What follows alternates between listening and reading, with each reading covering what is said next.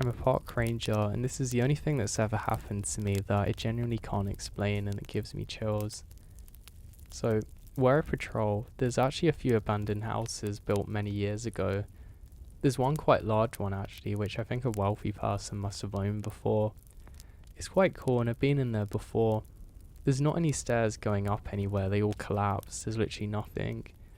It's just basically the downstairs part and some old furniture and stuff. So anyway, I'm on a patrol with one of my friends when he starts screaming. He points and we look, and there's a face of an old lady staring at us from the top of that place. The thing is, there's literally no stairs at all, so we know this is impossible. We both ran, and I'm ashamed to say that we didn't investigate. We just ran out of there. I didn't look back to see if she was still staring or anything, it just scared me too much. We decided not to tell anyone about what happened. We knew it was impossible for anyone to actually be in there. And apparently my friend said that she looked completely pale. He got a better look at her than I did because I only saw it for a second, but we'd both seen the same thing. Nothing else like it ever happened to me, and I wondered what on earth was going on that day.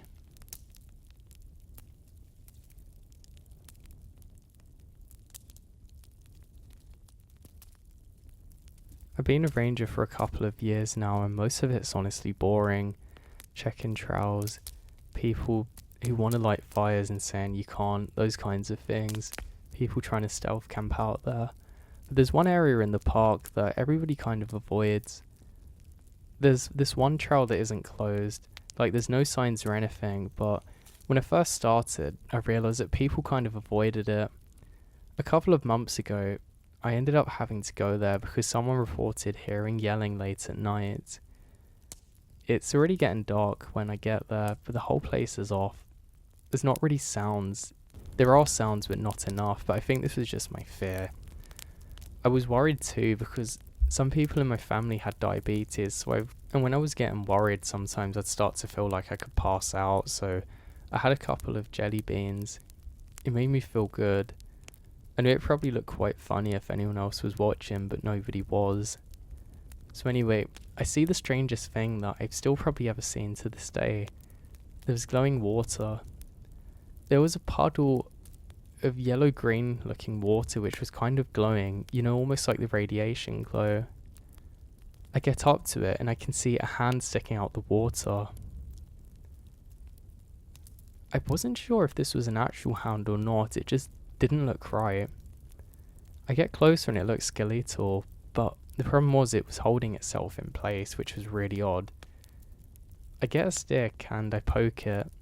It kind of moves in one. I realise this isn't a person's hand, it's more like a prop. I dig around in the water and I realise it goes quite deep, almost too deep, deeper than my stick. This is really bizarre. I call out and look around to see if anybody else is around, but I don't get an answer. I get a creepy feeling, so I decide it's my time to leave. I don't get paid enough for this.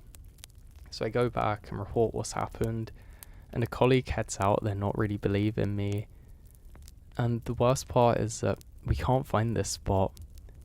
It just seems to have disappeared. The thing is, it was starting to get kind of dark, so the water should have glowed more easily and been visible, but it wasn't.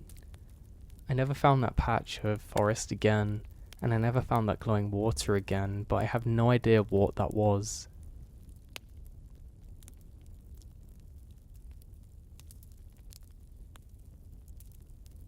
I'd been a park ranger for 6 years, and there's one rule that you kind of realise early.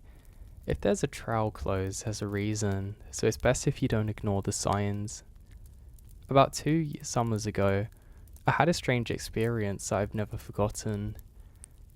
Basically, every so often we'd encounter this really weird family. The mum didn't really say anything at all, the dad was weird, and the kid, there was just something about him. They never really said anything to us, they would kind of just stop and stare.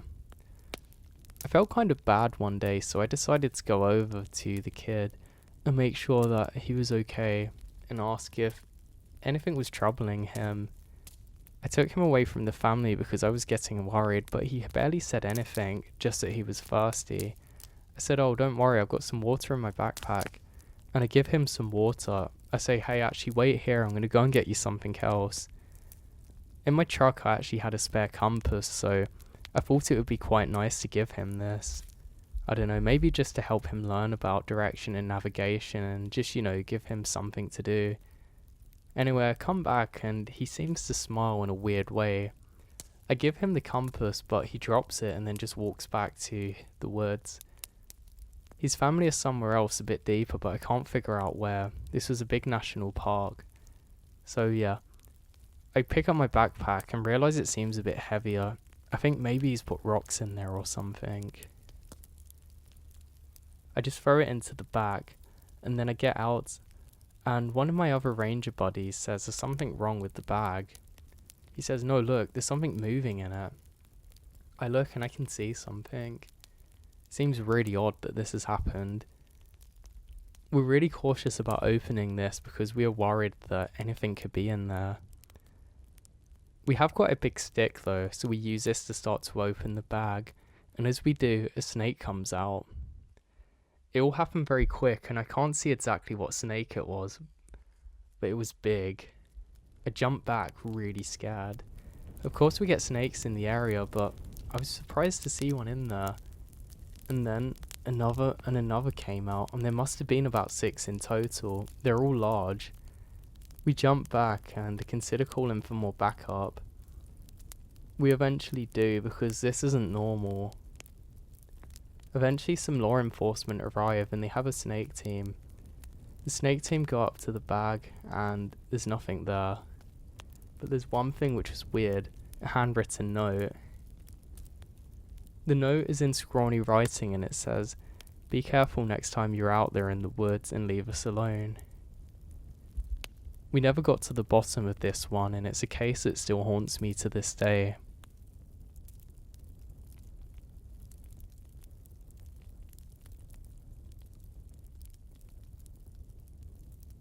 Growing up as a child, I lived on a street full of young, excitable, rowdy kids. We would all play out until early evening during the summer holidays, and all of our parents knew each other and got along. I remembered one day at school, the 2 boys who were twins started and were introduced as living nearby, actually on my street, and we were all encouraged to make them feel welcome, etc. I remember distinctly being terrified of them. They looked incredibly gaunt, with tired sunken eyes, cold and dull-looking skin, and neither could be told from the other. Throughout school, the boys were glued to each other and refrained from any interaction with other kids. Despite some of our best efforts, they would just stare at the floor, avoid all human interaction, and eventually me and the rest of the gang forgot they existed. That was until one summer evening while I was playing out. They appeared in the street, stood in the middle of the road staring at the floor, and out of nowhere, one of them launches a rock at one of the gang. It hit him on the back, leaving a bruise. One of the more confident boys approaches them and asks what the deal is. They both looked up at the same time and said something to him and walked away. During this time, I remembered looking in the direction of the house and seeing a male figure leaning out the window. Upon seeing me looking, he swiftly drew the curtains and closed it, and this is in broad daylight. Here I started recognizing that his family was weird. The boy from our gang never told us what the twins said, just kept asking us to quit asking. So they never played, they just lingered in the street watching all of us.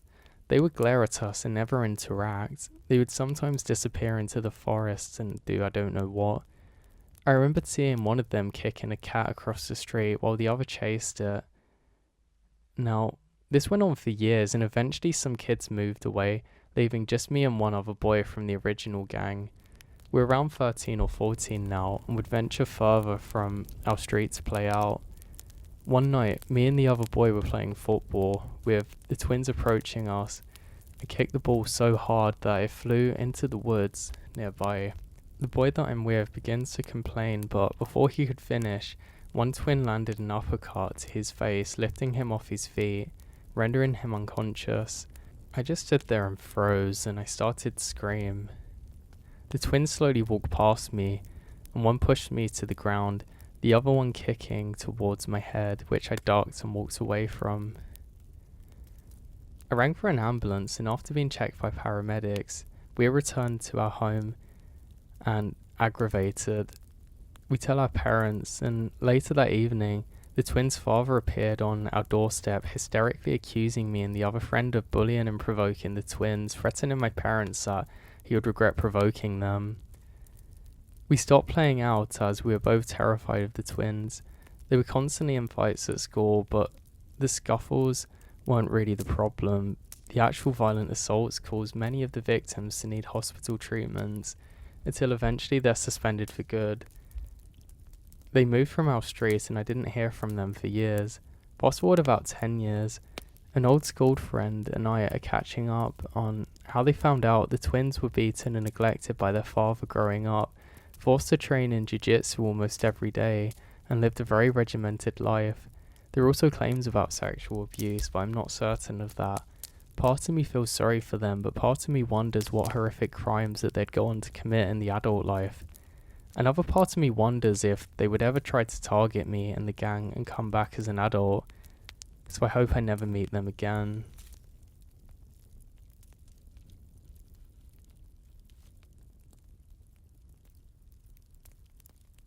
So I've always hated the town that I lived in. I moved here alone when I was 18 for college and quickly regretted it. It's a decent sized town, but not full of decent people. Every gas station was robbed, which was in the middle of nowhere. There were frequent shootings in broad daylights, robberies, you name it. Well, for the first 3 years, I lived with flatmates on a side of town that wasn't awful, but it was sketchy. So, when I made a decent enough salary, I moved out on my own. The house was tiny, 500 square feet if that, super old and built poorly. It was just me living there, so I didn't mind how small it was, but what originally sold me was that it's in the middle of nowhere. It was surrounded by a bunch of fields and some wooded areas with only a few houses nearby to occupy. Considering I hated being in town due to the continuous paranoia of getting shot or mugged, I loved the idea of living out there. So at the beginning of July, I moved in. Everything seemed pretty good, to be honest, except I wasn't able to get good internet. So about a month goes by and everything is still swell to me. I decided to get a dog to keep me company. He also loves the place and spent large amounts of times there, lounging about the yard and trying to convince the nearest neighbours to walk over and pet him. So roughly 2 months into living there, I start to notice things out of place. Something to note is that an old roommate of mine was using the spare room as a storage space until he got to move out himself. So he had a key but was never there. He just kind of popped in every so often to grab something and let me know beforehand. But I'd come home to my kitchen chair being pulled away from the table or a bowl in the sink, things like that. There were such small things that I wrote it off as my teammates swinging by or just stuff I was forgetting. But then my dog developed this crazy bad separation anxiety. Until now, he didn't even care when I left. He'd just lay on the couch and chew his toys. He never barked, never did anything weird. However, all of a sudden, he begins acting really awful every time I tried to leave. He'd literally cram his body through the door as I was closing it, screaming and barking, and wouldn't stop until I came back home. He didn't want me to leave at all. I couldn't afford a kennel for him yet, so one day I decided that I'd put a movie in while I was out, thinking maybe the sounds of people talking would calm him down. I only had to finish one task up at work and I knew I'd be home early, so I put a copy of Hamlet on. I know, boring, but I chose it because the copy I have is 5 hours long. I knew it would be playing when I came back. Flash forward 3 hours, long before Hamlet should have been over, but when I walked to the door, not only was the movie not playing, but the TV and Xbox were completely off. I immediately phoned my roommate to check if he'd been over. He wasn't even in town, and I explained the TV situation to him and he shrugged it off as the TV powering off when it idles after a while. Even though this is true, there are several reasons I know this isn't the case. It wasn't idling. A 5-hour movie was supposed to be playing.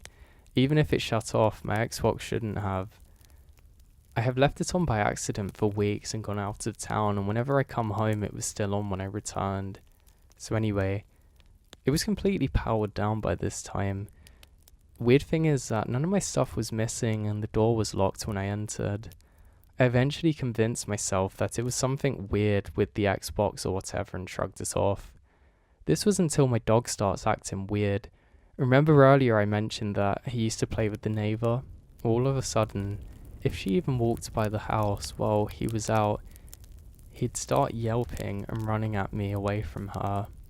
This was incredibly weird to me and made me cautious of her. I put some cheap alarms on my door, the kind that go off when the door is opened, and I slept with my pistol handy. The second night the alarms are on my door, and they go off and I'm woken up by the back one. I flew out of my bed with my pistol, trying to convince myself that I was able to shoot some intruder, but once I got to the door, it was shut and nobody was there, meaning the alarm had actually been somehow knocked all the way from across the room. The door would have had to have been opened for someone to chuck it like that. It couldn't have fallen off and landed there. Something else weird is the door was locked, but not the way I locked it. It was always locked, the knob and the deadbolt, but upon checking my lock after, only the doorknob was locked. The police didn't do much, as I had no witnesses and no lead. They didn't have much going on. Needless to say, I changed the locks, and I don't have any notable problems after that, but I later found out that the close neighbour that my dog hated had previously lived in the house I was renting, and the locks had never been changed. I have no way to prove my theory, but I think it's obvious she had a key and was coming and going to do God knows what. Weirdest thing is, none of my things ever went missing, and the thought of her coming in at night while I sleep really terrifies me.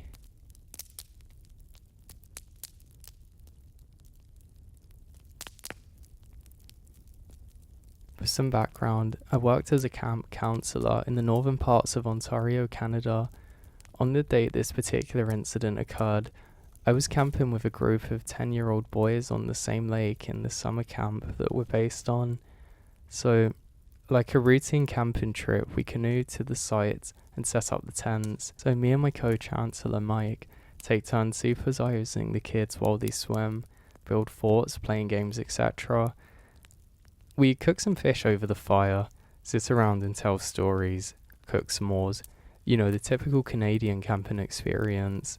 Around 9:30ish, I told the kids it's time for bed and they head into their tents, which were positioned a small walk away from the shoreline, but still in line of where we had the fire pit. So the kids have gone to bed and me and Mike are shooting the stuff by the fire and the water, smoking a cigarette. Basically just hanging out before we decided to head into our tents and call it a night. What happened next still troubles me to this day and remains my go-to scary campfire story. So we were both glazing into the pitch black night, and when we saw a small light approaching us, slightly above water level, we speculate what could it have possibly been for a couple of minutes. Before it came close enough for us to see, it was mounted on the front of a kayak, and it appears that somebody's approaching our campsite. Now, it is important to note that, as a camp chancellor, part of our training goes over how to deal with strangers and weird encounters in the environment when we're responsible for a group of children on public property.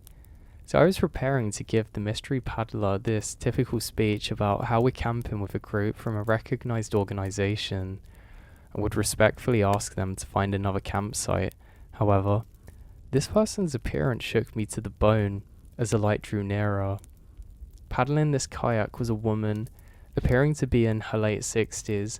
She had incredibly long, wisps of grey hair that was trailing in the water. Her skin, it looks like old leather.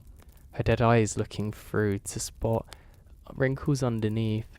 She basically stares directly at me. And when she spoke, I realised that she was missing her front teeth. "Are all of your children safe in bed?" she said, pointing to the direction of the tents. not really knowing how to respond and quite frankly being terrified myself. I responded by telling her that, yeah, they're fine, you have to leave. She said that's good, just as expected for this time. She said with a smile, turned her kayak around and paddles off into the night. At this point in time, myself and Mike were legitimately creeped out, not only by the appearance of the mystery woman who resembled a corpse, but also her inquiry on the whereabouts and safety of the kids that we'd brought on the trip. Not knowing what else to do, we grabbed our hunting knives and sat by the fire, checking after the kids. Half an hour later is where things get really creepy. Across the lake, a female chancellor was leading another trip for the kids, the same age group. She sent me a text which said something like, "Hey Sean, stop messing with us, this isn't funny, the kids are creeped out." I instantly called her and let her know that I'd just seen someone near my campsite that seems eerie, that I was not trying to play a joke on her. Apparently, one of their kids had opened their tent to go to the toilet and seen a woman with long hair standing with her arms open towards them on the shoreline.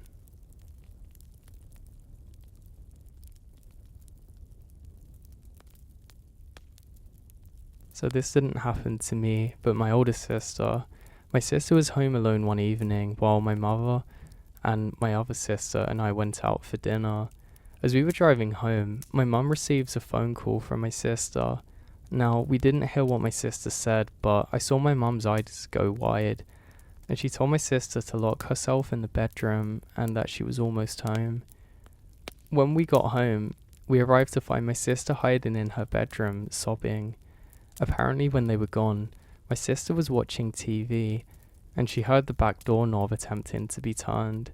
She immediately jumps up from the couch and hid behind the TV. Now, this was back in the day when there weren't any flat screen TVs and they were massive ones with wide backs. When she peeked around the TV to the door, she saw a man with his hands cupped around his eyes looking back at her from the window. After they made eye contact, he once again attempted to open the door with a little more force, and that's when she decides to call my mum, and my mum starts freaking out. What really shook me up about the incident is we live in the middle of nowhere in a rural area. I mean dirt road that was 10 miles from the closest town, our only neighbour being an elderly widow who lived alone down the road. We moved soon for different reasons, but I never had a decent night's sleep in that house after the incident happened.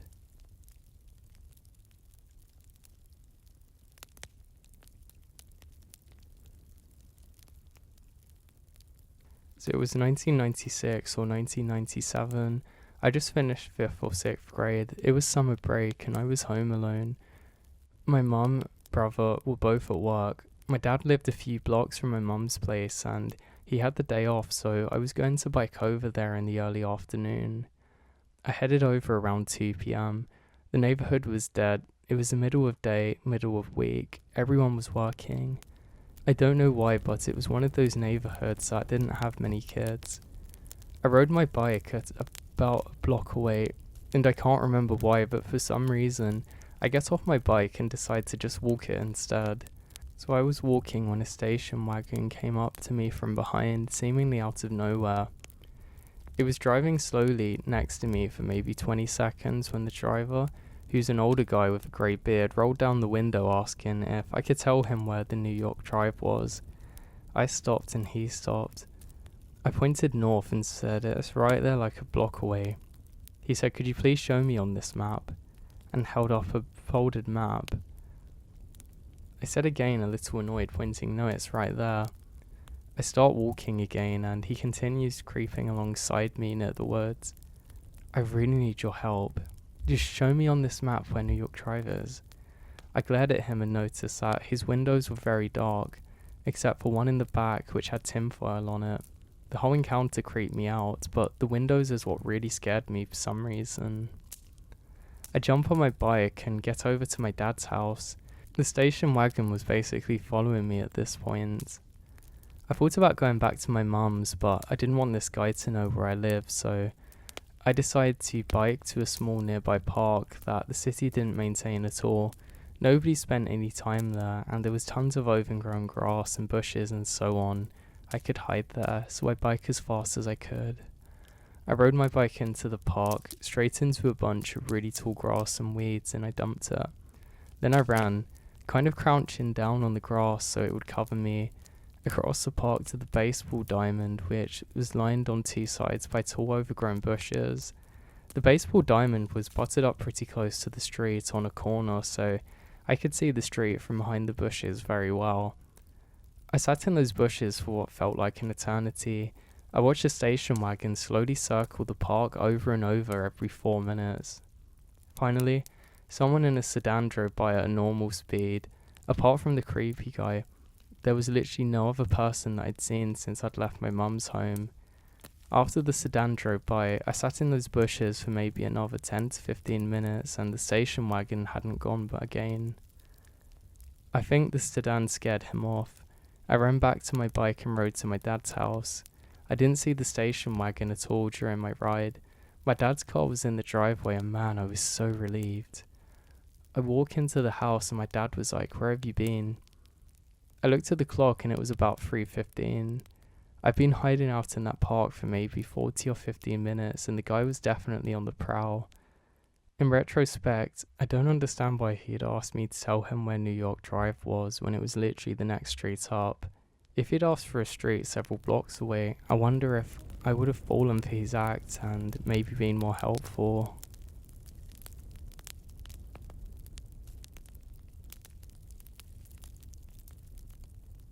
Last year, our mother passed away as a result of a botched surgery. Nothing we could prove. She was terminally ill, so nobody really thought much of her. This affected my brother and me, of course, greatly, but while I got angrier, he got paranoid. He doesn't trust people anymore. Installed security cameras where he could, and cannot leave the house after dark out of fear that something will happen while he isn't there. He lives in my house, and my mum basically single-handedly renovated it when I was visiting. The upper 2 flats are renovated out to people, and people have difficulties accepting us as a new landlord, having my brother feeling unsafe too. So yesterday night, somebody rings the door and my brother gets up to it. He comes back looking worried. Apparently there was a woman who he's never seen who asked him and seems very agitated about something that doesn't make sense. Now, she then says that she needs him to drive somewhere, at which point he said no, as we don't have a car, and asked her to leave. He was rattled by the encounter, but we decided just to stop listening to Netflix and try and listen. We can hear her ringing on the upper floors as well as my brother, and immediately shoots off to keep anyone from getting to the back door. He tells her to leave the property. What follows in the next 30 minutes of intermittent ringing at our door and the others is while we go upstairs, I decide that I have to explain the situation to our tenants, and my brother calls the police. After a while, the ringing stops, but the porch lights keeps on and off. It takes another half hour or so for police to arrive. My brother is a wreck at this time, so I go and get the door for them. The stranger isn't visible anymore, and they haven't seen her either. I'm asking them to look around the property since I have a terrible feeling, even though I should be relieved. They ended up finding her in our garage. She's sitting there with a half-empty vodka bottle and knife. Upon seeing police, she throws the knife on the ground and starts yelling about how she has a broken jaw, and how my brother terrified her, saying I had to do this. They managed to subdue her and tried to get an address or name, but she doesn't give either. My brother and me are just dumbfounded at this moment. I doubt there's anything else here except hard drugs, but I'm not really sure. It just creeps me out that she was trying to wait in the garage for us.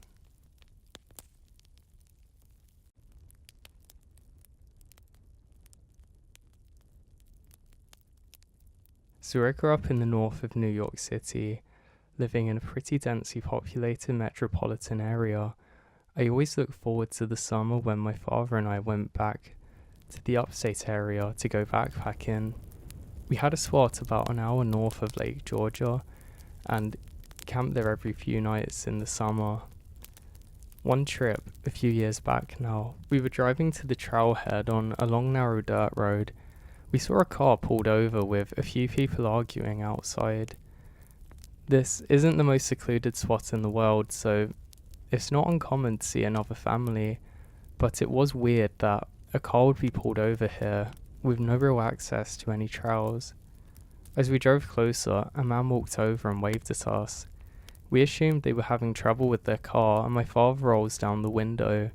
Suddenly, a female in the group screamed, "Get away from him," and the man suddenly had a serious face and began sprinting towards us. He was tall and well built and moving quickly. My father slammed on the brakes and quickly pulls the car into reverse. The man stopped and let out a sigh. We sat there parked, confused. The man reached towards us.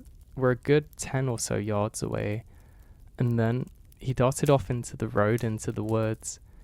Cautiously at this point, we drove slowly to the parked car, and there were 3 women crying. They were his sisters, and apparently he just returned home from the army a few months prior. According to the woman, shortly after he got back, he begins acting odd and was diagnosed with PTSD as well as early onset Alzheimer's disease. When the woman got back to the car and headed for town, they said that they were going to the ranger station to get help locating him. The rest of the day is fairly uneventful, and we hike back to our campsite, fished for a bit, and set up the camp for the night. Sitting next to the fire, my father and I felt some strange vibes. We weren't sure whether the woman was actually telling the truth or not, or if the man was trying to ask for help. And what was more disturbing was the fact that they were camping only a few miles away from where we were, and we weren't sure if he was violent, armed, or actually followed us. Typically, my father and I slept in separate bivvy tents, but we decided to stay in the shelter that night. It was basically a small log cabin with 3 walls and an open front, where the fire pit is. Neither of us slept much that night. It was probably just my imagination, but I swear I felt like I was being watched, though my father and I didn't hear footsteps or anything out of the ordinary. The next morning, I left camp to take a leak, a few hundred feet away from our camp, and I see a small pit fire right on the trail. I put my hand in the ashes. They were soaked as though someone recently poured water on it. We had food and supplies for 4 nights, but after I found the pit, we left camp that morning.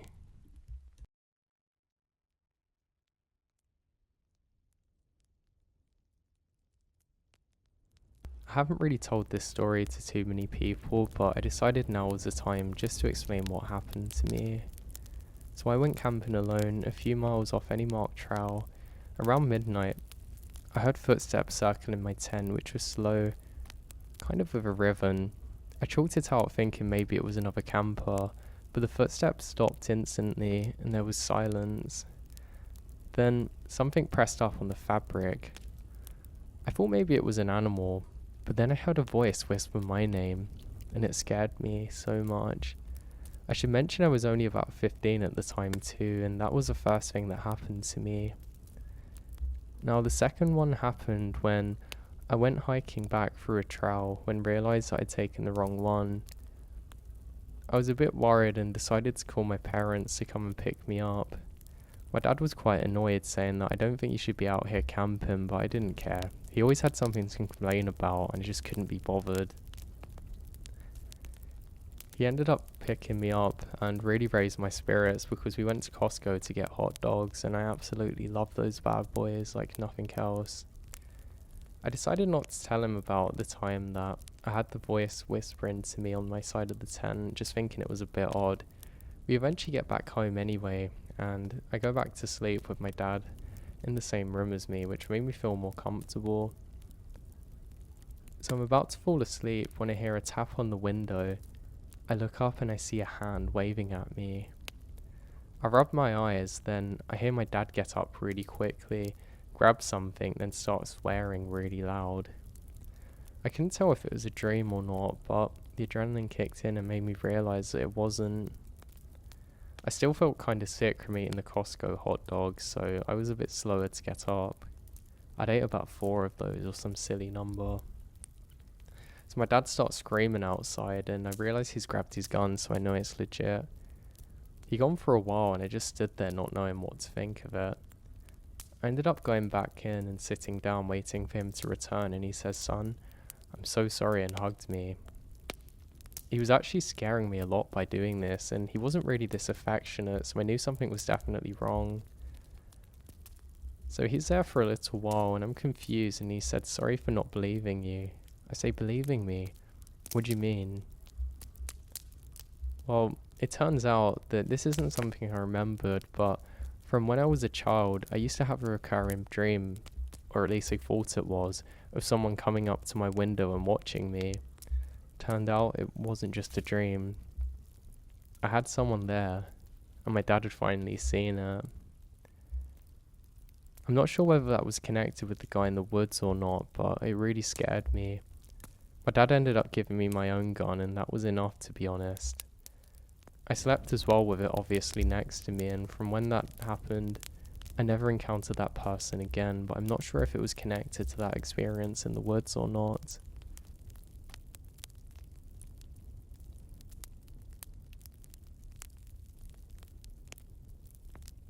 I always lock my bedroom door before I sleep, ever since I was a kid, and one night I woke up suddenly, not knowing why, just with a weird feeling that something was wrong. I look at the door and it was open, not wide, just slightly like it had been pushed gently. I stay completely still, pretending to be asleep, my heart pounding so loudly I was sure it could be heard, and a few seconds later I felt the bed dip slightly like somebody was sitting beside me. Then I'm sure I heard somebody whisper something. I ran out of my room screaming to my mum. We lived in an area where there were some break-ins because we're basically the only house for miles other than the woods. My mum then grabbed me after investigating and drove for hours to go and stay at her mum's place. I didn't find out until why when I got older, but apparently when she got into my room there was still an indentation in the bed, and then she'd seen another one appear just next to it.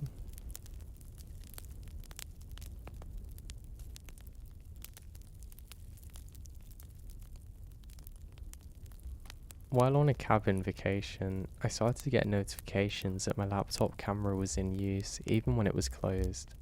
At first I presumed it was a glitch, but then I noticed files appearing in my desktop, videos I didn't record. I opened one, and it's me, just sitting at my desk from earlier that day. The angle wasn't from my laptop though, it was higher up, more like a corner of the room. I then check every single inch of my apartment, thinking what on earth is going on here, thinking it's some kind of joke or something, but I don't see anything. I ended up leaving that place and actually left my laptop there and never went back to collect it.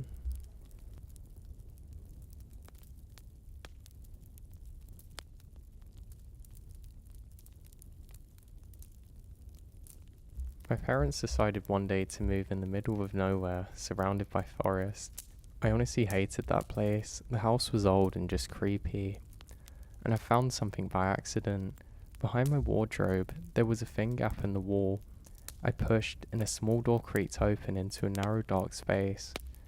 Inside was a hidden room, bare and dusty, except for one thing. There was a chair facing a small hole in the wall, and that hole looked directly into my bedroom and my bed. I felt sick. That night, I shoved the wardrobe back and kind of forgot about it, thinking maybe it's been there for years. However, around 2 a.m, I woke up to a faint sound, scratching, from behind the wardrobe. Then a soft voice, barely louder than my breath, said, "I like you better when you didn't know." I screamed at the top of my lungs and ran outside. I waited for my dad to come, but I didn't get any answer from him. I couldn't figure out why. I gone back inside the house and realised that my parents had actually gone out. My mum left a note to say that my grandparents were unwell and it was an emergency and they had to leave. I ended up fortifying myself inside the bathroom and waiting for my mum and dad to come back the next day. My parents came back and investigated, and of course there was no one there, and the chair had moved. They didn't believe me, but my dad boarded up the room saying it was really creepy and weird.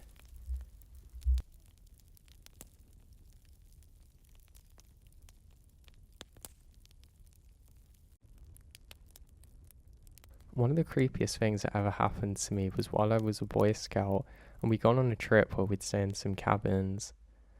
One of the other kids on the trip was a little bit weird and didn't really talk much.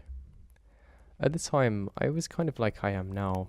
A pretty easygoing, relaxed person, but somebody who also liked comedy.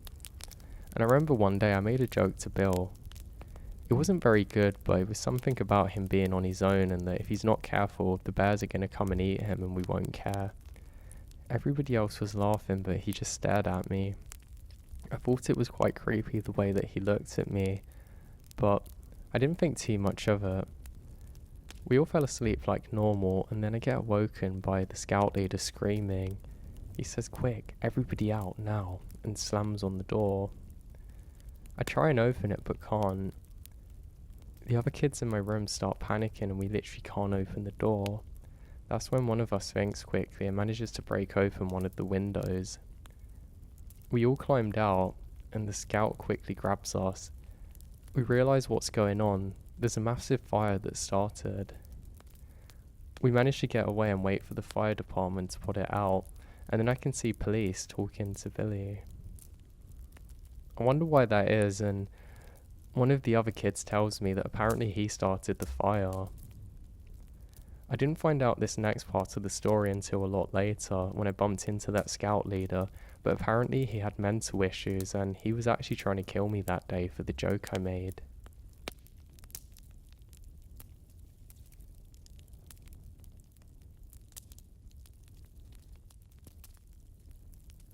So I grew up out in the wooded country in Illinois, on a short dead-end street, 10 miles from a town, and there were 7 houses in the area spread out on 2.5 acres of a wooded area. There were no large wild animals, there aren't any bears or similar animals in the region, and people don't mender there or show up lost. Actually, lost folks or large animals wandering around never happened in the 20 years that I lived here, so please keep this in mind. When I was a young girl, in my early teens, I met a good guy who was a couple of years older than me who lived next door to Terry. Now, Terry was allowed to go out with his friends much later than I was, and he and I would sometimes tromp over to my yard after getting home late and throw some rocks from the gravel area outside my window to chat. My bed was right next to the window. I'd open the window and would whisper stories and generally talk for a bit. My second story window faces the backyard to his house. I could see his house from my window over the shrub trees and walking path to the driveway. I'd often only know if he was there really if the light was on. Now, one time during the summer, my window was opened and I heard a car in his driveway drop him off. I was probably about 14 and this was around midnight. I heard Terry get out of the car and talk to his friends. Soon his friend pulled away. I softly called out, "This is really as loud as I can without waking up my parents," asking Terry to stop by and chat. He didn't respond to me like he could hear me. Then I came up with the not so brilliant idea to sneak outside and scare him. I'd spent many years in the woods learning how to blend in and be quiet. As kids, we'd often sneak around to scare each other, so I silently snuck down from the second floor and out my back garage door, which led to the backyard below, where Terry's house was off to the side through the gravel area that went to a well-worn path throughout the woods, which was about 25 feet long. My parents had put in a gravel pit around the back of the house, probably because nothing much grew there due to the shade from the oak trees. There were 14-inch oaks around the uneven path of gravel, which you have to step off to go around. I pick my way expertly and go silently around there and get towards where Terry's house should be. My eyes are getting accustomed to the dark, so I don't really see him. Also at that time I heard the door of his house close and the light going off the signal, so maybe he went to bed. I wait for a bit, and I thought I saw something move in the woods between our houses, but not on the path we'd always use. If you didn't use a path where the wild roses and plants were, it would be painful. So I thought it was odd that he'd be in the woods and thought maybe he wanted to scare me like I was plotting to do to him. But then I saw something human-sized and dark moving through the woods, slow, pausing every once in a while like me. It was coming closer and I definitely saw it. It was strange. Now, it wasn't walking directly to my window either. Therefore I hunched down and waited in silence, wondering if I could startle him. I still thought it was Terry, and he saw me sneak out, and maybe he was trying to scare me, I don't know. I watched the dark outline of a human figure moving, but then I would lose sight of it in the foliage. It seemed to be stalking slowly and listening, stopping every so often while hiding. So I whispered after losing patience one more time, but Terry didn't answer. I got bored of hiding and crouched so quietly and tiptoed back to my garage door and went back inside, locking up as I went.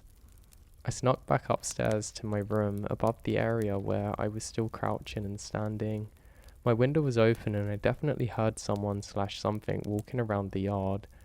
I whispered again for Terry out my window but got no answer. And then I heard something like somebody falling or grunting and moaning pretty loudly in the window right below mine. It wasn't enough to wake my parents, but loud enough that I didn't mistake it, and it sent shock through me. If you're not familiar with what a window well is, it's a semicircle hole connected to the house about 3 or 4 feet deep, dug in reinforced with metal. It allows a basement window to be put in below ground level, and the hole lets in some natural light. There's no way Terry would have fallen in our one. We've been playing hide and seek and many outdoor games. We knew everybody's window wells and house footprints so we could avoid it. The grunt sounded kind of human and not animal. It also pulled itself out quietly without letting out a lot of thrashing. That's when I realised that it wasn't a fun game, and something or someone was out there that wasn't Terry. I tried to look outside my window as best I could, but there was a screen on my window to keep bugs out, so I couldn't let my head out the window to see what it was. I then heard crunches and rocks or whatever it was below me, stepping away in the noisy gravel. Again, I knew Terry would have rocks and stuff in the way and wouldn't step on the gravel. He knew my parents were strict, and he was always good as gold, really. Whatever it was stopped and I held my breath. I pretty much sat there with my face pressed against the screen 2 stories up for about half an hour. It seemed like an hour, but I'm sure I didn't have patience back then to wait for so long. I never heard him, her, whatever it was, leave, but I grew tired eventually and fell asleep on my bed next to the window.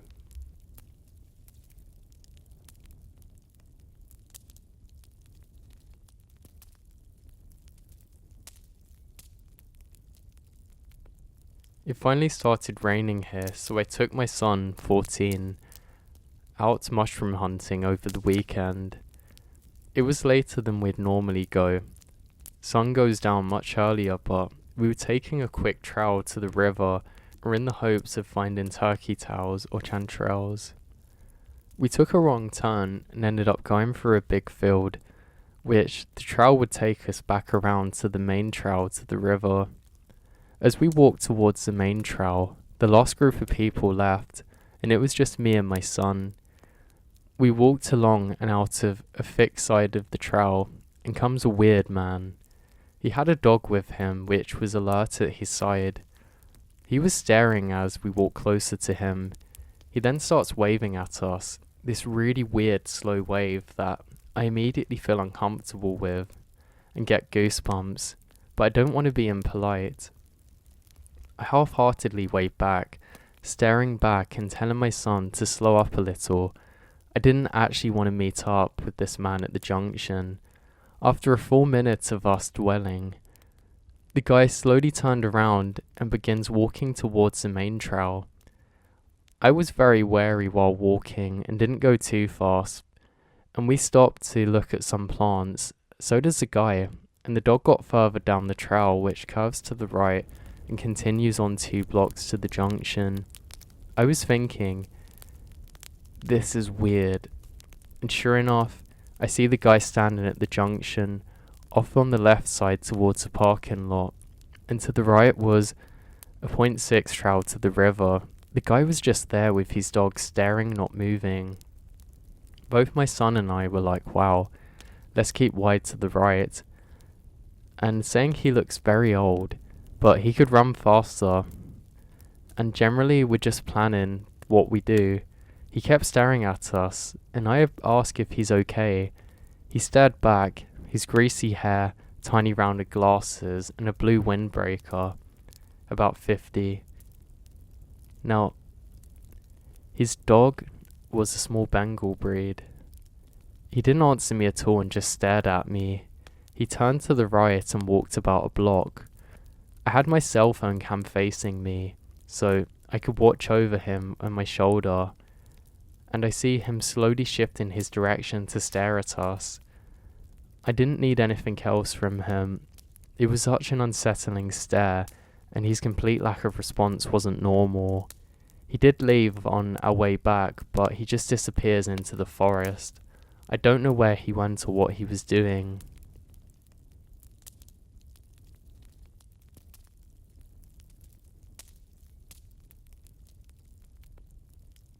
So it was a Sunday, early in the morning.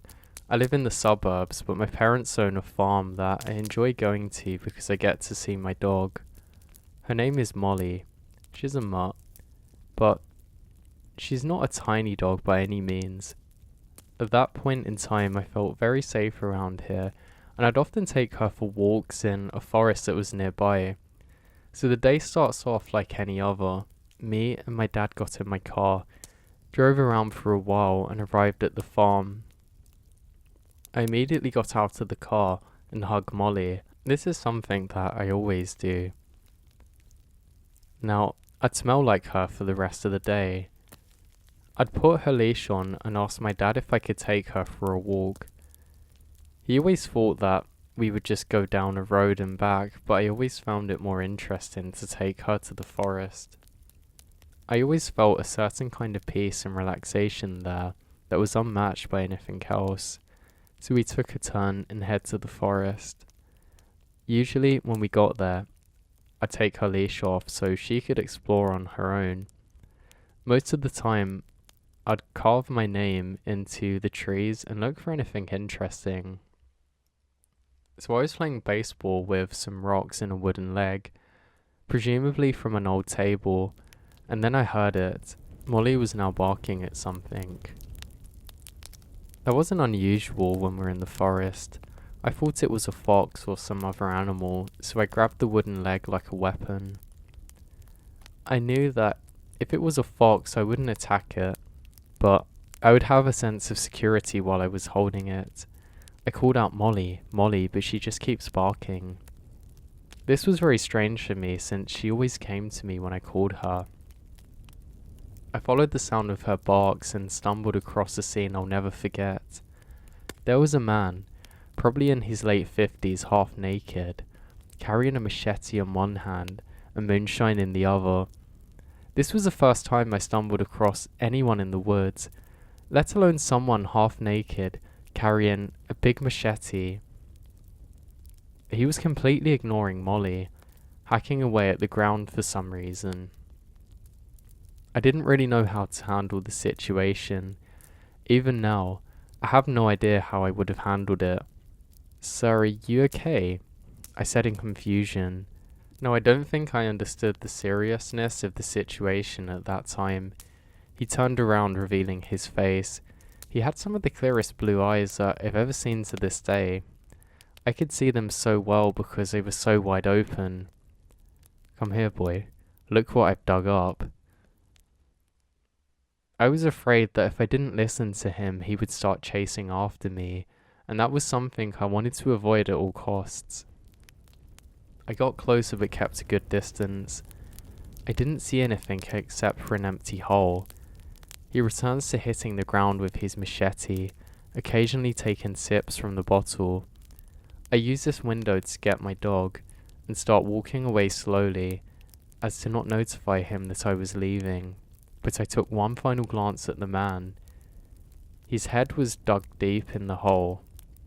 I was intrigued, so I kept looking. How stupid of me. He finally got up from the ground. I was shocked to see him carrying a bone in his mouth. I have no idea who or what it belonged to. I'd seen enough and start sprinting with my dog. As we run, I hear him laughing and saw something flying out of the corner of my eye. It was a machete. I hear him yell, "Damn it." That made me run even faster. I know the forest very well, so I'm not afraid of getting lost. I rip through branches and bushes until I get out of that forest, but I didn't stop sprinting until I arrived at the garage where my father was testing out lights on our tractor.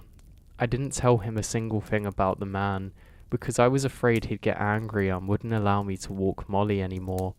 Needless to say, I never went back to the forest alone again. Man with the machete and bone in your mouth, let's never meet again.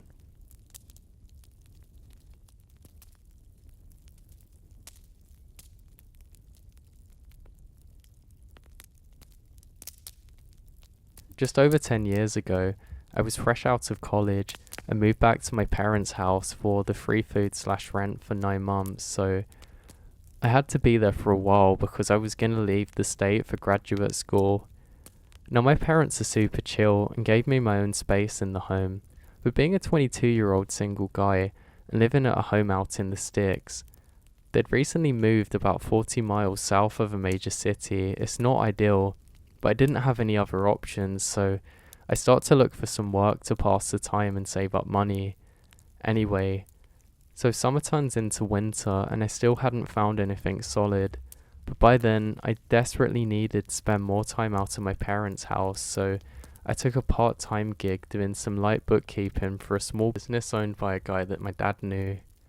It didn't really pay that much and it was short term. It wasn't even a real office setup, but again, since my parents lived in the middle of nowhere in the Midwest, think acres and acres of farms, I knew I had limited opportunities to make some cash, and this guy was going to pay me under the table as well. About that time, a friend of mine in the city said that if I just paid him $200 a month and helped clean up, he'd basically let me crash in his living room until I was ready to move out of state. That was all I needed to hear, so I took the job. So my dad's friend's family had a construction type business. They helped out with building stuff a little bit, but it was ultimately more focused on renting out a few bobcats and large acres they owned. Also other various drills, and then odds and ends like generators and other low-level construction or farming equipment that someone in the area couldn't afford to purchase but needed to use from time to time. There was a small mom and pop-up type thing where everybody knew everyone and the office only opened on days that somebody was coming by. And it was just generally a mutual beneficiary situation for the business owners and locals. So I had minored in a business adjacent to the area and my dad recommended me. Now, they trusted me to go in there for about 15 to 20 hours a week and check the files and rental forms and make sure nobody missed a payment date if there was a payable plan in place, answer an email, or to talk in discussions, prices and availability, things like that. Super easy. The building where I was working, I think, was 90 years old and at the top of this little hill, and the downstairs used to be an old country bar until the 70s when the family bought it cheap, cleared out the bar and fenced off the property to use its parking lot area where they stored all their rental equipment and gear. I could generally come and go as I please, work any hours I wanted as long as the work was done, and if things were slow and there weren't any rentals for a couple of days, I'd usually go in after 7 and stay until around 1, since I knew I'd be alone and I could listen to music loud and take my time and all of that. The office where I worked was on the second floor of the building above the old bar, and it looked onto the long driveway. From my seat, I could easily see out the window, and once or twice I saw a family of deer or a raccoon scamper by. I always glanced out when I saw movement because it was very noticeable. It was incredibly remote, very still and quiet, so if something unusual occurred, or if something felt off, I definitely noticed it. One night during winter, it had snowed a few inches and my dad told me to stay in because the roads were bad, but I had an old SUV, and more than that, just really wanted to get out of the house, so I went in and worked at about 8 p.m, and was going to stay until just after 1. I always left the gate open at the bottom of the hill, since believe me when I say nobody ever showed up at night, since we're literally in the middle of nowhere. I think the nearest occupied house was about 2 miles down the road, and to even turn onto the short road you had to be coming at a specific way, and you had to know it beforehand. It was a locals only type thing, and very small since a family had inherited a lot of money, we're pretty sure, and kind of did this rental thing on the side. Basically, someone would never get lost and end up here. So I'm jamming out to Fall Out Boy. Everyone makes mistakes when we're young. And having some coffee, and kept glancing at the snow outside. Now, since our one orangish streetlight reflected onto the ground, it causes the light to shine in a really cool way. At one point around midnight, I went downstairs to the big bathroom to do my business and then came upstairs and settled back into work. I probably did about 5 minutes of work when I glanced outside and saw a huge imprint of something very fresh in the snow below the light. It seemed like it must have been a huge dog or some kind of animal which has rolled around the ground on its back or something. Since I didn't notice it just 15 minutes before, it had to have happened when I was in the bathroom, or maybe when my back was turned, since I would have seen it for sure. I shook it off and assumed that it was a dog or maybe a farm animal. This was common with that area. Maybe it's gotten loose and maybe it was attracted to light. I don't know. At around 2 in the morning I was leaving, and as I got out of my car to lock up the gate, to be honest, I've pretty much forgotten about the imprint in the snow, but when I looked down, I was shocked to see that it wasn't just disturbed snow. It was undeniably the imprint of a human-made snow angel. If you don't know what a snow angel is, it's when kids lie on their back and push their arms and legs back and forth so it looks like the outline of an angel. I'm used to this as when I was a kid I did it, so I 100% know what I seen for sure. It was deliberately made under the light post, but it wasn't from a kid. It was from a very large person, or at least an abnormally sized person wearing tons of layers. I looked up and saw what I already knew, that whoever had made the angel could have easily looked up and seen me through the window, so they must have waited for me to head downstairs to make this angel. Now, I definitely would have seen or heard somebody if they drove up to our building, even if I was in the bathroom, so I knew someone had to have walked deep in the freezing cold and snow for miles, stopped in front of our building, and then did a snow angel in the small amount of time that I wasn't sitting at my desk window. I glanced around for tracks in the snow, and saw that there was one set that led to a nearby woods to the right of the building, so it was clear the person didn't use the road but instead came from the opposite side, which makes me instantly uneasy, since that side was just trees and darkness for miles and miles. It was definitely freaking me out a little once I realised somebody had been that close to me, secretly in the middle of the woods. I looked around but didn't see anything amiss at all. Now I just wanted to get out of there. When I got back to my car and drove a few feet, I realised my boss would be there in like 4 hours and might see the snow angel and assumed that I did it, since he probably assumed I kept the gate locked when I was there. It wouldn't have been a big deal at all, but I was young and felt like I might have been made fun of if anything.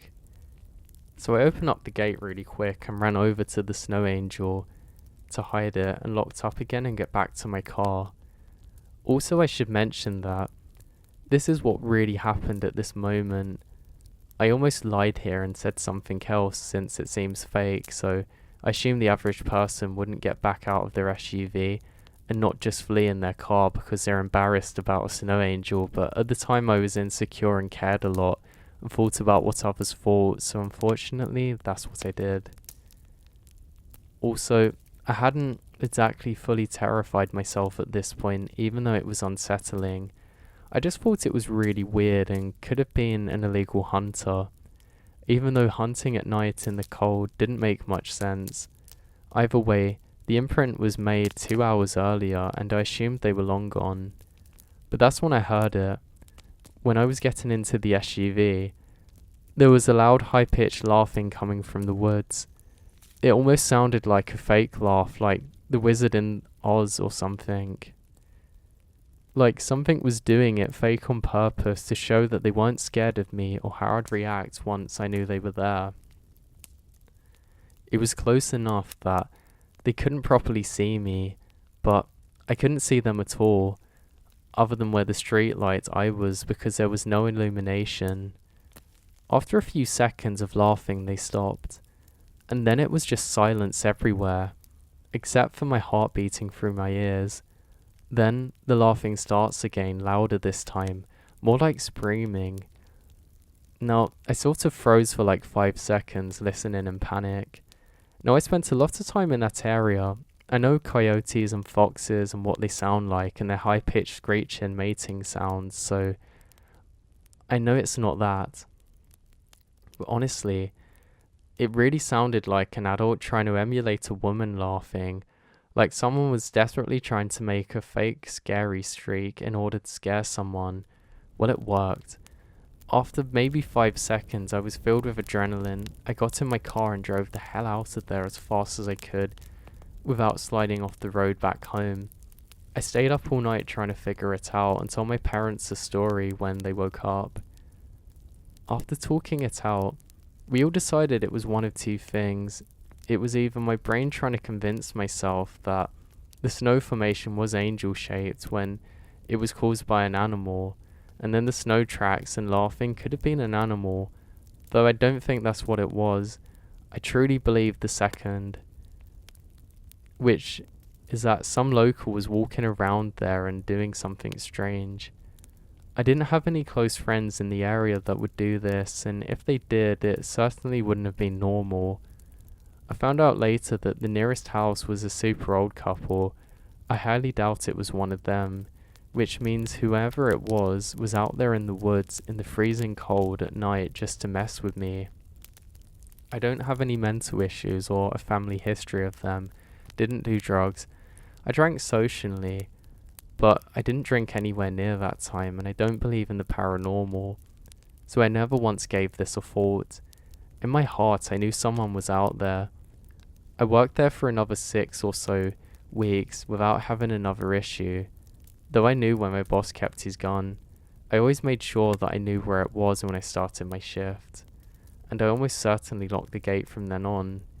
Thinking about the experience that night, the part that freaked me out the most was that he would have had to wait for me and been there for hours just to do the laugh. He didn't know me. I could have been crazy and the type of person to get mad and find him and attack him, yet he didn't seem scared.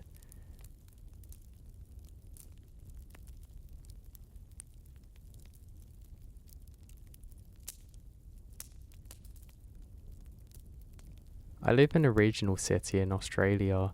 It's relatively big, but once you leave the centre of the city, it's pretty much all bushland and trees. When I was in year 3, which is 7 or 8 years old, my school decided to take the entire year on a trip to the campgrounds, which is about 45 minutes out of town. It was only a one-night trip and we were all very excited. After a long day of archery, basketball, tennis, and all other things that you do on camps, we had dinner and went to bed. I distinctly remembered laughing and messing around with all of my friends before we fell asleep around 11 p.m. The next part is what I'd forgotten about for years, until only recently it came back up in my mind. That's now the clearest part of my memory. I used to be terrified of dark, and I used to wake up multiple times in the night. Now, this certain instance, I woke up in my cabin around 2 a.m. I remembered this at the time as I had a watch that was very special to me, and for some reason, looking at it and checking the time gave me comfort in the dark. When I woke up, I felt like something was off. Not wrong, but off. I looked around my cabin and saw nothing of interest, but then I was struck with such an intense feeling that I had to look out the window. It was right next to my bed, Our room was on the second level of this cabin complex, so when you looked out the window, you had to look down to see the ground directly below you. When I was looking out the window, I saw nothing, and just when I started to look away, something caught my eye. I could have sworn I saw something right below my window, almost out of sight if you weren't looking for it. I looked down and I saw someone. Not an average person, more like a tweaker, and tall, maybe 6'4". His skin looked like he'd just fallen hard on cement, covered in scrapes and grazes. His hair had all been buzzed off, and he looked maybe 40, but I think he may have been mid-20s based on his super skinny build. He wore a dirty black hoodie, black jeans that looked like motorbike pants. He was also wearing what appeared to be a mix between a fedora and cowboy hat. It just looked really weird. When I looked down, his eyes instantly catch mine. He was staring into the window. He didn't move his hand or his head when he saw me. No, he'd been actively staring into that window before I was there. He stared with such wide eyes, like he was straining all the muscles in his face and they're about to pop out of his head. Literally as wide as they could be. The second we locked eyes, I ducked back down and hid under the covers. I want to scream and yell and tell my friends, but I was so scared that I couldn't even move. I waited under those covers for what felt like hours until I felt like it was safe. I slowly peek out of the covers again and checked the window, but he's still there. He had moved a little bit to the right, but was still there, staring intently at my window. I didn't even want to become fully level with him before I ducked down and get out of sight and went under my covers whimpering. I'm not sure how, but I managed to fall asleep. When I woke up, it was light out, and all my friends were happily awake from their sleep. I woke up and checked the window again, praying he was gone, and luckily he was. I told my friends about it that morning, and they all laughed at me for having a nightmare, and think I believed it. I forgot about it for 10 years, but it came back to me the other week. I realized it couldn't have been a dream. I had very weird dreams, never having one that actually makes sense, and my dreams always flow so weirdly. So the absolute consistency is almost proof for me that this happened. Also, I specifically remembered lying under the covers for ages, something that never really happens if I'm in a dream. I have no idea who was waiting outside my window or what he was doing. I just hope that he isn't continuing with whatever he was, because that look in his eyes told me that whatever he was doing there, he wasn't messing around. I don't know what I saw, but I wish I had an answer to that.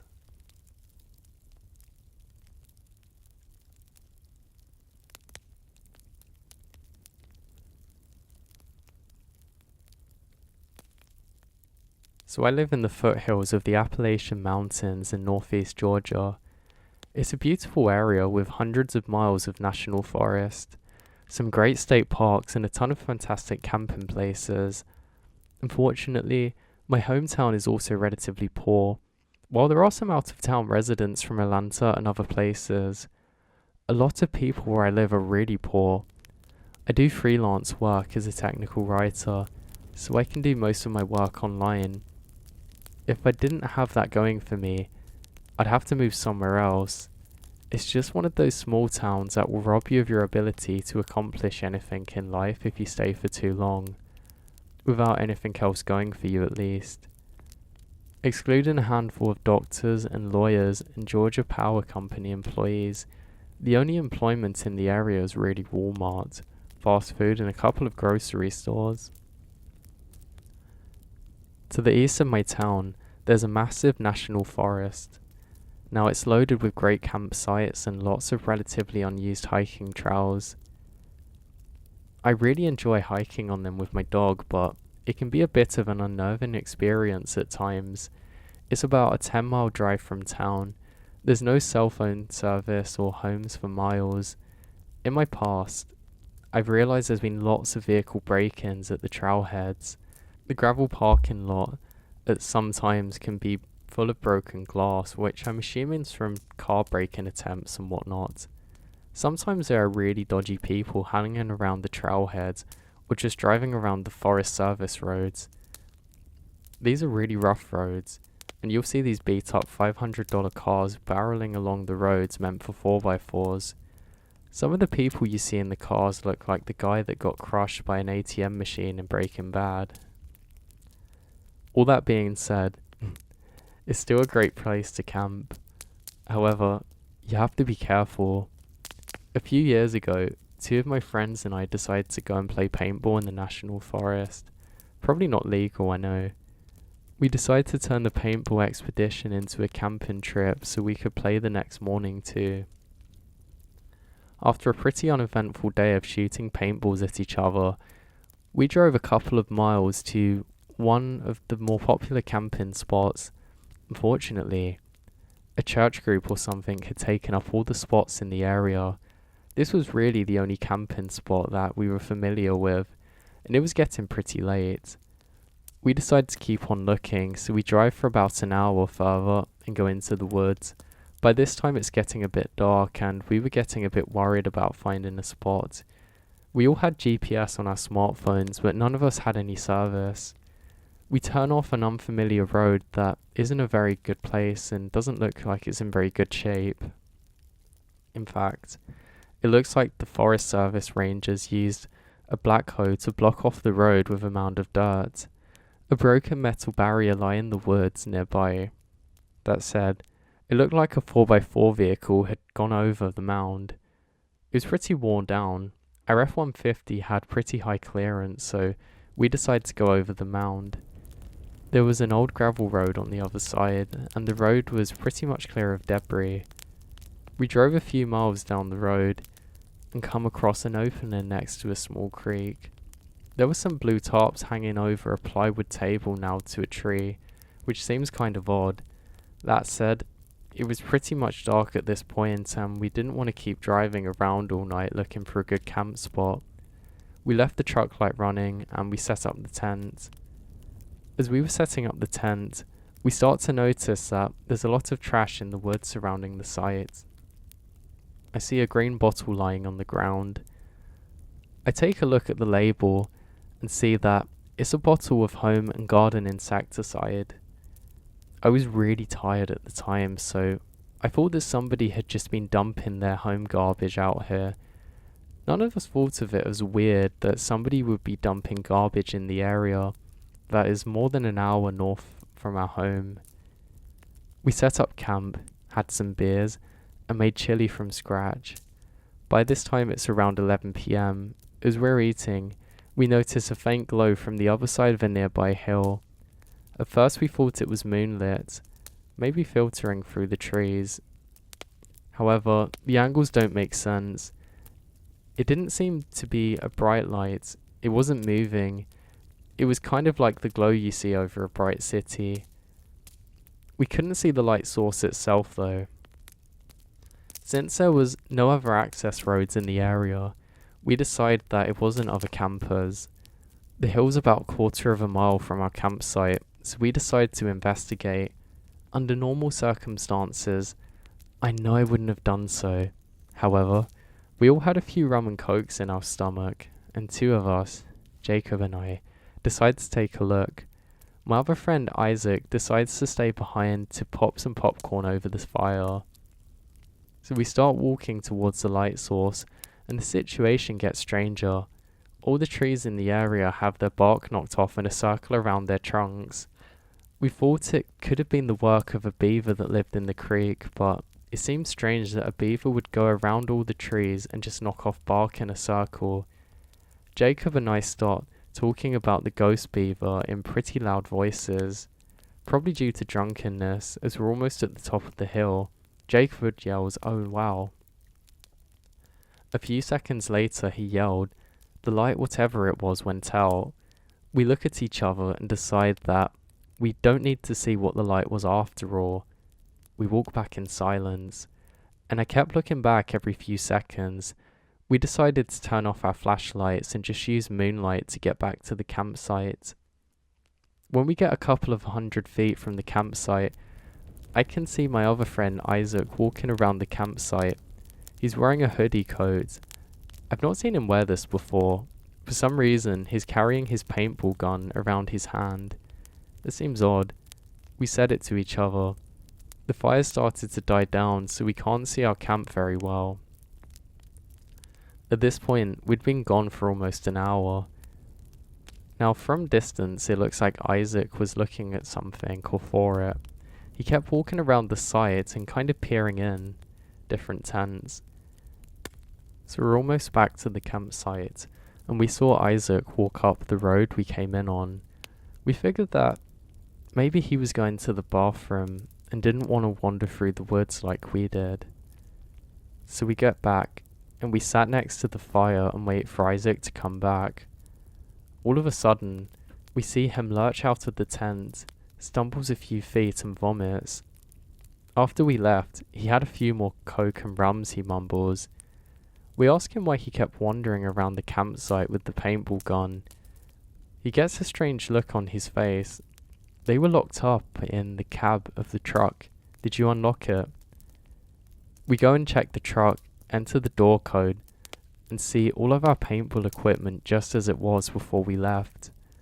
The keys to the truck were still inside in a magnetic fob underneath. I got a sinking feeling in the pit of my stomach. Isaac, what were you doing after we left? I watched a movie on my phone and then fell asleep, I guess. But wait, you were walking around with your paintball gun, right? Did you change jackets? Isaac said that he'd been in the tent since we'd left and that he'd been wearing the same unhooded fleece the whole time. Somebody had been walking around our campsite and it wasn't Isaac. At this point, all of us are way too drunk to drive, but we decided to go ahead and pack up and go back to my house for the night. We didn't bother packing up the tent. We just unfolded it with the sleeping bags and everything inside. We jump in the F-150 and I start to drive out. When we get to the dirt hump, we see something grey blocking our path. The metal barrier that had been lying in the woods earlier is now back on its stand, right on top of the hump earlier. By this point, all of us has sobered up to the situation. No one wants to get out of the car to try and move the barrier. I had a metal guard on the front of the F-150, so I drive slowly forward, tapping the metal barrier with the front of my truck. It falls right off. It must have just been balanced on top, and we drive slowly over it. We were terrified that it will pop one of the truck's tires as we do, but it didn't. As we drive down the road, we see a vehicle following us with its lights off. It's probably 1,000 feet behind us, but we catch a glimpse of it as the moonlight reflects off it. I start to drive as fast as I can on the Forest Service road, and the other vehicle keeps pace. It doesn't get any closer. It just stays 1 or 2 turns behind us. We can only see it when the road straightens out. After about 45 minutes of speeding along gravel roads, we make it back to the main paved path. I start to drive everyone back to my house, but decide to go a different way just to be safe. I didn't get pulled over for a DUI either, luckily. Camping can be fun, but very rural camping can be dangerous. I've driven past metal barriers since that time, but it's always been in place. I would never go back to that road again though.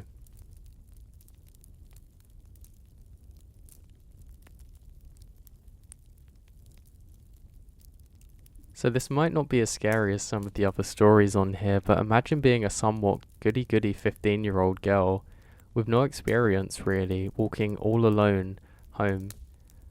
So the street that led to my house had no sidewalk, so a lot of times kids would walk on the other side of the fence through the forest. This was fairly easy because there were several holes in the fence that had been kicked out over years and years.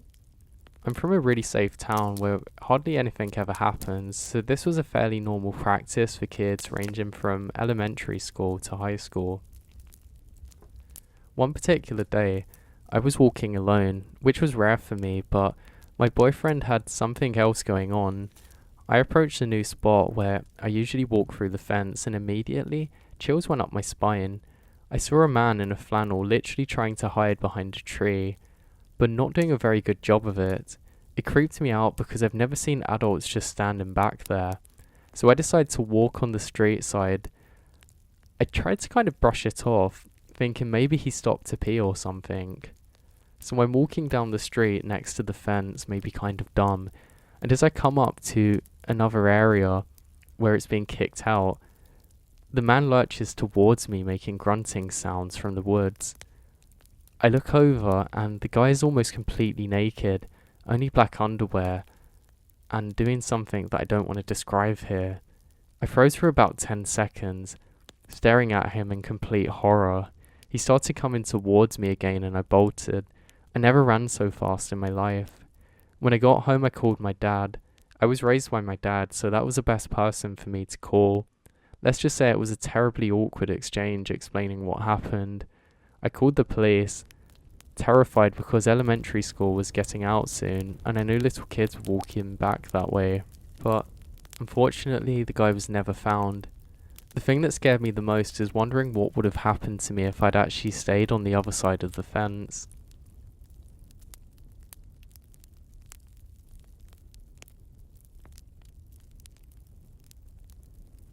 When we were in the 8th grade, my friend and I loved to walk along the undeveloped paths around a man-made lake that was still being dug out the back of my neighbourhood. There were tens of different trails leading to different points around the lake, which covered miles of land. We would follow them down to where it met with the gaping hole in the ground, where taking photos or bringing a blanket is perfect for lying in the sun with. So one Saturday, we pick a new trail to go down just like normal. A few minutes into our walk, we heard a bunch of dogs start barking randomly.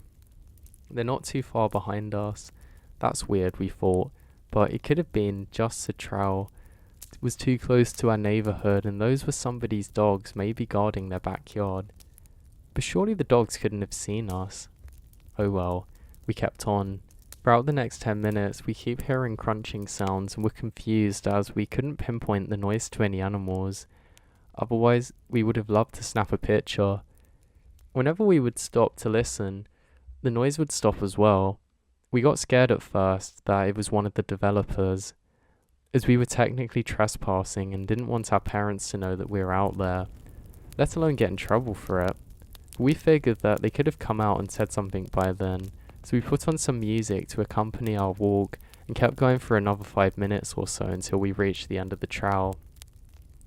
We get to the end of the trail and goof around a bit, lying in the sun, snap some pictures, and eventually decided to turn around and go back up the trail when I stopped my friend, Hazley. Do you see that shadow up there? She looks up the trail and sees what I do. It's a good way out and very slightly concealed by a thin tree, but we both see it. Do you think that maybe it's a bear? She asked me. There've actually been bear sightings a few days prior in the neighbourhood that's actually attacked someone's dog. We couldn't be sure, so I got out my camera, my parents' expensive one, and zoomed in on the shadow and froze. Sure as hell, there was a man, dressed completely in black, standing behind a sparse tree, with what looks like a ski mask over his face. I was frozen. My friend said what's wrong and took out the camera from my hands to see for herself. I locked up. I don't know how long we both stood there, waiting to see if it was a fluke or our imaginations. I couldn't see his face without the camera, but I could feel him staring at us. We stood there for so long not able to move, just looking at the man, the realization sinking in the moment, realizing we've been followed the whole time. I'm not sure how long after, but eventually the man decided to make his move by bolting out of the trees and beelining towards us. There was no hesitation. We ran. I ran faster than I have in my entire life. It's surprising how fast you are when adrenaline is pumping throughout your body, and the knowledge that a full-grown adult has strides twice the size of yours. We ran along the edge of the lake for a little less than half a mile to where the ditch met the road. We didn't look back until we could see asphalt under our feet.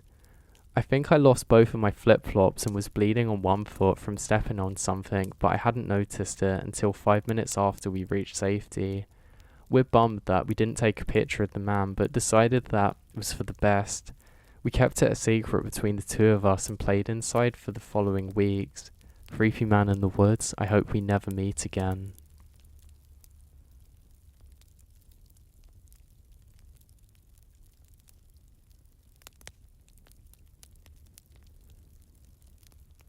So I live in TN, and every year we have a music festival called River Band on the Tennessee River. The end of the festival is celebrated with one of the best fireworks shows in the world. It is held to get closer to on the festival in the last day. It's like everybody in the southeast of the United States wanted to come and see the fireworks.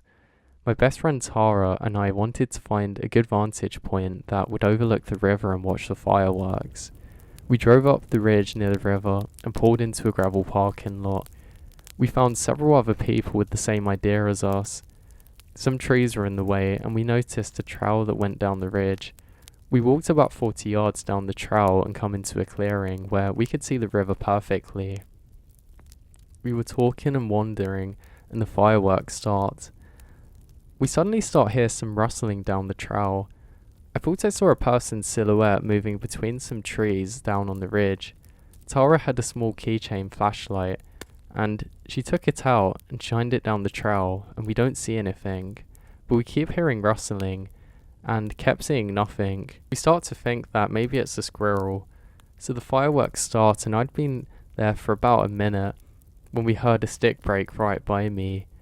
We turned around and looked but can't see anything. Tara turned on her light and there was a man standing literally 5 feet away from me. It was so dark that we couldn't see him at all until the light was on him. It was like a horror movie. We immediately start heading up the trail and the whole way up, he's trying to talk to us, saying things like, "Where are you going? What's your name? What are two pretty things like you doing here?" We ignore him and keep walking. Then he starts getting angry and saying, "Are you listening? You get back here. You know, nobody could hear you scream over the fireworks. I have a knife and you don't even know my name. No one would ever catch me if I hurt you." So we start running and got to the top of the hill where there's 2 kids playing and I saw their dad standing further back. I told the kids their dad wanted them so they would get close to their dad and that would help to be safe from the creepy guy. I then walked over to their dad and told him about the man following us and asked if there was anything that he could do to maybe stand next to us until he was gone, and he said yeah, of course. He then thanks us for sending the kids his way. The man stood at the beginning of the trail and watches us for a while, then finally went back into the woods. He had been standing there watching us for at least 20 minutes before approaching us. He waited until the noise of the fireworks began to come out.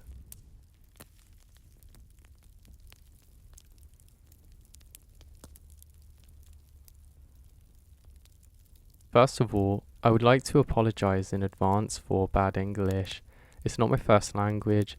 I've changed some details of the story as I don't want any connections made about me, hence the reason this is a throwaway account.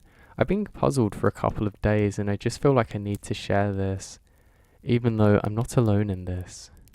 So it started just like any afternoon. So I've just come home from the gym and I get a call from my friend asking if I want to head out with him for the day and take a ride on the motorcycle together. This is something we do a lot and we just head out and drive around with good music and vibes. And since it was a really hot and nice day, it couldn't fit any better. So I grabbed my helmet, keys and headed to him.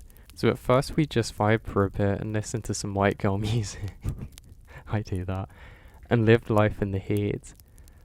As I was running low on fuel, so we're about to head back, but then he points to what seems like a normal gravel path which leads into the forest.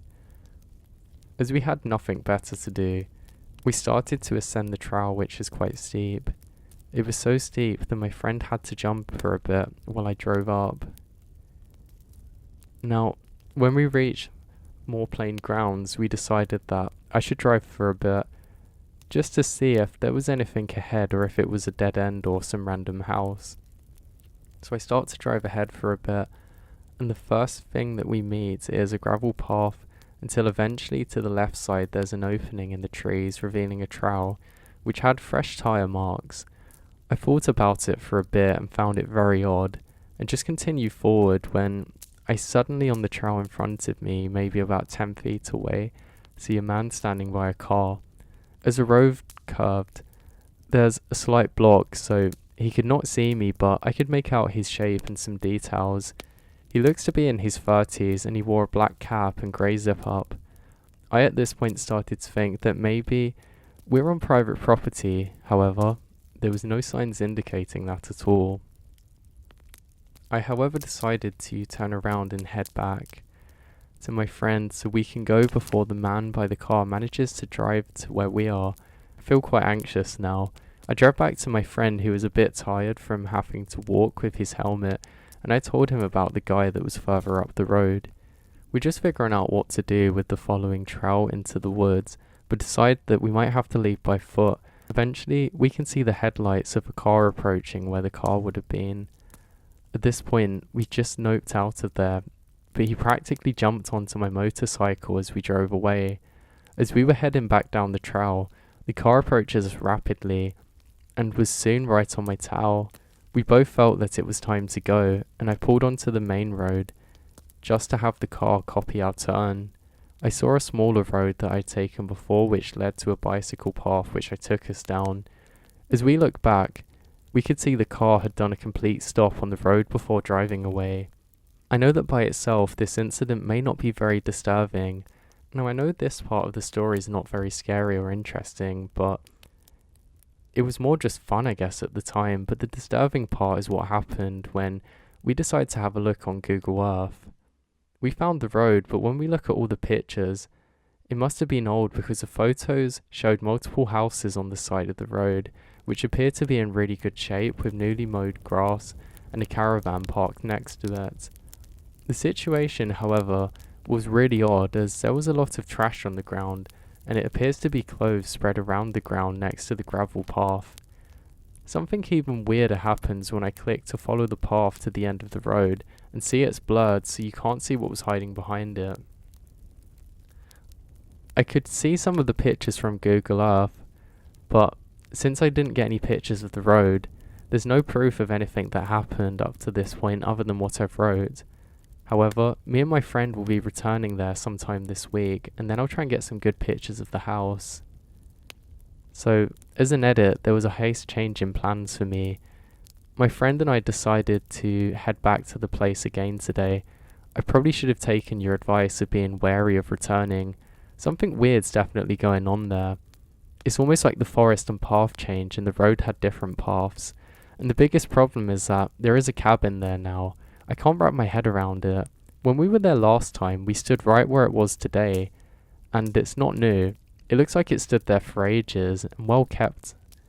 And a new roadblock had appeared blocking the path to the final part of the trail.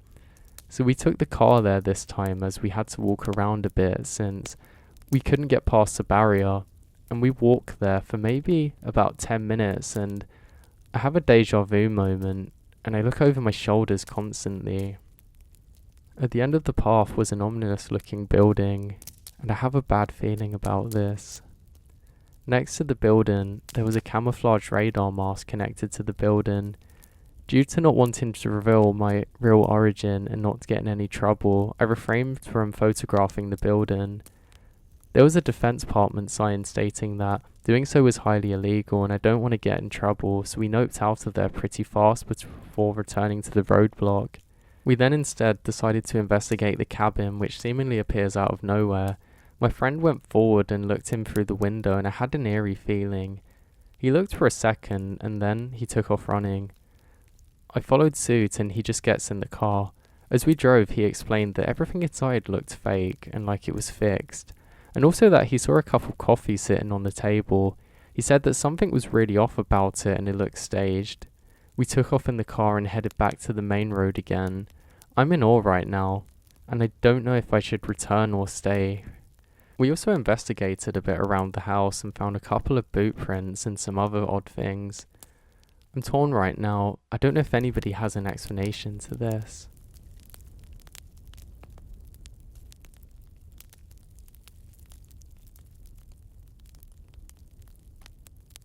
So I'd been debating for a while whether or not I wanted to share this because I know that these stories usually sound weird.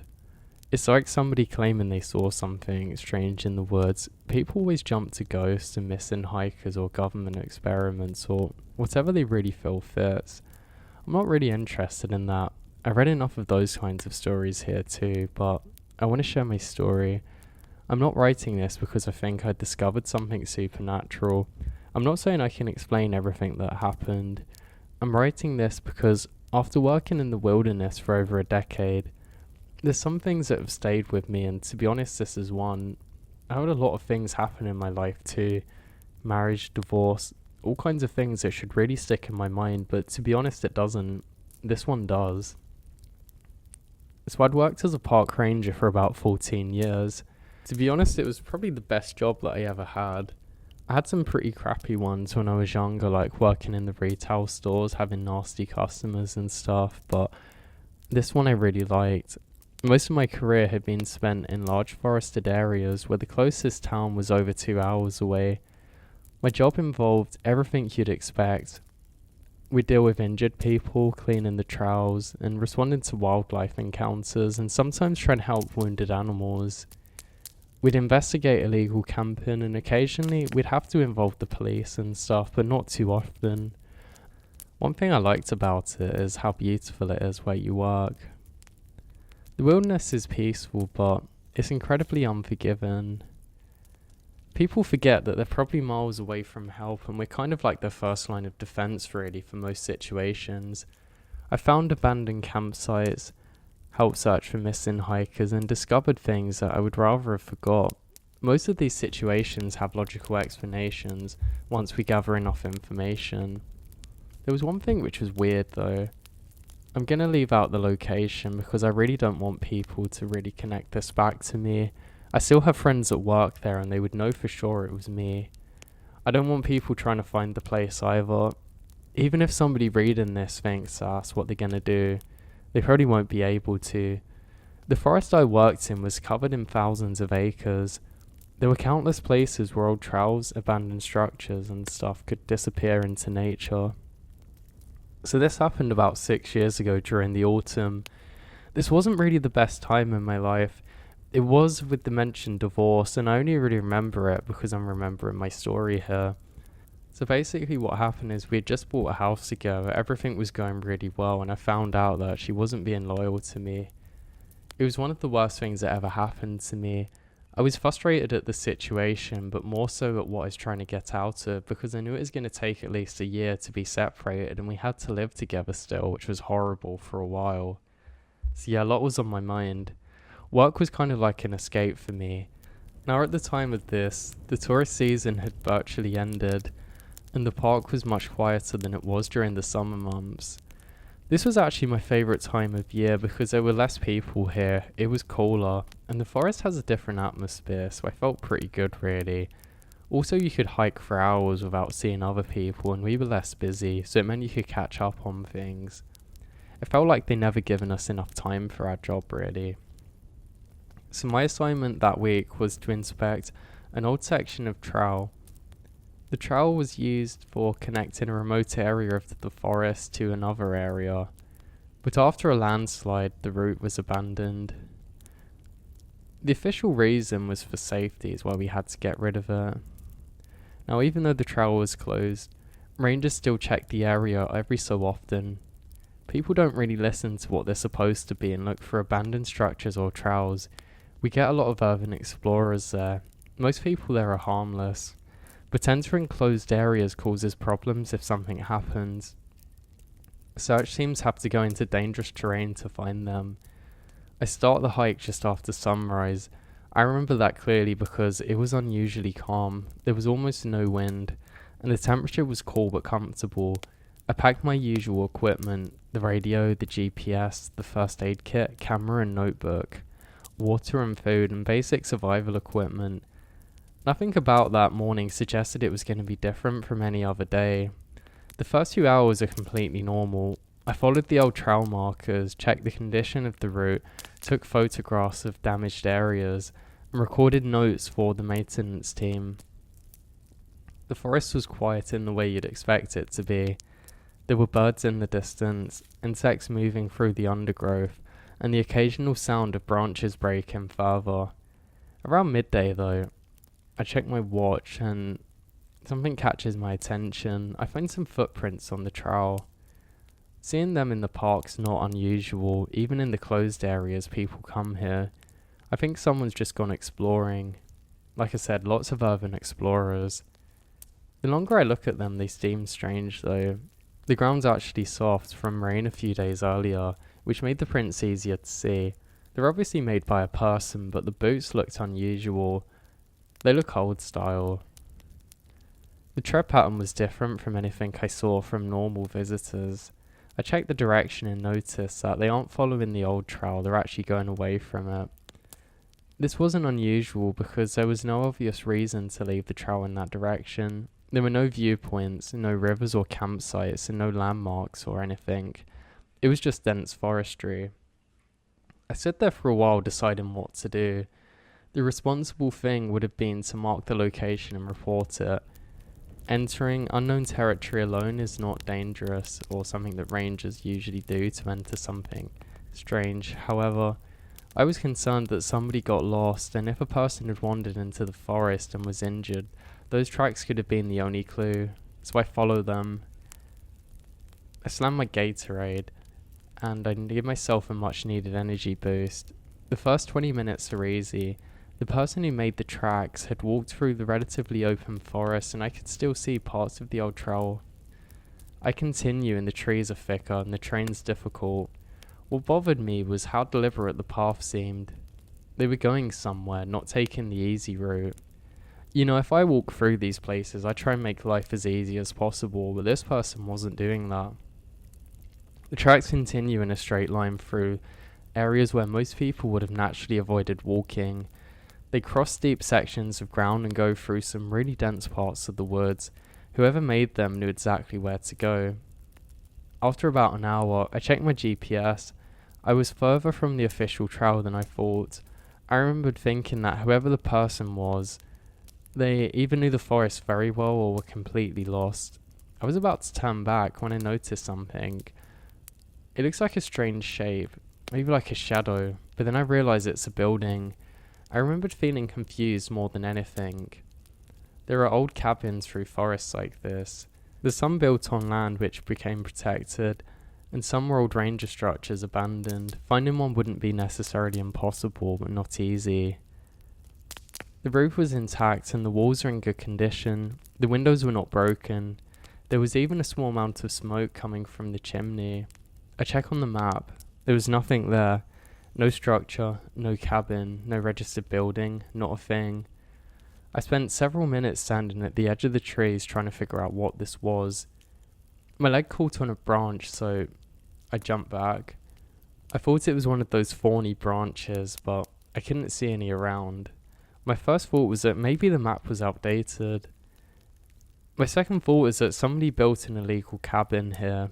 It does happen sometimes. Now, we get a lot of dead zones in the forest, and that doesn't bother me where things are quiet, but this felt weird. I felt strangely brave and get closer. I then noticed more details that made it even stranger. There was weird structures outside of it. There was things in the ground which I can't make out. That's when I realised something very odd. They have something red on them and their bones. It was clearly animal bones, but it looked kind of creepy. It was like a small fence was made out of them, and as I get closer I can see at the top of the door there's an animal skull. It looked like an elk skull, but we shouldn't have had any in this area, which was strange. I call out park service, anyone inside, and there's no response, and I suddenly realise that I might be dealing with something bigger than I expected. I wait several seconds and called out again and still get nothing. The front door was slightly open. Normally entering a structure alone is not something we're supposed to do, but sometimes you do it. I get closer and that's when I noticed the smell. Now it was very bizarre. It didn't smell like anything I'd smelt before. I knew there was something very off about this situation. I keep thinking there's movement around me, but I decide that I have to go in and really figure out what this is. I turn on my torch and I realise how dark it is in here. It just smells bad and the whole place felt kind of eerie and evil. That's the only way I could describe it. I look around and it does look like somebody's been living in here, but I can't say exactly when. If any of you have ever seen Chernobyl and Pripyat, you know what the houses look like there. When you've got the odd people surviving around, it kind of looked just like this. I go room to room, but I don't really find anything or evidence of a person being there. And there's a dog barking very loud suddenly. I drop down. I don't know why I did it. It wasn't very smart, and it kind of goes against all my training to make myself low and look scared, but to be honest, I was in that situation. I take a moment to gather my breath. I slowly get up, and that's when I realise that whatever the dog is, or whatever animal that is, I can hear them running away now, and I hear a whistle like somebody's there. I kick the door open, I guess stupidly, and kind of tumble forwards. I brush myself off and stand up. I say now, somewhat more brave, that I'm a park ranger, and I introduce myself to who or whatever this is, but I don't get a reply. Alright, there's probably someone around, but something was off about that cabin and I can't quite figure it out. I then see someone with a dog finally, and I call out, "Hey, what are you doing here?" To be honest, I kind of lost my cool and I forgot about being a ranger and was just trying to be intimidating. I think they can tell I'm annoyed, and I start saying that you're not meant to be here doing this. This person has a really creepy look in their eyes. It's like they've lived too long, if this makes sense, and they're still alive just, and they have wisdom, but there's some kind of darkness in their eyes. They're old, balding, with very dark skin, but eyes which seemed glowing almost. They're not, it's just how it appeared. The dog's on a leash and they don't say anything. I start to approach them but decide not to get too close. They don't reply at all, and I do warn them that I'm going to have to get support if they don't respond, but then I realise something's really off about this. I decide that I have to go back into the structure though, just to investigate. I have a really bad feeling that something's in there that I need to find. I tell them to wait here and not to move, and that I'm going to call law enforcement if they do. So I turn around to go back in there. It's then it really hits me how creepy that this whole setup is. The bones in the ground, the animal blood and everything. I mean, yeah, it might be a hunter, but what kind of hunter does that? Really bizarre. So I go back in and the door's already open. I turn around and can see him staring at me still. What's weird is the kind of control that he has over the dog. The dog's not moved an inch in this entire time. Okay, I guess that's normal, but it was really creepy in the moment, to be honest. This guy's quite tall and his clothes he's wearing are quite dirty. Not dated, but just like they've not bothered buying any new ones for a long time. So I head in there and I can hear some kind of radio static. It's like a normal radio that you'd listen to music on. I don't know where it's coming from. I look around the structure and that's when I realise that there's a downstairs part. I'm reluctant to go down there because I don't feel safe and I think I need to wait for some backup. I can hear water dripping too. It kind of sounds like water dripping into a barrel, but there was a metallic smell there too. I decide not to go there. I keep looking when I see something. A door that doesn't look like it should be there. I can see a very small bit of light coming through a crack in the wall behind a picture. It's clear it opens up more, so I press forwards, and it does too. I kind of stumbled forward into this, and then I can see light. There's candles, and lots of them. And there's pictures of people everywhere on the walls. There's some kind of shrine made there too. I take a step back, not really ready to go in there. One of the skulls, I don't know if it was real, but it almost looked human. I couldn't be sure, and there was a candle sticking into it. I've realised now that something much bigger is on my hands, and something that I shouldn't be dealing with. I turn around and the guy's still there, so I feel confident, but he looks more angry now. It's almost like I'm looking at something that I shouldn't be. So I turn around, and decide that I have to go further down. I need to know what's in the basement. I'm worried a person's there. I shine my light down and it's very smoky. It's bizarre. It's like my torch just isn't penetrating the air well enough. I take a step down. Creak. Creak again. It felt weirdly cold in here too. I don't know if any of you have been to a wine cellar, but it was almost that cold. But this all looks very improvised here. Oh no, I dropped my torch. Where is it? It knocks down but turns itself off at the same time. I take another step down, trying to see where it is. I kind of need this torch. I can use it as a weapon if I need, so I decide to be brave. It shouldn't have fell too far down, so I start taking one step, then another, and another.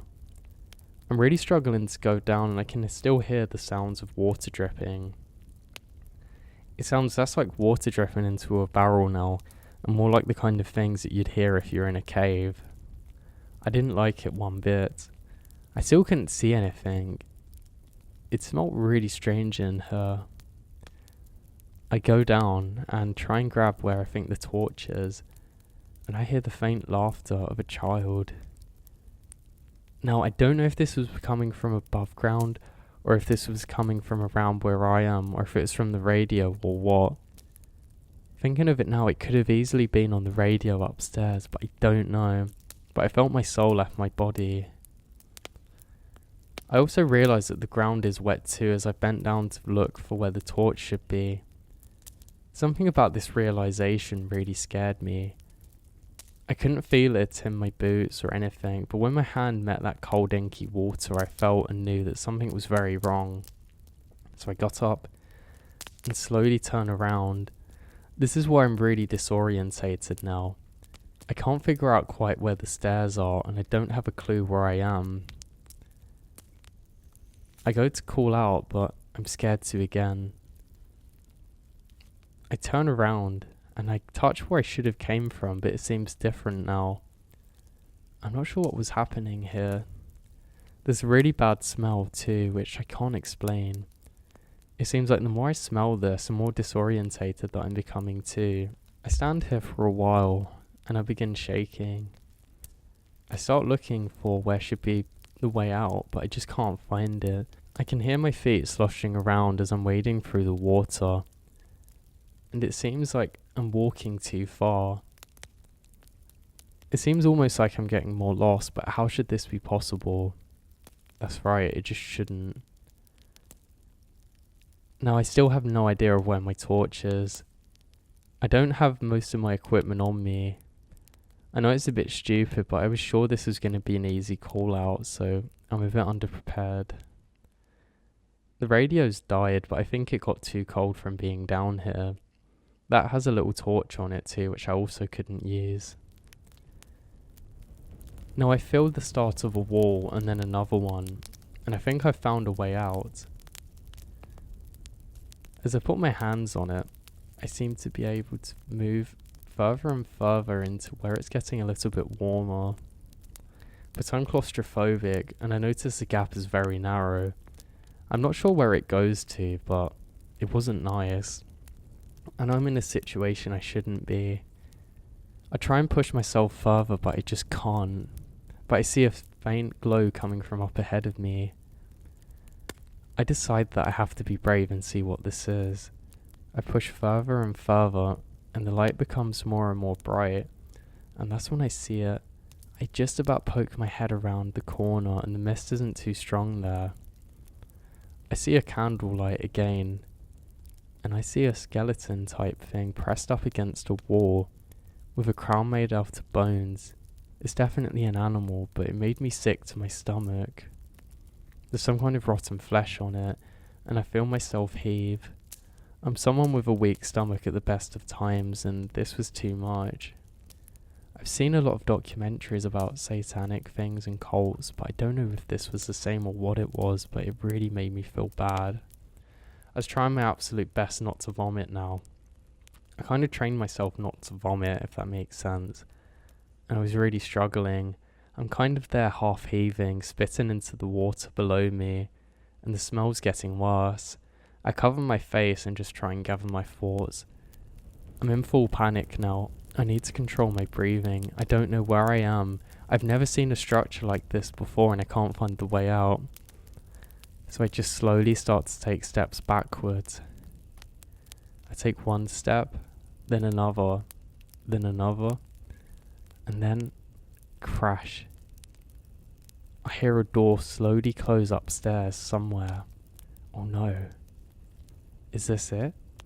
Is this how it ends, I think, and I freeze there in place. I think, well, if this is anything really bad, then I better just stay still and be quiet. So I wait. I wait for a long time.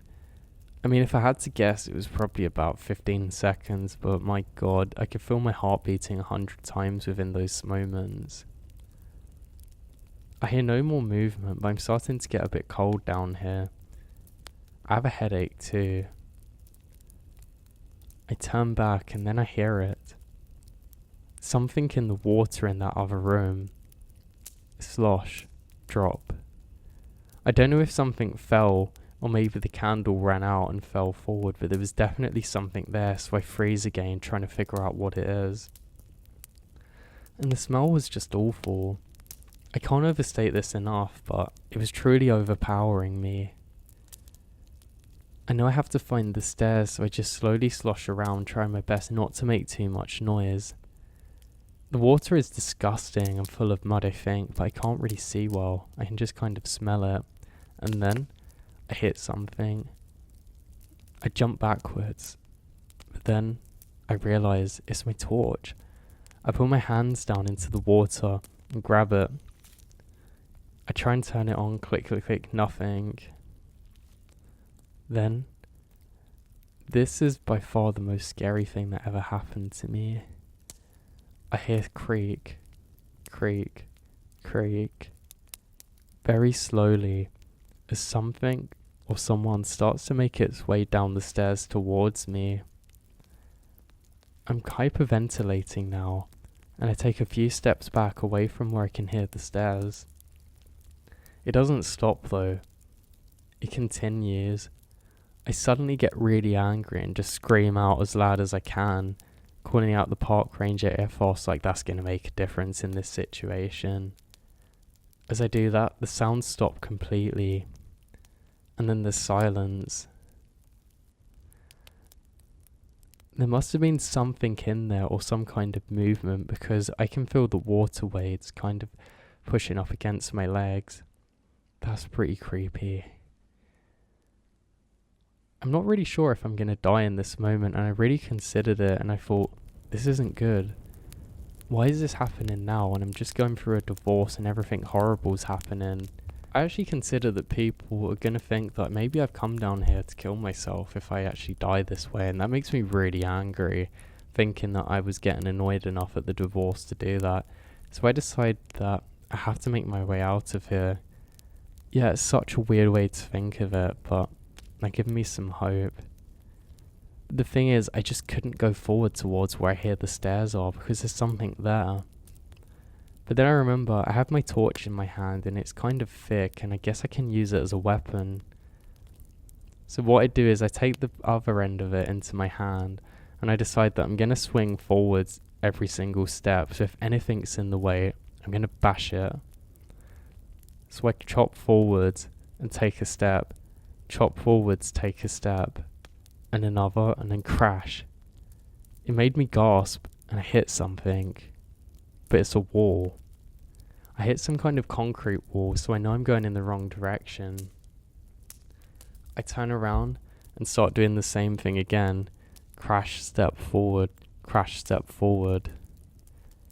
I find the first step, finally, and I don't think anything's there.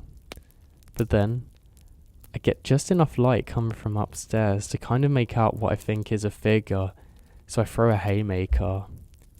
Nothing. Air. I'm gonna have to Mike Tyson my way up the stairs, I think to myself, and I just keep punching and taking a step. I get about halfway up and I hear something. It almost sounds like a fish sloshing in the water behind me. I hit backwards this time.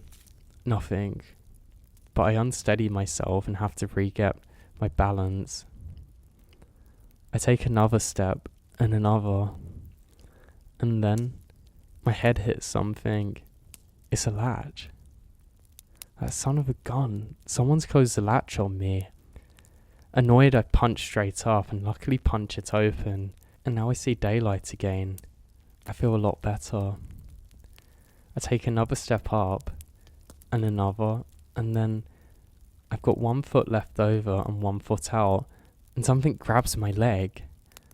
I feel it wrap around and start to drag me, and with one clean motion, swoosh, I smash back and hit something hard. Whatever it was lost its grip and I hear it fall into the water. That was enough for me.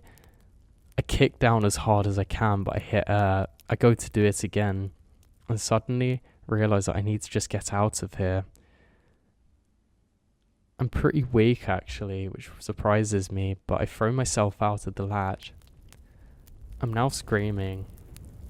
I've dropped my torch, and it looks dark outside, but how could it be dark already? I'm running and I kick my way through the door again, and the dog starts barking at me from the leash. It really makes me jump, but it's at least chained in place to a big rock. The dog was black, and I'm not sure exactly what breed it was because I didn't get the best look, but it was clearly highly aggressive and seemed to be trained to hurt people. What's worse is the rock that it was chained to is coming loose every single second. I have to run past this thing too, but I don't have a choice. I'm running and my clothes are actually a bit heavy from being in the water. I absolutely stunk. The smell was truly putrid, and I can only compare it to if you've ever been to swamps before. You know that nasty stagnant water. It was just like this. I'm starting to feel quite sick, and I just can't bear to look behind. I just can't take one look at that place. So I start running. And as I'm running, I'm sure that I can hear something behind me. I stop for a moment because my shoelaces are undone and I start to fall over them. I know it's kind of funny, it's almost like someone slipping on a banana skin, but in the moment I couldn't laugh at it. So I quickly bend down to do them. And that's when I see movement again next to me. It took me a second because I almost didn't recognize it.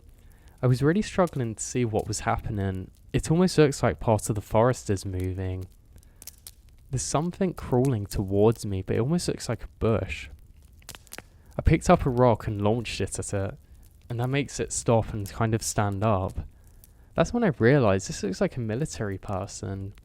I was so confused, but then I realised it was someone wearing a camouflage outfit. I scream and run again. I pick up another big rock and launch it at this person's face, or at least where I think its face is. Bullseye. I hit it dead in the centre again, just like a perfectly thrown dart, and it startles whatever that was. I keep going now. As I'm running, I can hear some kind of wheezing sound behind me, and something picking up pace. Oh god, I'm being chased, I know it. The sounds that this guy's making is really not nice. It doesn't sound like someone crying, wailing, almost like a predatory sound of something hunting. They're making this constant weird predatory type sound, which I can't really describe, but it's almost like a very low deep sound. I hate how fast they are. I keep running. I scream I'm a ranger and that the law enforcement are coming. It was a complete lie. But that was enough, and this person seems to stop immediately. I look over my shoulder, but of course I can't see anything. I wouldn't have been able to because of camouflage, so they could have ducked down or went anywhere and I would have had no clue. So I keep running now. I run and I don't hear anybody behind me and I have to slow down. I've actually ran so much that I start to have a problem with my eyes and I can't really see well. I finally make it back to an area that is a lot more safe and where other people should be. As I get to there, I just hope to see someone, anyone, but nothing. So I start to walk more casually now because I'm desperately out of breath and exhausted. That's when I hear a scream. I thought, God, when is this nightmare gonna be over? How is this happening to me? And I turn back, but it's a girl, literally just a normal girl hiking, and she looked very scared of me, more than I was, and I say no please, and I struggle to get the words out, and I have to do a big cough to clear my throat and explain who I am, and say something bad's happened, and she seems completely fine then, asking where my radio is and my other equipment. I say I don't have that on me now, but show her the badge, and ask her to show me the way back. She looks really confused by this, and I didn't know why, but I guess she was confused why if someone claiming to be a ranger wouldn't know the way back, but she could tell I was in some kind of trouble. I ask her if I can use her phone. She says yeah, sure, and she says where's mine or my radio. I say again I've lost it. So I call back to the station, but nobody responds. Great, I think to myself. How's nobody there?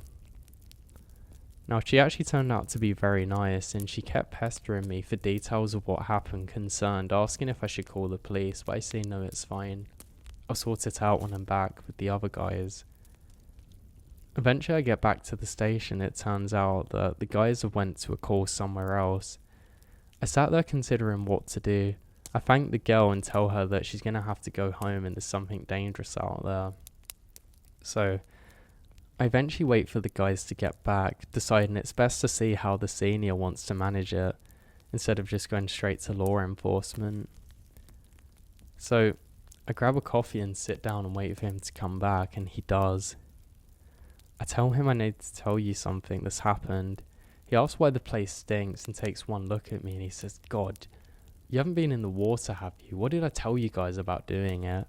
I say no, and with tears in my eyes, I recount everything that's happened. He gets close to me, then puts his hand on my shoulder and says, you guys are coming up with good ones nowadays, aren't you? I almost dropped my coffee in disbelief. I say, you're not believing me. I'm serious about this. He said, yeah, I'm serious too. Next time that you guys go out there and you go in the water, you better come up with a better excuse than some cult in the forest. I sat there furious about what had happened. I tell him that I'm going to the bathroom. I took off my uniform and changed into my regular clothes there. I left everything on the floor and I left. I go back to my truck and drive back home. So much is on my mind, so much that I can't stop thinking about. Why didn't he believe me? What happened? I knew I couldn't go back there. What's worse is I realise that I have to get back home to my stupid cheating wife. I can't even go home and have let alone peace, but then have to deal with her on top of it. It was too much, so I drive over to my mum's house. Now my mum's somebody who panics a lot, so I can't explain it to her either. I just appreciate the respite, and she says I look exhausted, and she said it must be the divorce, and I said, yeah, the divorce is getting to me. She asked how work's going. I say it's fine, but I knew I was never going back to that place. Eventually I actually moved out of state and started another job which was very similar in another area to be a ranger, and I never went back to that state altogether. There was just too many bad memories there for me. I got through the divorce okay eventually and everything, and managed to get off the house, but I don't know what that guy was. I don't know if all of what happened to me was connected somehow, but I know something very evil was going on that day. Whoever that guy is, I hope I never meet him again.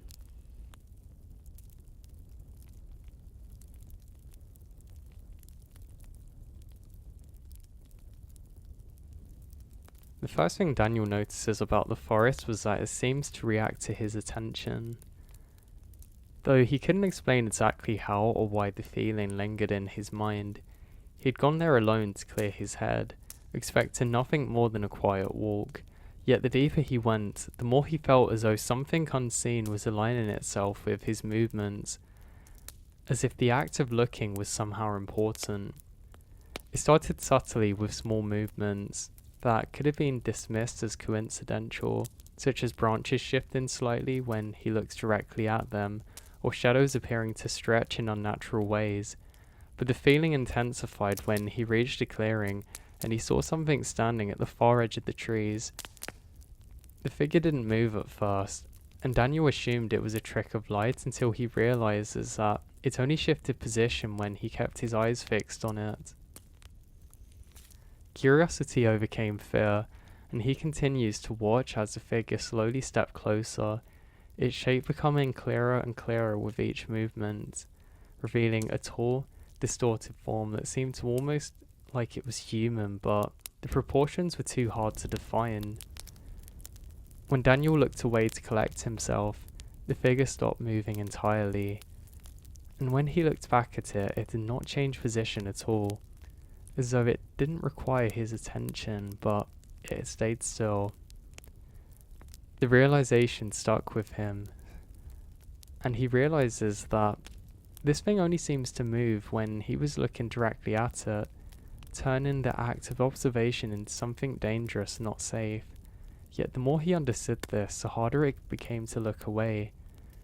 The figure seemed to encourage his awareness, tilting its head slightly, as though inviting him to keep watching. Each time he did, though, it took another step closer. Panic set in, as Daniel attempted to leave, but every time he turned his back, he felt an overwhelming urge to look again, driven by the fear that it might move without him seeing. And when he inevitably gave in, the figure would be closer, its features becoming more detailed and more horrifying with every step. Its face was not fixed but shifting, forming expressions that resembled recognition, as if it were learning from him in real time. Exhaustion eventually forces Daniel to stop, and in a moment of desperation, he closed his eyes completely, refusing to look no matter what he heard or felt. And for a brief period, the forest returned to silence. When he finally opened his eyes again, the figure's gone, leaving him alone in the clearing with nothing but the memory of what he's seen. Relief flooded through him until he noticed something that shattered any sense of safety. As the shadows around him began to move in subtle ways which didn't match the position of the sun, he realized with horror that the thing no longer needed his direction and gaze to move, because it seems to be moving now. Daniel was horrified, but decides to book it and make it out of the forest. To this day, he still has no idea what that thing was. He just, from now on, is too scared to ever go back there to clear his head.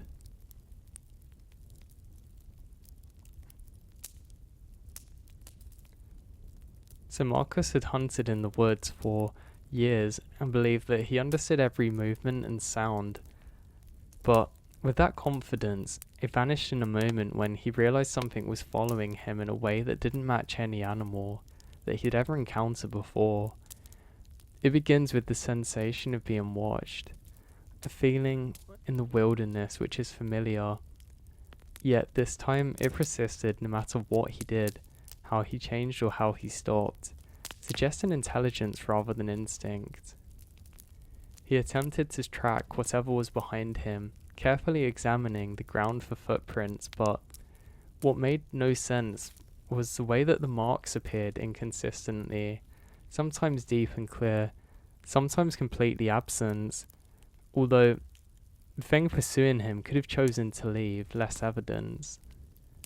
The deeper he moved in the forest, the more the environment seems to shift.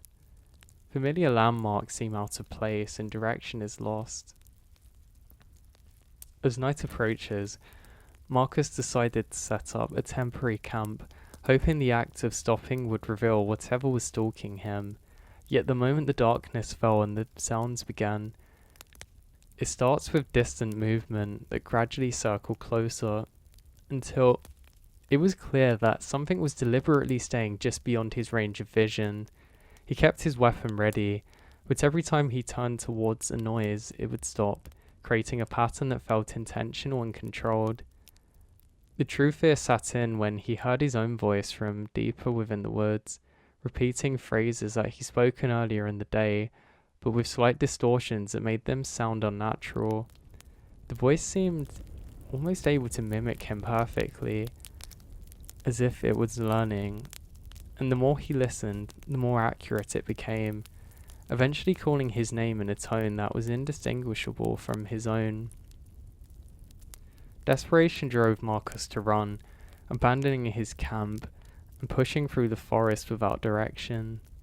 Yet, no matter how far he went, the sounds followed, adapting to his pace and movements in a way that suggested it was not chasing but guiding him. When he finally reaches the clearing, he stopped abruptly as he saw something standing across from him what looked exactly like himself. The figure moved and mirrored the stance perfectly but slightly out of sync, creating a disturbing effect that made it clear that it was not a reflection but an imitation. Marcus tried to shoot it, but the moment he raised his weapon, he felt something behind him, and when he turned there was nothing there, only the sound of his own voice now coming from multiple directions at once. In that moment, he understood that the thing he had been following hadn't been normal at all. It had been studying him, learning his movements, his voice, his behavior, until it could replace him almost. The realization came late. He decided to fire off a stray bullet in the woods, trying just to cause whatever this was to get scared, but it didn't seem to change anything. He let off another, and with only 3 rounds left, he manages to make it the rest of the way out of the woods.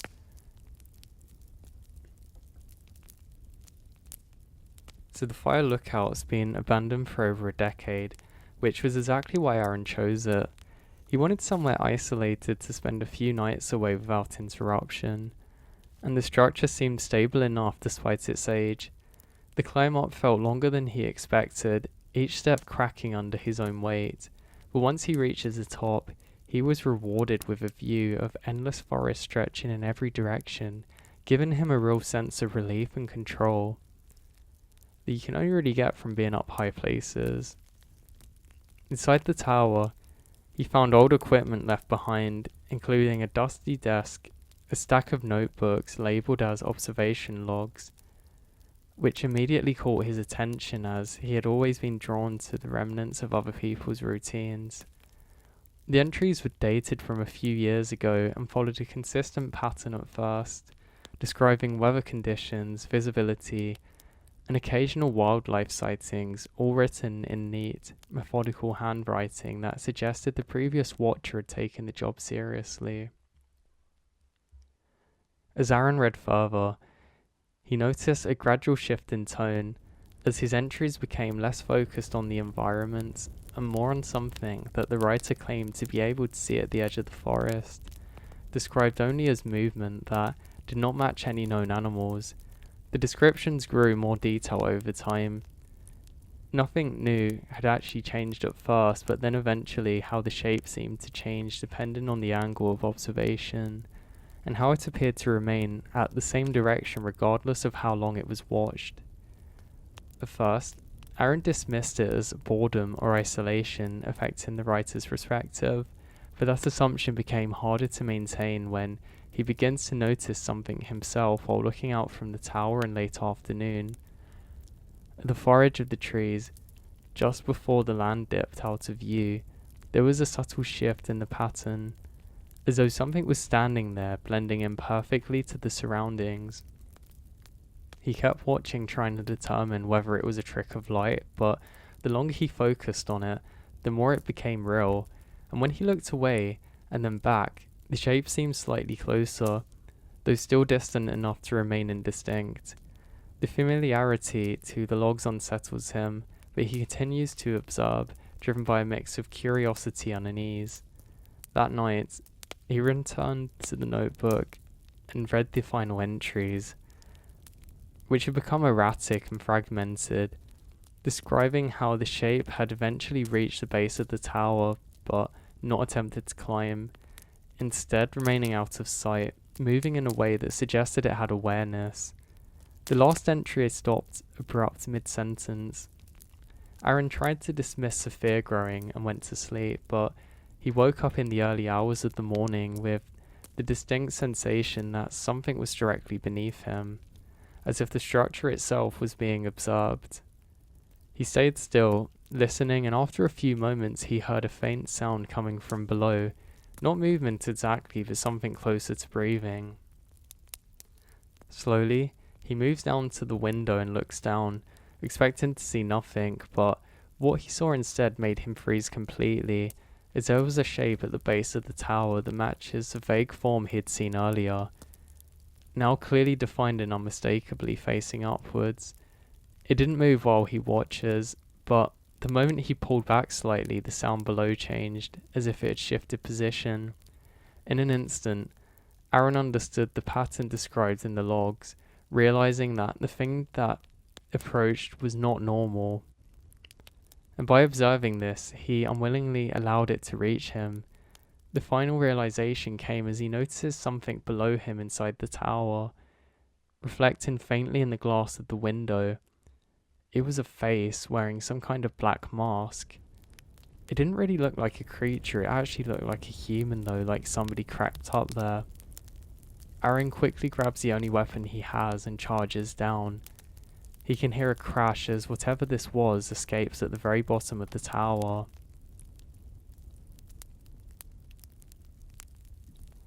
The room had been scheduled for demolition for months. It's in the middle of nowhere, which is why Liam felt comfortable exploring it, as most of the valuable or dangerous elements had already been removed, leaving behind little more than empty rooms and long, echoing corridors. It had been once a small hospital, though much of its history had already been lost. The remaining structure felt disconnected from its purpose, as if it had already been forgotten before being abandoned. Liam moves through the building with casual confidence, documenting his exploration with his phone, noting the layout and the repetitive nature of the rooms, each one nearly identical to the last, until he reached a section that seemed slightly different. At the end of one hallway, there was a door that did not appear on the floor plan that he'd seen earlier, and its presence felt out of place in a way that immediately drew his attention. The room was partially open, revealing a dimly lit room that appeared to be in better condition than the rest of the building, with clean walls and a bed positioned neatly in the centre. The contrast was striking, and Liam hesitated before stepping inside. As the air felt noticeably cooler, the silence was more complete, as though the room was isolated from the rest of the structure. As he explained the space, he says that he notices that there were no windows, yet the light remained consistent, casting soft shadows around the room. There was a bed there too, which was kind of weird. It was put on a small table besides a clipboard with a single sheet of paper which appeared to be a patient record, though the name and details there were vague and very strange. The name listed was unfamiliar, but what caught Liam's attention was the date. It was a current date, despite the building having been abandoned for years. That was odd. He assumed it was a prank or leftover documentation that had been overlooked, but the longer he stayed in the room, the more he felt a growing discomfort that he could not explain easily. When he turns to leave, he found that the door was no longer open, although he was certain that he had not closed it. It was now firmly shut. There was no visible marks on the other side, and panic begins to set in. He couldn't find a handle either on this side of the door. He searches for another exit, but the walls are solid. There were no other doors or openings. He called out for help, but his voice seems muted, as though the room absorbed sound instead of allowing it to travel. When he checked his phone, he found that there were no signals and that the time displayed wasn't going very normal. The seconds seemed to pause intermittently, creating a sense that time itself was not functioning as it should within the space. As the minutes passed, Liam begins to notice subtle changes in the room. As the bed appeared slightly disturbed, the paper on the clipboard now contained additional writing that had not been there before, documenting observations of a patient exhibiting signs of distress and confusion. The handwriting was clinical and detached.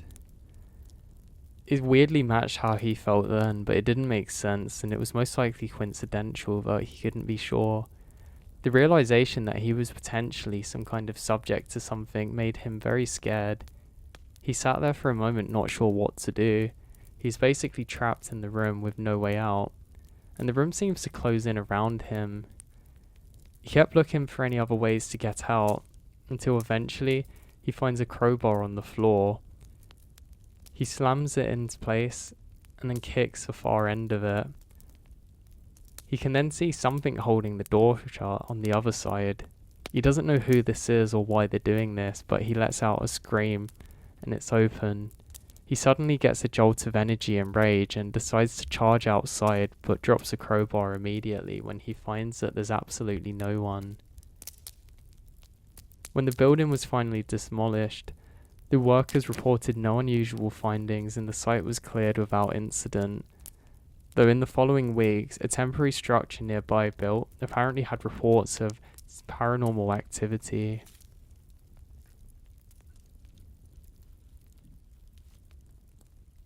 The emergency frequency had been quiet for hours, which was not unusual given the remoteness of the location, but when the signal finally came through, it was clear enough to demand attention. As a voice on the other side finally came through, it was controlled yet strained, identifying as a lone hiker who become lost in the forest requesting assistance. The operator on duty responded immediately, asking for local details and other things like that, but the reply was vague, describing landmarks that didn't match any coordinates. Despite the lack of clarity, the operator continued the conversation, trying to gather enough information to dispatch a search team. But as the exchange went on, something about the caller's responses fell off. It's as though the answers are being constructed rather than recalled. The voice hesitated at unusual moments and occasionally repeated phrases in slightly altered ways, creating a pattern that was hard to ignore. The caller claimed to be following a trail that seemed to loop back on itself, a situation that wasn't uncommon in dense forestry. But then, something added, which was strange, that the trees themselves appeared to change position, not while being directly observed, a detail that the operator initially dismissed as stress-induced confusion. However, as the call continues, the description became more specific, noting how certain features would disappear entirely and then reappear in different configurations. At one point, the operator asked direct questions, trying to figure out what's going on, but it doesn't seem to get anywhere. The caller went silent for a few seconds before returning with a different, more calmer tone. When the operator asked what had changed, the caller responded saying that they found the voice. He says, "What do you mean?" He says, "They found me." Then you can hear a radio being dropped or something in the background and then running off multiple people and then screaming. Blood-curdling screams until eventually it goes silent.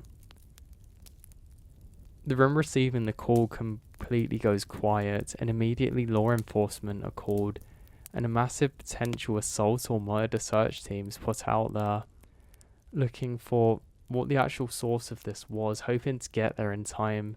But the most horrifying part is that they never actually found who made this call, what actually happened that day. From those involved, it was described as though they heard somebody confused, who was sure that they were being followed, which wasn't believed initially. But it turns out that they may have very well heard somebody being killed, but the question is who had died, when and where, and why was there no evidence? So I noticed a camera because it wasn't hidden well, just mounted to a tree at about chest height, pointed directly at a small clearing where I'd been setting up my tent. At first I presumed it was a trail camera used for wildlife, which isn't unusual in that area, but something about its placement felt wrong.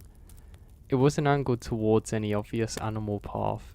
It was positioned too deliberately, as if it had been set up specifically to watch that exact spot. I checked it out of curiosity and found that it was still active, with a small indicator light showing it was a recording or had recorded recently. I hesitated before opening it, knowing it probably wasn't mine to access, but the unease I felt overrid the concern. When I pulled the memory card and checked the footage on my phone, the first few clips were normal, showing empty forests and occasional movement from animals, but as I scrolled further, I started to see something that made my stomach tighten.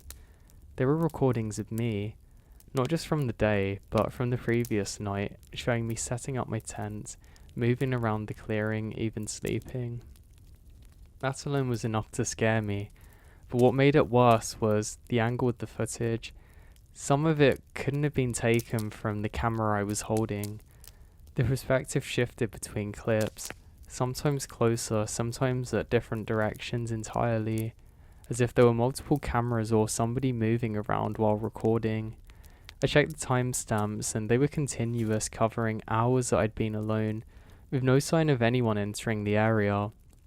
In one clip, I saw myself asleep in the tent, and then slowly the zipper begins to move. It didn't open fully, just enough to create a small gap.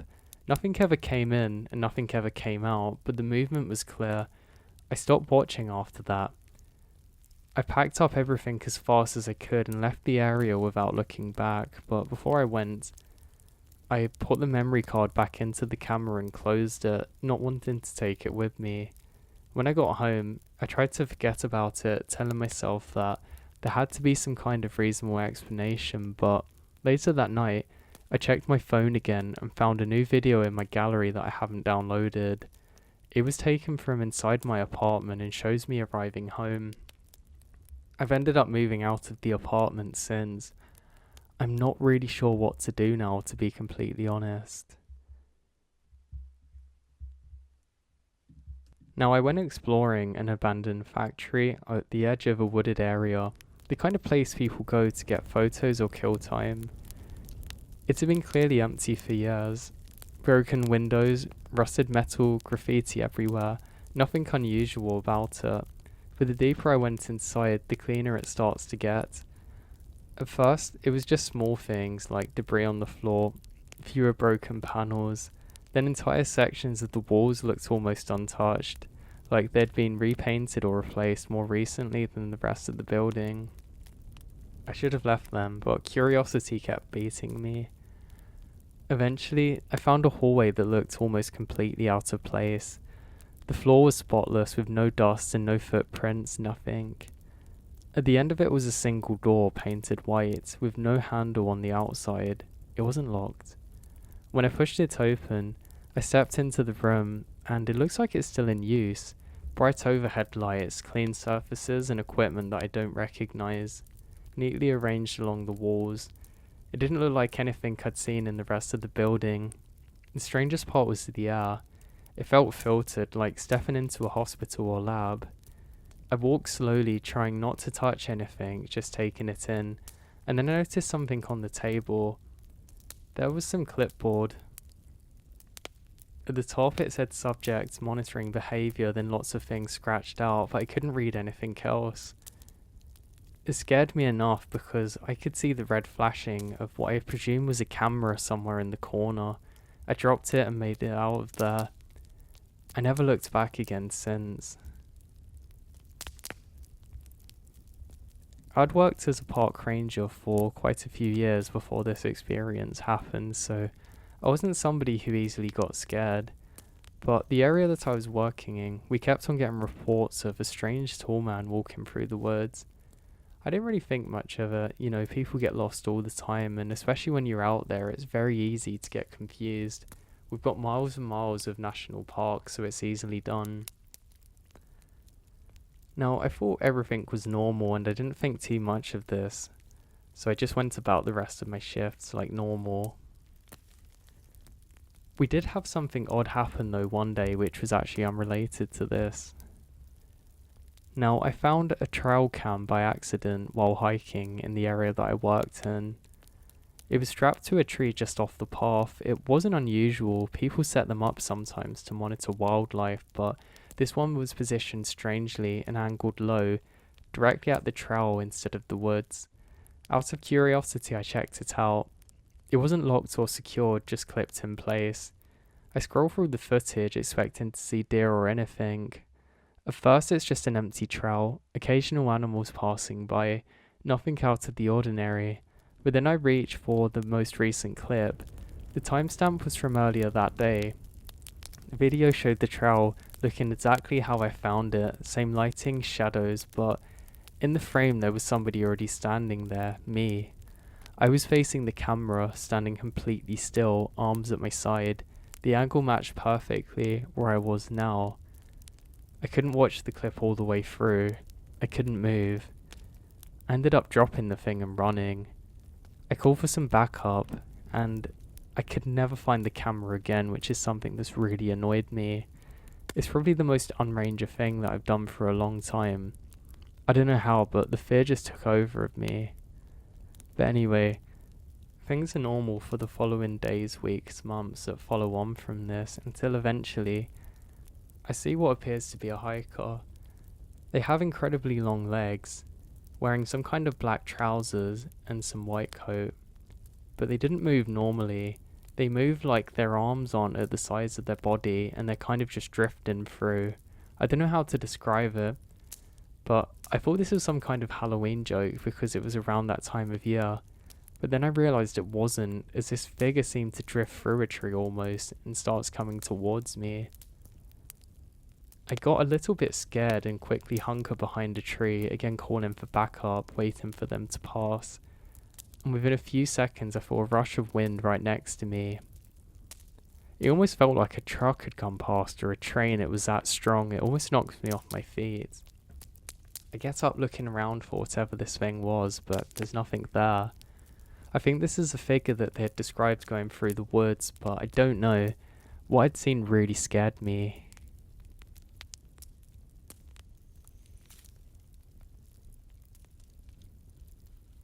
I explored an abandoned office building with my friend. The kind that had been left unfurnished. Concrete floors, exposed wiring, nothing worth seeing really. Most of it was exactly what you'd expect, except the elevator. The doors were closed and the panel besides it lit up. Now it didn't make any sense because there's literally no power in the building, or at least none that we're aware of. But the elevator light was on and we pressed it and it arrives almost immediately. The doors opened smoothly like it had almost been in constant use. Inside, everything looked normal, clean even. There were no floor labels, just buttons, all of them lit. We didn't get in, instead we just stood there staring at it, trying to figure out how this was possible. Then one of the buttons turned off, and then another, and they all started going dark one by one, like someone was slowly pressing them. We stepped back at the time and the doors stayed open. The lights kept going out, but only one button was left illuminated, the ground floor, the one that we're already on. The doors begin to close, but just before they fully shut, I see something shifting inside there. And for a second I can see a full body apparition, moving and turning away as though they've pressed a button and are waiting to go to a different floor. Now the doors closed as I kind of fell back. The lift starts to move up until suddenly it slows down. Me and my friend look at each other not knowing what to do. And that's when it gets worse. The lift starts to slowly move, but down towards where we are. That was enough for me and my friend, so we turn and start running. We run all the way to the other side of the room and wait and see what happens. The light flickers for a moment, and we hear the sound, but the door doesn't open. We thought this was really odd. My friend's a bit braver than I am, so he decides to grab a rock and throw it towards the door. Nothing happened. About 5 seconds passed until we hear a crash. We thought that the elevator itself was about to collapse, but that's when we hear another crash and another. And I see something happening to the doors. The doors look like they're being punched or trying to be pried open from the inside, and there's dents forming visibly on the outside. My friend and I scream, and with our screams reverberating off the walls, we run out of there and never went back again.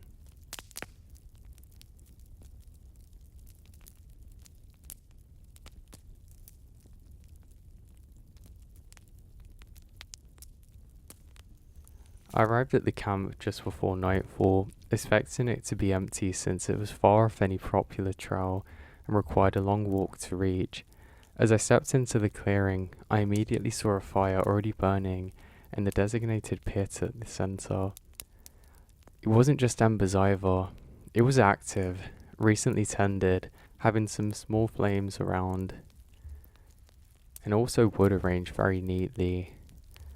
I stopped at the edge of the clearing, scanning the area for whoever might have been there, but there was no one in sight. No tent, no bags and no equipment, just a fire. I called out thinking that maybe somebody had stepped away, but there was no response. The forest around the clearing was silent. Not even the usual background camping sound you might expect at that time of the evening. A couple of moments passed and then minutes, and I convinced myself that whoever had been there must have left recently. Maybe they've actually abandoned the fire carelessly, and I approached it cautiously to check. The heat felt normal, real, not something imagined, and the wood looked freshly placed. I decided to set up my own camp nearby, keeping my distance from the fire, but close enough to monitor it. As the dying light faded, I found myself now glancing back at it more often than expected, because something about it didn't behave normally. The flames didn't flicker with the breeze, didn't shift or crackle the way that they should have. They just burned steadily, almost too steadily, like a fixed image rather than a living fire. At some point during the night, I woke up suddenly. I'm not sure why, and I noticed something about the fire different now. It was smaller, lower, as if it had been left to die out, but I hadn't seen or heard anyone tending to it. Then I realized something else. There were footprints around it, fresh ones, circling in a tight loop. I hadn't heard anybody approaching, and listening for any sound that might explain it didn't give any answers. Now, I checked for tracks that I could have made, but I can't see any. So I stayed in my tent, not sleeping again. There was nothing to explain this, and when the daylight finally came, the fire was completely out, cold as if it had been dead for hours, and the footprints were gone.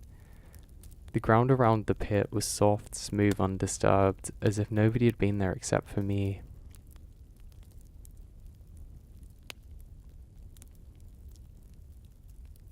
So I was driving along a narrow forest road late at night, relying entirely on the headlights to see, when I noticed something strange about how the light behaved ahead of me.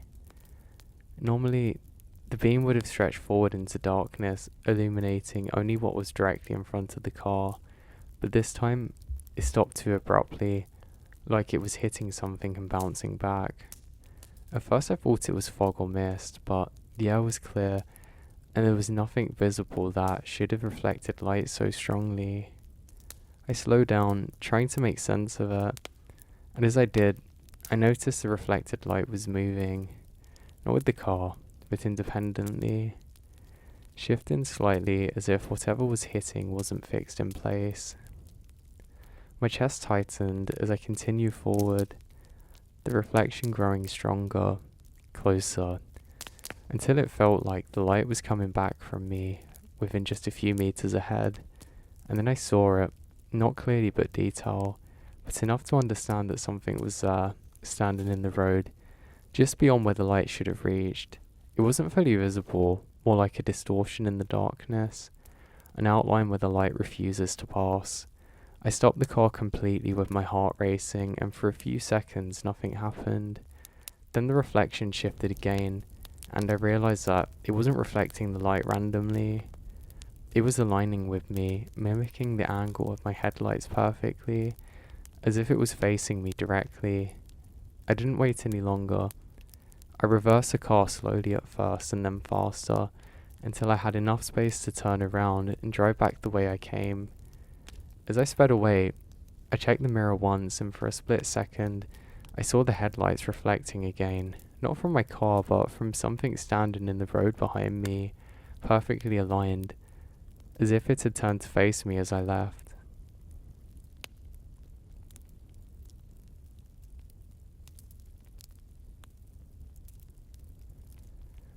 I reached a camping area just before dark, relieved to have found a place to stop after hours of hiking through increasingly dense forest. And immediately, I noticed a single tent already set up near the edge of the clearing. It wasn't unusual to encounter other campers, but something about this one felt right off immediately. It was zipped closed, neatly arranged, and showed no signs of recent activity. No gear outside, no food. Nothing to suggest someone was actively using it. I called out a greeting as I approached, expecting at least some kind of acknowledgement, but there was no response. I hesitated, unsure whether to investigate further or leave it alone, but curiosity got the better of me. I stepped closer and carefully listened. At first I heard nothing, but then I hear something, faint. I caught the sound of breathing from inside the tent, steady and slow, unmistakably human. Relief mixed with unease as I spoke again, asking if everything was okay, but the breathing doesn't change. It didn't respond and didn't react in any way. I just stood and continued at the same pace, trying to figure out what this was, then backing up. The breathing continued. I backed away now. I get the feeling that something isn't right, and it's growing stronger. And I decided to set up my own camp on the opposite side of the clearing. As night fell, I couldn't stop thinking about the tent. The breathing never stopped. I continued through the evening. Through the night, exactly the same without variation. At some point, I realized that I hadn't heard the person inside move. No shifting, no adjusting, nothing except the steady rhythm. I stayed awake longer than I meant to, listening until exhaustion took over. When I woke up at first light, the other tent was gone, completely gone. No marks on the ground, no flattened grass, no indication that it had ever been there, but the sound of breathing didn't leave. It was still there, faint, somewhere just beyond the edge of the clearing, continuing at the slow, steady pace.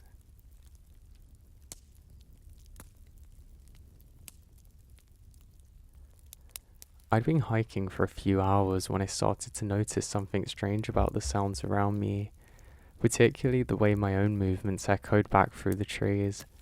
At first it seemed normal, just the natural acoustics of dense forest, but the more I paid attention, the more it felt weird. The timing wasn't right. The sound came back too early, like something was anticipating my actions rather than responding to them.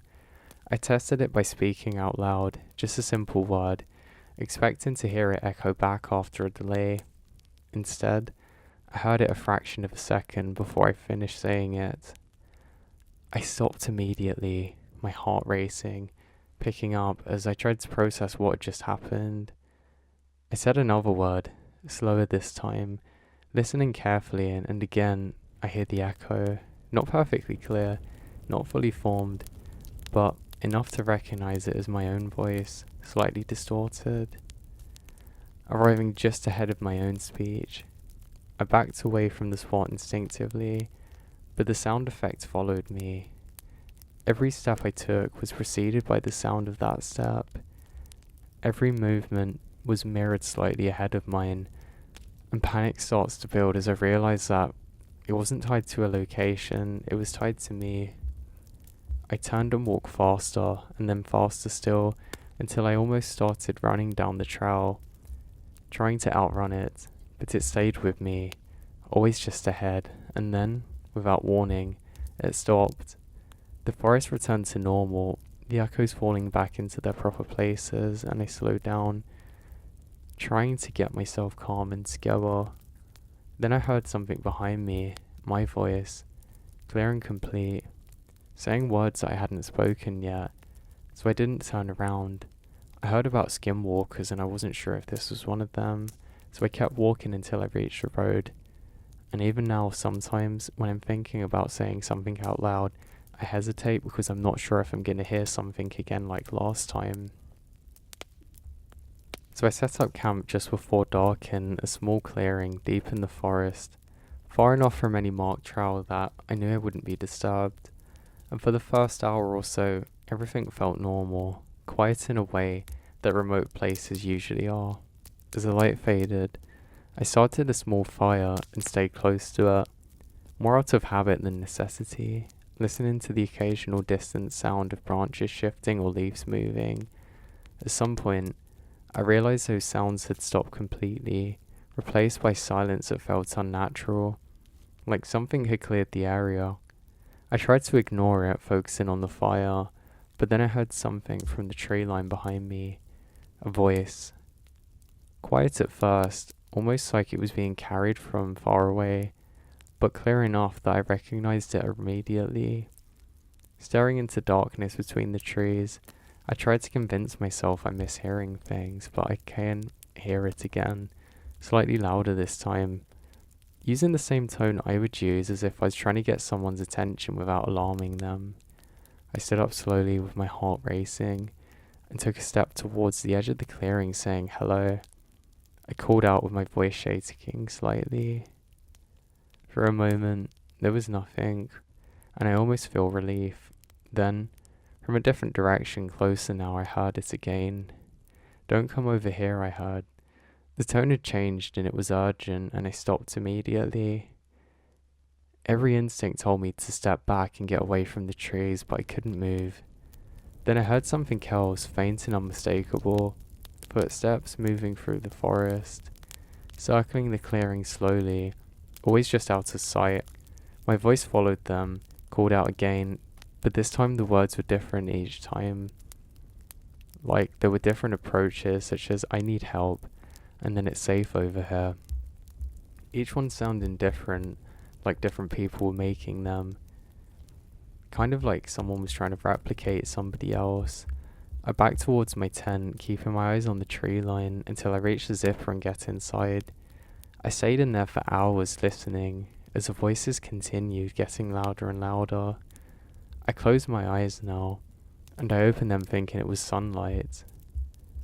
It takes a second for me to adjust, but it's still darkness now. There was something outside holding a torch, and I can't figure out exactly what it was. It was going in a circling motion around the tent, and every so often, I would hear a scream far away. This wasn't like a normal scream. It was like something being put to death that didn't want to be. Again, I didn't know what to do, and all I can do is hunker down now.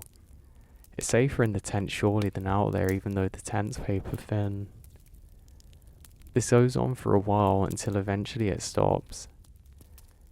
It stayed perfectly in place for about half an hour before moving slowly across to what I presume was more woodlands, but I couldn't tell. This goes on for some time, and I decide that I have to move now. I've had my backpack ready to go for a while, but I know that I'm less safe if I just stay in the tent. Overthinking was getting the best of me, and I didn't like that, so I just knew all I had to do is grab my things and go in the opposite direction to that. So I set off into the woods now. Each step I take feels very heavy and like I was already fatigued. To be honest, I think more of this is because I'd been in the same position for so long and my knees had started to lock up, but it honestly felt like I couldn't run or get away from things. Panic starts to set in now, and I reflect on things from the day. Nothing adds up. What was it? A person? It definitely wasn't an animal, but why was it there? What was it doing? What were the sounds? The scream starts again. I don't know where it is, but it just made me feel helpless to everything. It really goes through me, but I think it's far enough away not to worry. I keep going and I hear a scream again, this time much closer than the last. I had a goodish idea of where I was going, but I wasn't entirely sure that I was going somewhere that was going to be safe, to be honest, so this didn't feel good. I eventually see another light up ahead and I duck down. It's hard to see through some of the trees, but there is another light. Only this time it looks different. It looks like there's a cross in the middle of it, which really confuses me. I force myself to slowly get up and take a better look, and I see there's two lights that look the same, but these are definitely static. They're not popping up and down like there's somebody moving next to them. No, these were just static for the sake of that.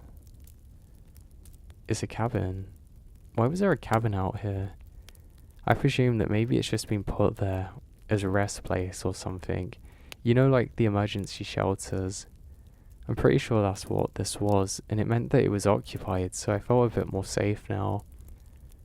I hadn't realised at the time that the colour looked exactly like the flame that I had seen from outside the tent.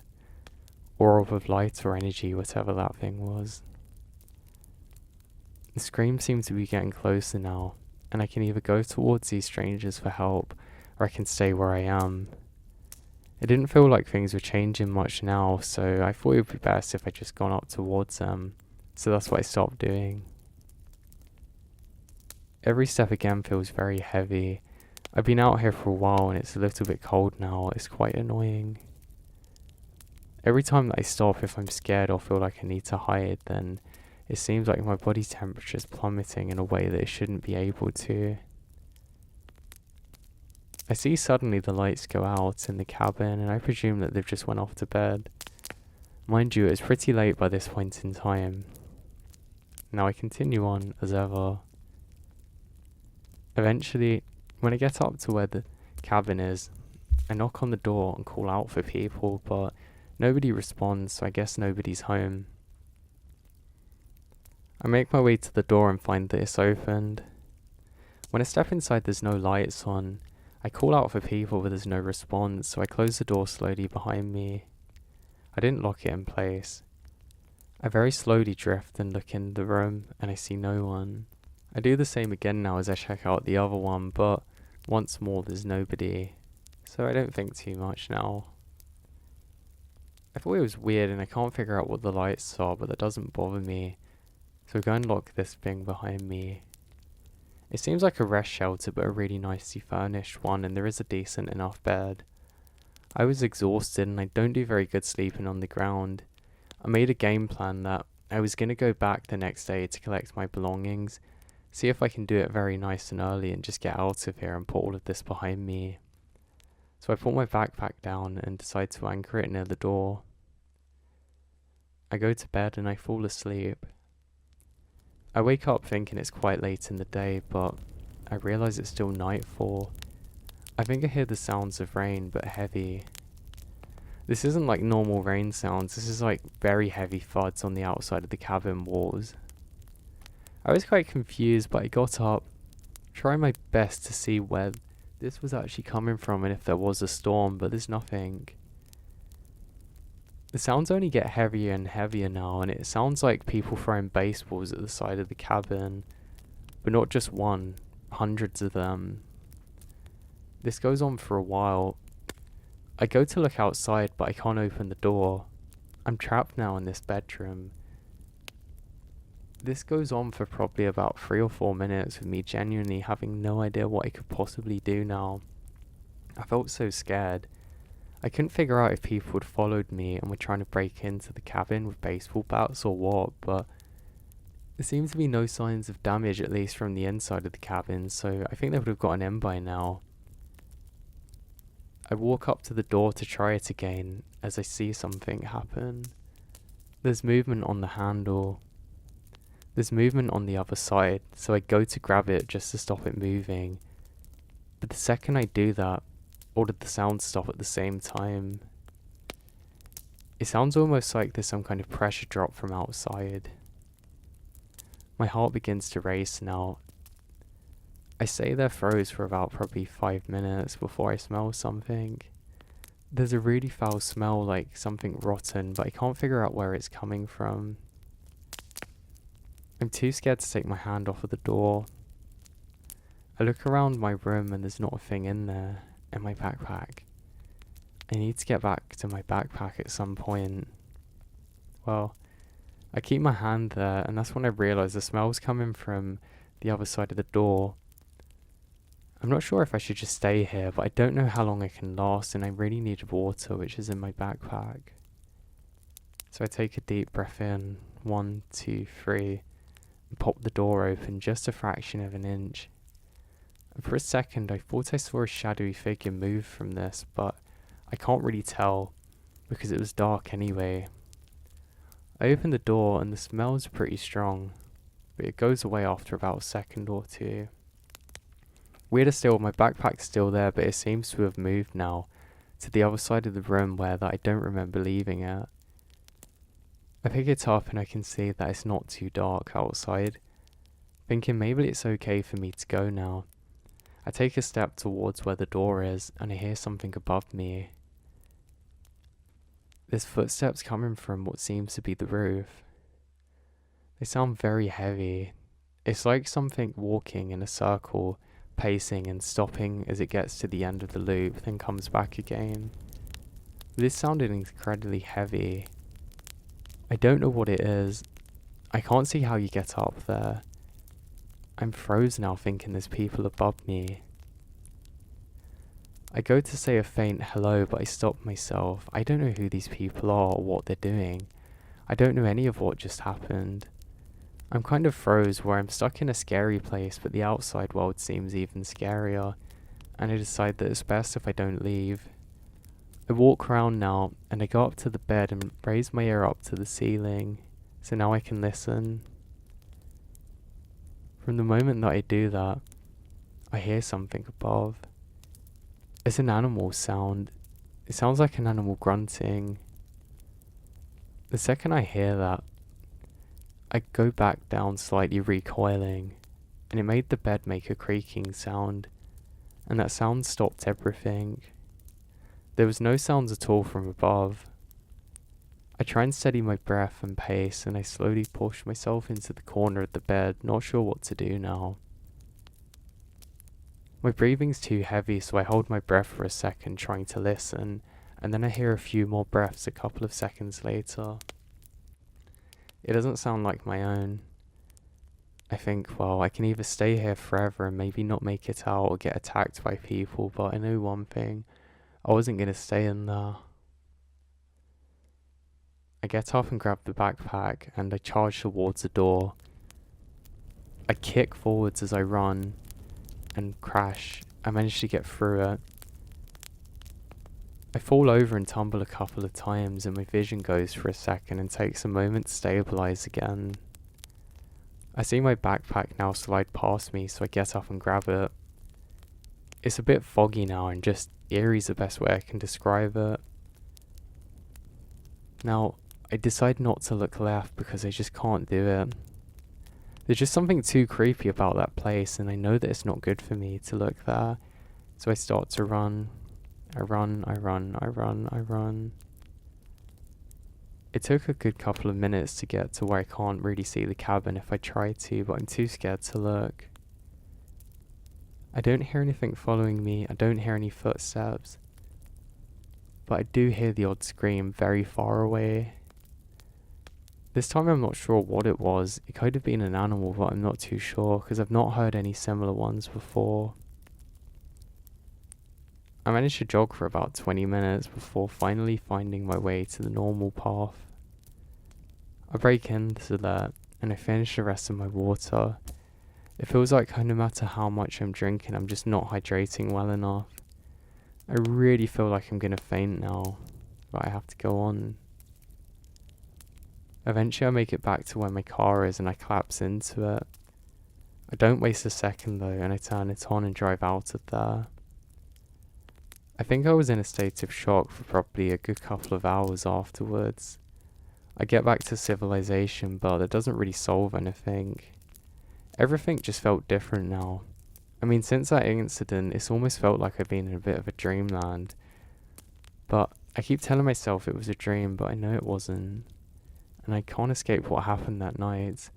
Yes, I've had a few scary things happen in my life, but nothing like that. Nothing so unexplainable. And the thing that I don't like most about all of this is the feeling of something evil being there. I mean, not just a bad thing, it almost felt like there was something evil there. Something that shouldn't have been here and that was very malicious. And I don't like that.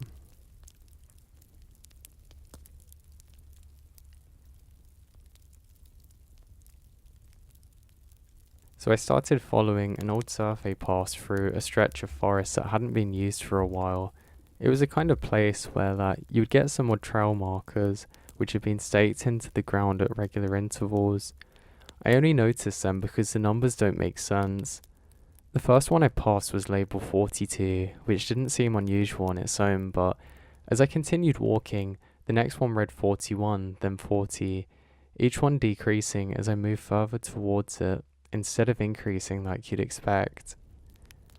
I assumed I was walking the route backwards, which would have explained it, but after about 15 minutes I realised that something didn't add up.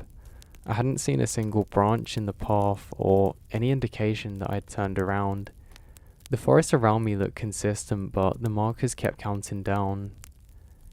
I stopped at one and checked it more closely. The number wasn't old or faded, it looks freshly painted, and I told myself that it's just an unusual system and to keep going, but the feeling of being led somewhere started to settle in. I get to marker 20 and I decided to turn around. Now, as I walked back the way I came, I expected to see the numbers increasing again, but they didn't. They keep decreasing. My chest tightened as I realised I wasn't reacting very well. Even though I changed direction, the forest looked the same. I continued to get to where that they count down to 0, which is weird because I've never seen one marked to 0 before. That's when I see it. There's a group of people standing just off to the edge of the forest.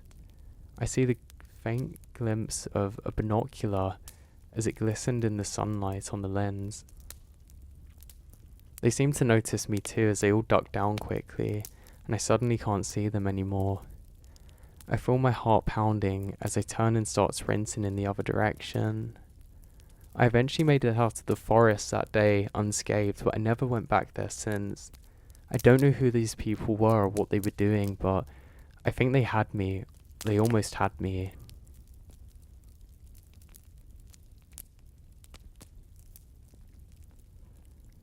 I was walking along a fire break, one of those wide cleared strips of land that cut through forest to prevent wildfires, and it seemed like an easy way to navigate since it ran in a straight line and offered clear visibility in both directions.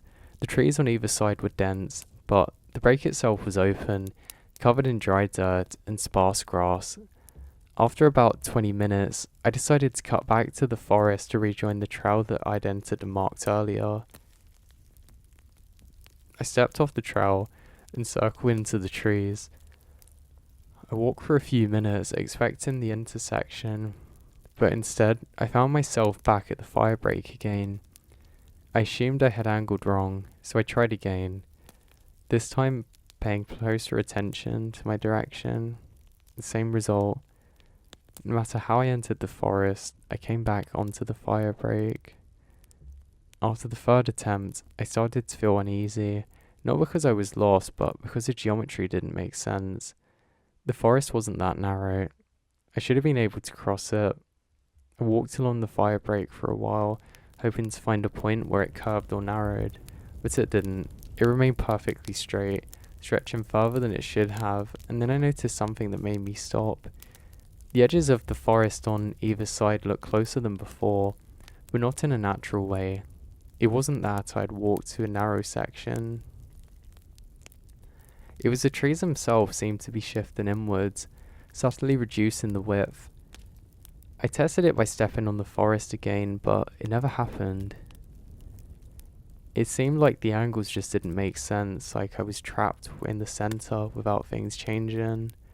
It felt like this for probably over an hour before eventually I see the road again, afar from where I am. I reached it and looked back, and the fire break looked normal, just a standard width clearing. I know what I saw, and then I saw something that I couldn't explain. I see something standing in the center, exactly where I was. It looked just like me. I turn around to see if I'm where I think I am, and suddenly it's gone. That was enough to make me run, and I did until I got back safely. I never went back there again.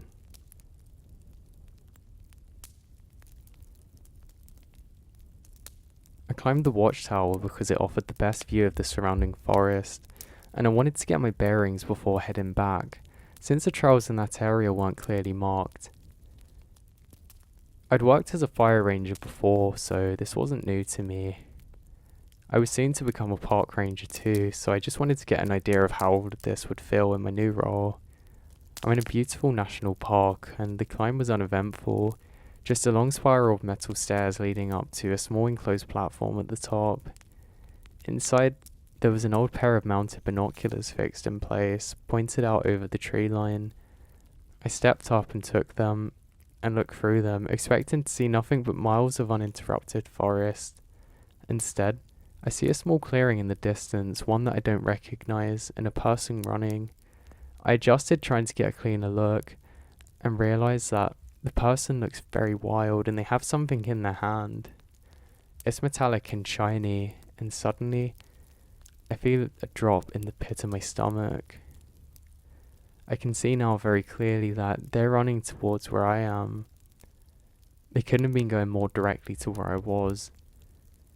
That was all I needed to know. I put down the binoculars and make my way for the stairs. The thing was, they weren't terribly far away, so I knew that they could have caught up with me potentially, and they looked absolutely crazy. I decided that the second I hit the ground, I'm not even going to bother looking back. I know that could be their chance to get me. And as I drop down, I hear something chasing me through the forest. It wasn't close. I don't know if it was them or an animal, but I didn't need to know.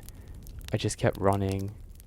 I eventually get back to where my truck was and speed out of there as quick as I want to, and quicker than I want to admit. I never found out who that was or why they were tracking me. I just thank God every day that I was able to find the binoculars and see what was going on before it found me. So I went camping alone in a forest area that was far enough from any marked trail that I knew I wouldn't see anyone else. Everything else felt normal for the first few hours. The usual quiet, the occasional movement in the distance. Nothing that stood out as wrong. I set up my tent just before dark and made sure everything was secure, checking the zippers, the pegs, and all the small details that you rely on when you're alone out there. Sometime after midnight, I woke up suddenly with the instinctive feeling that something was about to go wrong. Even though I couldn't hear anything at the time or see anything, I stayed still and started listening. Until I noticed a faint movement near the entrance of the tent, a subtle pressure against the fabric, like something brushing up against the inside of it. I held my breath, waiting, telling myself it's probably an animal, but then I hear the zipper move specifically, slow and controlled. The exact sound of it being pulled open. I reacted immediately, grabbing it from inside and holding it shut as tightly as I could, my hands shaking. Movement stopped for a moment and then started again, but this time it wasn't coming from outside. I could feel it through the fabric. The zipper looked like it was being pulled from the inside somehow. I was the only one inside. I pressed harder trying to force it closed, but the tension was steady and deliberate, like something else was gripping it from the other side. Then, for a brief moment, the pull-in stopped, and the silence that followed was worse than sound. And then I felt it. A shift in the air inside the tent, like something had moved closer without making a sound. Right next to me. I didn't turn, I didn't move. I just held the zipper and waited until morning, until I finally unzipped the tent from my side. And there's no marks, no damage, or anything to suggest that it was even touched, but the zipper was already halfway open.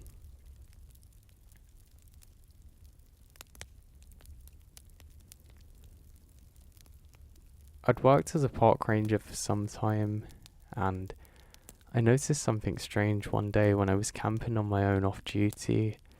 I lit the fire because the darkness in that pattern and patch of forest felt heavier than usual, the kind that seemed to absorb light faster than reflecting it, and I wanted something steady to focus on while I sat there.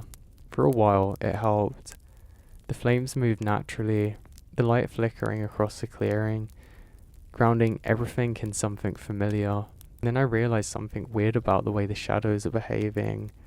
On the opposite side of the fire, there was a shape being cast that didn't match anything I placed, and it looked like a person was sitting across from me. I tell myself that it was just the arrangement of the branches or uneven ground creating a pattern, but the longer I watched it, the more defined it became. The outline was too precise, shoulders, head, slightly forward and lean, like somebody resting their elbows on their knees. I shifted my position slightly, expecting the shadow to change, with the angle of the firelight, but it didn't. It stayed exactly where it was. The fire flickered, the light moved, but the shape remained consistent, as if there wasn't a shadow at all. My chest tightened as I leaned slightly to the side, trying to improve myself and my vision, trying to see if there was anything there physically that I missed, but there wasn't. The space was empty, but the shadow remained, and then it moved. Not in response to the fire, not shifting or distorting, but changing position slightly, like somebody somehow adjusting where they were sitting. I completely froze. The fire crackled so softly.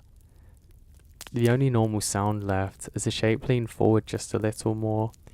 I couldn't see anything in the space itself, but the shadow was clear. Something was there. I stood up slowly, stepping away from the fire, and as I did, the shadow stood up too, perfectly in sync, and that was enough. I felt everything behind, and everything in front of me was wrong, so I get up and walk straight out of sight of the clearing without looking back. I was so worried that I didn't even bother getting my gear. I didn't go back for anything, but sometimes when I sit in low light, I get paranoid that I'm going to see the shadow again.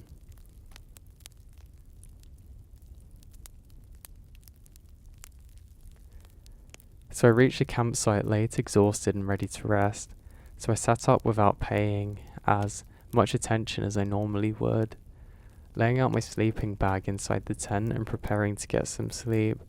The temperature dropped significantly as the air felt cold enough that I expected it to be. When I rolled my sleeping bag and placed my hand inside, I noticed immediately it was warm. Not slightly insulated, but actively warm, like it had been occupied moments before. I pulled my hand back instinctively, my mind trying to find a reasonable explanation to this. Maybe trapped heat from earlier, maybe the material holding warmth from when I packed it. But none of it made sense. It was too warm. Body temperature warm. I sat there for a moment staring at it, debating whether I was overthinking, until I decided to check more carefully. I pressed my hand deeper inside, moving along the length of the bag, and the warmth, I find that that's consistent, not fading, not uneven. It felt like somebody had been laying in there recently. I checked the rest of the tent. Nothing was out of place. Everything was exactly how I set it up. I stepped outside for a minute, scanning the tree area, but there was no one there, no movement or sound. When I came back in, the sleeping bag is still warm. I didn't want to use it, but I didn't have another option. Eventually exhaustion won, and I laid down inside it, telling myself that it would cool quickly. It didn't. The warmth stayed consistent, like it was being maintained. At some point during the night, I woke up suddenly, and not from the sound of things, but a sensation. The sleeping bag had shifted slightly. Not from me moving, but from something adjusting inside it. The entirety of the body went rigid again, as I feel movement near my legs. Then higher and slowly and deliberately, like something was repositioning itself in the same space as me. I didn't move, but I stayed completely still until the next morning, until I started to feel safe again, and when I finally got out, the sleeping bag was cold again and completely normal. But when I packed it away, I noticed something I hadn't seen before. The inside of the fabric had impressions on it, not from one body, but from two.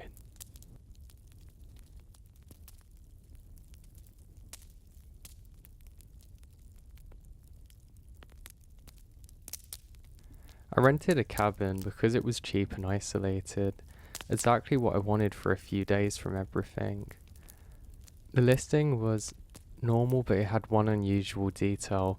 A single written rule in bold at the bottom of the description saying, "Don't go outside after 1:15 a.m. I assumed it was just the owner being eccentric or trying to add character to the place, and when I arrived, everything seems normal enough. A small wooden cabin surrounded by dense forestry with no other buildings in sight. The first day passes quietly and the night came. I'd almost forgotten about the rule. Around 1 a.m., I was still awake, sitting by the window when I noticed something moving between the trees. At first I thought it was just the wind or shadows, but when I realized the movement was too deliberate, too slow and consistent, I got a bit worried. I checked the time and it was 1:14 a.m. Now I don't know why, but I just kept on waiting and watching. At exactly 1:15, whatever was out there stops moving. It goes completely still. I lean closer to the window, trying to see this more clearly and what's happening, and that's when it steps forwards, just enough to make out some of its shape. It looked human, but something about the proportions were wrong. Too small and too thin, like it had been stretched slightly.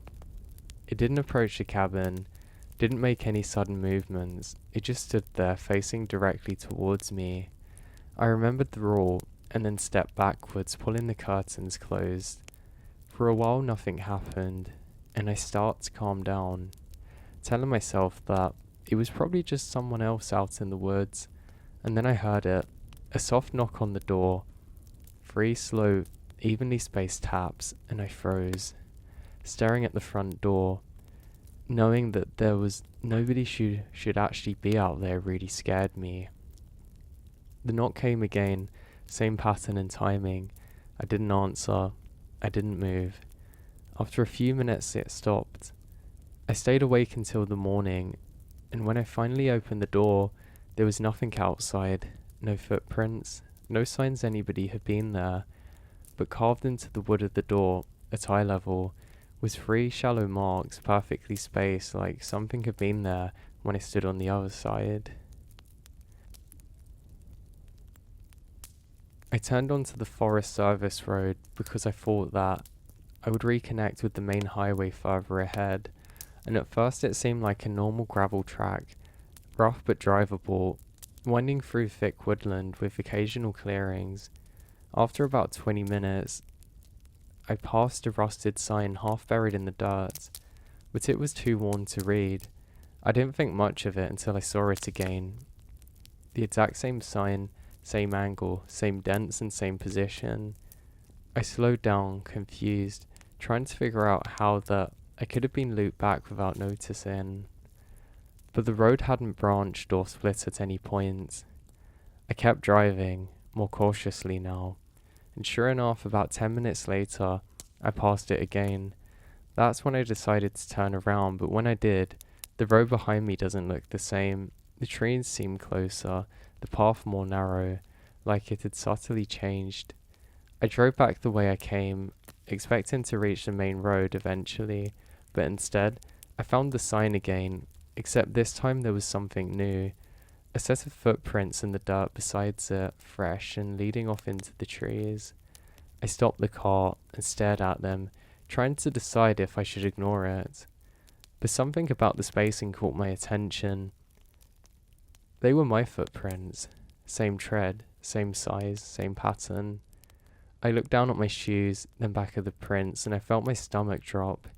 They led away from the road, deeper into the forest, so I get back into the car immediately and drove faster, no longer caring about when the road went or where I was. Eventually, I broke out onto a paved road that I recognized, and I didn't stop driving until I reached a populated area. Later I checked my dashcam footage, trying to piece together what happened, but the part where I passed the sign the 3rd time was missing. The recording skipped forward several minutes, and when it resumes, my car was in stationary facing the trees, exactly where the footprints had started.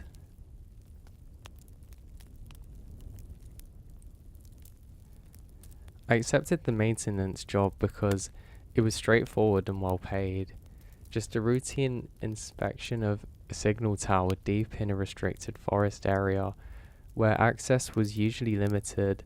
I was given coordinates, a key card for the outer gate, and instructions to complete the check before nightfall, but delays meant that I didn't reach there until the night.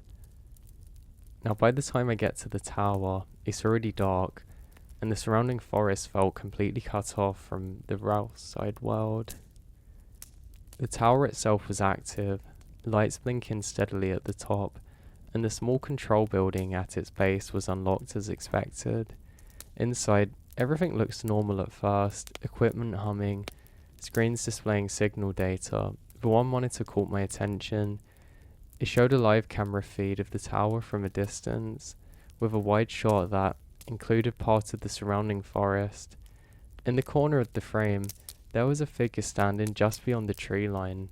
I assumed it was another technician or maybe security, but I hadn't passed anyone on the way in.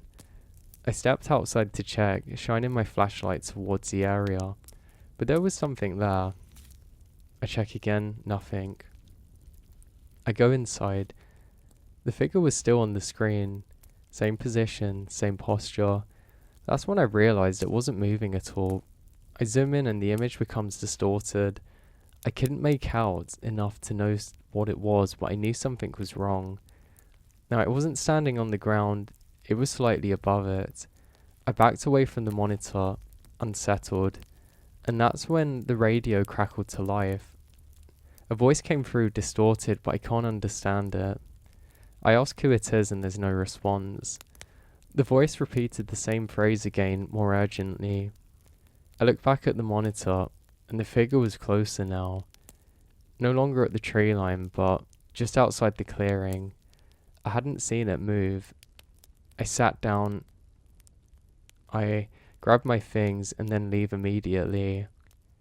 Ignoring the rest of the inspection, as I drove away, I glanced once more at my mirror and saw the tower in the distance, and just at the edge of the light, something standing beside it, facing in my direction. When I submitted my report, the company told me no other personnel had been scheduled in the area, and the camera feed I described doesn't exist in the system anymore.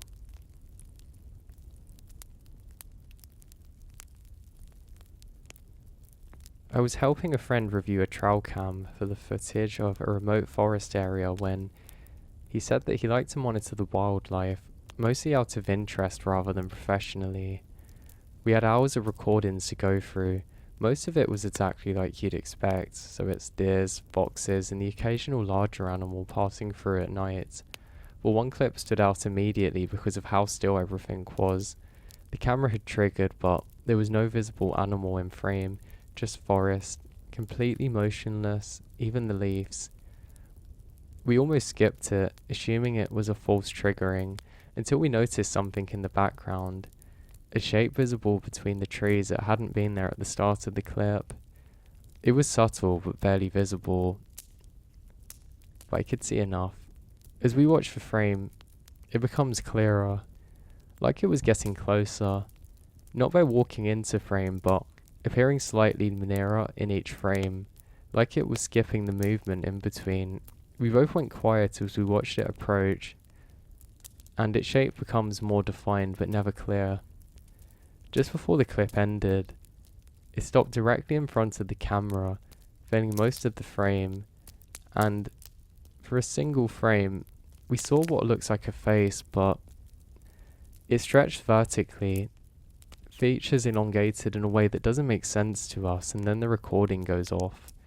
We checked the timestamp and location, but my friend went pale because he recognized exactly where the camera was placed. It was along a trail that we walked together a week earlier.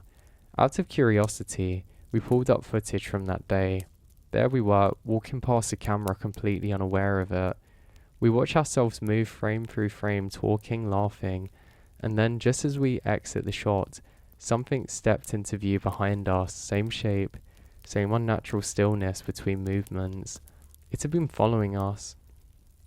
The clip ended before it reaches the camera, and neither of us said anything for a long time. We went back the next day to retrieve the camera, but when we reached the location, it was gone, and there were no signs that it had ever been mounted to the camera.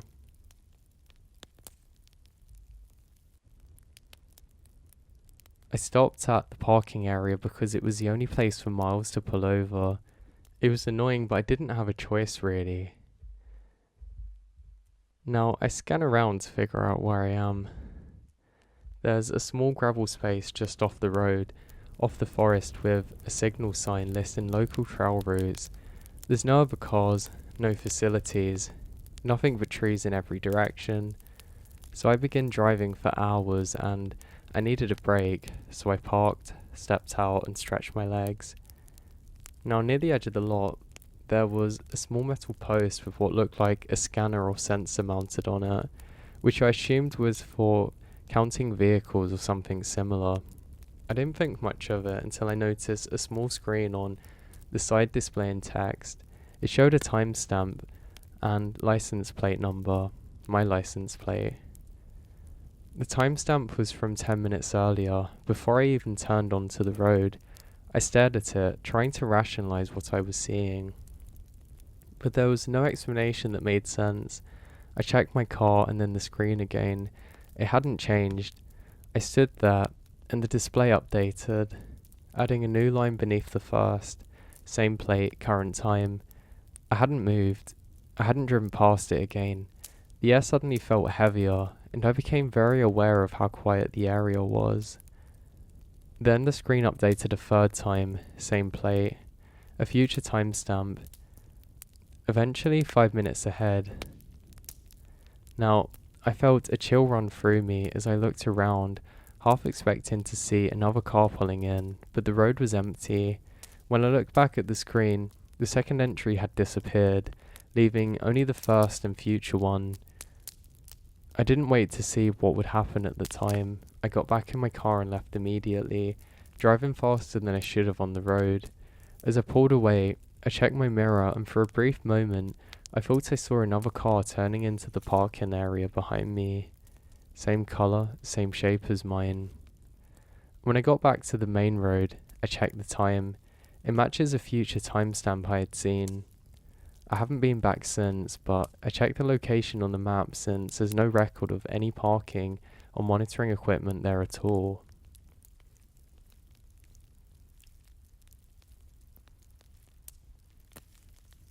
I booked the campsite online a few days in advance, choosing a remote forest location specifically because it had limited capacity and was supposed to be quiet.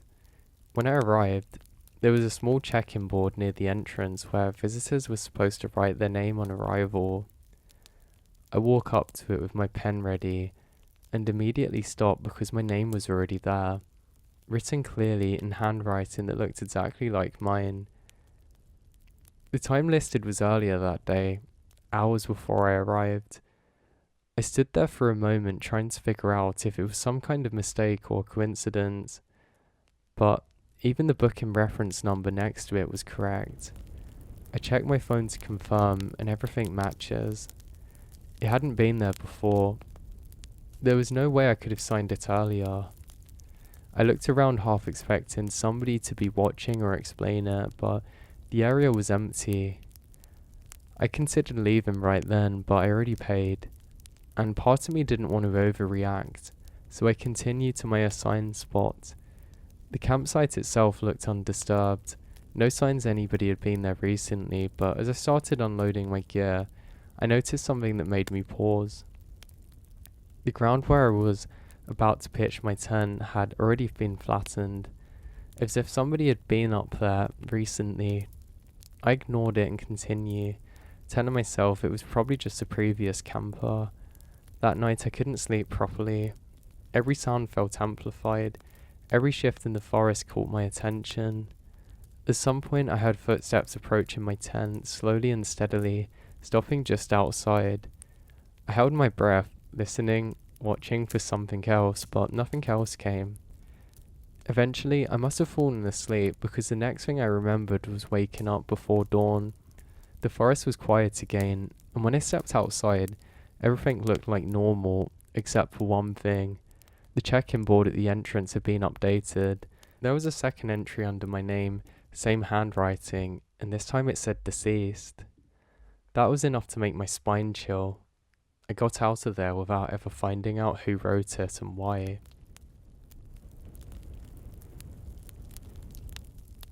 I wasn't meant to be out that late, but I understood the trail and the lost daylight faster than expected.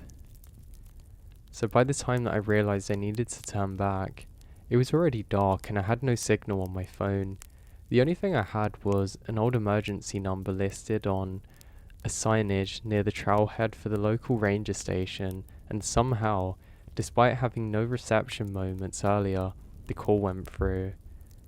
The man who answered sounded calm, almost too much so, and immediately asked for my location before I could explain.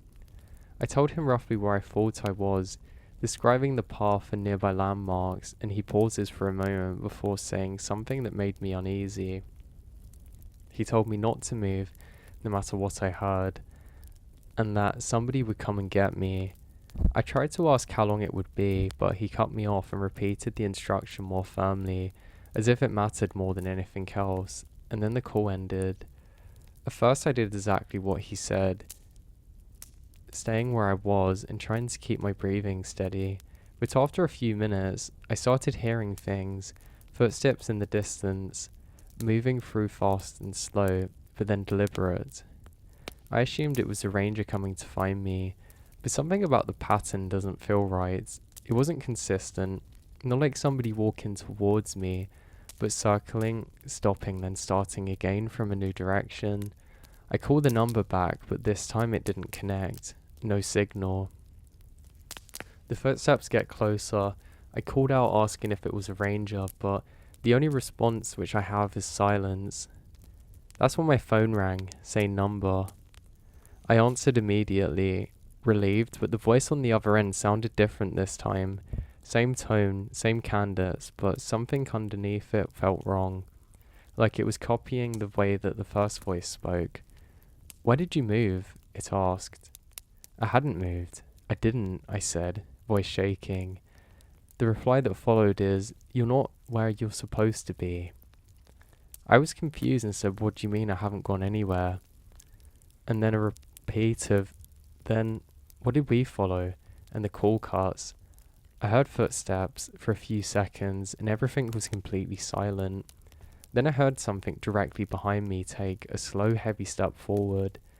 I turned instinctively, and for a split second, I saw a shape behind a tree. It was torn wrong, like it had too many joints. Its outline shifted slightly as if it wasn't holding a form properly, and I ran. I didn't care about direction, didn't care about the trail. I just ran until I hit the road and flagged down the first car I saw. When I report it later, the actual ranger station confirmed that they didn't receive any calls from my number that night and that the emergency line I dialed had been disconnected years ago. They also told me something else that I hadn't forgotten about. They said if they ever heard somebody calling for me in that part of the forest, especially at night, that I should not answer it under any circumstances. Apparently people who went missing were reporting that exact same thing happening before they vanished without a trace.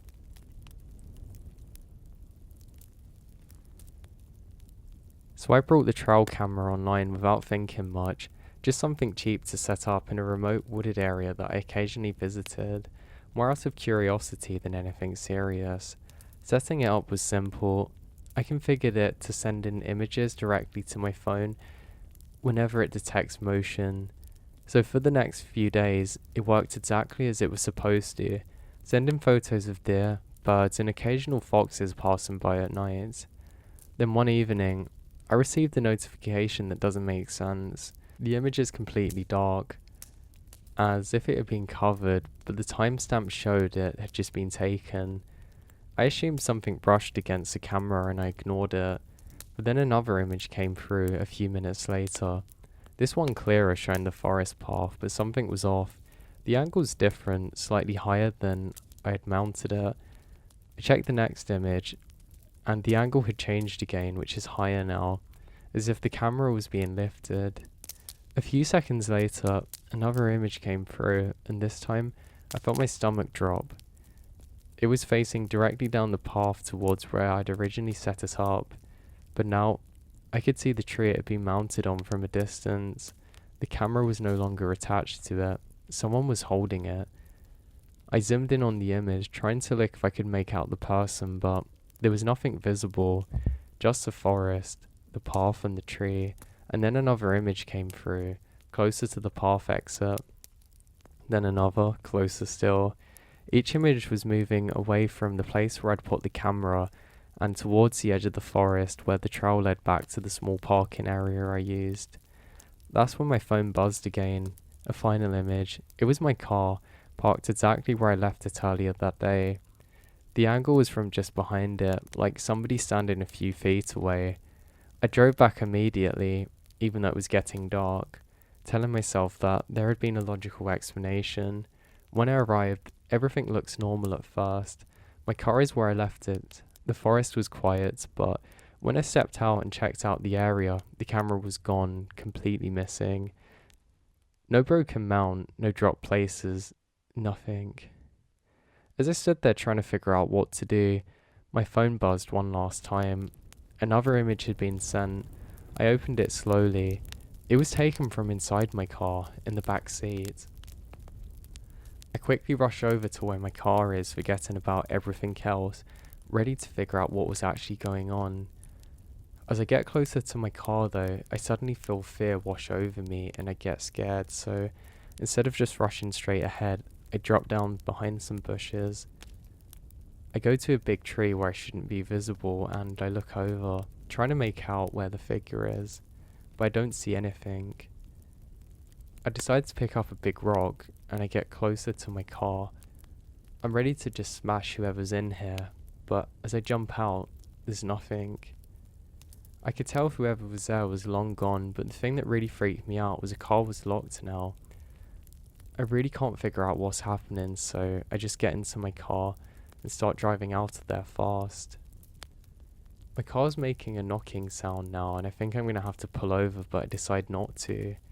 I get all the way back home and make a report to the police of what's been happening. The police get over to where the forest is and where I've reported all of the activity, which made me feel a lot better. They ask me if I can come back the next day and show them exactly where I mean, and I happily oblige. So I do just that.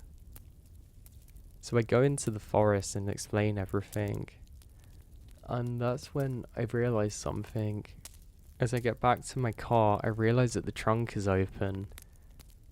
So that means that the sound I was hearing was very likely somebody in there hiding.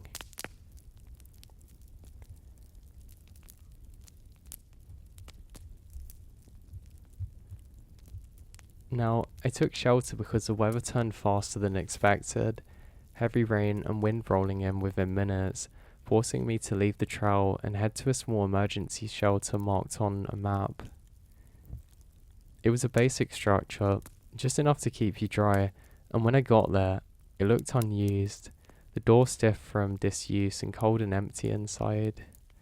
There was a logbook on the small shelf near the entrance, the kind that hikers leave notes in of the records of the stay, and while I waited for the storm to pass, I decided that I'm going to flip through it, just out of boredom really more than anything else.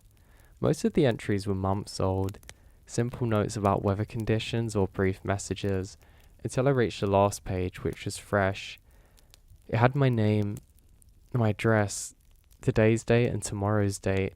I stared at it trying to convince myself it was a coincidence, but the handwriting looked very similar to mine, but not identical though, but it made me feel uncomfortable. The entry itself was short, stayed overnight, heard something outside, went to open the door, bad idea, the end. I close the book immediately with my heart racing. I look around the shelter again as though I've missed something obvious, but there was no one else there, no signs anybody had been there recently. The storm outside intensified. Rain hitting the roof loudly, wind pushing back against the walls. Then through the noise I heard it, a knock. 3 slow taps against the door and I froze, staring at it. Another 3 taps followed, spacing, rhythm exactly the same. I remembered the logbook entry. Don't open the door, bad idea. So I decide not to. I stay in until the morning and I look outside. Now, the weather had actually turned and it had snowed, so this actually gave me a better sign. My heart was going very quickly now as I can see something torn outside, but I can't make out what it is. And that's when I see some marks leading up to the cabin. These look like animal marks, but they look like an animal walking on its 2 back legs, and they look hoof-shaped. I try and figure out where they go, and I can see them continuing off further from where the cabin was, going deeper into the woods. I then step back trying to figure out just where they go, and they seem to go for miles. And that's when I look to the roof and see the most horrifying part. The footsteps still continue on the roofs, and then continues off, like whatever this was had somehow walked over the roof itself and just kept going for miles and miles. I don't know what it was, but it scared me enough that I left that area and never went back there again. I wasn't planning to get involved in anything serious that day. I'd just gone out for a solo walk along a remote woodland trail that runs a few miles outside of a small village, the kind of place where you might pass one or two people at most. About halfway through, I come across a laminated notice pointing to a tree at a trail junction. I had a photo there of a man in his late 30s and the words "missing, last seen in the area 3 days ago." There was a number to call if anyone had information. I remembered stopping and looking at the photo for longer than I expected. Something about his face stuck with me, not because it was what I recognized, but it felt like I should have. Almost like I decided to take a picture of it on my phone because I thought, well, you know what, if somebody's out there and they really need help, then who am I just to leave them? So I start walking now on my trek. It's starting to get dark, but not terribly so. And that's when I first hear it, a faint hello somewhere far off from where I am. I say hello back. It was weak, but definitely human. I stopped immediately, listening carefully. It came back again, slightly louder this time, but far enough away that I can't tell where they are. "Can anyone hear me?" I hear. I think it's a missing person. The timing, the location, it made sense in a way that overrode everything else. I called out in response, telling them to stay where they are, and that I could hear them, and there was no reply immediately after. Instead, the forest went quiet again, like the sound had been cut off. So I pulled out my phone and called the phone number. To my surprise, I don't get an answer. Now, I can't get any signal at all, and that's when things get a little bit strange for me. I finally think I can see a person, but they just don't look right. I call out and I can see somebody wearing a top hat and a suit jacket. I say hello and stop as they slowly turn towards me. They stare at me with a horrifying toothy smile and eyes which are just too white, and they look incredibly grey and pale. They look like they've just been dropped in there from the 1920s or 30s. The smile was so terrifying that I drop my phone and I run. I don't know how long it took for me to get back to the main part of the path, but it scared me so badly. One of the rescuers actually encountered me and for a second thought I was a missing person. I describe what happened and they say, "Alright, let's help you get your phone back." So they go with me to roughly where I thought I'd seen the person, and my phone was there, but the person was gone. Now what scared me most is actually what happened a few months later. I found out that they found the person alive and well, but he wasn't wearing dated 1920s clothes. He was wearing normal hiker clothes and a normal hiker outfit, and he was alive. So my question is, who did I see that day?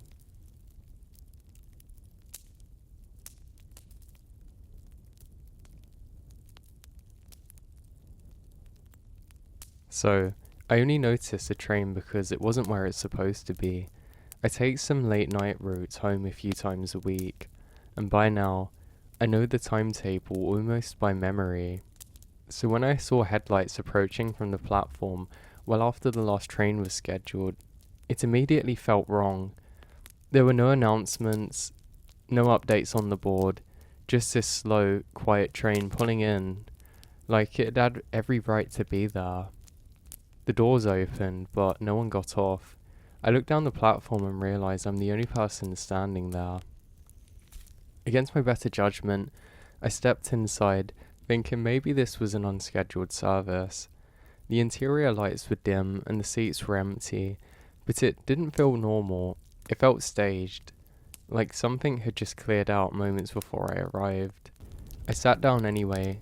The doors closed almost immediately, faster than usual, as if the train was waiting specifically for me. As we started moving, I checked the route display above the door, but instead of station names, it just showed a single word saying continue. I tried to ignore it until we passed the first station without slowing down, then the next, and the next.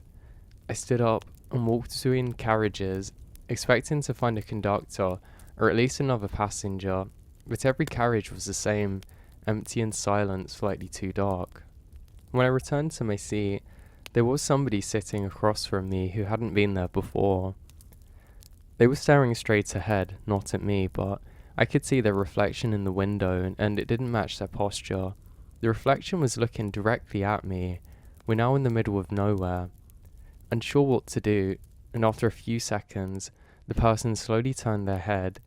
The face looks normal, but something about the eyes was off, like they weren't focusing on the right thing. "You missed your stop," they said quietly.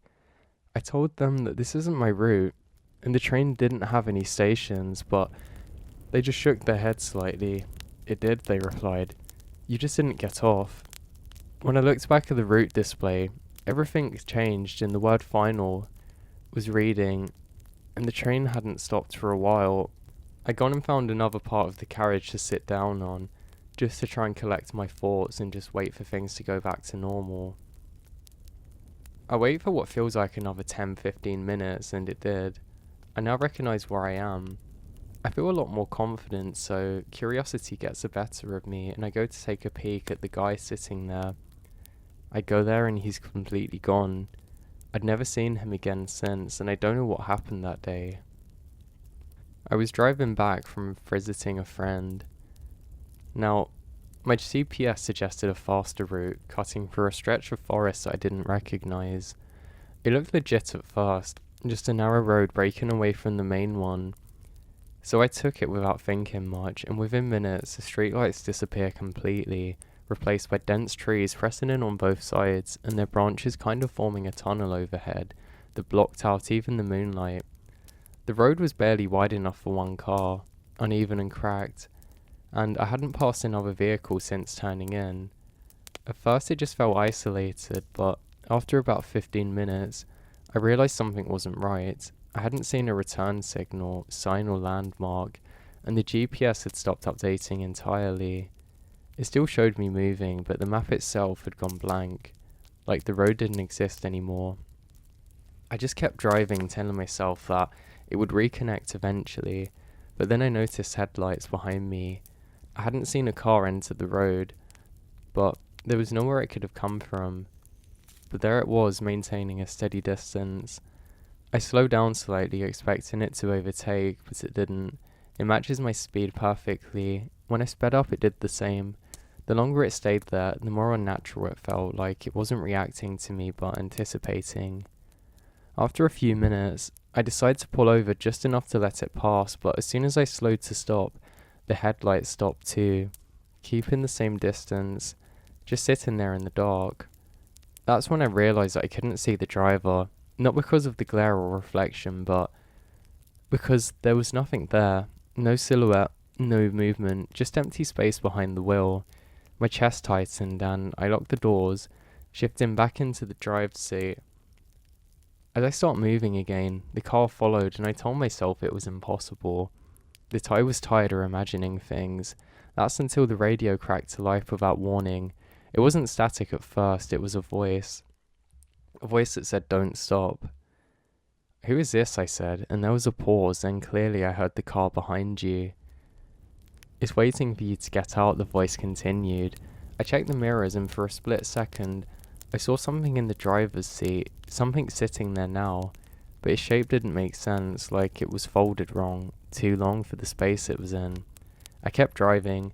The road ahead suddenly split into two without warning, two identical paths disappearing into the trees. My GPS was useless, it's just a blank screen. I hesitate for a second too long. The headlights behind me surged forward. I panicked and took the left path, accelerating hard. The car followed instantly, closer now, too close. I could see inside this time, and whatever was sitting there was wearing my face, but stretched, pulled like it didn't fit properly. I didn't know what to think now. I panic and just drive as fast as I possibly can forward. I'd done this for some time now. I look back and I can't see anything now. The GPS comes back to life and I know exactly where I am, and I feel much more safe and confident. I'm very scared and pull over to the side of the road to make a report to the police. The thing is, when the police get my report, they think that I'm lying and making things up. I drove past the forest gate, but it was already open. Nothing about it suggested I wasn't allowed to enter, but there's just a gravel road leading into a dense woodland that looked like it was occasionally used by maintenance vehicles. I'd been looking for somewhere quiet to clear my head, and it seemed perfect, still remote but accessible. About 10 minutes of driving in, and the road narrowed and the trees grew thick, cutting out most of the lights, but I kept going until I found a small clearing where I could turn around. When I stepped out of the car, the silence was immediate and heavy, the kind that makes you think that you're aware of everything around you, and I guess I was. I remembered thinking how strange it was that there were no sounds of wildlife at all.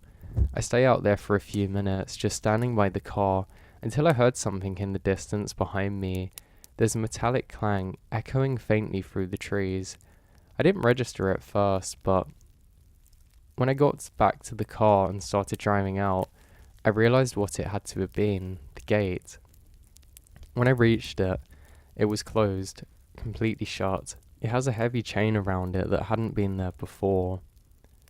So I reached it. Now, I'm very confused, trying to make sense of how it could have been closed so quickly, but there was no sign of anyone nearby, no vehicle or footsteps, nothing. As I stood there, I noticed something scratched into the metal at the gate, faint but readable. "Do not leave it open." My chest tightened as I looked back down and the road where I've just came from, and for a moment, I was convinced that I saw someone standing there or something at the far end, just at the edge of the trees watching. I didn't stay to confirm. I climbed back into the car and forced the gate open, damming the front bumper in the process. I drove out without looking back. When I reported it later, the Forest Service told me that the gate is always locked and it hasn't been open to the public in years. And when they checked it the next day, there was no damage, no chain, and no sign it's ever been closed at all.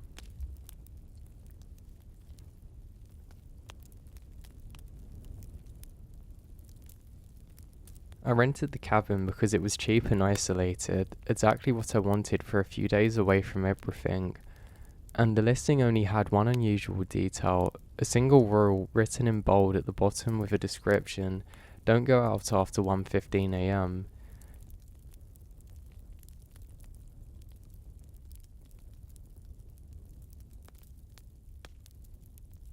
I wasn't supposed to be on the road past midnight, but the GPS insisted it was faster, and I didn't question it at all until I realized I hadn't passed another car in over an hour. The road stretched endlessly through dense forest, the kind that blocks out even moonlight, and every mile marker I go past felt identical, until I noticed something that made my stomach drop. Mile 62 kept appearing over and over again. I drove past it once, then 10 minutes later, and there it was again. Same dent in the metal, same faded numbers. I ignored it until I saw somebody standing besides it the third time. A tall figure, facing away from the road, completely still. I slowed down, thinking that they might need help, but as I passed, I noticed their head slowly turning, far too slowly, like it wasn't meant to move that way, until their face pointed directly at my window, revealing my own face staring back at me with a hollow expression. I sped up, heart pounding, but the road refuses to change. The same trees, the same turns, the same mile marker appearing again. Except now there were more figures each time I passed. 2, then 4, then dozens of them, each one wearing my face, each one turning to watch me as I drove by. Eventually, I slammed the brakes and stepped out in panic, only to realize the forest was silent, unnaturally so. All the figures were now gone. Then I heard movement behind me and turned to see my car idling, except somebody who looked like me was sitting in the driver's seat staring forward. The version of me slowly smiled and locked the doors, and the car drove off without me. I turned back towards the forest and saw others emerging, stepping out from behind the trees, all wearing my face, all slowly turning towards me as if I'd finally taken my place amongst them. I start to run now, not having an idea what's happening, and I ran for a long time until eventually the moon disappears and the sun comes up. I still don't look behind myself and I end up becoming exhausted when I eventually make it to a gas station. I go in there and say what's happened and report everything to the police on my lost car. The police don't say anything and just take an account of it and then go on their way, and someone else at the gas station offered me a lift to get back home.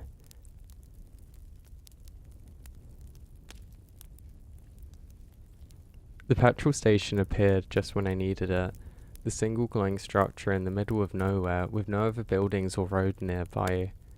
That should have been my first warning. The pumps worked, the lights buzzed softly overhead. The shop door was open, but there was no one inside. I called out thinking the clock might be in the back, but the only response was the faint hum of a refrigerator and a radio playing static behind the counter. As I stepped further in, I noticed something strange about the shelves. Every product was slightly outdated, like it had been sitting there untouched for years, and the expiration dates confirmed it. That's when the radio crackled in a voice, which was calm, saying, "You shouldn't be there." I froze, scanning the room but saw no one. The voice continued, now more urgent, telling me to leave before closing time. Even though I hadn't seen any sign of owls posted anywhere, I hurried outside and reached my car. I then realized that the lights are flickering and suddenly shut off, plunging everywhere into darkness. Then slowly the lights come back on, but something had changed. The pumps were rusted, the window was shattered, the building looks abandoned like it had been decaying for decades. I turned back towards the shop window and saw figures standing inside now, unmoving, silhouettes pressed against glass, their faces barely visible but unmistakably wrong. One of them steps forward and raised a hand, tapping softly on the inside of the window, and I realized with horror that they weren't trying to get out, they were trying to get my attention.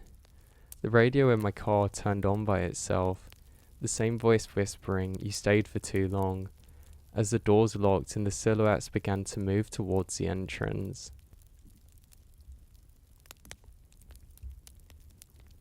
I found the field while trying to cut across the countryside after missing a turn, and at first it seems harmless. Just a wide open stretch of land surrounded by hills, with tall grass that should have been swaying in the breeze, but there's no wind, not even the slightest movement. The grass stood perfectly still, like it was frozen in time. As I walked further in, I realized the silence was unnatural. No insects, no birds, nothing. I told myself it was just isolated, empty, until I noticed paths forming from the grass around me, as if something invisible was going through it. The grass patterned in long deliberate lines, circling me slowly. I'm also hearing some faint footsteps besides me, but I see nothing.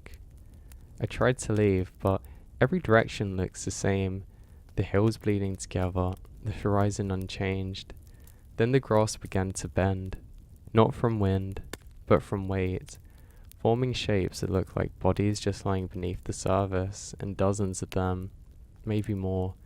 Their outlines shifted as if that they were turning to face me, and I realized the paths weren't random, they're closing in, and I start to run.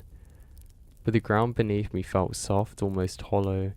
With each step it felt weirdly different, like I was walking over something buried inches below. Then a hand broke through the surface ahead of me, followed by another, which is pin and foul, grasping a tear. The grass around me erupted as more hands emerged, clawing their way upwards. I managed to get out of there, but I still have no idea what happened.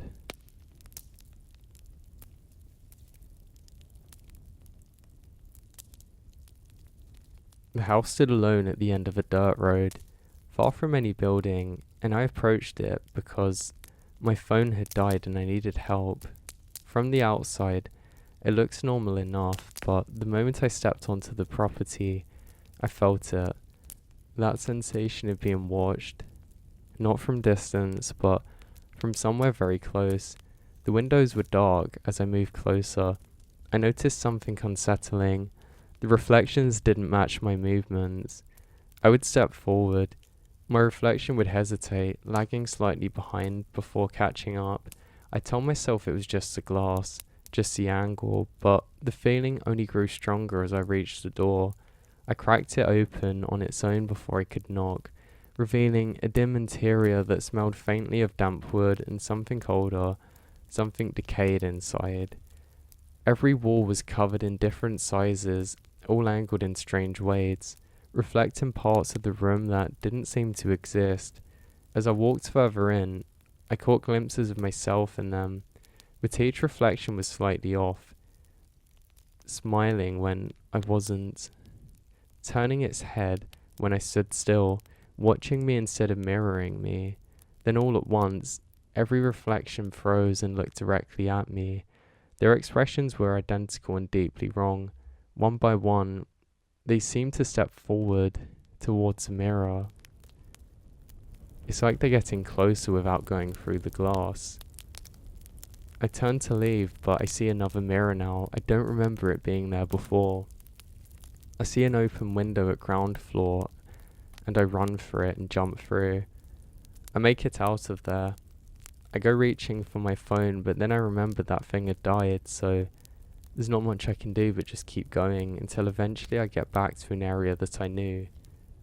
I have no idea what that house was to this day, and I never went back there again.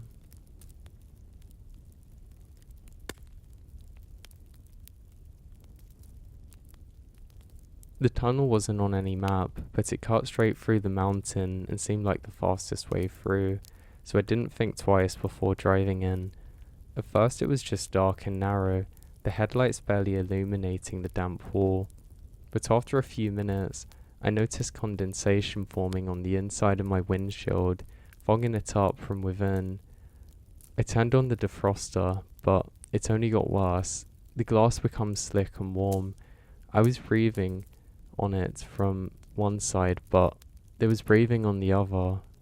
Then I heard it, a deep rhythmic sound echoing through the tunnel, slow and steady, like breathing. The walls seemed to pulse slightly, expanding and contrasting almost unpredictably. The air grew thick and humid, making it harder to breathe. I press the accelerator, but the tunnel doesn't seem to end. It just stretches on, the exit never appearing, the sound growing louder with each passing second.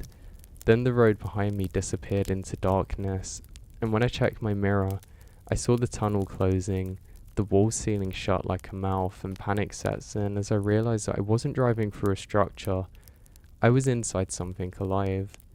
The breathing grew faster, matching my own, the walls beginning to close in, narrowing the space until the car barely fits in. The radio crackles to life. I hear a voice whisper and stay still for a moment. I understood why. The more I moved, the tighter the tunnel seemed, but suddenly, it goes back to normal. I eventually make it back out of the tunnel again. I still can't really account for what happened. I pulled into the lay-by because I was too tired to keep driving. The kind of tired where your vision starts slipping and the road doesn't feel real anymore.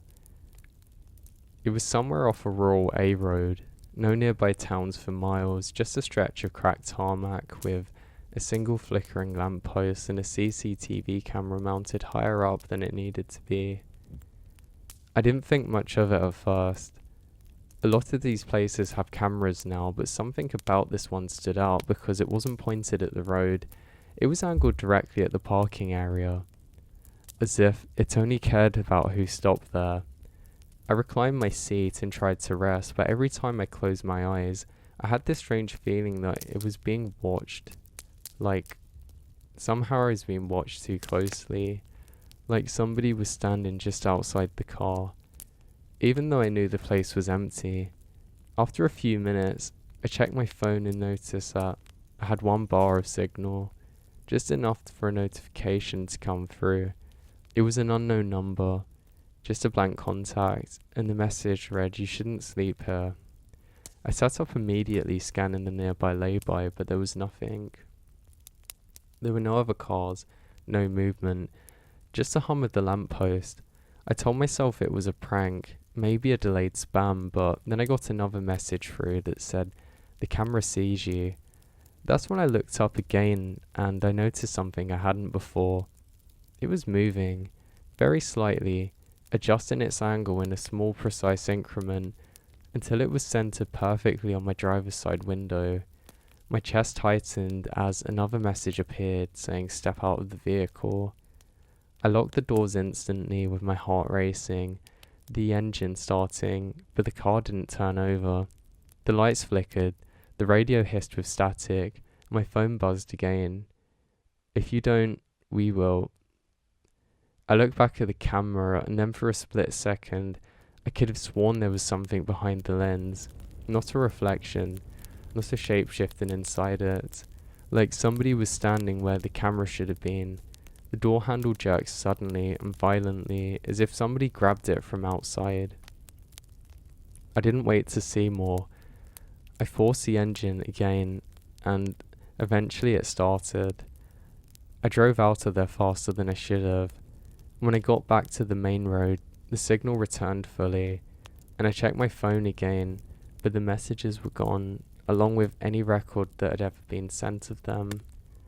I reported it the next day, gave the exact location, but the authorities checked. They told me there was no lay-by on that road, no camera had ever been installed there either.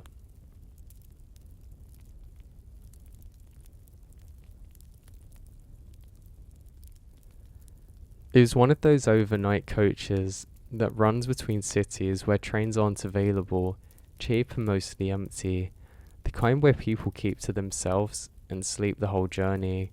I boarded late, and there's only a handful of passengers scattered throughout, all quiet, all facing forwards. The driver didn't say anything beyond scanning my tickets, and I took a seat in the middle, trying to get comfortable. At first, everything felt normal, just a low hum of the engine and the occasional shift of somebody in their seat, but after an hour or so, I noticed something strange about the stops. The coach wouldn't pull over normally, with passengers getting off, because there were no stations, no lights, and just empty roadside. The driver never announced anything, and none of the passengers reacted. Eventually, curiosity gets the better of me, and I leaned forward to look more closely during one of the stops, just seeing woods around. Then I saw a figure outside, standing in the dark, just beyond the reach of the headlights. They didn't move, they didn't wave and didn't approach. They just stood there, as if they were waiting for something that never happened. The doors closed again and we drove on. I tried to ignore it, but the passing continued. Each time we stopped, there were more of them. By the fourth or fifth stop, they were closer. Close enough that I could see their faces, or at least where their faces should have been, because their features were wrong, blurred like a photograph that had just been smeared. I turned to look at the other passengers, hoping for some reaction, but that's when I realized that none of them had moved since I boarded. Not one, not even slightly. I stood up, my pulse rising, and walked down the aisle, trying to get a better look. That's when I saw it. Every single passenger had the same face, not identical in a normal way, but copied like the same person had been recreated over and over again, each one sitting in a slightly different posture, but fundamentally the same.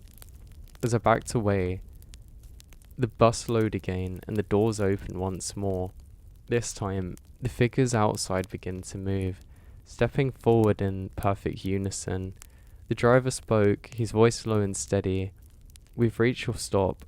I told him that's not my destination, but he didn't respond. He just repeated it again. Now, I say the same thing again, but no response, and I looked towards the aisle. All of the passengers had turned their heads at the same time, all of them staring directly at me with the same copied face. I couldn't get off. I didn't. but the bus hadn't stopped moving since then, and every time it slows, I saw more figures outside. Eventually, it does come to an area that I know, and it's my stop. Everything seems to be normal now, and I get off. I watch the bus fade away, not knowing what to think of it.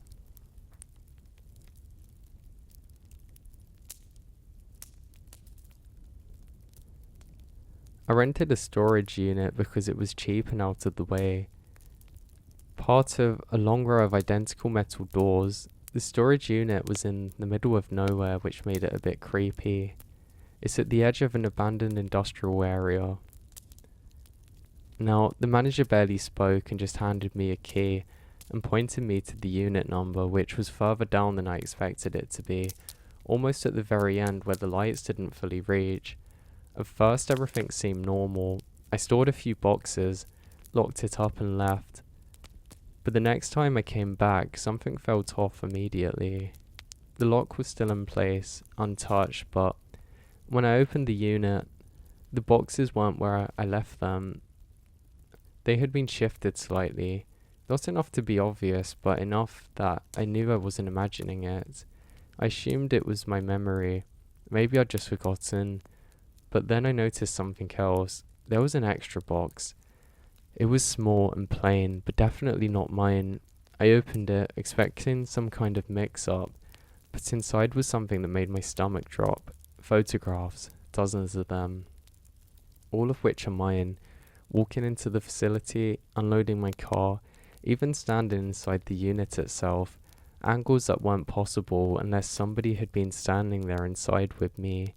I reported it to the manager, but he insisted nobody else had access, and there were no cameras covering that section.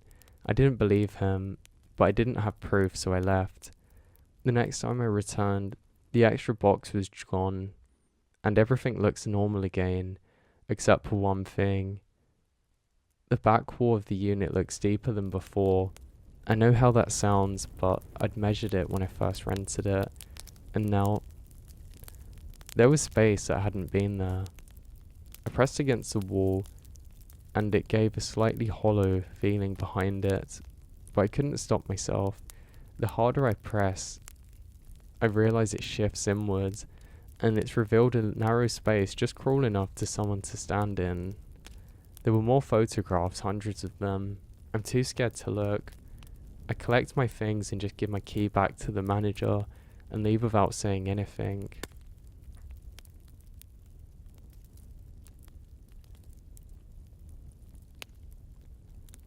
The email seemed legitimate enough. A small tech company looking for a remote infrastructure of support, offering a high starting salary for an entry role. The only strange part was the interview location, which was listed at an address far from a major town. I assumed it was just a private office or converted property. When I arrived, it was just a house which is completely isolated, surrounded by fields with no other buildings in sight. There were no signs, no company name, nothing to suggest it was a workplace. I almost left, but the door opened before I could knock. A man greeted me, as if he'd been expecting me to come down that exact second. Inside the house, it's spotless but strangely empty. There were no personal items, no decorations, just a table with 2 chairs and a laptop already open. The interview started normally, basic questions, experience and skills, but then it shifted. He begins asking things that don't make sense about how I handled isolation, whether I was comfortable staying in one place for an extended period, how long I could go without contacting anyone. I tried to steer it back to the job, but he didn't follow, just continued with the same line of questioning. Then he turns the laptop back towards me, and the screen was a live video and feed of the room that I was sitting in, except the angle was wrong.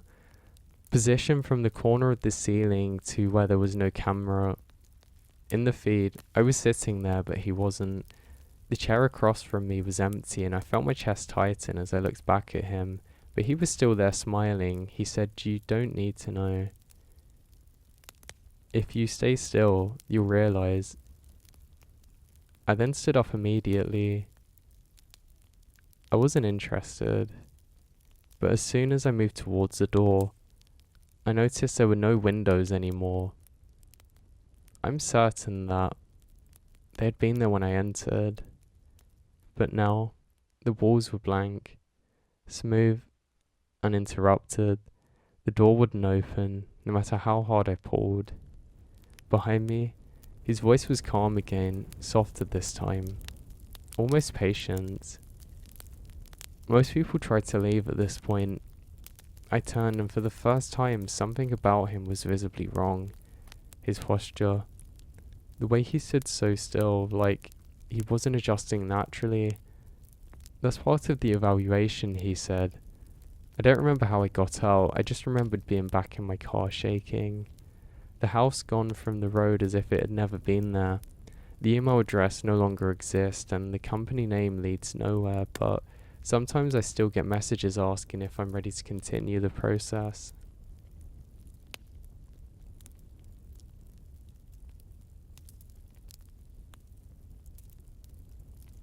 It had been raining all day, the kind of steady rain that floods the roads and makes everything feel slower and more distant than it is. I knew the underpass floods sometimes, but I'd driven through it before without issue, so I didn't think twice when I saw a bit of standing water. It looked shallow but manageable. I eased the cars forward. Halfway through, it spluttered and died.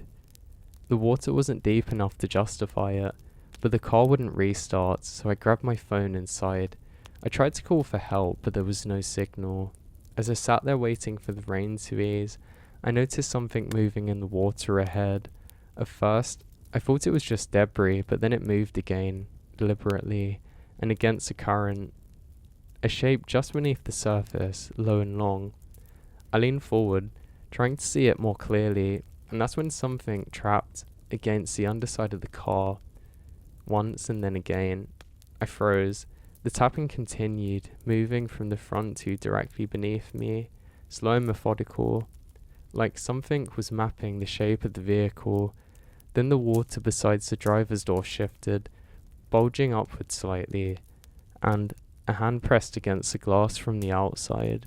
It was pale, distorted by water, and unmistakably a human. I scraped back and scrambled, my heart racing, as more shapes appeared beneath the surface circling the car. The hand stood along the window, leaving a faint trail, and then another hand appeared under the passenger side, followed by another at the rear. They weren't trying to break in, they were feeling at the car, exploring it. The water level didn't change, but suddenly it felt much deeper and darker than it should have. Then I saw a face rise slowly beneath the surface, just staring up at me through the water, eyes open, unblinking. The mouth moved, forming words I couldn't hear, but I understood them anyway. Get out. The door remains locked, but the handles begin to move, one by one, as if something outside was testing them. I don't remember leaving the car, but I do know that I'm not in it anymore, and I feel safe, and when it rains sometimes, I have the same feeling and fear. So I took the night shift, because it was well paid and I needed something flexible. The listing made it sound simple enough. Overnight security in a remote logistics site, kind of middle of nowhere, 40 minutes outside of the nearest town surrounded by the woods. When I arrived for my first shift, the place was bigger than I expected. Rows of empty warehouses, fenced perimeters, and a small security office with outdated monitors that showed camera feeds around the property.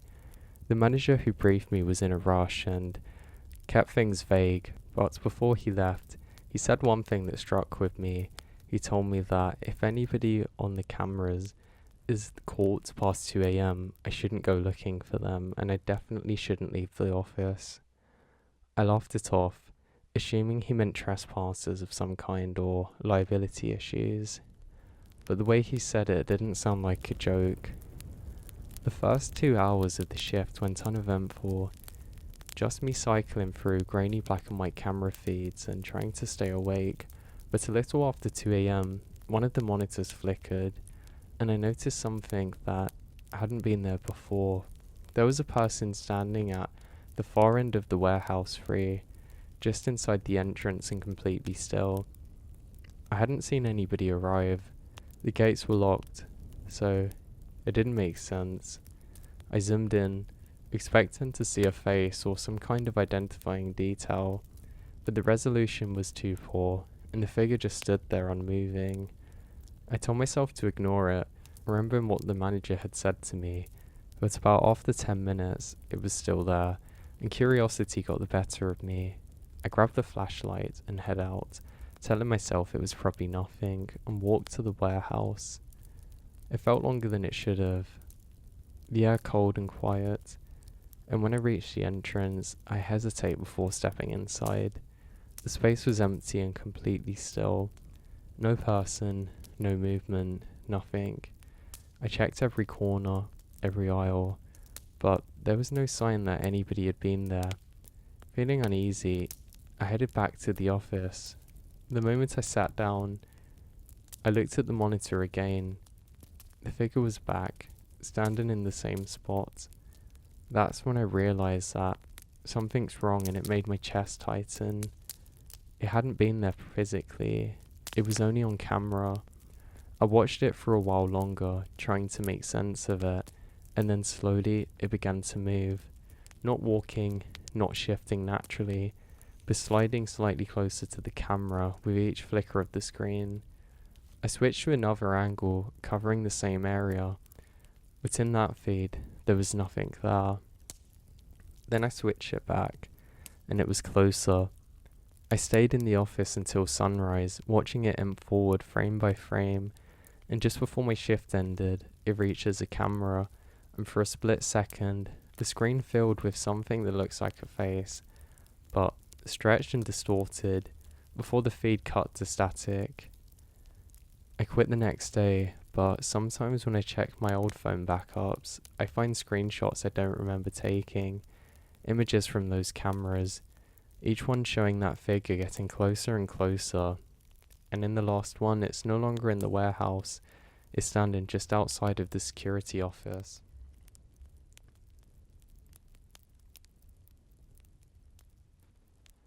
I lived in that house for almost 6 months before I noticed anything wrong, which is what makes it worse, because it means that they were there the entire time.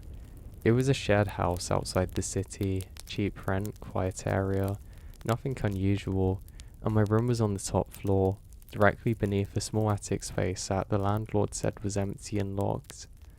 For the first time in months, I didn't think about it at all, but then I started hearing noises at night. At first it was subtle, light creaks, the kind you'd expect from an old house setting, but over time, it became more deliberate, slow footsteps above my ceiling, always late at night, always moving in the same pattern back and forth, like somebody pacing. I asked others about it, but nobody else noticed anything, and the landlord insisted the attic hadn't been accessed in years. I tried to ignore it, but the sound kept happening, and then things in my room start to change. Small things at first, items not where I left them, my desk chair pulled out slightly, the wardrobe door not fully closed even though that I'd assumed I'd shut it.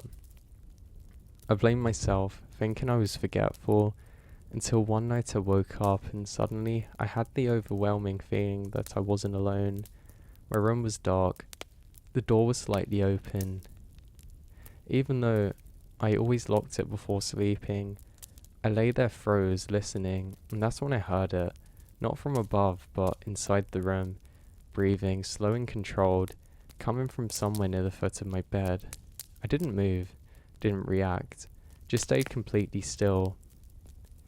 And after what felt like hours, the sound stopped. The next morning, nothing seemed out of place, but I couldn't shake the feeling, so I decided to check the attic myself. The lock wasn't as secure as the landlord claimed it was, and with a bit of effort, I managed to force it open, and the smell hit me first, stale damp air mixed with something that I couldn't place. Inside it, the space wasn't empty. There were blankets, food wrappers, bottles of water, and in one corner, a small, carefully arranged area where somebody had clearly been sleeping. But the worst part was the view. There was a section of floor that had been cut away slightly, creating a narrow gap that looked directly into my room, positioned perfectly above my bed. I left immediately, packing my things, and moved out the same day.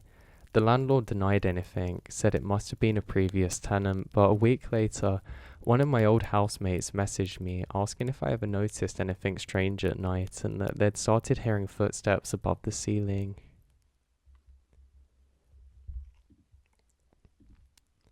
It happened late at night when I was driving home. The kind of drive where your mind starts to wander because the roads are empty and everything feels a bit unreal. So my phone rang and I almost ignored it because I didn't recognize the number, but something made me answer. When I did, there was a brief moment of silence followed by a voice that made my entire body go cold. It was me. Not similar, not close. Exactly my voice down to the tone, the cadence and everything. At first I thought it was some kind of recording, but then it spoke again, directly to what I said. I knew what I said about before, but this kept interrupting me finishing my sentences. I tried to hang up, but the call didn't end. The screen said it had disconnected, but I could still hear it, still speaking more urgently. I tell it to slow down, that there was something ahead in the road. And it said something I wouldn't see in time. I looked forward, heart racing, but the road was empty. I didn't stop. Now, it kept talking, describing surroundings in real time, things it shouldn't have known. Then it said something that made me grip the wheel tightly. It told me exactly what I was about to do, a turn I hadn't consciously decided to make yet, and I did so without thinking, without questioning it. The realization hit me. I hadn't chosen that turn, I followed it, and am now far from people, and panic sets in. I tried to fight it and ignore the voice, but it kept guiding me calmly and precisely, saying, "You don't need to trust me. I'm trying to keep you from where you're supposed to end up." I demanded to know what it meant, but it didn't answer directly. Instead, it told me to pull over right now. Something in the tone made me listen. I stopped the car abruptly, and seconds later, another vehicle sped past a junction ahead of me at a speed that would have hit me if I'd continued. I stayed there for a second, shaking, trying to process what just happened, but I looked at my phone, and the voice has gone, along with the call. I couldn't see who called. There was no return number, no evidence of a call ever being made. That's the part that stayed with me. The hiking trail that added an hour. So I went on hikes dozens of times before anything strange really happened. That's why I'm certain that something changed that day. The trail was well marked, a simple loop that should have taken about 2 hours at a steady pace. I started early in the morning like I always did. Everything felt normal at first. The landmarks appeared where they should, but about halfway through, I realised I hadn't reached the usual checkpoint where the trail splits briefly before looping back. I checked the time, expecting to be behind schedule, but I wasn't. It had only been about 40 minutes. Confused, I kept walking, assuming that I misjudged the distance. But the trail kept going, stretching longer than ever before. The path itself didn't change, but the spacing between landmarks did, as if somebody had abruptly arranged them. Then I started to notice things I haven't before. Small markers carved into trees, symbols I don't recognize, appearing more frequently the further I went. I turned around at one point, thinking that I might have taken a wrong turn, but the path behind me didn't look the same anymore. And it was still a trail that I should have recognized, but it was somehow different. That's when I saw someone ahead of me, walking in the same direction, just far enough that I can't see their face. I call out, but they don't respond. I sped up slightly, trying to catch up, but no matter how fast I walked, the distance between us stays the same. And then slowly they stopped. I stopped too, unsure what to do, and after a few seconds, they turned around, and from that distance, I could tell something was wrong with the way they moved. It was too stiff and deliberate. I took a step back. At the exact same time they took a step forward. We were synchronized perfectly. I stopped again, and they mirrored, closing the distance each time. I turned around and started running. I didn't look back until I broke through the main narrow, gasping for breath with my legs shaking. When I checked this time, over 3 hours had passed. I went back a few days later trying to find where I went wrong, but the trail was normal again, no extra length, no markers. There was no sign that anything had been different there at all.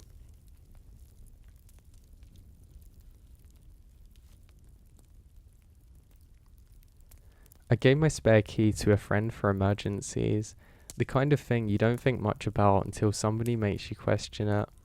After a few months of returning it, I came home once and everything felt like it was off. Nothing obvious was missing, nothing was broken, but the air felt different, like the space had been occupied recently. I brushed it off until I went to the kitchen and noticed a glass sitting on the counter that I hadn't used. It wasn't just out of place, it was clean, recently washed, with small droplets of water clinging to the inside. I lived alone, and I hadn't been home all day. I called my friend half joking, asking if they'd stopped by, but they hadn't. They hadn't even been in the area. That's when I started to feel uneasy, and over the next few days, more things happened, more small changes, subtle but undeniable. A chair slightly moved, a cupboard left ajar, items repositioned just enough that I noticed and installed a small camera in the living room. I live in a very isolated area, so I have to be careful. So for 2 nights nothing happened. On the third I checked the footage in the morning and I saw something that made my stomach drop. Around 2:13 a.m, the front door unlocked slowly and opened just enough for someone to take a peek inside. The angle was hard for me to place their face, just their body moving slowly and deliberately, like they knew exactly where everything was. They didn't rush, they didn't search, they just moved through the space like it was familiar. They went inside the kitchen, stood for a moment and then left. What was extremely scary was the height of this thing. It wasn't like a normal person, it had to be about 7 feet tall at least and black. Very long limbs, almost looking transhuman, like all of its limbs were too long for its body. And also, around it appeared like static on the camera. When it moved too, it seemed to leave almost an ash behind it on the floor that would slowly disappear. The most terrifying part was what come next though.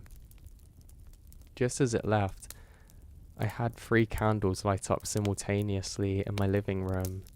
There was no one there to do that. I still don't know what it was to this day, but I can't tell you how scared I've been since this happened.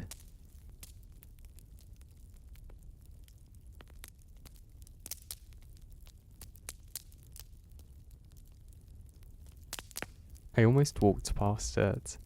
That's why I kept coming back. More than anything else, the fact that if I'd been a little bit more focused on my route and a little less distracted by the quiet, I might have never noticed it at all. It didn't stand out in the way you'd expect something unusual to stand out. There was no bright colour, no movement, no obvious signs really that something was wrong, to be honest, that would garner your attention. So that's how I treated it. The tent was set up about 20 yards off the trail. I'd worked as a ranger for a while, so I knew what to look for when something was unusual. It was tucked into a small clearing between a cluster of trees, straight pines, clean lines. It was in the perfect position. Whoever had put it up there knew exactly what they were doing. The ground had been cleared of debris, stones moved aside, branches trimmed just enough to open the space without making it obvious. It looked like the kind of campsite that you'd expect from someone experienced. Somebody who had done this enough to make things efficiently without thinking about it. This is the first thing that bothered me. The second is how quiet it was. Not like completely silent, but the kind of quiet that feels like everything is holding back, just slightly. The wind moving through the trees, softer than it should be. The background noise of insects is there, but thin and inconsistent, like it was fading in and out. I slowed down as I passed, my attention pulled towards the clearing in a way that I can't really justify. I stepped off the trail. At first I told myself that it was routine. I'd seen plenty of campsites before, plenty of abandoned setups that needed to be checked. Especially in less travelled areas. People leave things behind all the time. Sometimes they come back for them, sometimes they don't. Either way, it's part of the job to have a look. But as I got closer, it stopped feeling like routine. The tent was new, not just intact, but clean in a way that suggested it had been set up recently. No dirt on the fabric, no signs of weathering. The stakes were driven in evenly, and the lines pulled tight at perfect angles. There was a small fire pit just a few feet away, stones arranged in a neat circle, ash settled in the centre. No gear, no backpack, and no food. I mean really nothing. Just a tent. I circle slowly, my eyes are scanning for any sign of disturbance, any indication that somebody might have gone there recently and stepped away for a moment. The ground was soft enough to hold impressions. There were footprints, but they weren't exactly what I expected. They didn't come from the trail.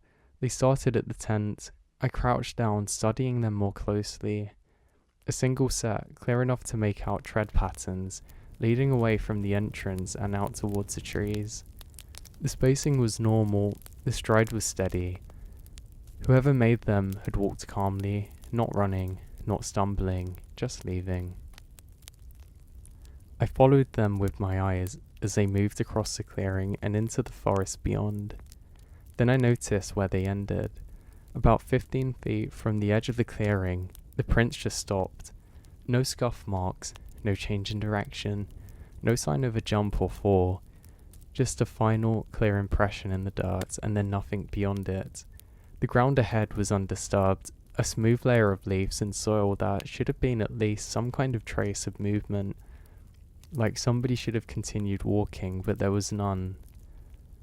I stood up slowly, my gaze fixed on my last print, my mind working through possibilities that didn't quite hold together. People don't just stop existing mid-step. There's always something, a turn, a misstep, a reason. This had none. I glanced back at the tent, still, perfect, waiting. A thought crossed my mind then, subtle but persistent, and once it was there, I couldn't ignore it.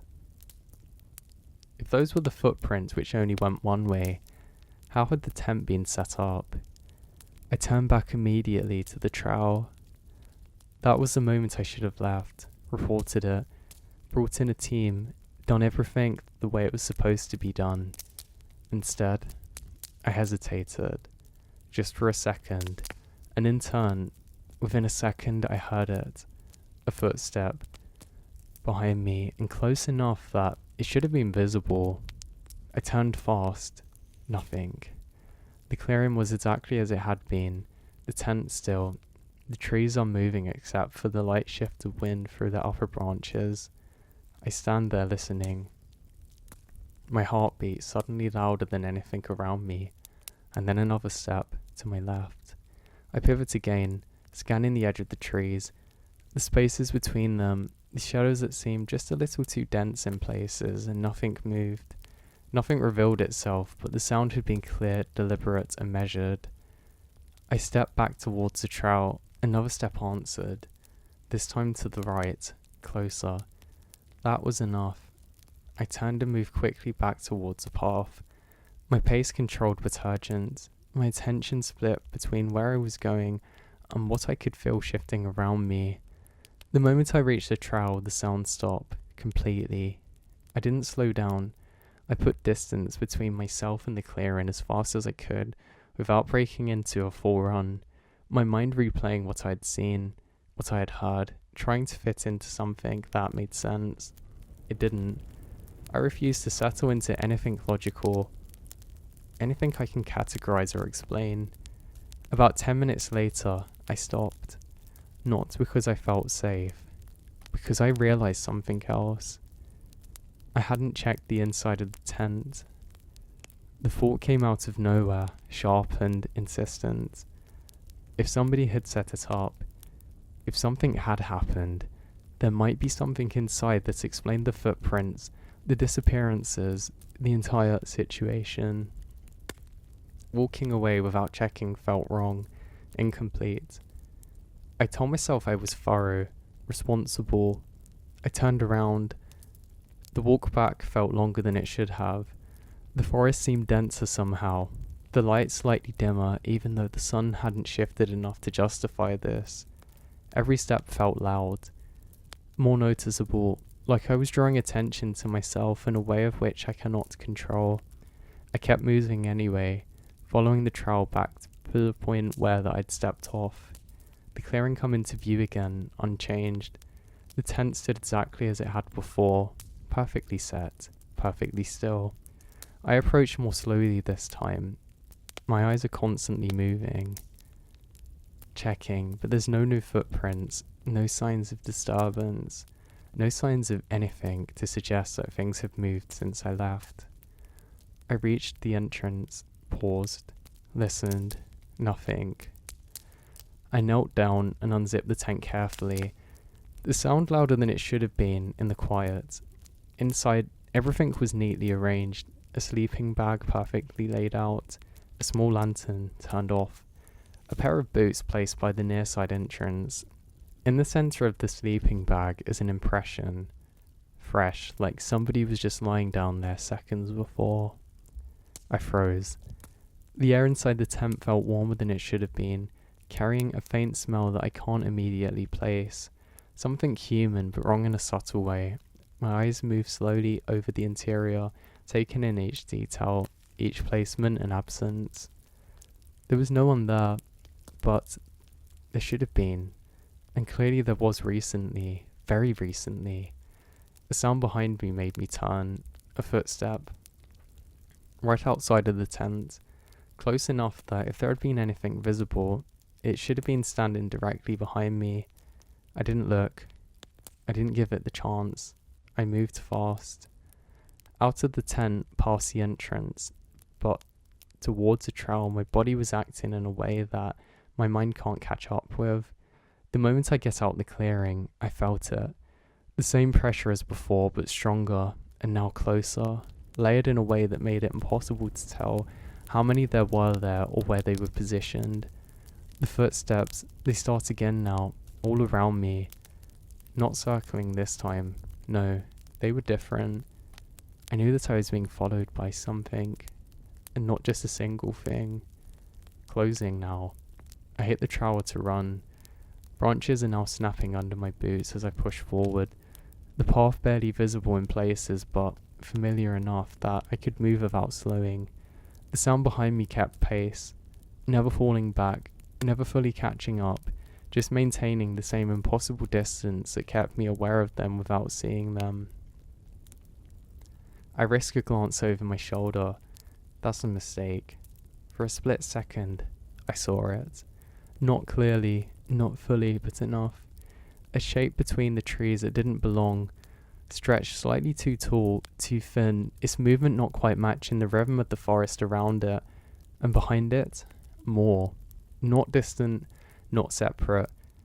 Just a sense of multiple things occupying the same space, overlapping in a way that made it hard to focus on any single point.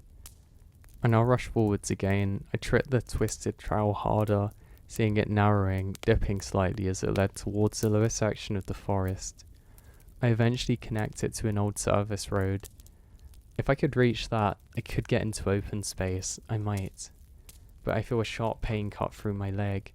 Something caught me mid-stride low and fast, sending me crashing onto the ground. I hit it hard.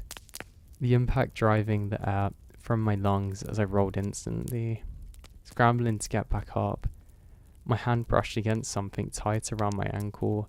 Before it snapped free, a thin line pulled taut between the two low branches that I hadn't seen. A trap, but not mine. And not there before. I didn't think. I got up and ran again, ignoring the pain now spreading throughout my leg, and the warmth of blood soaking into the fabric of my pants. The footsteps surged behind me, closer now, more aggressive. The careful pacing replaced by something faster and less controlled. The forest ahead begins to thin. Light had started to break through the trees now. I push forwards, towards it with everything I have. And just before I reached the edge, everything stopped. The footsteps, the pressure, the presence, all gone. I stumble forward onto the open stretch of service road, turning immediately, my chest heaving as I look back into the trees. Nothing followed, nothing emerged. The forest stood still, quiet, as if none of it ever happened. But I knew better, because as I stood there, trying to catch my breath, trying my best to process everything that happened, now I catch a glimpse of something sharper, something placed carefully like a trap. I continue on, telling myself I'm done with it, that whatever was there and what happened there was going to stay there, contained to that section of forest like so many other things people quietly learn not to go near. I reported the campsite, the trap, the injury. I keep it clean, simple, an abandoned setup, probably illegal activity, unknown individual in the area. Enough to justify a follow-up, not enough to sound insane. They sent out a team 2 days later. They didn't find the tent, they don't find the clearing, they don't find any sign that anybody's been there at all. At first I thought that they're probably looking in the wrong place. It happens more than people think, especially in dense forests where everything starts to look the same, if you don't know exactly what you're looking for. I went back with them the next day to show them myself. I wish I didn't. The trail was exactly where I remembered it. The bend, the slope. The split tree near the edge where I stepped off. Everything matched, except the clearing wasn't there. Where the tent would have been, where I'd stood, where the footprints were, they ended in nothing. There was only dense undergrowth, tightly packed trees, and ground uneven and disturbed in a way that made it impossible to believe that anything could ever have been set up there. No flattened earth, no moved stones, no signs of fire, no prints. One of the team members even commented that it all looked like nobody had walked through that patch in weeks. I don't argue. There was nothing to argue with. But as we turned to leave, something caught my eye. A mark on one of the trees, faint, easy to miss. A thin line carved into the bark at about waist height, too straight to be natural, too deliberate, too random. I stepped closer to look at it, running my fingers lightly over the groove. It was fresh, the wood beneath was pale, and the line, it was curved slightly, like part of a shape. I stepped back and looked at the surrounding trees and saw more. Not obvious, not at first glance, but once you noticed one, the others started to stand out, scattered across trunks at regular intervals. Each one a segmented layer, with thick arcs, shallow cuts that didn't make sense on their own, but together, they formed something like a symbol. Centered exactly where the clearing should have been. I didn't tell the others. I just left and told them that I didn't want to go back there again. For a while, that was enough. Days passed, and then a week. The injury on my leg begins to heal, but it leaves a thin, jagged scar that didn't quite match the clean cut that I expected to have scarred up the way it should have. It looked like something had been pressed against it and pulled away deliberately. At night, I start to dream of the tent. Not nightmares. Not at first. Just the same image in my head over and over again. The clearing. The perfect setup. The entrance slightly open like it was waiting. Each time I got closer, each time I noticed something new. The angle of the trees. The position of the boots. The shape of the depressions inside the sleeping bag. It wasn't random. It was memory. It was consistent. It was like I was being shown the same place over and over again from slightly different perspectives now. Then one night something changed. In the dream, I wasn't alone. I wish I was. I stood at the edge of the clearing, looking at the tent, and I could feel something behind me, not close enough to touch, but close enough that I didn't want to turn around. The air felt heavy, the same way it does in the forest, with that layered, uneven silence pressing in from all sides. The tent moved, just slightly. The fabric shifted. The entrance opened a little wider, as if something inside had adjusted its position. That's when I heard it, my voice from inside, calling out. Not loudly, not in a panic, but just calling out for someone and something. So I ended up waking up immediately after hearing my own voice in the dream. The sound still echoing in my head in a way that didn't feel like a memory. It felt recent, like something I'd just heard through a wall, rather than something in my mind that had been created. For a few seconds, I didn't move at all, laying there in the dark, staring at the ceiling, listening for anything that might still be there. Anything that might confirm that the voice hadn't stayed behind as I woke up. Nothing came. The room was still quiet, exactly the way it should have been. I told myself it was just stress and that my brain was replaying what I'd seen in the forest. Trying to process it by turning into something familiar. Hearing your own voice is easier to accept than something else. It's easier to control. That's what I repeat to myself as I started up and turn on the light, forcing the space around me to look normal, but even then something felt off. Not in the room itself, but in a way that I was hearing things. Every small thing around me seemed slightly delayed, like it was reaching me just a fraction of a second later than it should have. The hum of electricity, the faint creak of the building, even my own breath feeling out of sync, as if something was listening along with me and echoing it back just slightly wrong. I don't sleep that night. The next few days I stay busy. Work helped, routine helped, being around others helped. The forest from a distance looks the way it always has, and that was to be expected.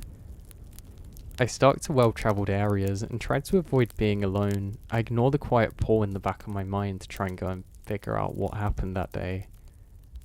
But anyway, nothing unusual happened. There was no footsteps, no voices, no signs of anything following me. Slowly, the tension starts to ease. By the end of the week, I'd almost convinced myself it was over. And then it begins to snow. The first snowfall of the season always changes things. It softens the landscape, dampens sound and covers imperfections. The world feels cleaner, quieter and easier to read. The tracks become visible. Movement becomes obvious.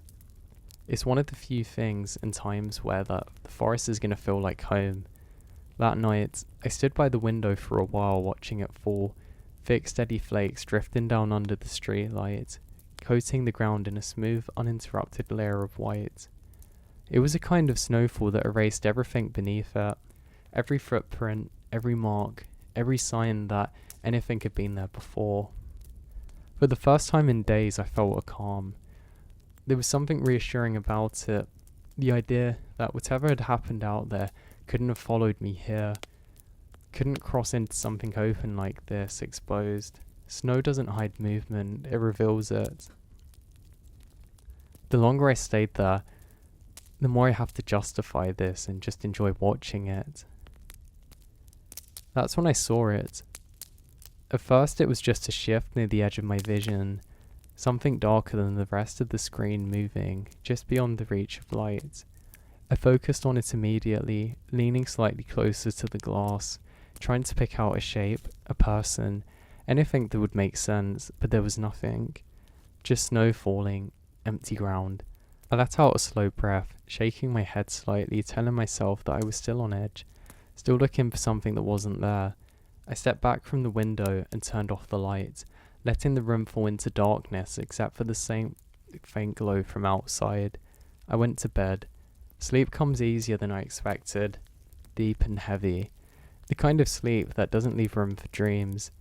When I woke up, the light in the room had changed, brighter and cooler, morning.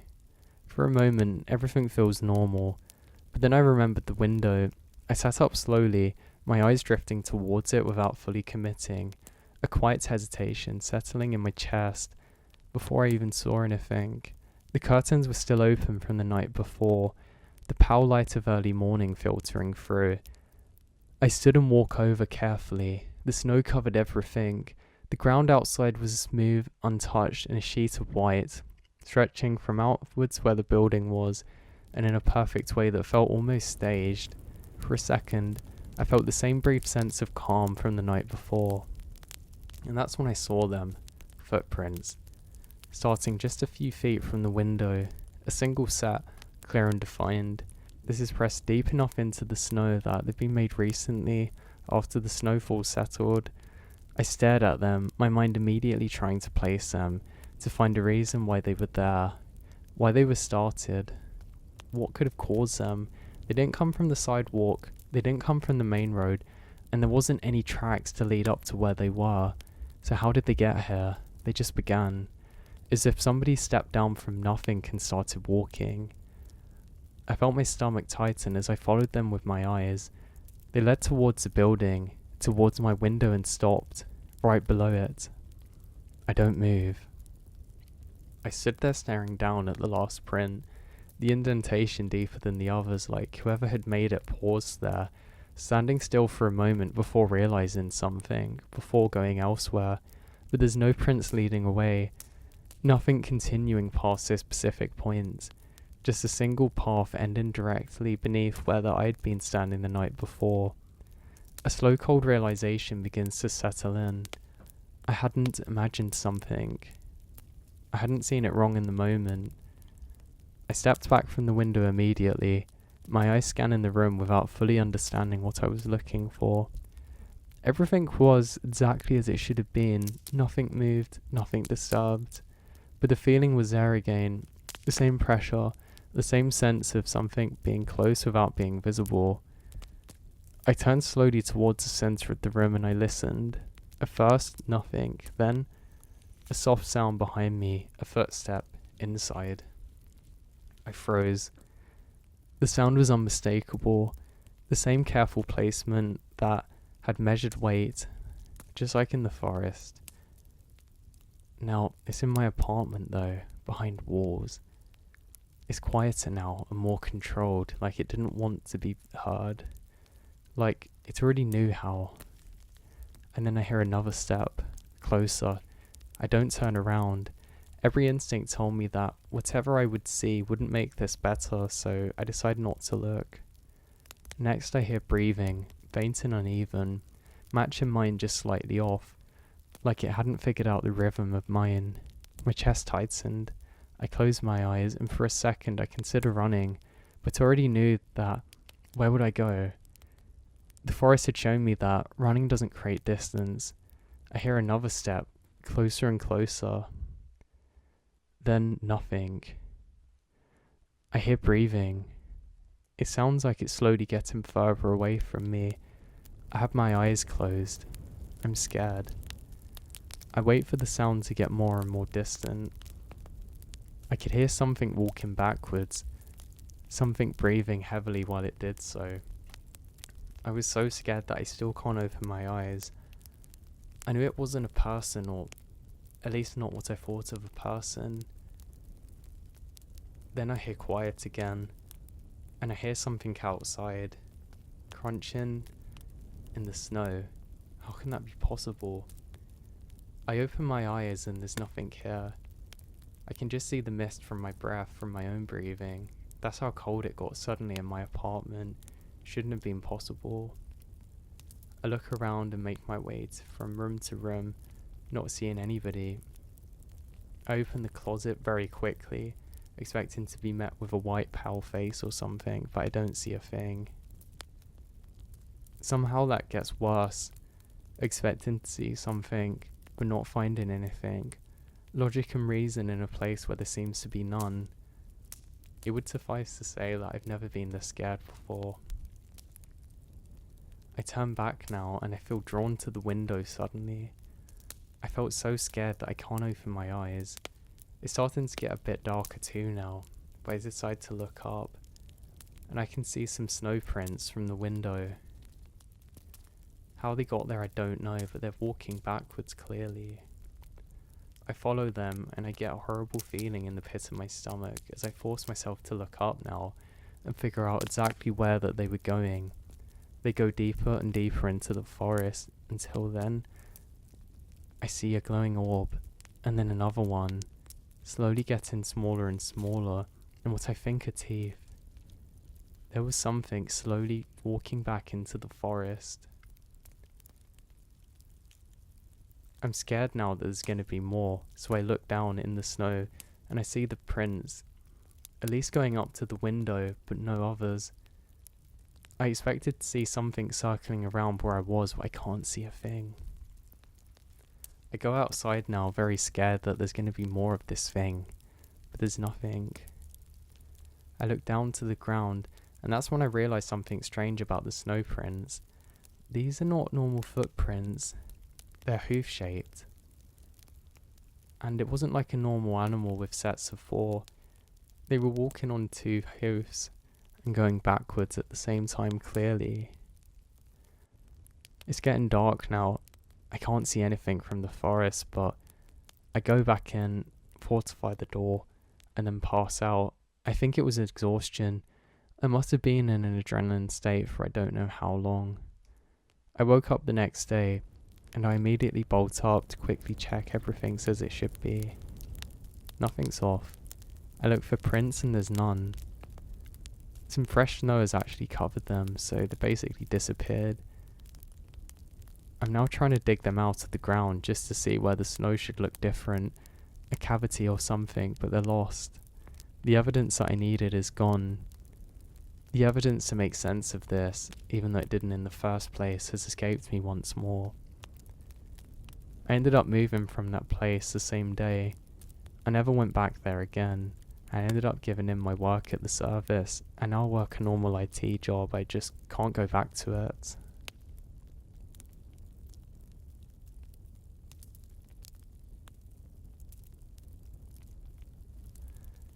I wasn't on duty when it started, which is why I didn't take the first sign seriously. When you spend enough years working as a park ranger, the forest splits itself in your mind into 2 versions. There's the official one, the map trails, the documented hazards, the places you patrol and understand, and then there's the other one, the one that exists just beyond the edge of the map, where things aren't written down because there's nothing solid enough to write. I knew better than most of the second version to know that things were real, but I also knew that most of the time, if you stayed quiet enough, you respected it. That weekend, I wasn't respecting anything. I had taken 2 days off, packed light, and headed out alone to a section of forest that I knew well enough, but didn't usually patrol. It wasn't off limits.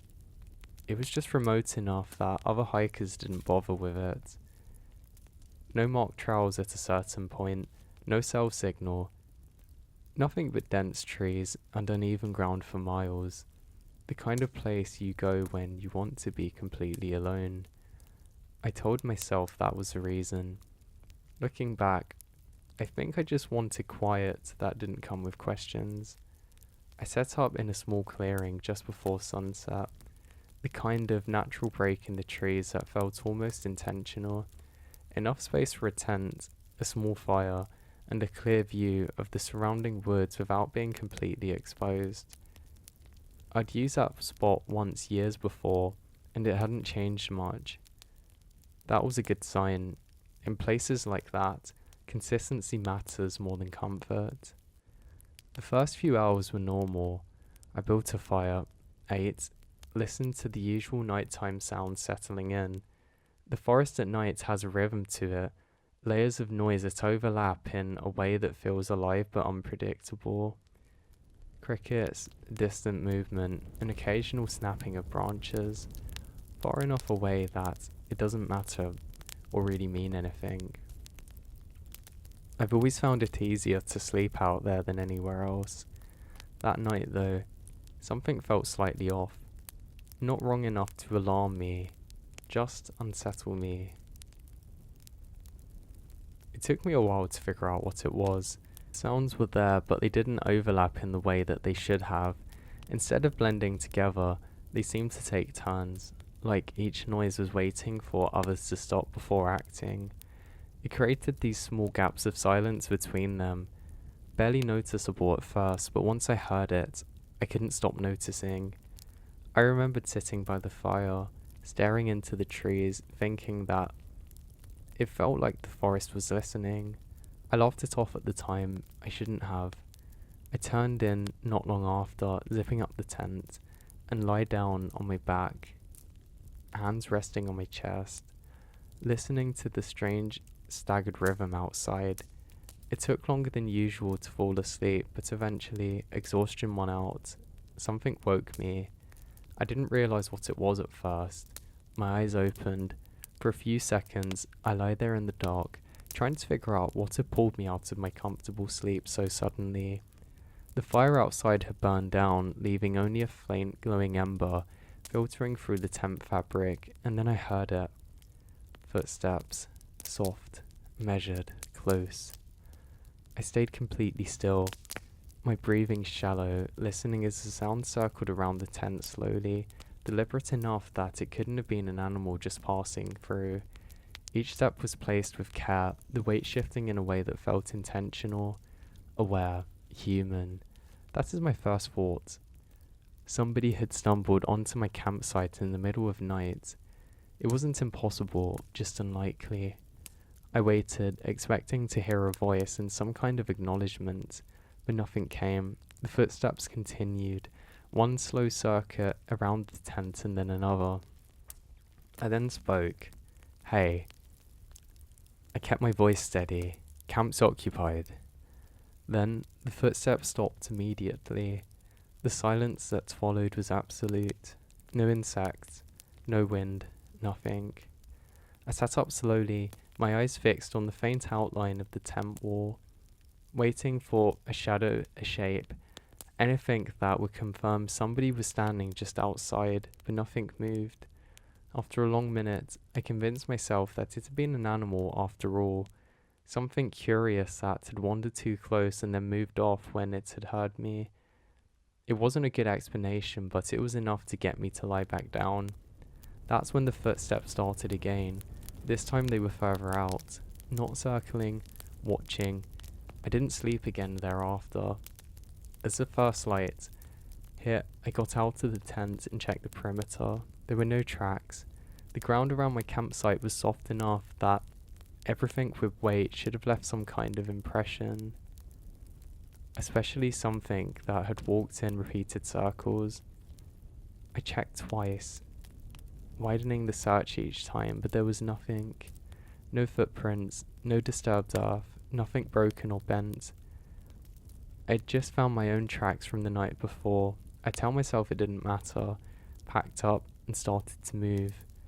I decided to cut the trip short, not out of fear, not yet, but out of a growing sense that something wasn't lining up. When you spend enough time in the wilderness, you learn to trust that feeling before it becomes something you can't handle. I should have moved faster. Instead, I moved at a normal pace, following a loose route back towards a known trail about 5 miles out. The terrain was uneven but manageable, thick with trees and underbrush that forces you to pay attention for every step that you make. About an hour in, I heard it once more. Footsteps behind me. I stop walking and they stop too. I turn around and see nothing, just trees. I stood there for a full minute, scanning the area, listening for signs of movement. The forest had returned to its normal rhythm, layered sound filling the space between the trees. I then turn back and start to walk again at the same pace. Same everything. But I hear it, behind me, same distance, same everything. I sped up suddenly, pushing through a denser section of brush, and the footsteps matched me instantly, in no delay, no adjustment period, just perfectly synchronized movement behind me. I stopped again, and they stopped. I turned, nothing. That's when the first real fear set in. Not a spike, not a panic, just a slow, cold realization that something was deliberately trying to keep pace without letting itself ever be seen. That kind of control, that kind of precision, didn't fit anything natural. I adjusted my grip on the straps on my pack and kept walking, forcing myself not to turn around again too quickly, because whatever it was seemed to react to attention as much as movement. The footsteps followed at a consistent distance, never gaining, never falling behind, just presence enough to remind me that I wasn't alone anymore. I changed direction without warning, cutting sharply to the left through a cluster of tightly packed trees and low branches, the kind of terrain that forces noise no matter how careful that you are. Twigs snapped under my boots, leaving crushed loud sounds, my movement sudden and uneven. For a moment, there was nothing behind me, just my own noise filling the space. I felt a brief flicker of hope that I had broken whatever pattern this was trying to track me. Then just as quickly, the footsteps turned, matching the new direction perfectly, slipping back into place behind me, as if they'd never been interrupted at all. That's when I stopped thinking a bit of one of those things. There was no sound of it catching up, no increase in pace, no sign that it had needed to adjust at all. It was simply there again, aligned with me in a way that suggested it hadn't been following me, in a way that I understood. It had just been positioned. The idea settled into my mind with a weight that made it hard to breathe properly, because if it wasn't moving the way I was, there was no reason to believe that there was only one of whatever it was. I didn't run yet, but I started planning like I would. The terrain ahead sloped downwards into a shallowed basin that I recognized, a low area surrounded by thicker tree cover and scattered rock formations. It wasn't ideal for visibility, but it offered something that I needed more than this silence. I found structure, places to funnel movement, limited approach angles, to force anything coming towards me into predictable paths. If I couldn't see it, I could at least try to control where it had come from. The footsteps continued behind me as I moved downhill, steady and unhurried. When I reached the basing, I didn't hesitate. I dropped my pack near the center and got to work immediately, moving on instinct and training. I set up simple noise traps first. Length of cord tied between trees with metal items clipped along them, things that would rattle or snap if disturbed. I positioned them in a loose perimeter, not perfect, but enough to give me something to warn of approaching danger. Then I moved more deliberately, angling shaped stakes into the earth at a choke point between rocks, places where that something would naturally step on if it moved too quickly. All the while I listened. The footsteps had stopped. The silence was worse. It pressed in from all sides, thick and heavy, the kind of quiet that makes every movement you make feel amplified. I kept walking and working away, forcing myself to stay focused, to treat this like any other situation that I'd prepared for, that meant survival. By the time I finished, the light had shifted slightly. The sun filtered through the canopy at a lower angle, casting longer shadows across the basin floor. I picked up my pack and moved to the far side, positioning myself where I could see most of what I'd set up. And then I wait. At first, nothing happened. Minutes stretched out, each one longer than the last, the forest holding itself in that same unnatural stillness. I scanned the perimeter constantly, eyes moving from one trap to the next, watching for any sign of disturbance, my ears strained for sound, for that now familiar rhythm of footsteps, but there was nothing. Then one of the lines trembled. It was subtle, just a slight vibration along the cord, the metal clipped to it giving a soft, uneven rattle. I locked onto it immediately, my body tensing, every muscle ready to react. But nothing followed. The line shifted again, now returning back to its original position, as if nothing had touched it. A few seconds later, another one moved. Different direction, same disturbance, and then another. They weren't being triggered in sequence. There was no path, no single approach. It was scattered, inconsistent, as if multiple things were moving just at the edge of the contact, testing boundaries without committing. The realization slowly hit me, but completely. There wasn't one set of steps behind me. There had never been just one. I stepped back. My breathing tightened as I tried to track all points at once. My attention pulled in many directions. Another line shook, and then another, the sounds overlapping now, creating a disjointed pattern that felt almost deliberate in its chaos. Whatever was out there wasn't trying to break through, it was learning. There's a sharp crack through the woods. One of the stakes shifted. The wood split in slightly under pressure. I saw the ground press for a moment besides it, like something had stepped there without realizing anything else. There was no shape, no form, just the unmistakable indication of weight where there should have been none. I reacted without thinking, backing away from the center of the basin, my eyes darting from one disturbance to the next as they begin to happen more frequently. Then, all at once, everything stopped. The lines hung still, the forest went quiet again, and from somewhere just beyond my line of sight, I heard a single footstep. Not behind me this time, in front. I turned slowly, my eyes scanning the space ahead. The narrow gap between two trees where the ground was clear and undisturbed. For a moment, there was nothing there, just the same empty forest that I had been seeing all day. Then the ground pressed down, clear, deliberate. A footprint formed in the dirt, still compressing under invisible weight. The shape of it, human but wrong in proportions, slightly too long, the pressure uneven, as if the thing placing it didn't fully understand how a foot was supposed to meet the ground. Another step followed, closer this time, appearing out of nothing, and settling into place with the same quiet certainty. It was coming towards me. I moved back quietly, my heel catching slightly on the uneven ground as I put distance between myself and the forming prints. My mind raced, trying to reconcile with what I was seeing and trying to make sense of it. But there was nothing to hold on to. The traps hadn't stopped it. They hadn't even slowed it. They had only shown me how many directions that it could have come from. A line snapped behind me. I turned just in time to see one of the cords pull taut and then drop. The metal pieces clattering against the ground. Another followed, and then another. The perimeter collapsing in sections as if there was something moving through all of them at once.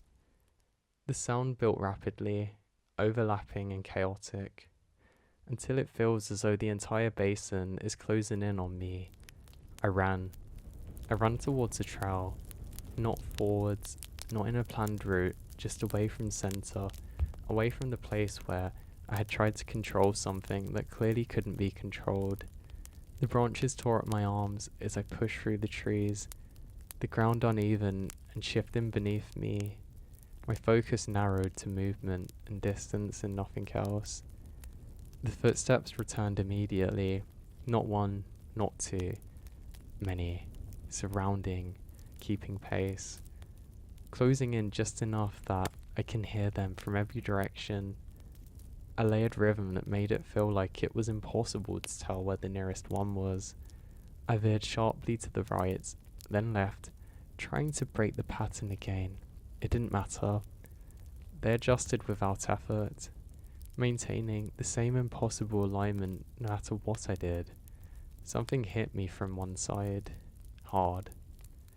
It wasn't a solid impact, not like running into a person or tree, but a sudden, forceful collision that knocked me off balance and sent me crashing to the ground. The pain flared amongst my shoulder as I landed sharp, immediate, my breath leaving me in a rough gasp. I rolled instinctively, scrambling to my feet as fast as I could, my vision blurring for a second before snapping into focus, but nothing was there, but the ground beside me. I can see a deep impression where something had stepped just moments before, close enough that it should have been visible and right next to me. I didn't wait.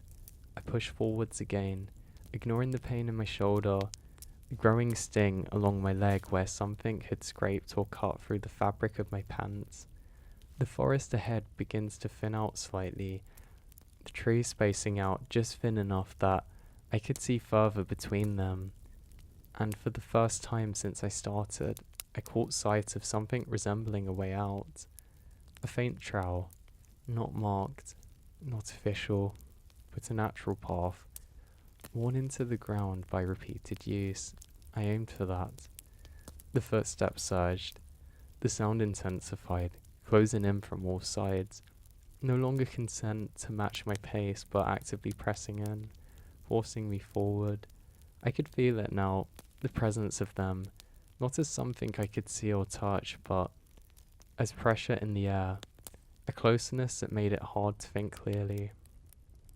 I hit the trail to run, and the moment my boots landed on that packed earth, the footsteps stopped, all of them, at once. The silence that followed was absolute in a way that felt final, like a door slamming shut behind me. I staggered forwards a few more steps before slowly stopping completely, my chest heavy, as I turned slowly to look back at the trees that I'd just come through. They stood still and unchanged, empty, as if nothing had been there at all. I didn't go back for my gear. I didn't go back to that part of the forest. But I know this much, with a certainty that hasn't faded no matter how much time passes. Whatever was following me didn't stop because I escaped. It stopped because I reached a part where that I shouldn't have crossed. So for a while, I convinced myself that it had ended there. That the trail I hit, that faint, natural path cutting through the forest, had been some kind of boundary that I didn't understand but had benefited from me anyway.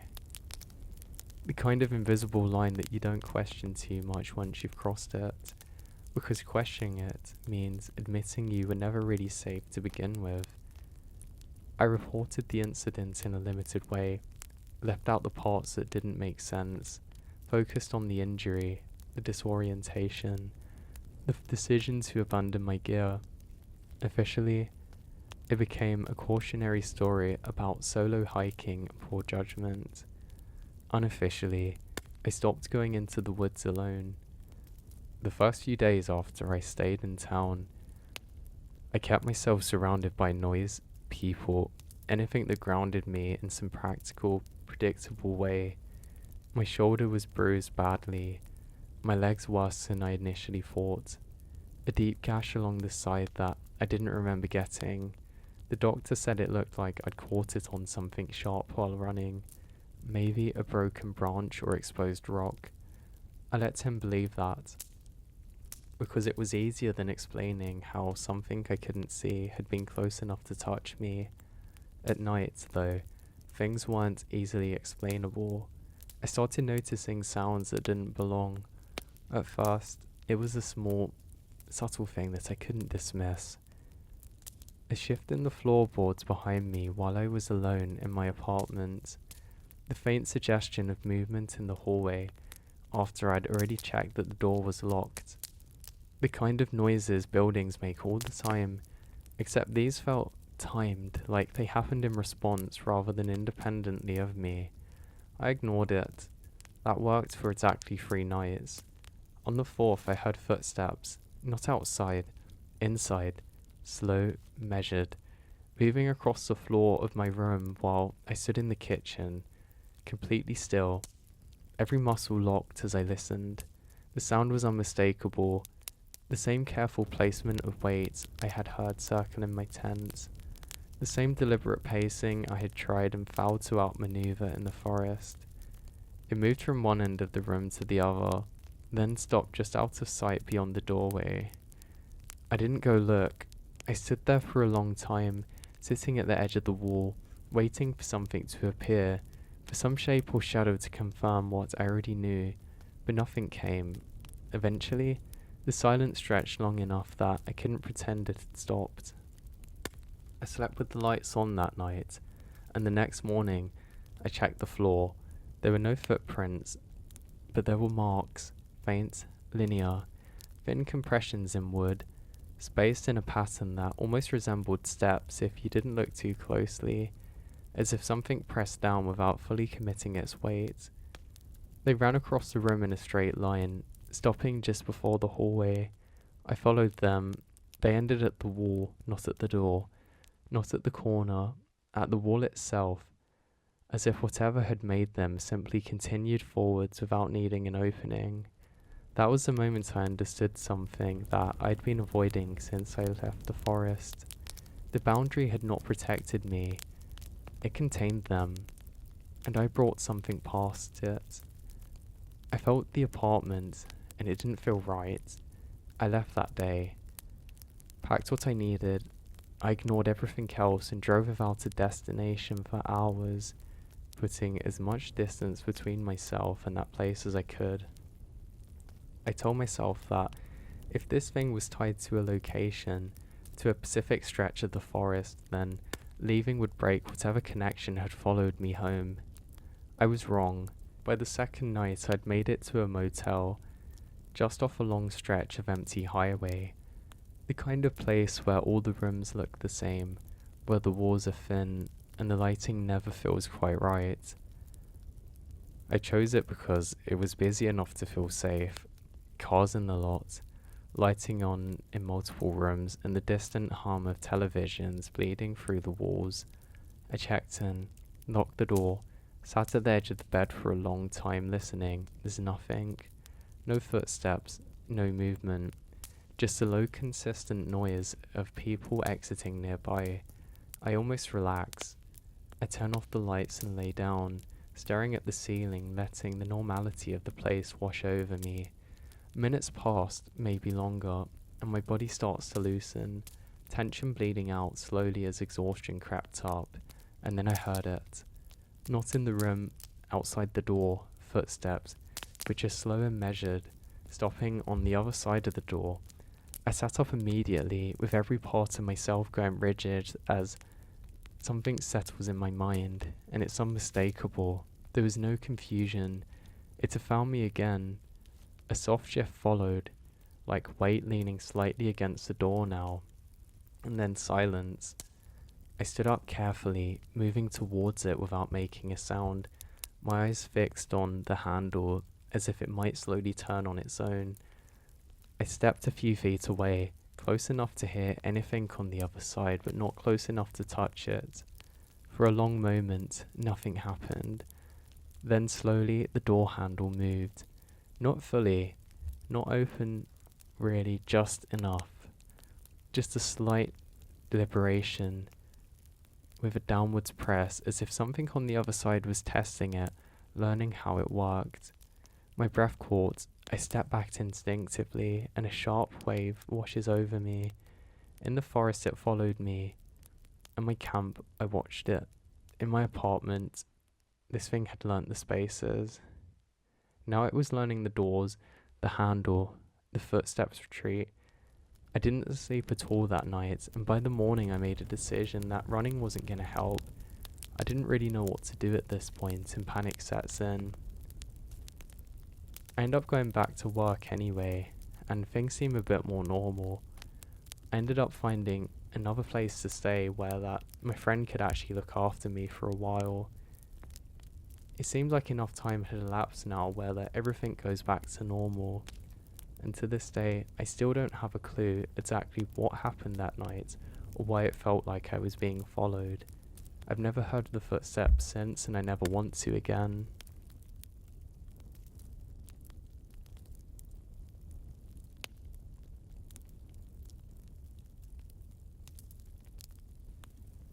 I didn't notice it right away.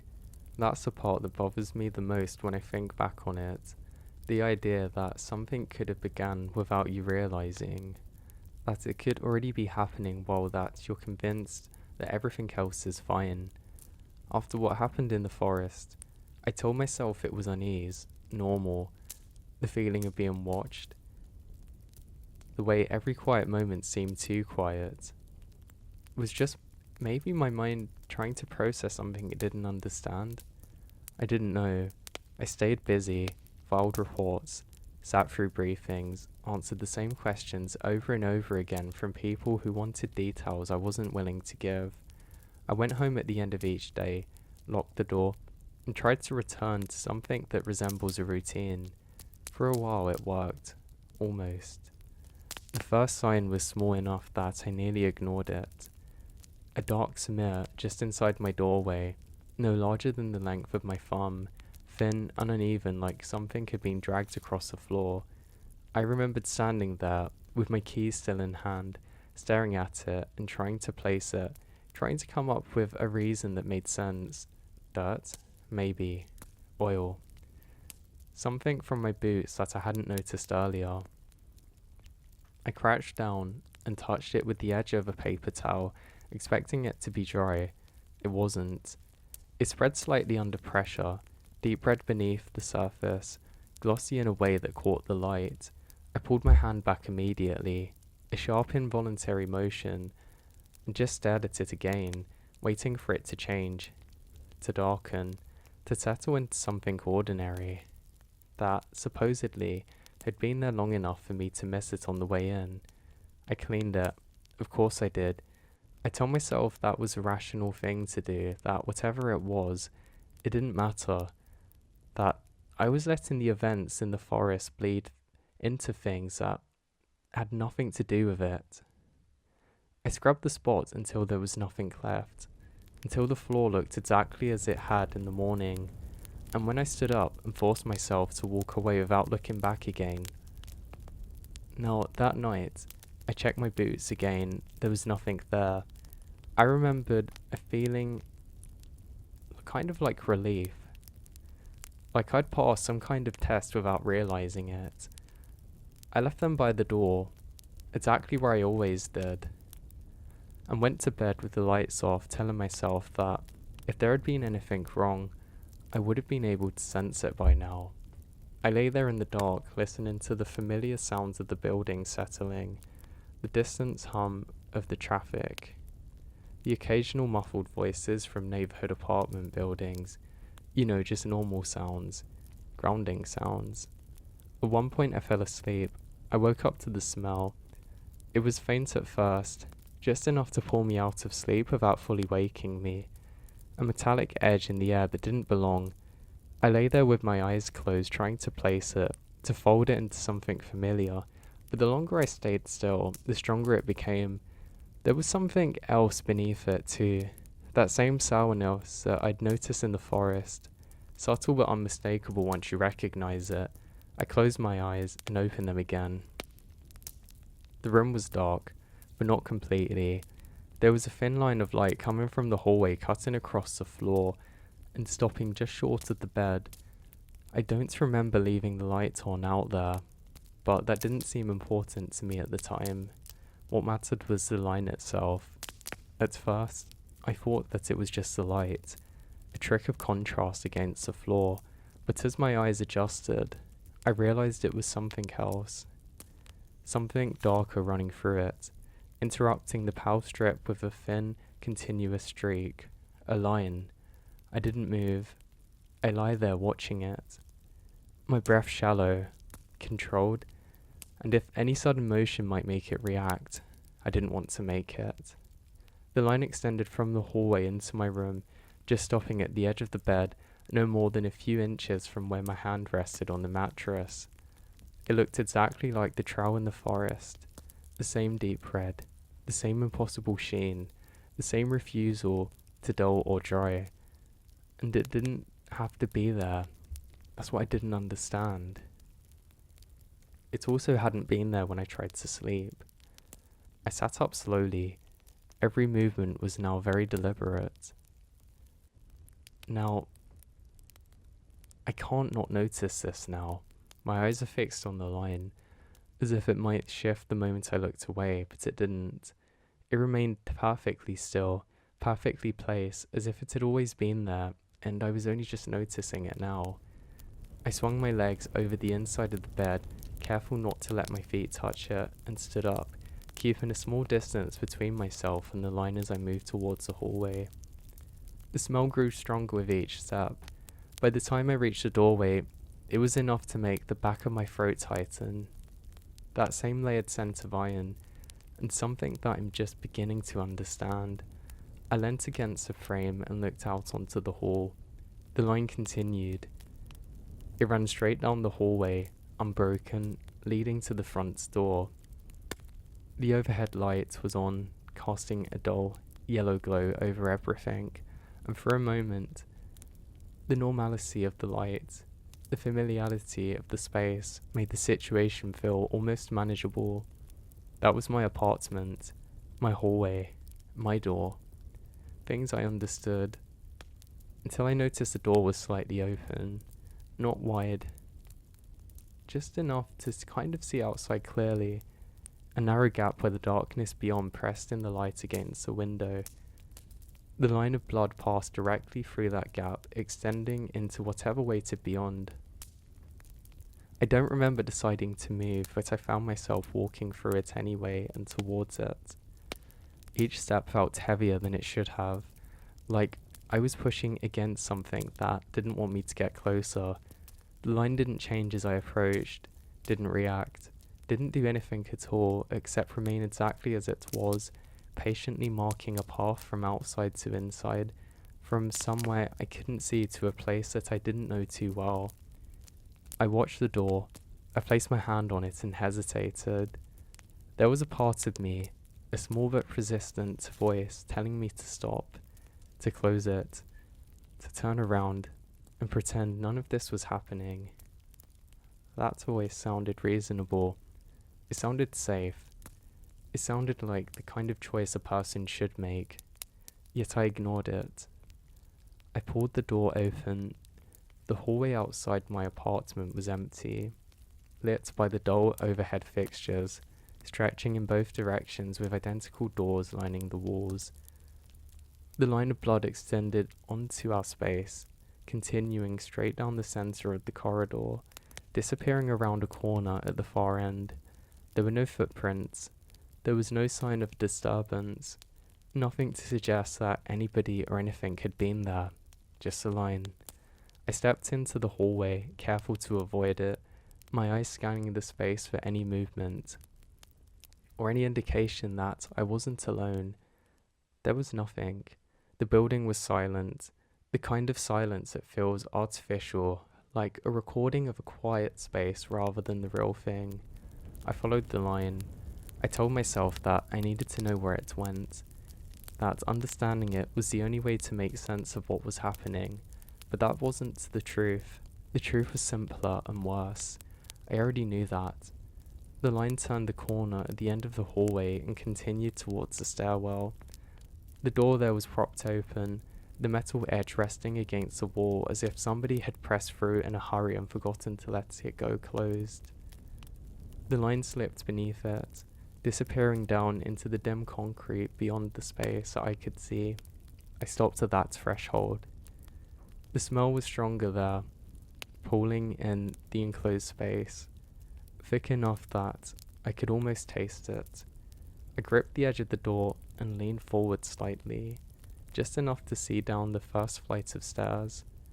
The line continued downward step by step, perfectly centered, as if placed with intention. And then, just for a moment, I saw what I thought was movement. But it wasn't. Not in the way something living moves, not with muscles or joints, but in the same way that I had seen it shift in the forest. That subtle, impossible ripple that suggested change without showing it directly. It was enough to make you pull back. My grip tightened on the door as a cold realization settled in. That wasn't a trowel. It wasn't something left behind. It was something being made. Still. I backed away from the stairwell, my eyes never leaving the line as I moved. A growing certainty taking shape in my mind, solid and undeniable. In the forest, it had waited for us to follow. It had branched, divided and adapted. It had found us. And now it had found me again. I returned to my apartment and closed the door, locking it, sliding the cabin chain into place, even though that I knew it wouldn't matter. I stood there for a long time, staring at the line that crossed my floor. I was trying to decide what to do next, trying to come up with a plan that didn't involve simply waiting for something to happen. That's when I noticed it had changed. It was closer, not by much, not enough that I could say for certain that it had moved while I was watching, but the distance between the end of the line and my bed was shorter than I'd noticed it previously. I stepped back instinctively, my heart beginning to pound in slow, heavy rhythms that seemed too loud for the space around me. I watched it. Minutes passed, maybe longer. Then I saw it happen. A small, rounded edge formed at the end of the line. A bead of red that swelled slightly more before settling into place, extending the trail forward by a fraction of an inch. It was subtle, almost imperceptible if you weren't looking directly at it, but it was enough. Enough to understand. It was coming towards me, not quickly, not aggressively, but patiently. The same way it had in the forest, mile after mile, never dying, and never stopping, never running out. It didn't stop, and I didn't sleep that night. I stayed in the far corner of my room, as far as I could get away from it, with my eyes fixed on it, watching as it advanced in those tiny deliberate increments. Every few minutes, another slight extension when I didn't seem to be looking at it. I realized now that it was something else. The smell in the air wasn't just air anymore. Something was stronger there. I looked down towards my feet and I understand why this is. There was a thin, glossy line at the heel of my boot, which was fresh, waiting. I don't know how long it had been there before it completely reached me. I don't know what happened then. But I understand now what Harris meant. What that voice was trying to say when it spoke through him, layered and wrong and undeniable. It doesn't stop bleeding. It just does whatever it wants to do and continues on.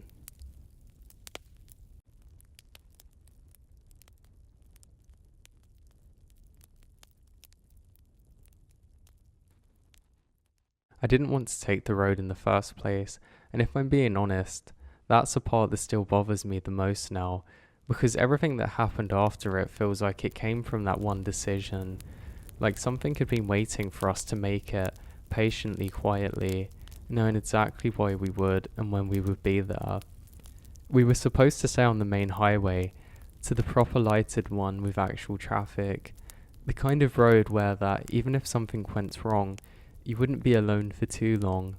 But the sat-nav kept insisting that there was a faster route cutting through a national park, shaving off almost an hour from the drive, and Tom, he always trusted that thing more than his own instincts, just followed it without really thinking. I remembered asking him twice if he was sure, because the turnoff didn't even look like a proper road. Just a narrow stretch of asphalt slipping between long dead grass and a rusted sign that had been worn down so badly that you couldn't read what it said anymore. He laughed it off. He said it was probably just an old park boundary marker and kept driving. I let it go, even though something was already off in the air, like we'd crossed into a place that didn't get many visitors and didn't want to get any either.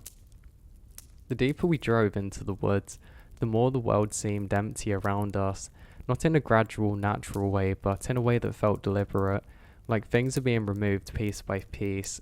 There were no birds overhead, no animals crossing the road, not even the usual sound of tapping faintly against the windscreen from insects. Just the steady hum of the tires and the occasional crack in the road beneath us that sounded too loud. The sky above didn't fade properly either, the light draining unevenly as if something was dimming it in sections, leaving parts in shadows and others staying lit for far too long.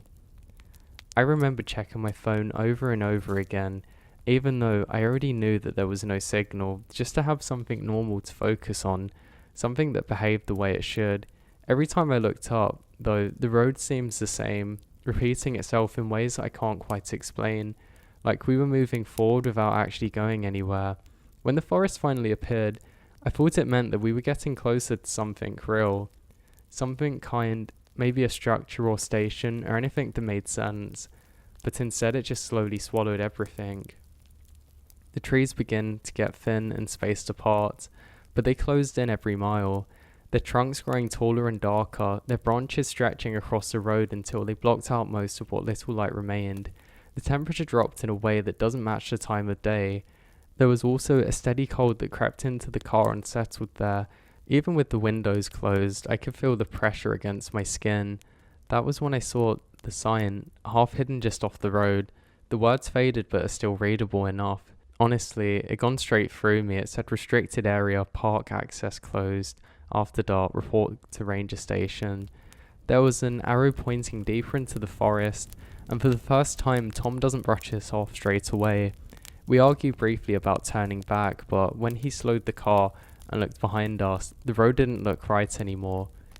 It had already been taken by the forest and swallowed into something darker than should have been there. He said it was just a light, just the trees closing in, but I could hear the uncertainty in his voice. And I knew that he saw it too. Not so long after this, the car starts making noises. It starts to build louder into a grinding noise that eventually went in uneven bursts. It didn't feel like a normal mechanical issue. It felt like resistance, like the car was trying to move through some kind of force field that it shouldn't have passed. When it finally stopped, it did so without warning, the engine cutting off completely as if it had been shifted off the outside. Now, it left us in complete silence, so it felt like the rest of the world had paused. That's when we saw the house. It stood just beyond the trees, off the right side of the road, its glowing windows with a steady warmth that doesn't match anything around us. There hadn't been any sign of a path leading up to it, no indication that anybody lived out there, and yet it was there fully intact, fully lit, as if it had been waiting for somebody to notice it. We sat there for a while, neither of us saying anything, both of us trying to find a reason not to go, but the silence stretched on. The car refused to start. The light from the house stayed constant, steady and patient.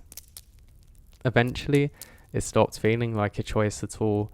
Walking towards it felt wrong immediately, not because of anything obvious, but because everything else had gone so completely still. The trees didn't move, the air didn't shift, and even our footsteps sounded too loud against the ground, as if silence around us was reacting to them. The closer we got, the more the house seemed separate, like it didn't quite belong to the same space of the forest around it.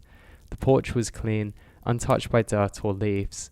The window bright, but revealing almost nothing inside, and the front door slightly ajar, just enough to suggest that we aren't the first to get there. Inside we step. Everything was prepared. The table was set for 2 people, plates laid out neatly with cutlery placed beside them, glasses filled halfway with water that looked perfectly still, as if it had just been poured. The food was there, and it was still warm, and there was a faint smell of it lingering in the air in a way that doesn't make sense at all. I remembered stepping closer, reaching out just to feel the heat rising from it, and pulling my hand back immediately because it shouldn't have been possible. There was no one else in the house, no footsteps above us, no movement in our rooms, just that quiet, suffocating stillness that was an undeniable fact that everything had been arranged specifically for us. That's when we heard the door close behind us. It wasn't loud, not a slam, just a soft, delicate click that echoed for more than it should have. And when we turned back around towards it, the handle didn't move, and when Tom tried, he couldn't, and that's when the first real fear sets in, the kind that doesn't leave room for doubt or explanation. We started moving through the house, calling out, checking every room, but everything was silent and perfectly arranged, untouched, like it had been waiting indefinitely for something to begin. That was when we found the ranger's jacket. It was hooked near the back door, clean and neatly placed, with a name stitched into the fabric that neither of us recognized. There were keys beneath it, a radio, even a notebook left open on a nearby table. When I picked it up, my hands were already shaking because I knew something about it wouldn't be right. The pages weren't filled with reports or notes like I expected, but with repeated entries, the same line written over and over in slightly different handwriting, as if it had been written many times by many different people. It said, "Don't stay after dark." That was when the radio turned on by itself. At first it was just static, loud and sudden, filling the silence with a harsh crackling that made both of us jump, But then it shifted, forming something almost like a voice, broken and uneven, struggling to come through. It wasn't repeating anything. It wasn't looping. It sounded strained, like somebody was trying to speak something, but they don't know how to properly. It sounds like leave. Clear enough that I don't really have any doubt of that, followed by a long stretch of static that seems pressed against the house and the wall itself. We tried the door again, harder this time, but it still doesn't open. And then we heard footsteps upstairs, slow and deliberate, moving from one side of the house to the other in a way that didn't match the layout that we've seen. Like the space above us was larger than it should have been. Tom told me to stay behind him as he moved towards the stairs, but I didn't want to be in there alone, not even for a second, so I followed, every step feeling heavier than the last. The sound stopped the moment we reached the top, leaving us in that same undeniable silence again, which was unbearable. But one of the doors at the end of the hallway was open now, just ajar, light spilling from the inside. The room beyond it was a dining room, same table, same plate, same arrangement, but this time there were more settings, far more than two, stretching down the length of the table in a way that doesn't make sense for the size of the house. And sitting at the far end, facing away from us, was someone wearing a ranger's uniform. They didn't move at first, not even when we stepped back into the room, not even when Tom called out, his voice shaking despite how hard that he tried to steady it. It wasn't until we were close enough to see the back of their heads properly that something shifted, slowly and unnaturally, the neck turning just slightly too far before stopping. I remembered the exact moment I realized something is wrong. Not because of how they moved, but because of how they were missing things. There was no face, just smooth unbroken skin where the face should have been, and we ran. I don't remember how exactly that we got out of the house, only that at some point, the door was open again and we were outside, the cold hitting us like a wall as we moved back towards where the car should have been. But the road wasn't there anymore, not in the way we remembered it, just a strip of darkness that didn't lead anywhere. And the house, when I turned back to look at it, it wasn't the same now. There were more lights on, and shapes moving behind them that didn't seem to belong to a normal house. We didn't stop running until the trees thinned out again and the road reappeared beneath our feet, the car sitting exactly where we left it as though nothing happened at all. The engine starts now on the first try. We drove without thinking or speaking, without looking back until the forest is gone and the world feels normal again, or at least close enough to that we can pretend. But we went back the next day, with police and rangers, maps, coordinates, everything to think of, so we can prove what was out there. But there was nothing. There was no house, there was no clearing, literally not a thing, just a forest. And a single sign, half hidden by trees, that read restricted area permanently shut. The arrow beneath pointed nowhere, just to the ground. I still have no idea what that place was to this day.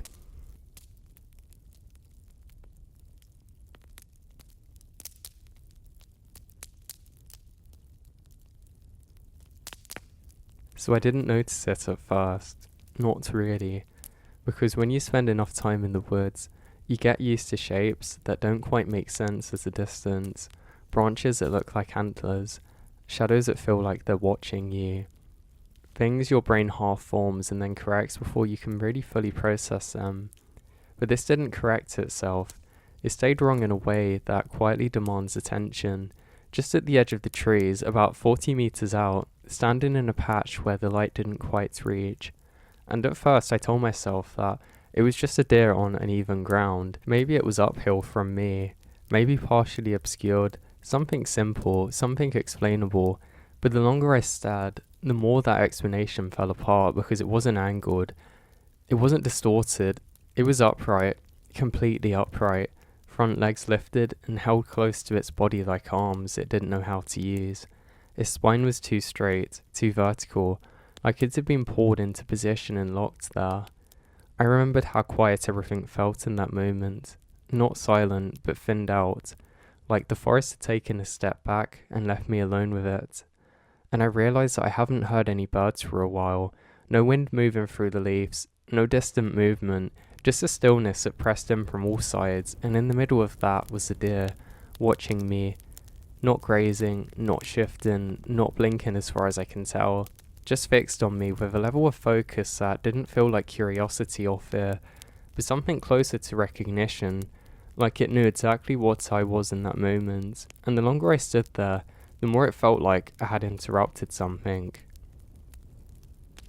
Like I had walked into the middle of a moment that wasn't supposed to include me. I should have left them, just turned around and walked back the way that I came, but there's something about being in the woods alone that makes your brain stubborn, like it refuses to accept anything it can't fully explain, and instead of leaving, I took a step forward, slowing cautiously, testing the ground like that would have somehow made the situation safer. In that instant, my weight shifted. I saw it move. Not its body, not yet, just its head turning, slightly towards me, following. The way that it turned really makes my stomach drop. It was smooth. Not in small adjustments like an animal. It was fluid, too precise. Like it was mounted on something rather than connected by bone and muscle. I froze completely, every instinct finally catching up to what I was seeing. And for a few seconds, neither of us moved, just staring at each other across the distance. And that's when the details started to sharpen in a way that I wish I hadn't seen them. Because its face wasn't right. Not in a way that I could easily define, just off. The proportions slightly wrong, the eyes set too far forward, too focused, and its mouth wasn't resting naturally. It looked stretched, like the skin didn't sit correctly over whatever was underneath. And I had this overwhelming, undeniable feeling that it wasn't just looking at me, it was aware of me in a way that animals aren't supposed to be. Aware that I was watching it, aware that I was trying to understand it and somehow was interested in that. I took a step back, listening to the part of me that was telling me to leave, and the moment I did, its head turned further, continuing past where it should have stopped, the neck twisting slowly with a faint dry sound that reminded me of wood moving under pressure. And it didn't stop.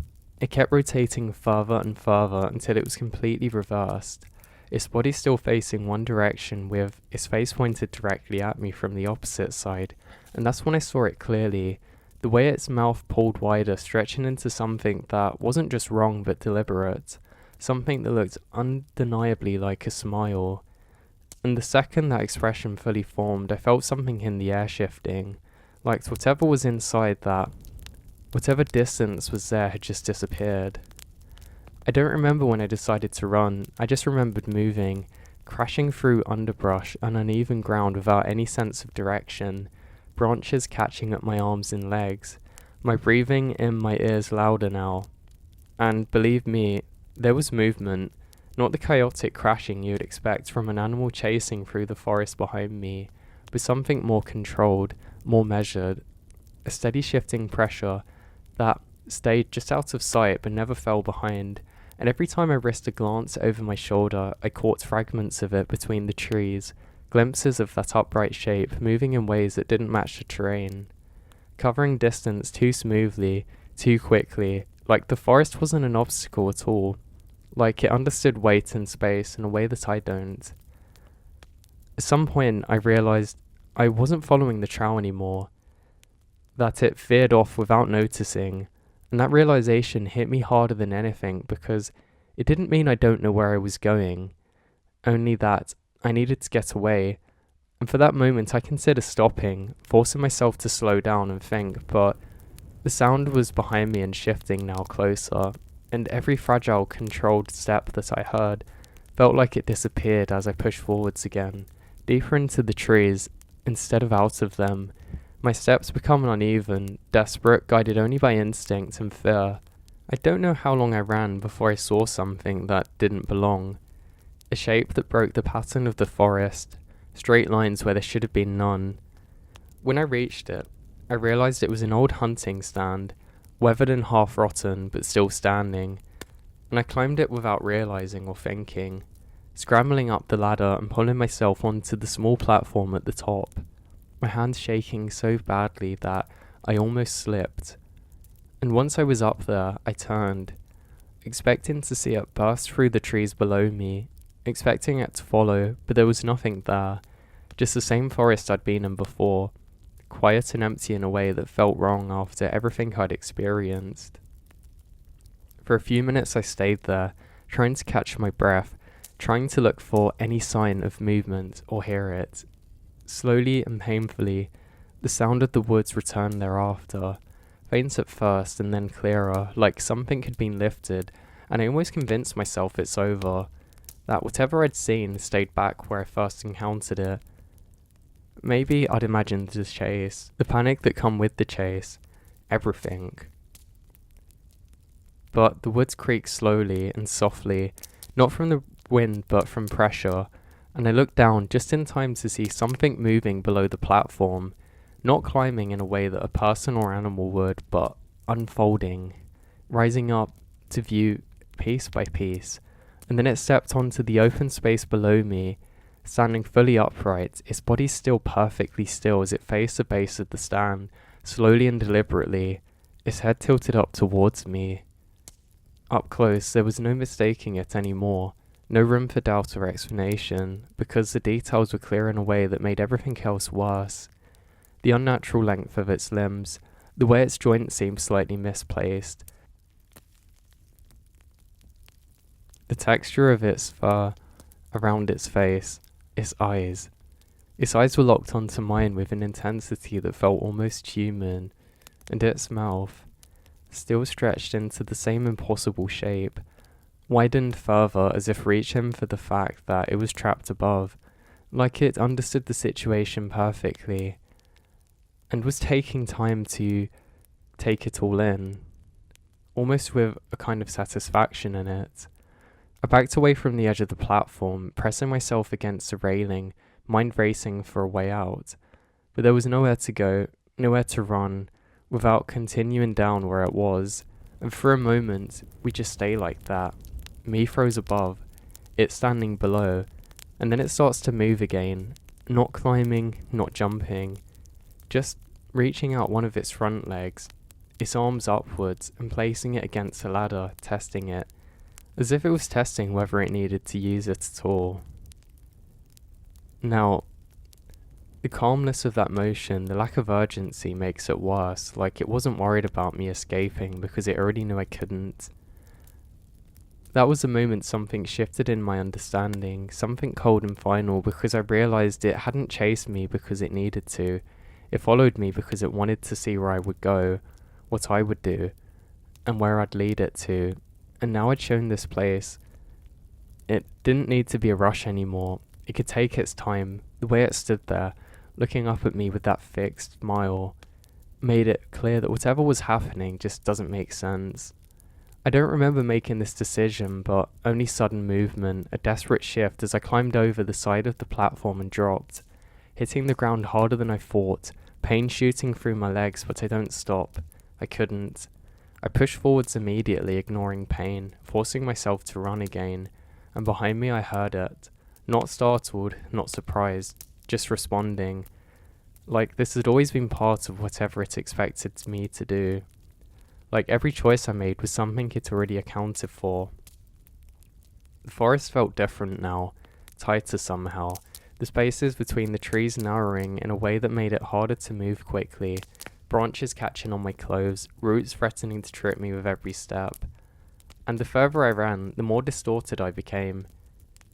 The light shifted in ways that didn't match the amount of time they took, the shadows stretching too far and too long, and I started to get the feeling that I'm not lost, I was being guided.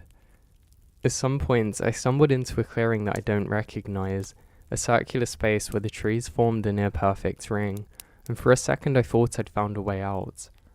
Some break in the forest that could lead back to the trail, but there was no path, no sign of passage, just that empty space surrounded by trees that seemed too evenly spaced and too deliberate, and in the center of it I saw marks on the ground, long shallow grooves that curved and overlapped like something had been there pacing over and over again, tracing the same path until the earth had been worn down.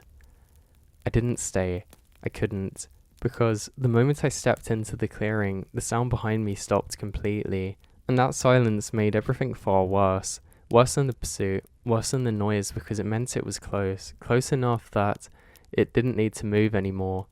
And I turned slowly, with every part of me resisting what I knew I was going to see, and there it was, standing at the edge of the clearing, perfectly still, watching me. By this time it wasn't at a distance, it wasn't partially hidden, it was fully visible, completely unobstructed, and the details were undeniable, the way its body held itself upright, the slight unbend in its limbs, the way its head tilted just slightly too far to one side, and the smile, wider now, wider than before, stretching across its face in a way that made it look like it was trying to imitate something it didn't fully understand. For a long moment, neither of us moved, and that stillness made me realize something way worse. Something settled into my mind with a quiet certainty. I wasn't the first. Those marks on the ground weren't random. The clearing wasn't accidental. It was a place where something had happened before. Whatever this was, it had brought others here. Maybe animals, maybe people, I don't know, guiding there. How many times had this played out? It made the forest feel like a place more than a system. Something being designed.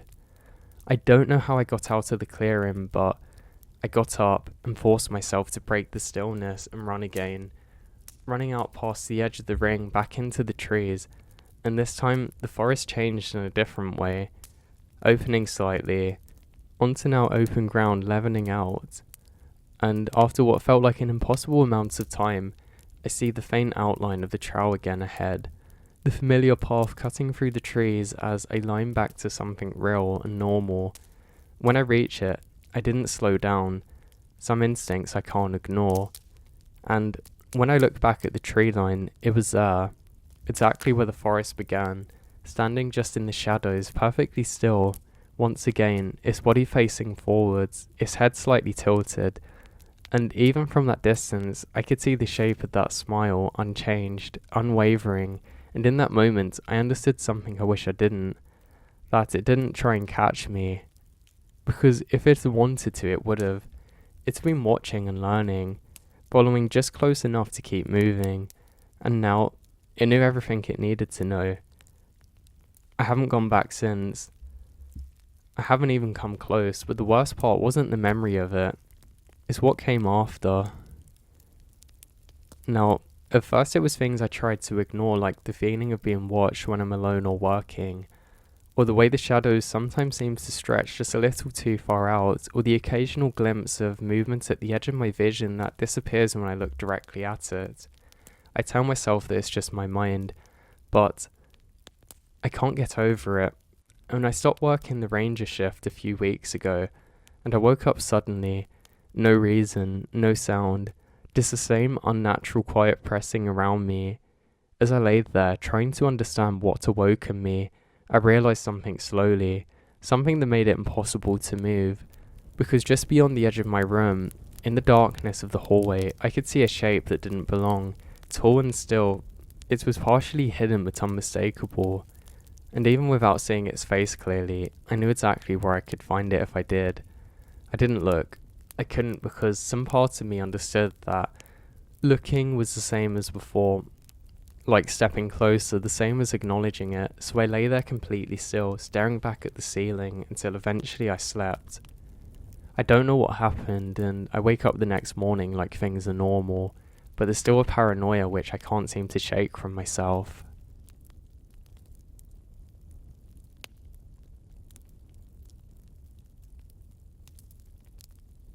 First time that I'd seen the bones, the mountain had that particular kind of silence that makes even your own breathing feel like it doesn't belong there. It was early, before the sun had fully committed to the ridgeline, and the light was thin enough to make everything look slightly erased at the edges. The call coming just after dawn, a broken transmission from a hiking group who had lost contact with one of their members, who had then discovered something. We were used to recovery work, used to the way the mountains return people in pieces of information rather than clarity, but there was something strange about what you were looking for being right there. When we reached the location, my colleagues ahead of me, moving with the kind of quiet efficiency that comes from years of knowing that hesitation does not. The bones were exactly where the coordinates were reported to be, half turned into the ground itself. Weirdly, there was a backpack that almost looked like it had been strapped in once, but it didn't seem to match the bones, like it had been there at a different time. So that was pretty weird. We work to carefully recover what we can, because even when death is certain, procedure insists on respect for uncertainty. Now, the stretcher actually creaks under the weight. They seem too heavy for what they are. The straps tighten. The world narrowed to the sound of boots pressing into the forest ground. Morales said very little during the extraction, which is unusual for him, because normally he filled silence with observations that made the job feel less like it was in an isolated area. That day, he only checks the slope angles every so often, almost like he's looking for something else. I remembered thinking at the time that exhaustion was getting to him. The altitude was enough to make you feel really lightheaded. By the time we get down the station though, the mood changes entirely, as though something's gone wrong. We look back and we can't actually see where the bones have gone. We've literally just stretched back nothing, but it doesn't make sense. We go back and check our coordinates again and again. Not standard procedure to just go out without really reporting it, but I do so without hesitation. He stares at the screen longer than he should, and Morales says that we've definitely traced this well. It doesn't make sense how we can't find the bones. It was really bizarre. We go out looking for them and just can't seem to find them. We think maybe we've not extracted it very well, but we know that's not likely, so we end up going back to the station, saying that we're going to check the next day and figure out who this was. Obviously, they've been there for so long that if it really was a crime scene, it would have been disturbed too much. Weirdly, the backpack was missing too, and that just doesn't make sense. One of us would have noticed it. Morales is really annoyed, and I calm him down and say, "Don't worry, you did nothing wrong. I should have seen it too." So we go in for that night, head back the following day. Weirdly, we get a report of more bones showing up this time. Another hiker's found them. Strange, it's not too far from where they were last reported. I head out there with Morales and get there first this time. I can see the backpack again, which is odd. But what was weird was that they were placed perfectly how we'd first found them. It doesn't make sense to me because it was almost like they'd been rearranged exactly, but with like surgical precision, so I don't understand that. It was also a bit closer to the station than it had been last time, but it wasn't like it had gone in a straight line. It was almost like it had gone off and deviated somewhere else.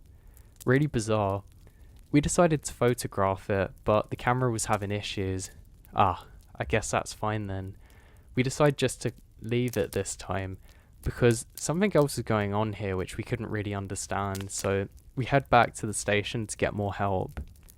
So we head back to the exact coordinates, and nothing was there. I wish I was joking about this part, but genuinely there wasn't a single thing here. It's really creepy. We look everywhere and we just can't seem to find them or the backpack. We now get a strong suspicion that somebody's doing this, messing with us, and we actually interrogate the hikers. We found out that they were literally just regular people and they were more spooked by it than we were. Really odd, but we think there's something going on. Maybe a conspiracy, and we don't like it. Morales is convinced that it's some kind of plot to take our attention away to somewhere else, but it never seems to happen that way. Things go on for normal now and I completely forget about it. We do have one other strange thing that happens around this time. We had a report of a lone cabin. It would be built illegally and we're pretty sure that they would use in it to make drugs or illegal alcohol or something. We had reports of a lone cabin with an orange glow coming from it deep in the woods. I was sent out there to investigate. I don't like doing this. It kind of creeps me out. The thing is, if you're dealing with people like this who are knowingly doing something illegal, they're more likely to do something illegal in response or to not get caught. So I head out there, and eventually I see it. The warm glow, orangey colour coming, but it kind of flickers almost like there's a fire. I think this is really odd. As I get closer to the cabin, I have a feeling that I should turn back, but I decided not to. I get up to the door and I knock on it. There's no answer. I can hear wind rushing around me and it sounds very creepy. It almost sounds like the kind of wind that you hear if you're in a haunted house at a fairground attraction. I open the door, and there's wind which opens it, but I can't figure out where that's coming. I get in there and it's abandoned, but there's a fire going. It really creeps me out. I turn back, and just through the silhouette of the door, I see the figure of something. It looks like a tall shadow with pointy arms, almost like bones are extending from something, holding something. It looks like a sheath or staff. It's really weird. I turn back because I hear something in the cabin around me. I hear the sound coming from all around me and look back and it's gone. I let out a scream. I didn't remember that I still had the radio on at this point, so they all hear me scream. They rush other units over. I'm too scared to actually leave the cabin and I just close the door, but as I do that the fire goes out. This is really like a haunting. I don't like this. I don't know who was out there, but the rangers get back to me and calm me down. We can't figure out how long this cabin's been here or how on earth we didn't notice it before. It was really well constructed. It just looked out of place. We schedule it to be demolished and we move. So now time goes on and the demolition is starting to happen. I still don't know what that figure was what I'd seen out there in the woods, but that's when we get reports of something. Bones have been found, just under the cabin, almost in the exact center of it, and there's a report that it has a backpack too. We can't believe it, and we ask them just not to do anything and just to leave it there. Me and Morales take this up because we're already on the other case, so we have more ideas of what this could be and if it's the same thing. We ask the other rangers and the extraction team to meet us kind of midway, and apparently some of the guys who were tasked with deconstructing this place who had never been here before reported seeing a tall shadowy figure wearing a robe further off into the forest just out of sight that would walk behind a tree then seemingly disappear. I asked why they didn't report it and they said, well, they thought it was one of us and then realised it wasn't. The craziest part, we get back there and they're nowhere to be found. Again, they've just disappeared. Morales screams out, damn it. I haven't heard him this angry before, and he punches the wall of the cabin, the last remaining part. It collapses down. We all look at each other and I see him suddenly look like I've never seen him before. He says whatever's going on here is probably bigger than us. Apparently his mum warned him about ghosts and stuff in the forest and to be careful. And apparently his grandma told him this too before he died, but he never believed it. I tell him to stop and that we're okay, we just have to stay focused, and he says roger that. And we just continue and help out with the team, trying to take apart the last parts of the cabin. Now close to our station is a lake, and we're back in the shelter one day, just doing our job like usual, and we hear a report come in of a boat on the lake. There shouldn't be a boat. It's not a massive lake, it's more a body of water I should say. But why was there a boat there? It's a small wooden one. So we're sent out to investigate this still. I don't want to though. I just have a horrible feeling about this and everything. Apparently there's an individual standing there that seems to be fishing. I'm with a different colleague this time and it's quite dark now. The forest is quite foggy and it's turning to the winter months. I hear my colleague Dave say to me, "You're not going to believe this. Tell me what you see." I take the binoculars and through the fog in the water, I see what I can only describe as a very tall, slender figure holding a sheath or something. It looks almost like a Halloween prop. It's hard to see in the fog, but there it was. It looks almost like a reaper, but I don't think it's real. I think it's a Halloween thing, and I tell my colleague Dave that. He says, "I don't know, man. I don't like this." I say, "Come on, what, you think it's a reaper? What is it?" We can't see it now as it goes back into the fog and kind of disappears slowly. It's not moving, but it definitely wasn't somebody fishing, but I think it is somebody doing that illegally and just putting that there to scare people off. We have to get to the boat though, and I really don't want to do this. The boats we have aren't very good, to be honest, and we go out on ours and it seems very cold, almost like it's too cold, and it's really horrible. It felt like we were going through a tunnel because we can't see well. Anyway, eventually the fog gets too thick and we can't see where we're going. We do our very best attempt at a patrol, but we don't find anything and come back. But just as we're doing that, we hit something. The boat. We then slowly turn our torch onto it and we see it, bones. The boat has now managed to lodge itself on the shoreline and we both step out at the same time. I say you're not going to believe this and go to radio it in, but nothing comes through but static. I say don't touch this is something different. We park in our boat and then we both get out. We're actually very close to the station now, so I just bolt my way there, too scared to look back. My colleague does the same. Dave rushes and blurts out what's happened, and everybody gets up that's familiar with the case and rushes out there. So we run back to the shoreline, and there it is. Our boat, but nothing. The other boat's completely vanished. And so did our sense of sanity. We decided not to report exactly what we'd seen on the boat. The fog there was really haunting, and our chief says, "It's alright guys, just go back in, I'm going to write this up." And to this day, nothing else ever came of it. I don't know what come of that boat or why those bones kept getting closer and closer to the station, what the foggy figure was that I'd seen, but it haunts me and I still have nightmares about it to this day.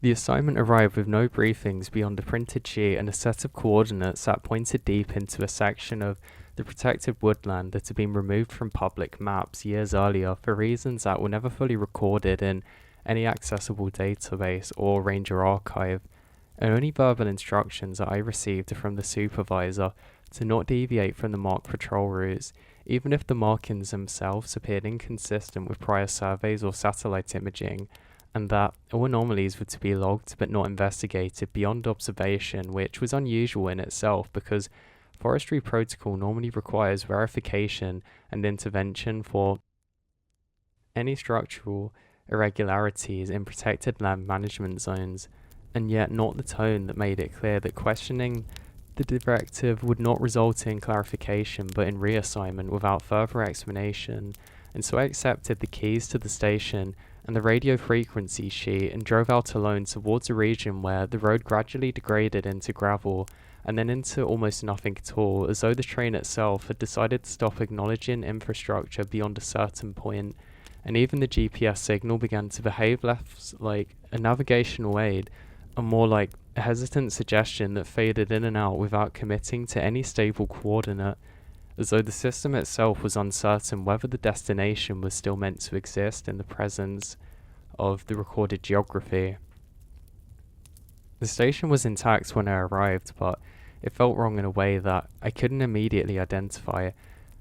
Through the structural inspection, nothing was damaged and nothing was missing, and all the supplies were arranged with precision and order, including ration packs, battery fuels, canisters and emergency flares, all dated within an acceptable rotation cycle, and in the logbook on the desk already containing entries for the current week, written in handwriting that matched mine closely enough that I paused for several minutes trying to determine whether I'd unconsciously signed earlier paperwork during onboarding that I couldn't remember, but the ink density and pressure variation suggested repeated practice rather than a single rush duplication. And there was also a note printed in the wall above the radio that simply read, "Do not go past the tree line beyond marker 9, unless the forest invites you." And I remembered standing there longer than necessary trying to interpret what kind of procedural language would ever allow the words to be on the paper like that. It was very bizarre. Now, the first patrol began at dawn, though the concept of dawn was already difficult to define clearly because the canopy above the forest line was so dense that light emerges in fragments rather than waves, and the trail markers were standard at first, with red paint and numbered posts placed at regular intervals by marker 4. The numbering began to repeat itself by marker 7, and the paint had changed shade, as if different batches had been used decades apart, and the posts themselves being fresh enough to still carry the scent of treated wood. And at the marker 9, the forest became unusually still in a way that removes not just sound, but the expectation of sound, as if the mind itself was being discouraged from predicting noise. And that was where I first saw the trees with names carved into them, not initials or graffiti, but full names etched into bark, at shoulder height with a consistency of placement that suggested deliberate installation rather than vandalism. And the unsettling part was that there was not the presence of names there, but the recognition that some were familiar even though I couldn't immediately place why that was. Just, you get the deja vu feeling that something's really wrong when it persists instead of fading. I document the first 10 trees carefully, photographing each carving and cross-referencing them with missing person reports from adjacent districts, but there was no direct match in any official registry, and yet the familiarity persisted in a way that felt less like memory and more like recognition without context, as I've had encountered these names in the future rather than a past record. And when I reached the tree 12, I realized that the carving has been freshly exposed with sap bleeding around the edges of the lettering, and names matched one of the seasonal volunteers scheduled to arrive at the station in 3 days, according to the staff roster that had been emailed to the department. And I remembered feeling an instinctive need to leave the area immediately, followed by an equally strong compulsion to continue deeper, as if both decisions were being generated externally and simply offered to me for selection, and neither could be felt fully authored by me or in the moment of deciding. By the time that I turned back towards the station, the path behind me no longer aligned with any outbound route, and the markers change orientation so that the numbers face inwards towards the forest rather than outwards towards the station, suggesting that I had followed not the correct ones earlier, which was pretty weird really. I attempt to contact base but get some static, followed by a transmission that sounded like my own voice reading back my patrol log with perfect accuracy except for one detail, which was that the voice was describing events that haven't occurred yet, including my decision to turn at the tree line 9 despite the fact that I hadn't made that decision at the time of my transmission. And the recording ended with a calm instruction that continued to say all the names and are accounting for each one, which isn't actually a part of our protocol, and I've never been trained to do this, which was really odd. Now, I checked the printed manual again, and in the page for referencing emergency directives have the blank section where that instruction should be, but there's none at all. When I finally reached the second station, it was no longer identical to the one that I had left because the arrangement of objects have shifted subtly, as though somebody replicated it from memory rather than physical reference, and the logbook contained additional entries that were not present earlier, including a full report written in handwriting which wasn't too different from my own. There was also some codes too, which were for rangers, but they were slightly off. Again, it was like somebody was imitating the entries and they just couldn't figure out how to do it exactly, but it was really odd. Again, I couldn't be sure if it was just in my head though, so I just continued like normal. Now, I decided not to leave immediately, even though every rational interpretation of the situation suggested that I should have, because the idea of a structure that could rearrange itself without any record of anybody being there or signs of intrusion really didn't make sense to me. And I don't like thinking of the possibilities of how this could have happened. But anyway, I decided that I should probably just leave the area. Now, I'd decide before going to check the logbook again. And again, because of repetition, it's a form of verification. When external systems become unreliable, but each inspection reveals the same entries with slight variations in phrasing that should not have been possible in a physical document, unless the paper itself was being altered in between readings. And I attempt to photograph the pages, but the images on my device showed blank paper where the writing had been, and then showed writing again only seconds later when I reviewed them in the gallery, which created a contradiction between the recorded and perceived evidence. So it's pretty weird. I then take the decision to return to the forest, and it's not made by a single moment, but an accumulation gradually as the consequences of unsolved inconsistencies, because the alternative was remaining in a structure that could no longer be continued as stable. So I followed the original route again, expecting deviation or correction, but the path appears restored as though that it's been waiting for re-entry rather than altered by time of passage, and the marker posts were once again facing outward in the correct orientation, though the paint looked darker still, as if it had been refreshed without visible maintenance activity, and I remembered thinking that the forest did not seem to erase mistakes but rather reset them. When I reached the marker 9, the silence turned immediately on again. This time it wasn't just absence of sound, but there was some kind of absence of interference, as though the environment stopped trying to stimulate normal sensory ground, which really hit me like a train. And that's when I saw the first carved names, except there were more of them in the trees than I'd ever seen before. There was new additions. It's something I noticed earlier, which I thought was just graffiti, but didn't think too much of it. It was strange because there was no signs of movement through the area, which could have occurred during the interval.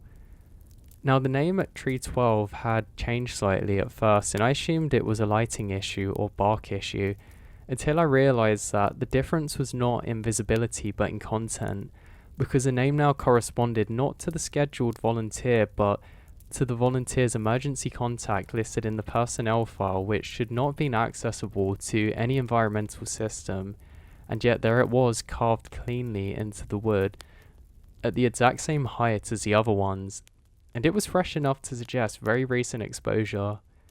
Further in, I found more trees that were not present during my first patrol at all, and the names on them were not missing persons in any official sense, but individuals in administrative databases as currently active employees across different ranger sectors, including people I recognized from training documentation, and one name matches the supervisor who had signed my original development and deployment order. And the unsettling part was not the presence of those names, but the implications that the forest was not only recording absence, but predicting it, with very specific details that nobody should have really known. My radio begins to function again, but only in short bursts. Each transmission contained fragments of conversation that had not occurred in my timeline, including references to weather conditions that I had not experienced and decisions I had not yet made. And one fragment included my own voice stating coordinates that led deeper into the forest, beyond any map sector or boundary, followed by a correction from another voice or version that said the coordinates are no longer relevant because the boundary had already shifted. At one point I encountered physical evidence of human presence that was not ranger infrastructure because it did not conform to any standard build pattern, and it appeared as a temporary shelter structured from materials that should have come from inside a cabin, including rations and things like that. Now, it is weird because inside some of the space radio components, several pages of the logs were identical to mine, except written in a perspective that assumed the forest was already fully understanding and controlled within the final entry on those pages, and simply stated that mapping is not exploration but repetition of the forest, allowed to be remembered. Deeper still, I began noticing footprints that matched my boots, exactly, but diverging in directions that my own path hadn't gone to, as though another person had actually gone through the same area as me, but diverted at the last moment, probably hours prior or something, struggling to find a good route, suggesting that they had some familiarity of the area, but they were doing something and had to change course. At marker 16, I found a carved sequence rather than a single name, and it lists multiple individuals in chronological order, but the sequence does not match any official reported missing persons report because the earliest names in the sequence were not yet reported missing at the time of the reading, and the later named individuals who were still active in operational logs. And when I attempted to photograph this, my camera wasn't working. It was really odd. There was some kind of interference. The deeper I went into the forest, the more the records seemed to be partially corrupted, but they're still functioning, and it continued to produce output that was consistent within itself, even with a contradictory external reality, and I began to understand that the carved names were not random or symbolic, they were structured rather than vandalism. It wasn't normal graffiti. Eventually I reached a clearing that contained what appeared to be a secondary ranger station, very similar to the one that I'd been in. It was very strange because I'd never noticed this before. When I'm at this structure, which appears to be imitating one of our stations, I didn't leave the station immediately, because the most dangerous conclusion that I could reach was not that something impossible was occurring, instead that Something entirely possible was occurring in a system that I didn't understand yet, and that distinction mattered because if it was impossible, then it could be dismissed as error or hallucinations or equipment failure. But it was possible, and that meant that there was a mechanism behind it that could potentially be mapped and repeating, and that meant it was part of the same world I was already standing in, rather than one that I couldn't attempt to understand. So everything was really bizarre. When I went back out again, I don't follow procedure now because procedure assumes that there's a stable reference point, and I no longer had one that I could trust or follow. So I followed the physical continuality instead, which meant tracing the last confirmed footprint line back to the marker 9 and observing whether the environment corrected itself or diverged further than it had before. So now I think it's normal enough, and it aligns with the same numbered posts and everything, so nothing's been altered this time. But I do notice some of the spacing of the markers wasn't consistent enough to match my pacing and what I thought I remembered. I honestly think I was going insane now. On marker 9, the forest silence returned exactly as it had before, but this time there was something within it that felt like it was occupying it rather than an emptiness. You know, they say sometimes in nature it will fall silent if there's a predator or similar. I felt that. So I hadn't documented what I found earlier now. I was getting scared, but this time I could see another etching. This time the bark around it was split in a way to suggest a very recent force rather than natural growth, and there were fragments of material caught in the wood that resembled fabric this time, fibres darkened by soil and exposure. I recognised them as belonging to standard ranger issue uniform, which meant that at least one of the names on the trees had a physical counterpart that had been recent enough to give us good tangible evidence. I felt good with this. Now, further along, I discovered what could not be explained as carving alone, but one of the trees had not only a name, but a description almost, in the bark, cut to suggest that somebody had done it recently. It was kind of in gibberish, but it seemed to have been done in a way that had urgency and struggle. Beneath the tree roots, I found disturbed soil that had been partially covered with a leaf litter in a way that suggested attempts at concealment rather than a burial in any sense that I could understand. And I cleared the top layer and I found personnel equipment, including a torn identification tag and fragments of radio casings that matched the standard issue we got. Really bad. The implication kind of slowly forms to me, and I'm not really making sense of it in my head. Now, it's difficult to ignore the carved names that were not absence of symbolic meaning or to interpretation in the traditional sense, but records, and the forest was not merely listing people but cataloguing their absence in physical form, and when I compared the carvings to the rationale of these being missing people, it made perfect sense to me. I found overlaps that were no longer coincidences, and now this, in front of me. Well, I'm pretty sure we've come across a body now. I attempt to use the radio, but the signal was unstable, and I just get fragments that I can hear back, including breathing patterns and environmental noise consistent with movement, which happens when you go into dense undergrowth. At one point I heard a very clear voice, which I can hear as human, and it was repeating marker 9 over and over as if confirming position or warning others, and then the transmission cuts abruptly. I was pretty sure I'd discovered a body. I was now standing in the forest and it looked like there was a makeshift grave or something with gibberish above it in the tree.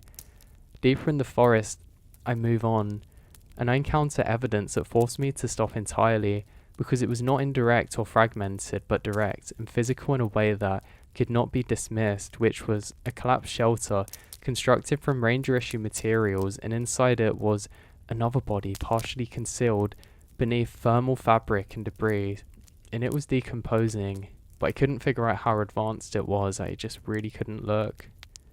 I felt horrible now. What made the discovery worse was not the presence of another body, but the condition of the surrounding environment, because the trees nearby bore multiple fresh carvings that had not been there earlier, and among them was a name that matches the ID of a deceased ranger that suggested that the forest was not only marking individuals but updating records in response to outcomes. I document everything carefully, but The act of documentation felt increasingly inadequate because I knew I was finding something bigger than me.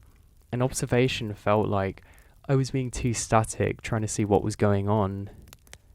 Now, I noticed some smoke in the distance, which should not have been possible because there were no controlled burns scheduled. The conditions just weren't right for a fire. So I look around and I notice a second area of disturbance now. And I can see multiple trees blackened by fire, but not in a uniform and consistent pattern with wildfire spread.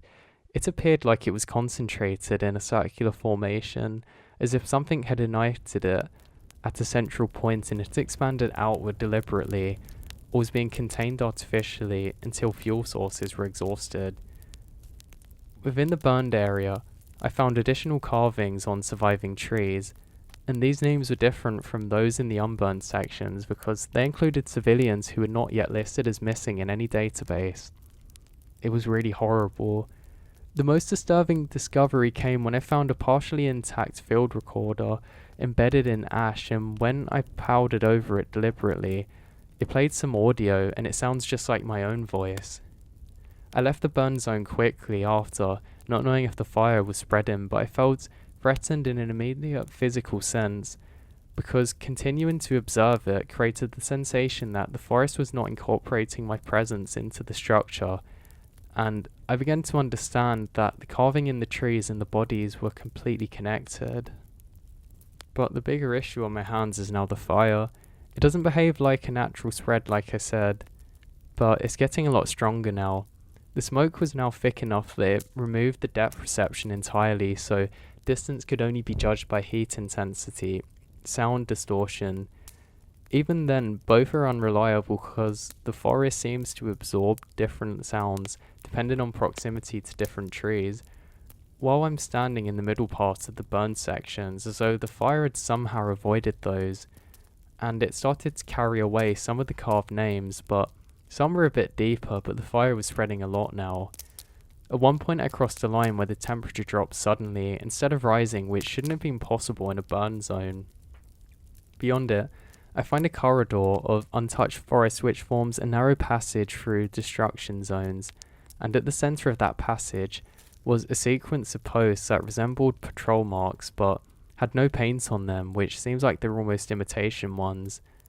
I now realise that the fire was structured rather than chaotic, and it became absolutely undeniable that this was burnt on purpose and it was forming a circle around me. I attempt to radio in what's happening, but I just can't get anything. I'm starting to get quite scared now. For a few moments it hits me that this might be it. I might actually be about to die in here. What's worse is I don't have a respirator or anything to breathe in the smoke safely. I need to breathe, obviously, to escape, but I can't breathe.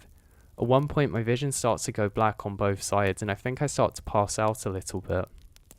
I continue going, and I briefly catch a glimpse of a figure. My ranger kicks in and I think it's somebody trying to escape the fire. I go to shout out I'm a park ranger, but I end up coughing and fall into my knees. I slip into a dream for probably 5 minutes and then come round again.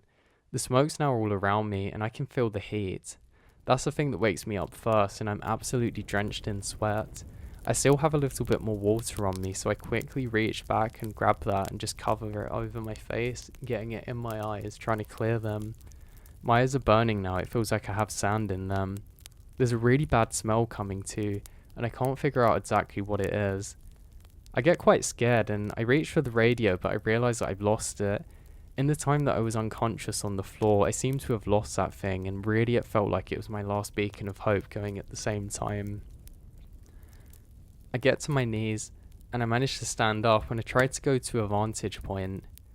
There's a path which kind of leads up through the trees to where I should be able to see at least where that I'm going, so I head over there. It's really hot and I feel absolutely exhausted. I feel like I'm not going to be able to make it much further, and parts of my life start to flash through my eyes. I really think that this is going to be it, and that I'm not going to make it any further. So I try and make it up that hill with all the strength that I have, but I'm quite disorientated now. I'm higher up, but I really can't see anything. There is a small structure which we have here, which I know that I can climb up, but the problem is the trees are too thick to be able to see. Though I quickly make my way up here and look around, but I can't really see anything. I go back down and I can feel how hot it's getting now. I slide for a second and it takes me a while to get up. I think that I was only semi-conscious, or maybe loosely so in these moments. I think it took all my strength out of me to get up there. I can't see any more carving on the trees, but I've completely forgot about those. I've lost my water bottle too, and that was annoying because it was incredibly helpful to help me see. So I just keep going straight. I think I know what direction that I'm heading in now, and the fire is on the other side of the hill, but luckily it hasn't spread to this point, so I should be somewhat okay, as long as I just keep going forwards. I curse myself for investigating. Who did I think I was? I had no business being out here like this.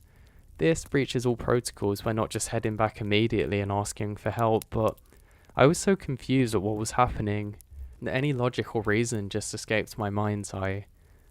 So I just keep trekking forwards.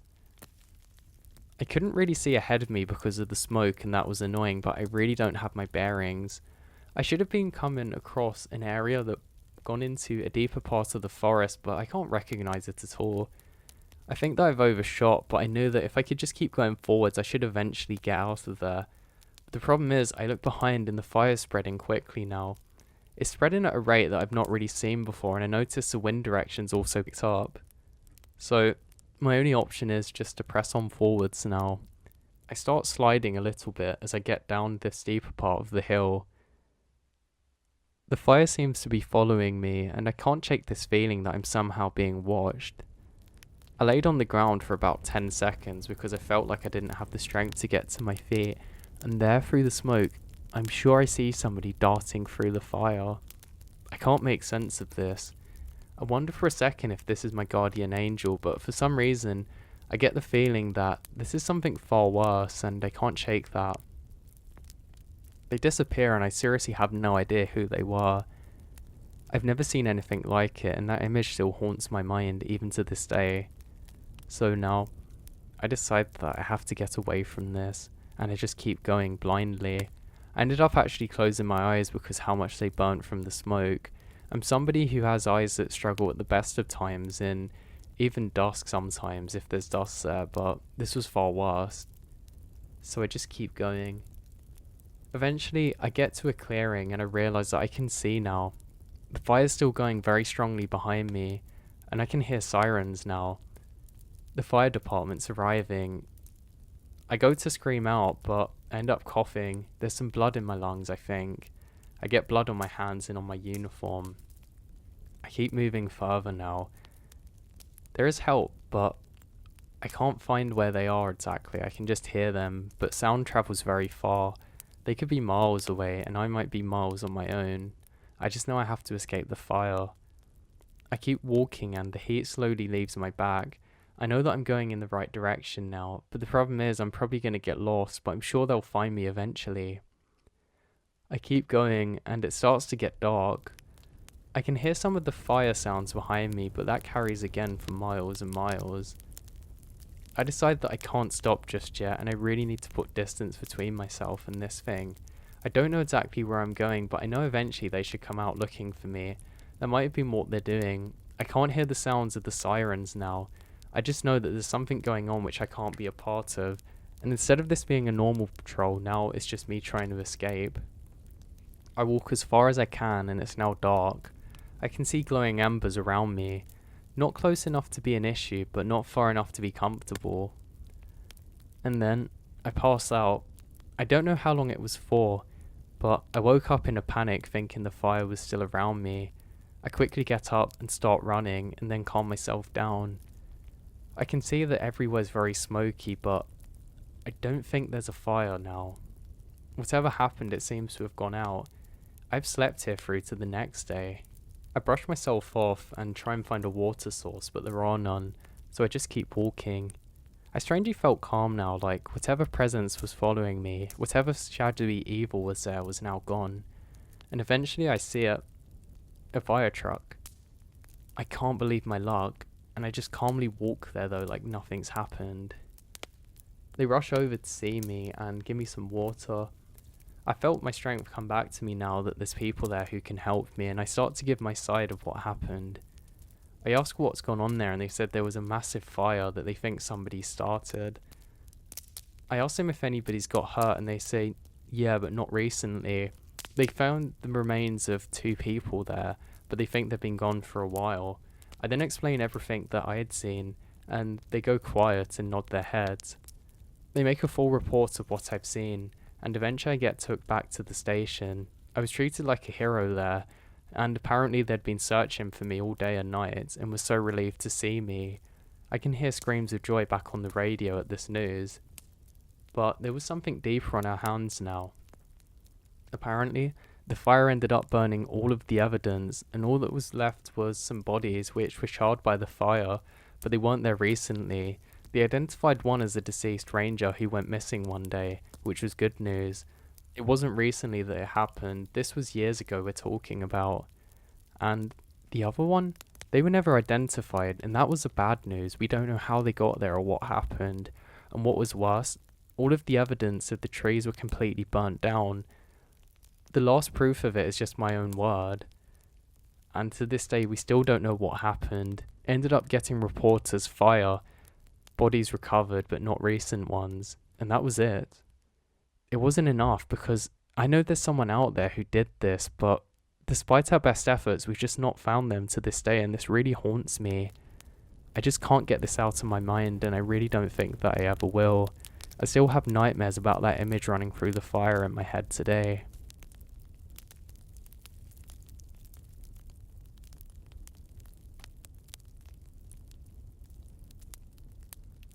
So I've been on recovery dives before, but the call from what I'm going to call Black Ridge State Park felt wrong from the moment my supervisor mentioned the cave system.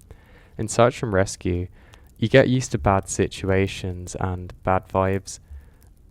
Now, you hear about missing hikers, injured climbers, flood victims, lost campers. Most operations followed patterns that you eventually learn to recognize. Somebody overestimates their experience, somebody ignored weather warnings, somebody wandered off the trail after dark and panicked when they realized that they couldn't find their way back. The wilderness kills people quietly most of the time, whether it's exposure, dehydration, falls, exhaustion. There's usually a clear chain of mistakes that you can follow afterwards, like footprints in the snow. The predictability is what keeps rescuers sane. Even when things end badly, at least they still make sense. Black Ridge doesn't make sense. Before I even arrived, before I saw the forest or the caves or followed people involved, I already knew that place had a bad reputation. Nobody openly admitted it because people in rescue work hate sounding superstitious, but certain locations develop reputations over time, whether officials know it or not. Black Ridge is one of those places. Rangers transferred away from there unexpectedly, volunteers refused second assignments underground, divers who worked the lower cave systems rarely returned for future operations. One rescuer apparently retired 3 months early after a body recovery in a tunnel and never explains why. Another diver reportedly suffered some kind of breakdown during an operation in 2017 after claiming somebody had tampered with guidelines deep underground. Official reports blamed stress and nitrogen exposure. Unofficially, people talked quietly, usually late at night after operations were finished, when tracks were being packed and everybody was too exhausted to pretend that they're not unsettled. The disappearance connected to Black Ridge never ended cleanly.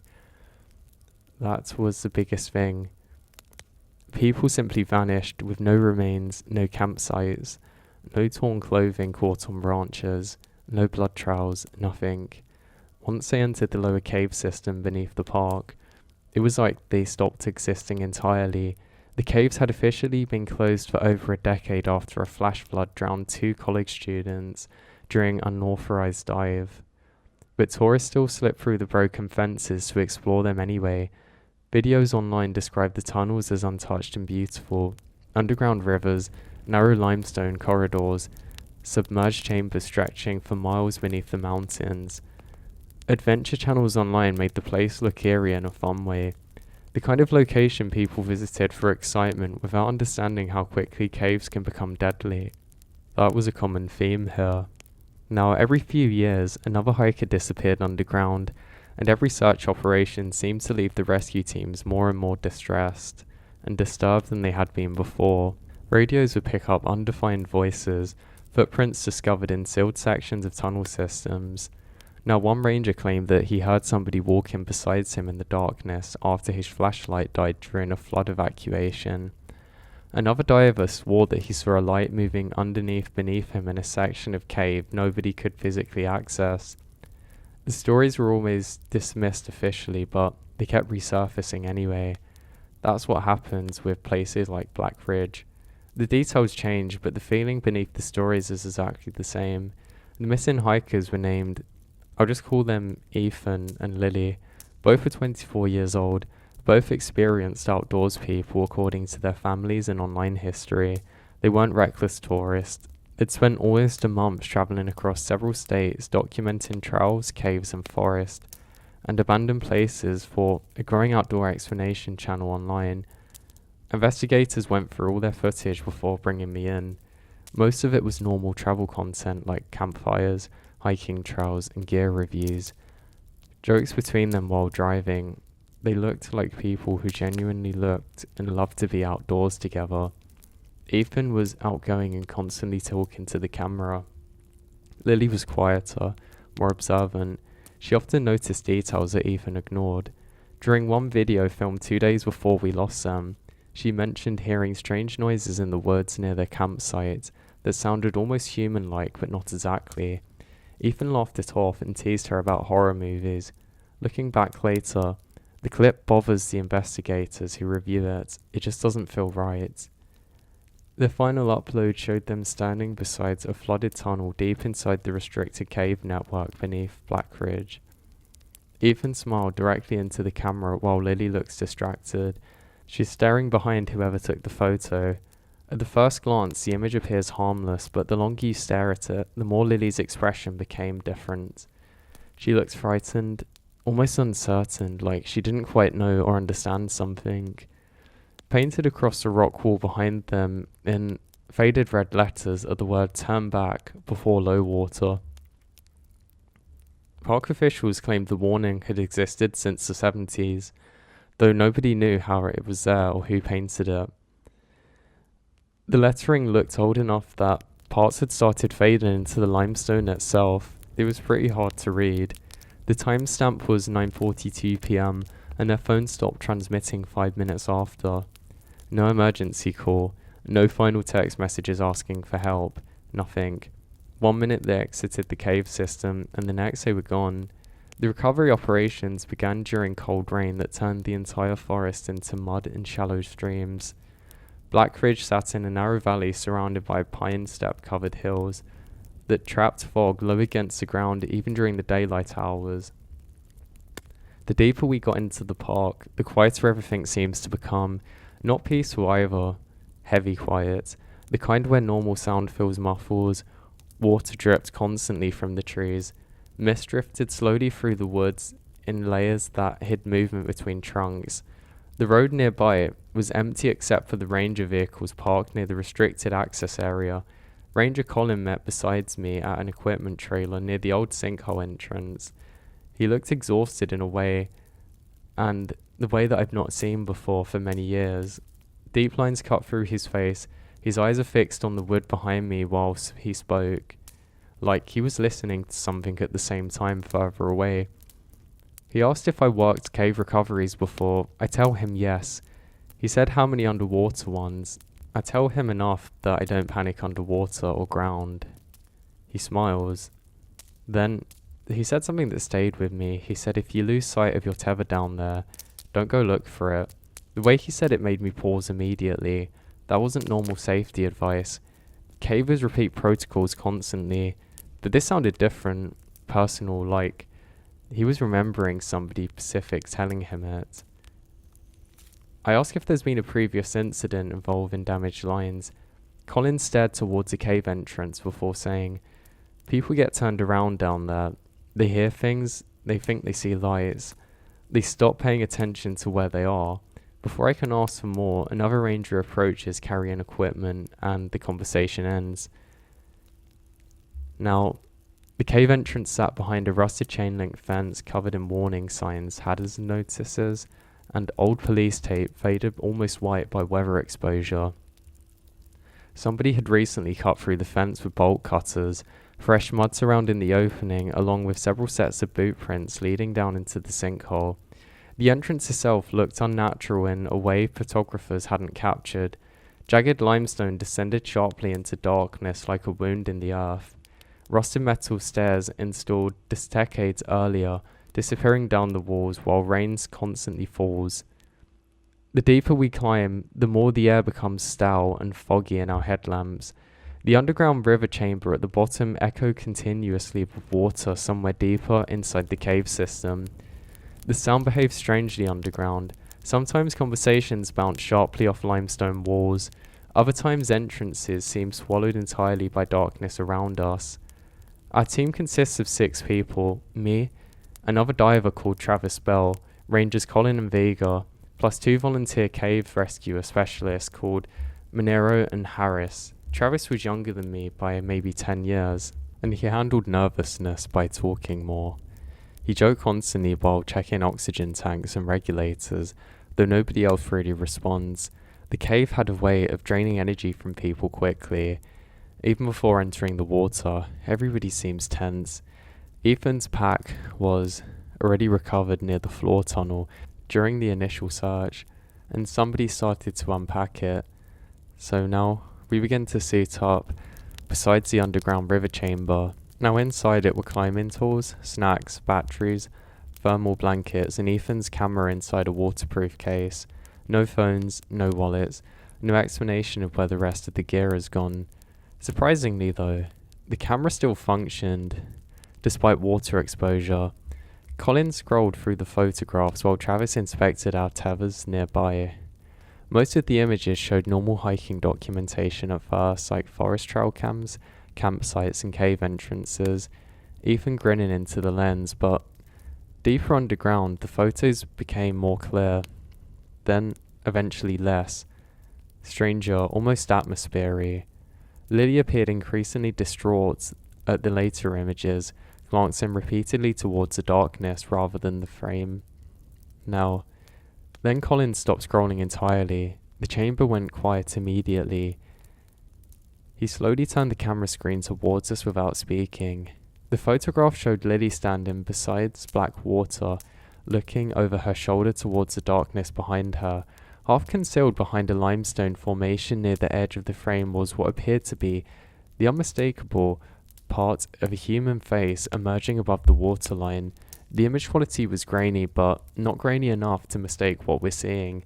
There was pale skin, one visible eye reflecting the camera flash, part of a forehead and a nose barely breaking the surface of the water. Human, watching them. Travis stared at the image for several seconds before quietly asking if somebody else had noticed it earlier. Collins nodded and said that the police had enhanced the photograph the night before. The shape remains visible even after filtering out distortion. Nobody had identified who or what it was. We entered the water just after 11 in the morning. Cave diving never feels natural, no matter how often you do it or experience you become.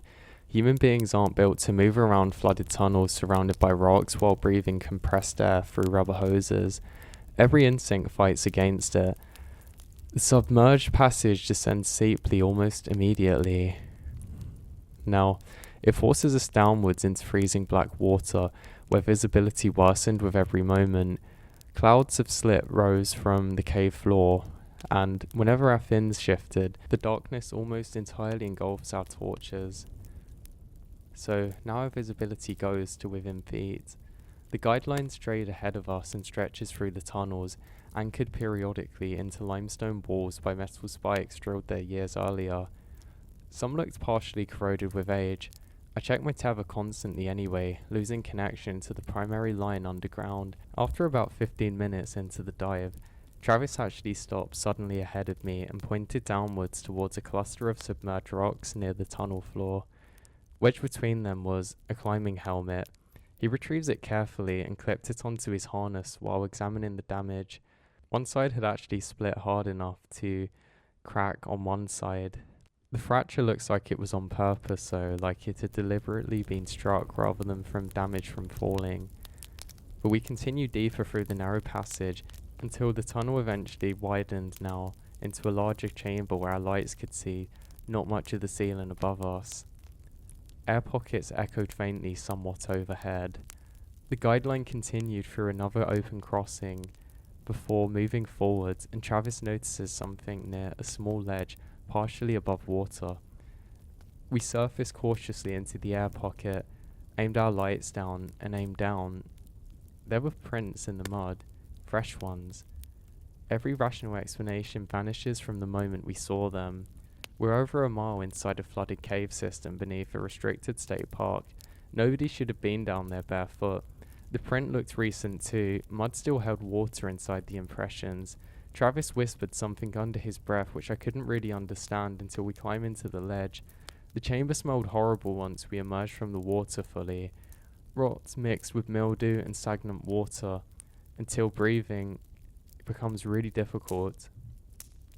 Our lights revealed signs of habitation everywhere.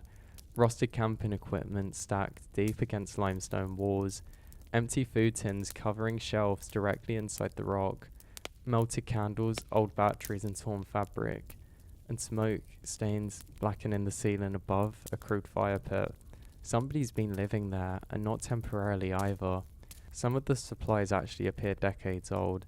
In one corner sat piles of stripped animal bones, deer, raccoons, smaller things I can't identify. Then Travis slowly raised his flashlight towards the ceiling and completely froze. Names had been etched into the limestone overhead, and dozens of them. Some including dates stretching back more than 30 years. Several had crude crosses carved across them. Others had marks beside them that look almost like tally markers. We radioed the discovery to the surface team immediately. Ranger Collins went silent for several seconds after the description. When he finally answered, his voice sounded strained in a way that I haven't heard before, and he told us to leave the chamber.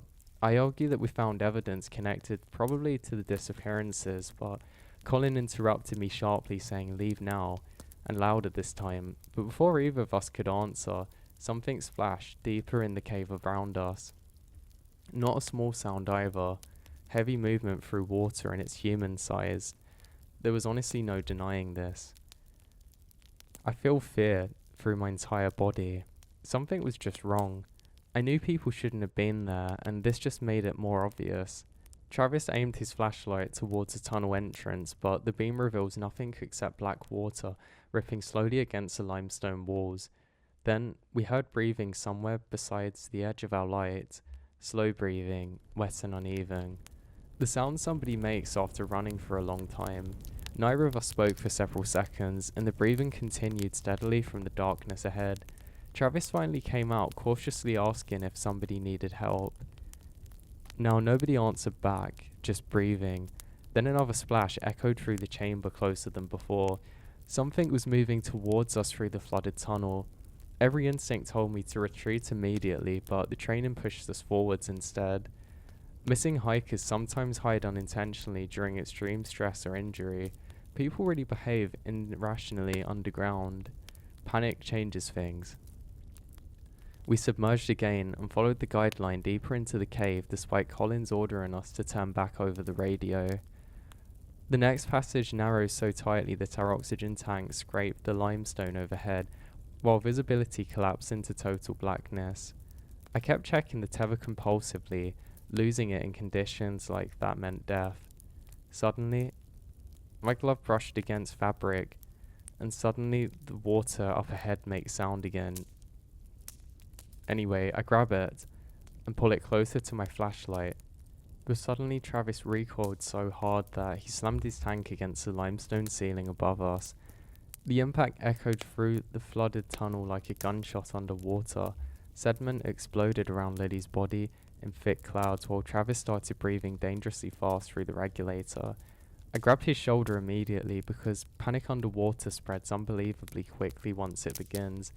When panic sets in, both people can be dead on the rescue team.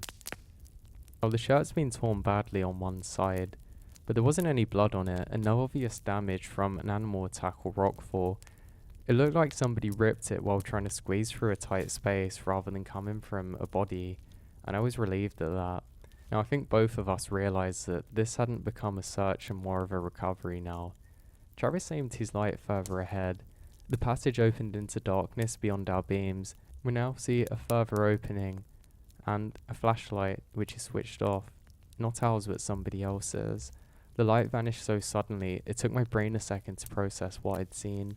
One moment there was a faint reflection glowing through the water ahead, and the next it disappears completely. Travis looked at me, and even through the dive mask I can see the panic beginning to build up in his eyes again. We both knew the surface team was nowhere near the section of tunnel. Nobody else should have been deeper inside the cave. I tried radioing Collins again, through the static flooding our comms. At first nothing came through except interference and fragments of broken noise. Then Colin's voice cracked faintly through the distortion. He sounded further away than before somehow. "You need to come back now, don't continue." Before I could, another voice interrupts the transmission. A woman's. A quiet whisper saying he's still following you, and the radio cuts dead after. Travis asked if I heard it too, but I ignored the question because something had changed in the water around us. The current felt suddenly stronger, not naturally strong either, more erratic. Fine clouds of sediment drifted past us from deeper inside the cave, as though something come through the tunnel quickly, and then sound came, a splash. Further ahead in the darkness, not swimming, wading, human footsteps through the shallow water, slow and deliberate, moving away from us deeper into the cave. Travis actually starts to follow it at first, but I grab him by the harness and said stop. Every instinct tells me that we should keep going, but that it would be a massive mistake. Something about the cave felt wrong in a way that I couldn't explain logically. The darkness ahead no longer felt empty, it felt occupied. Like somebody stood just outside the edge of our lights watching us, deciding what to do. Then we hear a hum, echoing faintly through the passage ahead. I felt my stomach tighten immediately because the sound was so calm, completely calm. No panic, no urgency. Whoever was down there wasn't afraid of us at all. "We need to leave," Travis whispers, and I nod. We start turning back through the flooded tunnel, using the guideline, moving faster than before but trying not to disturb too much sediment. Panic underwater becomes deadly. You breathe harder, visibility collapses, people lose orientation and never recover it again. I keep trying to force myself to focus on simple things like breathing, hand placement on the tether, distance between the tunnel walls, but further ahead we move back through the cave, and then the more convinced I become that we weren't alone anymore. Several times I saw movement ahead of us, not clearly, but just pale shapes shifting at the edge of visibility before disappearing into darkness again. At first I blamed slick clouds and stress, then Travis suddenly stopped moving and grabs my arm hard enough to hurt. Pointed his flashlight downwards.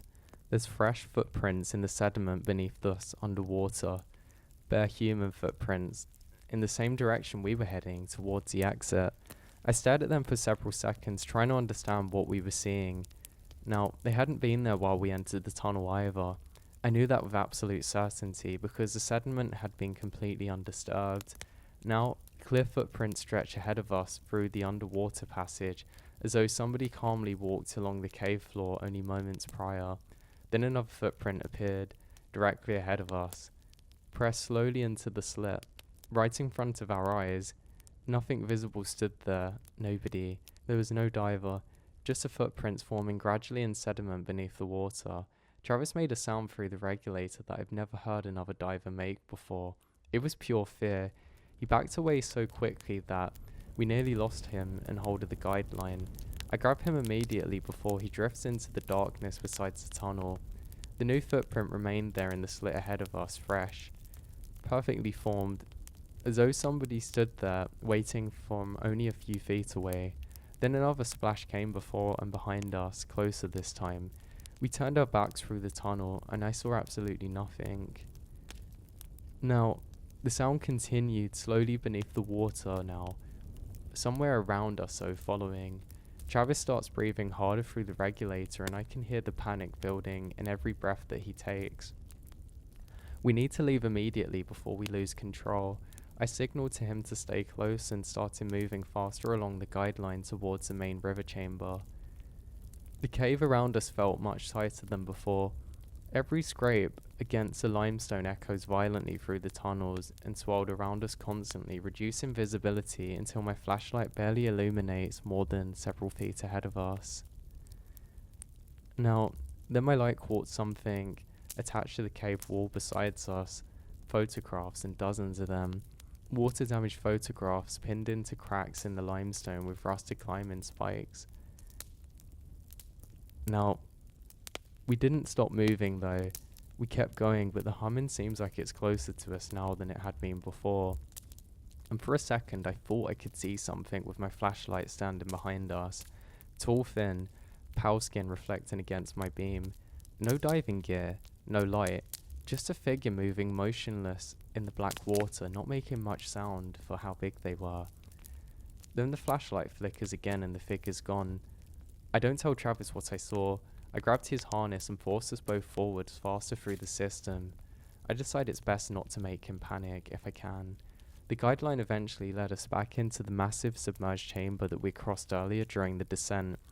Relief hit me as I start to recognize just some of the walls around us finally. We were close to the entrance tunnels now, close enough that I thought we might actually get out safely. Then we saw our tether line floating loose in the water ahead, no longer anchored. Not cut through, but something happened to it. The free end drifts slowly in the current and my chest tightens. Nobody except rescue personnel have been anywhere near that. Travis looked at me through the darkness and I could tell he was seconds away from completely losing control. I grabbed the loose tether and start pulling us manually through the chamber using muscle memory and landmarks from before. Visibility continued worsening every minute from the disrupted sediment until the cave became almost entirely black around us. That was when the knock-in starts. These sharp impacts against the stone, somewhere deep in the darkness behind us, then 3 more, closer. It sounds deliberate, not random cave noises. No, these are deliberate, like somebody striking the limestone walls with a rock, a signal. The noise followed us through the chamber, 3 knocks and a pause, and then again. Travis surfaced suddenly in one of those air pockets of the chamber, and I followed immediately behind him. We climbed onto a narrow limestone ledge, barely large enough to crouch on while tearing regulators from our mouths. Both of us are breathing hard now. The air pocket smelled stale and rotten, water dripping steadily from the ceiling around us, then from somewhere below the water, and around us, we can hear some sounds. They're like low, deep thuds. I don't know what they are, but I feel the vibration. Now, this makes us scared, but we continue on, and then struggle again in the visibility. We just have to keep going.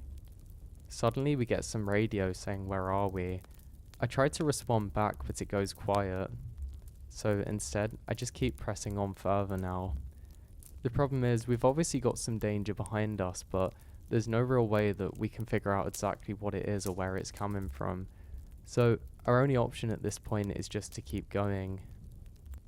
Now, the training wasn't really doing too much at this point, to be honest. I can really feel the fear taking over and I just don't know what to do. But I know as long as we can just continue on, we should be able to escape where we are. This no longer become a search and rescue, it basically just becomes a rescue of ourselves. We were no longer looking for somebody, we were just looking for our own escape and freedom from the abyss. Now eventually, I see what I've been looking for a while. A familiar opening that's gonna lead us out of here. I have to stop for a second just to try and get orientated, but I hear the humming sound again. I took my mask down now because I know we're close, but I start coughing. The air conditions were really bad. I was so worried that I didn't actually think just to put the mask on again. Now, in normal circumstances, we're actually in a beautiful area here, and it's something that you would honestly be very privileged to be looking at, but I didn't think that at the time. I just thought of how desperately I needed to escape this place. I eventually round a corner, and there it is, the exit. What I've been searching for such a long time. Freedom's up ahead of me, and it feels so good knowing this. I've waited for what feels like such a long time. I can feel the relief washing over me, and so does my colleague too. I take a second just to catch my breath. We're safe now, or so I think. I feel my leg being grabbed, and I think it's my colleague, but then I look up and he's further away from me. He's not within touching distance, and I can see both his arms. I scream, and we both start bolting out of there like we never have before. It probably only takes another few seconds to cover the rest of the ground until we're down, but we're in a safe zone now, and we start climbing out, tearing off our gear. We both just lie there exhausted, not knowing what to make of everything. We can hear our radio. I go to answer it, but put my hand down for a second. I don't know what to say. Eventually, I get up and radio in that we've not been able to find them and that we think there's something in there. We don't say what, but they say that another team's gonna come over from headquarters to give us some support and reinforcement. Apparently we were down there for much longer than we had anticipated we would be, and we're almost at the dangerous limit for how long that you can disappear in a cave like that for without radio contact. They're about to send a search and recovery team for us. Now, eventually we get taken back to the base, and I don't know what to think. I just stare at my coffee there. We wrote a report of what happened, but left out the details that we can't explain. My only option is to just wait now. Where were the two missing people? What are the rest of the team gonna find? Well, I had the answer the next day. They couldn't find anything from their search. Everything was completely normal, but there were some obstructions in the way that they had to clear that stopped them going further. Obstructions? I was confused at first, but apparently some rock had fell that had to be cleared that took hours to do so. So now let's fast forward another week. I'm still looking for the reports of where these two have gone, but they never show up again. And I never got the answer to what actually happened in that cave that night or who was actually in there. It all got too much for me too, and I ended up quitting the service before I could ever find out.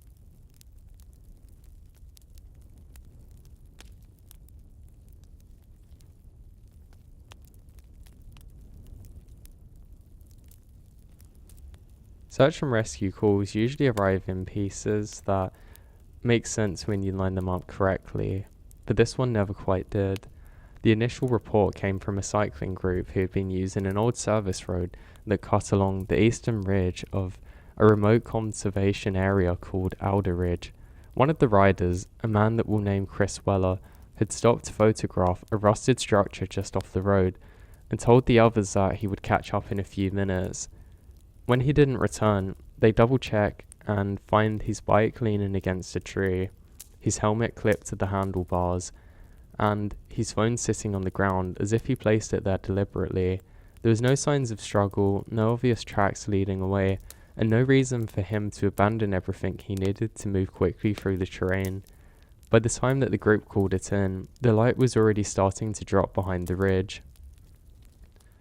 Alder Ridge was not officially closed, but it might as well have been. The main road was maintained just enough to allow emergency access, while everything beyond it had been left to decay after a series of budget cuts decades earlier. The remnants of old monitoring projects scattered throughout the area, including weather stations, survey markers, and experimental equipment installations that had since been abandoned. Most of them were harmless, just rusted frames and broken panels, but the place had a reputation amongst rangers for being difficult to map properly because so many old service paths no longer match up to what they appear to on paper. That made searches there slow and methodical by necessity. I was part of the first team sent out that evening and started at the point where Chris had last been seen and established a perimeter while daylight still held. His bike was exactly where the cyclist described it, and his phone was powered on, resting startup screen in the dirt. There were no missed calls, no outgoing messages, and no indication that he tried to use it for navigation. What stood out immediately was the camera app was open, as if he'd been in the middle of taking a photo when he stopped. We checked the gallery to see whatever had caught his attention, but instead we found a series of short video clips, all recorded within the same 10-minute window. The first clip showed the rusted structure had been there and that he tried to photograph it, which turned out to be some kind of old monitoring farm anchored into a concrete base. It looked like it might once have held instruments or antennas, though most of it had been stripped away, leaving only skeletal metal bars and mounting brackets. The video was unremarkable at first, just Chris walking around the structure, commenting quietly on how strange it was that something like this had been left out there. The second clip, however, shifted in a way that none of us could easily explain. The camera angled lower, as though that he's actually crouched down lower and focused on a small, weatherproof case bolted near the base of the frame that had not been noticed when we first arrived. In this video, Chris used one hand to brush dirt away from the case and exposed a faded label that was still barely legible. It included a project code, a date from the early 1990s, and a warning about recorded data storage. He laughed under his breath and said something about it being a time capsule, then tried the latch. It opens without resistance. Inside it was a compact recording device connected to a series of cables that disappeared in the ground beneath the concrete base. The device had a row of indicator lights that was still faintly glowing, which should not have been possible given how long the equipment had supposedly been abandoned. Chris hesitated, then reached in and pressed one of the buttons. The third clip began with a low, steady hum, the kind of background noise that you would expect from old electronics being powered up. Chris pulled his hand back and said that it was still working. His voice carries a mix of curiosity and unease. The camera shifted again as he leant closer. The hum resolved into something more structured. Not quite a pattern, but not random either. It sounded like layer tones, rising and falling in a way that suggests that the device was actively playing itself back or generating something rather than simply idling. Chris stayed quiet for several seconds, listening. Then he said that it felt wrong, though he did not explain what he meant by that. The fourth clip was where everything changes. The camera jerked abruptly, as if Chris had stood up too quickly. The frame swung away from the device towards the surrounding trees, nothing obvious appearing in the footage. But Chris's breathing had become uneven, and he kept muttering that he had not expected it to do that. He stepped back, then another step, until the recording frame was partially obscured by brush. The hum continued, but now there was a faint secondary sound layered beneath it.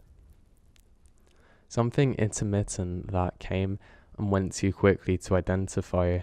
When Chris turned the camera back towards the device one last time, the clip ended. There were no more videos after that. We secured the phone and documented the scene before examining the structure more closely. The weatherproof case was still there, just as it had appeared in the video, and the recording device inside it was still active. The low hum filled the air around it, though it was quieter in person than it had been in the footage. None of us recognized the equipment model or the code label on the label back. It did not match any of the documented installations that we have on our records. The cables leading into the ground were sealed in place so thoroughly that we could not determine how far that they extended or what they were connected to. Standard procedure would have been to power the device down to prevent interference, but something about the situation made us hesitate. Instead, we marked the location and expand the search outwards, focusing on finding Chris before the night fully sets in. We moved in a grid pattern, calling his name and searching for tracks. But the ground and the area that we're in is dry and compact, offering very little in the way of impressions. The only clear sign of movement remained the immediate area around the structure. Beyond that, it was as if that he had simply stepped away and there was no trace of where that he had gone to. As darkness settled over the ridge, we established a temporary command post near the service road and rotate teams through the search area. I was assigned to return to the structure with a second group to document it more thoroughly and, if possible, to identify the purpose of the recording. We watched it again and reached there. We find the hum present, steady and unchanged. We set up portable lights and begin taking detailed photographs of the frame, the case and the surrounding ground. One of the team members, a technician named Harris, suggested that we should at least attempt to interfere with the device to see if it was storing data locally. Harris connected a field laptop using a cable from his kit and navigated through a series of generic drivers until something responded. The screen displayed a directory containing dozens of files, each labeled with timestamps that stretched back farther than the device should have been capable of operating with. Now, many of the files were large, far larger than the typical audio recordings. Their formats were not immediately recognizable. Harris selected one at random and attempts to open it.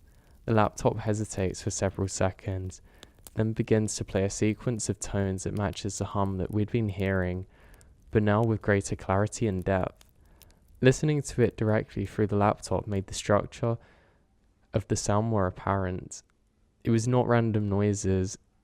It was following a pattern that repeated with slight variations, like a loop that never aligned itself directly or perfectly. As the file continued, the tones began to overlap in increasingly complex ways, creating a dense, almost oppressive soundscape that filled the small clearing. None of us spoke while it played. It was not loud, but it carried a weight that made it difficult to focus on anything else. Harris eventually stopped the playback, and the sudden absence of sound felt more unsettling than the noise itself. We searched the directory further and found newer files mixed in with older ones.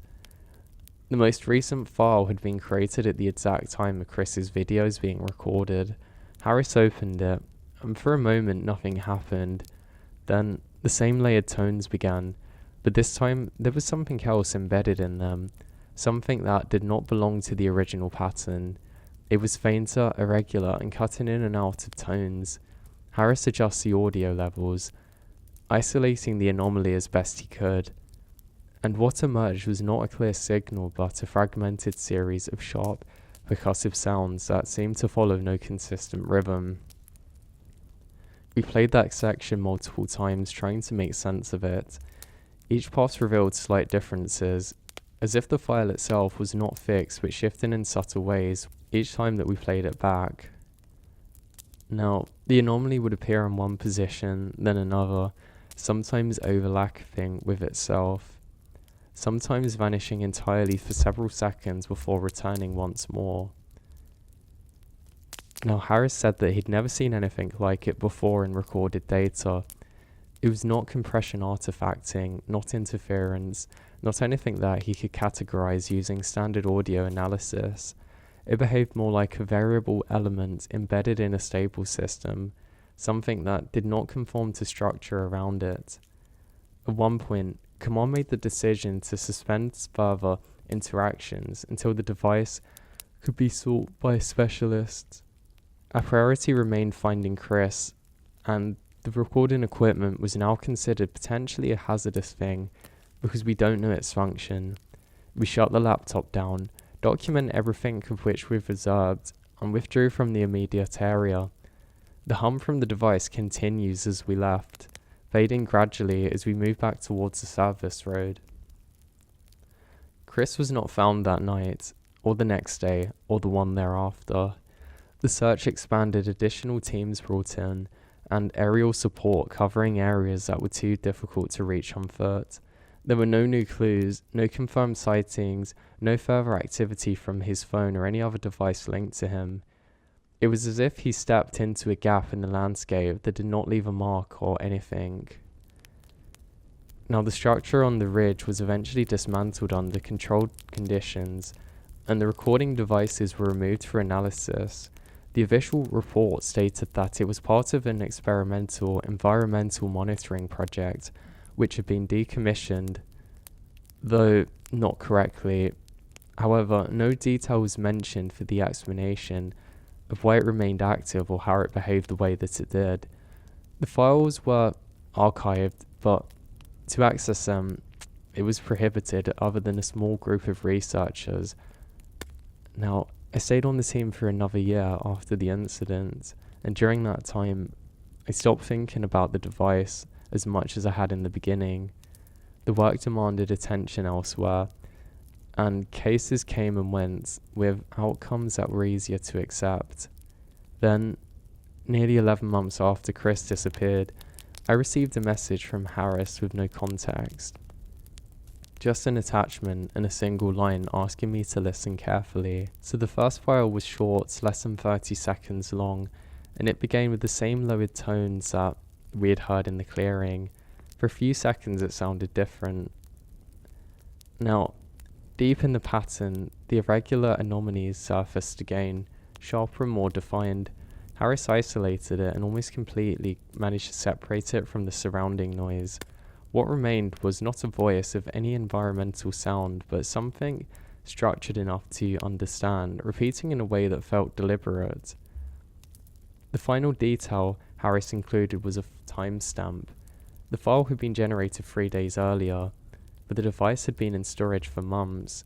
Now, I called Harris immediately after listening to the file, expecting him to pick up with the same urgency that I had. However, the call went straight to voicemail. I tried to call again, then sent a message asking where he was and what exactly was I supposed to be hearing. Harris didn't really reply at any time soon, so I convinced myself that there was a technical explanation that I didn't understand, something buried in files in a way that they'd been stored on purpose, but I wasn't sure what to make of this, so I drove to the regional office where the equipment had been transferred. I signed in through the usual channels and requested access to the storage logs. The technical on duty requested the code immediately, but hesitated before pulling out the file. He said, "Why do I need it?" And I mentioned Harris, and his expression changes now, in a way that made it clear something was wrong. He told me that Harris hadn't checked in for 2 days. His vehicle had been found at a secondary access road near the decommissioned monitoring site, parked cleanly, doors locked, but keys missing. There was no signs of forced entry apparently or anything like that, or foul play. No indication he'd left in a hurry. No calls made from his phone after the message was sent to me. The technician said the way people do when they're in a procedural way, it seemed like everything was normal. But the silence that followed made it obvious that this isn't being treated as normal. It was already being handled like a disappearance. So I asked if I can check the access logs anyway, and he pulled them up, scrolling slower than necessary, like he was deciding whether or not to show me something he couldn't explain. Everything looked standard at first. A series of recorded entries tied to authorized personnel, each with timestamps, durations, and clearance levels. Then he stopped and pointed to a single line that didn't match the rest. It showed a connection to the device 3 days earlier, lasting less than a second, with no user ID attached, no transfer size, no process listed, but a recording that something accessed it. "That's where your file would have been generated," he said without looking at me. I asked where the device was being stored, and he told me the room number, but added that it required a supervisor to clear it. I didn't wait. The hallway leading to a storage wing was quiet, too clean, too controlled compared to the field work we're used to. Everything is labelled, catalogued, and contained. It made what we'd seen and sent out for on Alder Ridge feel even more out of place, like something had slipped through the system that it had been designed to prevent. I found the room and looked through the observation window before anybody could stop me. The device was on. There was no question about it. The same faint row of lights we'd seen in the forest was active again, pushing in a steady rhythm that didn't match anything we've seen before. It wasn't connected to anything. No cables, no power source, or no interface equipment. It was just sitting there running. A supervisor arrived a few minutes later, pulled by whatever he had flagged in the clearing, and unlocks the room, and a brief argument that neither of us are fully committed to takes place, and then stops. He removes the device from the cabinet using insulated gloves, sits down on a bench, and tried to power it off, but nothing changes. The lights kept flashing, slow and deliberate, like it wasn't even registering our input. We connected it to a monitoring system instead of interacting with it directly. The output appeared instantly, a dense waveform that matched what we'd recorded in the field, layered tones stacked in repeated structures, and within it, exactly where it shouldn't have been, was an anomaly. It was clearer than anything we'd captured before, no longer buried, but sitting within the pattern, shifting slightly with each refresh cycle. We isolate a segment and compared it to the file Harris had sent me, and it matched. Not in general structure, but in detail, the same irregular spikes, the same spacing, the same slight distortions around the edge of each cycle. This meant that the file hadn't come from storage, and this was from something recent. Somebody asked questions, but nobody wanted to say it. And that was, which way is the device receiving input from? Another analysis started explaining theoretical edge cases, obscure ways that isolated systems could be influenced, but it fell apart under its own weight. Nothing about what we were saying seemed to make sense to the situation of which was presented before us. We pulled up Harris's last known location and organised it the same day for a search. The site was another abandoned installation, smaller than the ridge, tucked into a stretch of forest that hadn't been used for a while. The path was still visible, though barely maintained, and the ground held impressions well enough that we can pick up Harris's tracks within minutes. He'd walked in alone, steady pace and no hesitation. In the clearing, we can find the remains of a concrete base, but whatever equipment had once been mounted to the ground was gone. There was nothing left but rust and stains and bolts. Harris's tracks circle the base repeatedly, tied to loops that overlap each other, like he'd been searching for something that he couldn't see. There were points where his steps shortened, staggered, as if he'd slowed and tried to stop, but the movement wasn't always continued. It seems like it's interrupted before turning around towards the centre, and then there was no tracks leaving the clearing suddenly. We expand outwards, methodically, checking every possible line of departure, but there was nothing. No disturbance in the soil, there's no broken vegetation, no signs of a fall or climb or any kind of movement from that spot. We returned to the office and the device is still running. The anomaly changed. Now, it no longer drifted unpredictably through the patterns, and it no longer slipped in and out of alignment like something trying and failing to fit. It held its position for longer stretches now, repeating in cleaner intervals, as if it learned from the structure it needed to occupy. The analysts start mapping it more carefully, layering them over timestamps from earlier recordings, building comparisons between what we thought we'd seen in the field and what we're seeing now. Now, I've never seen anything like this in my career. The more data they added, the more uncomfortable the room became, because the changes were not random. They were gradual in a way that doesn't match normal behaviour, and they tried for months to figure this out, but they don't get anything. But specific ones were there where somebody had interacted with the device or its data. When Chris opened the case in the clearing, when Harris accessed the files months later, we connected the device to the monitoring systems in the lab. Each one corresponded to a visible shift in an anomaly, like a delayed response that took just long enough to look coincidental until you line everything up. We tried to reduce interactions after. Observations was limited, playback sessions were shortened, even looking at the waveform in real time started to feel like participation rather than analysis. Nobody said it outright, but it showed up in ways on people's shift patterns and stuff. People were trying to avoid this case. 3 days after we returned to the second search site, the anomaly stables for the first time. At this point, I stopped thinking about it as a pattern or anything technical that can be explained away, and started tearing at it for what was actually going on in the field. So it turns out there must be a network of listening devices placed in remote areas with no clear origin, no documentation, and no reason for being there. The recordings weren't just passive captures of the environment either, because they always seemed to center on human presence or movement or proximity, as if the devices were not turned into the forest for watching the forest itself, but people moving through it. This is a part that I can't reconcile with any official program, active or abandoned, because nothing we ran would be designed to operate without oversight. and definitely not in a way that left no trace of who installed it. Harris didn't come back into the office after accessing the files, and we haven't seen him since. At first it was handled quietly though, like the managers didn't want us to know what was going on, but where his vehicle was found where it is parked, with nothing disturbed, it seemed like something was wrong. It just doesn't make sense for a normal disappearance.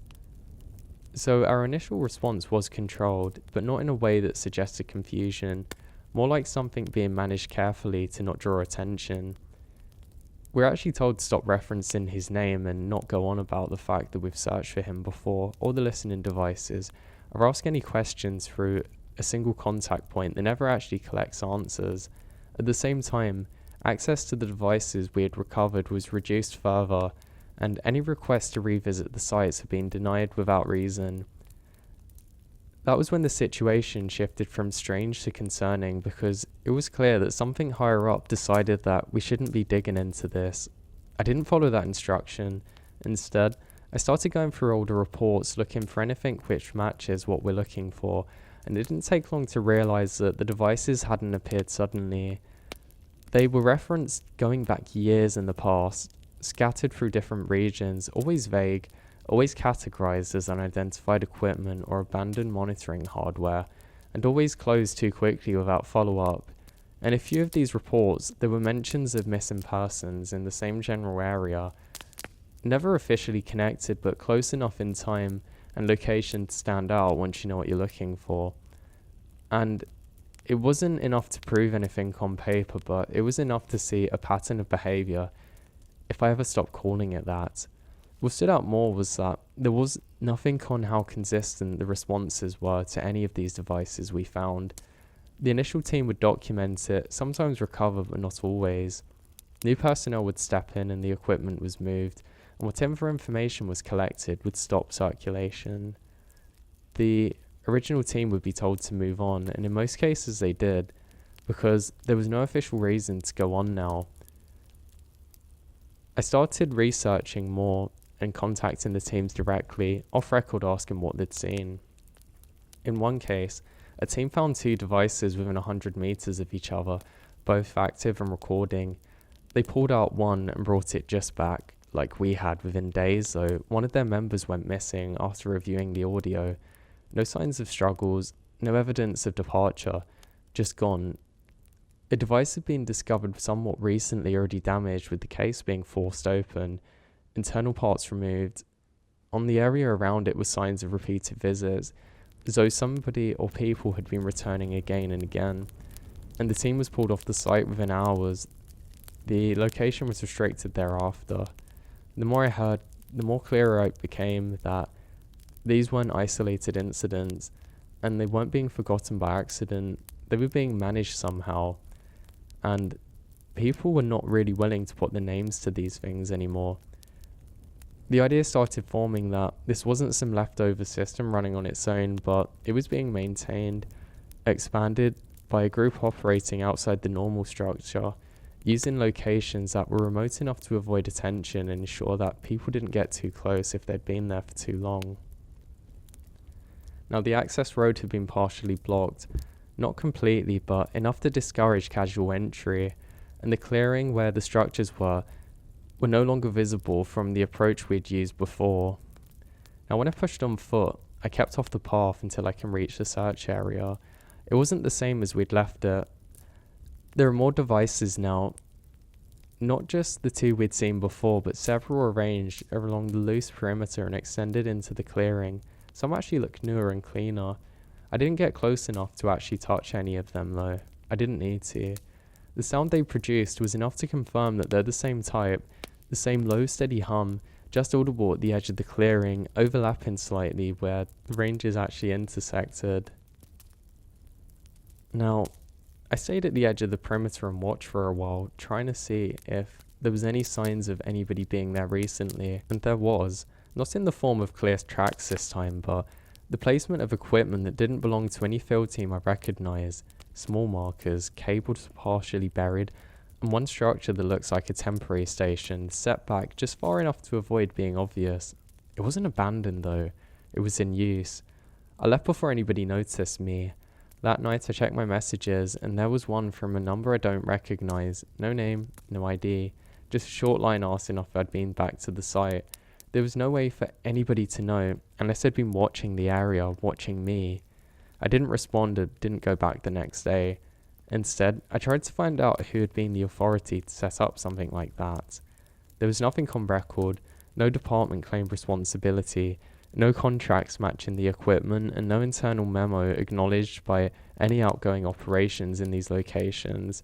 It was as if the entire network existed in parallel to anything we did, using the same spaces but answering to a different structure entirely. The only constant link was the speed at which they moved when one of the devices was discovered, and the way people connected to the discoveries seemed to just get put off of it. The more that I think about the disappearance of Harris, the more it feels like less of a coincidence and people had been making out it was. He had access to everything we pulled. He actually spent hours going through it alone. Whatever he found in those files, it was just enough to make him keep looking. And that was the last confirmed point of contact anybody had with him. If somebody was monitoring access to the data, even indirectly, it would have been easy to identify him as a point of interest. After that, he was gone. I start to now consider the possibilities that these aren't listening to the environment, but to more, in a more direct way than we want to realize. Not through anything abstract or technical, but through simple association, tracking the things they were placed to track, who interacts with them and what happened after. They were the start of it. Days after I returned to the site, the regional office had a briefing that most of us weren't invited to, but word spread quickly. Additional restrictions were put in place around there, not labelled publicly, but flagged internally for limited access. Any reports involving unidentified equipment were escalated immediately and not pushed independently. The language was careful, but the intent was clear. Stop looking. By that point, it didn't really feel like it was an empty promise. It felt like a threat. It felt like confirmation. Now, eventually, everything disappeared. There was no sign of the markers, no signs of anything, no signs of Harris. The restricted area became public again, and there was no evidence that the markers ever existed, and Harris was never found.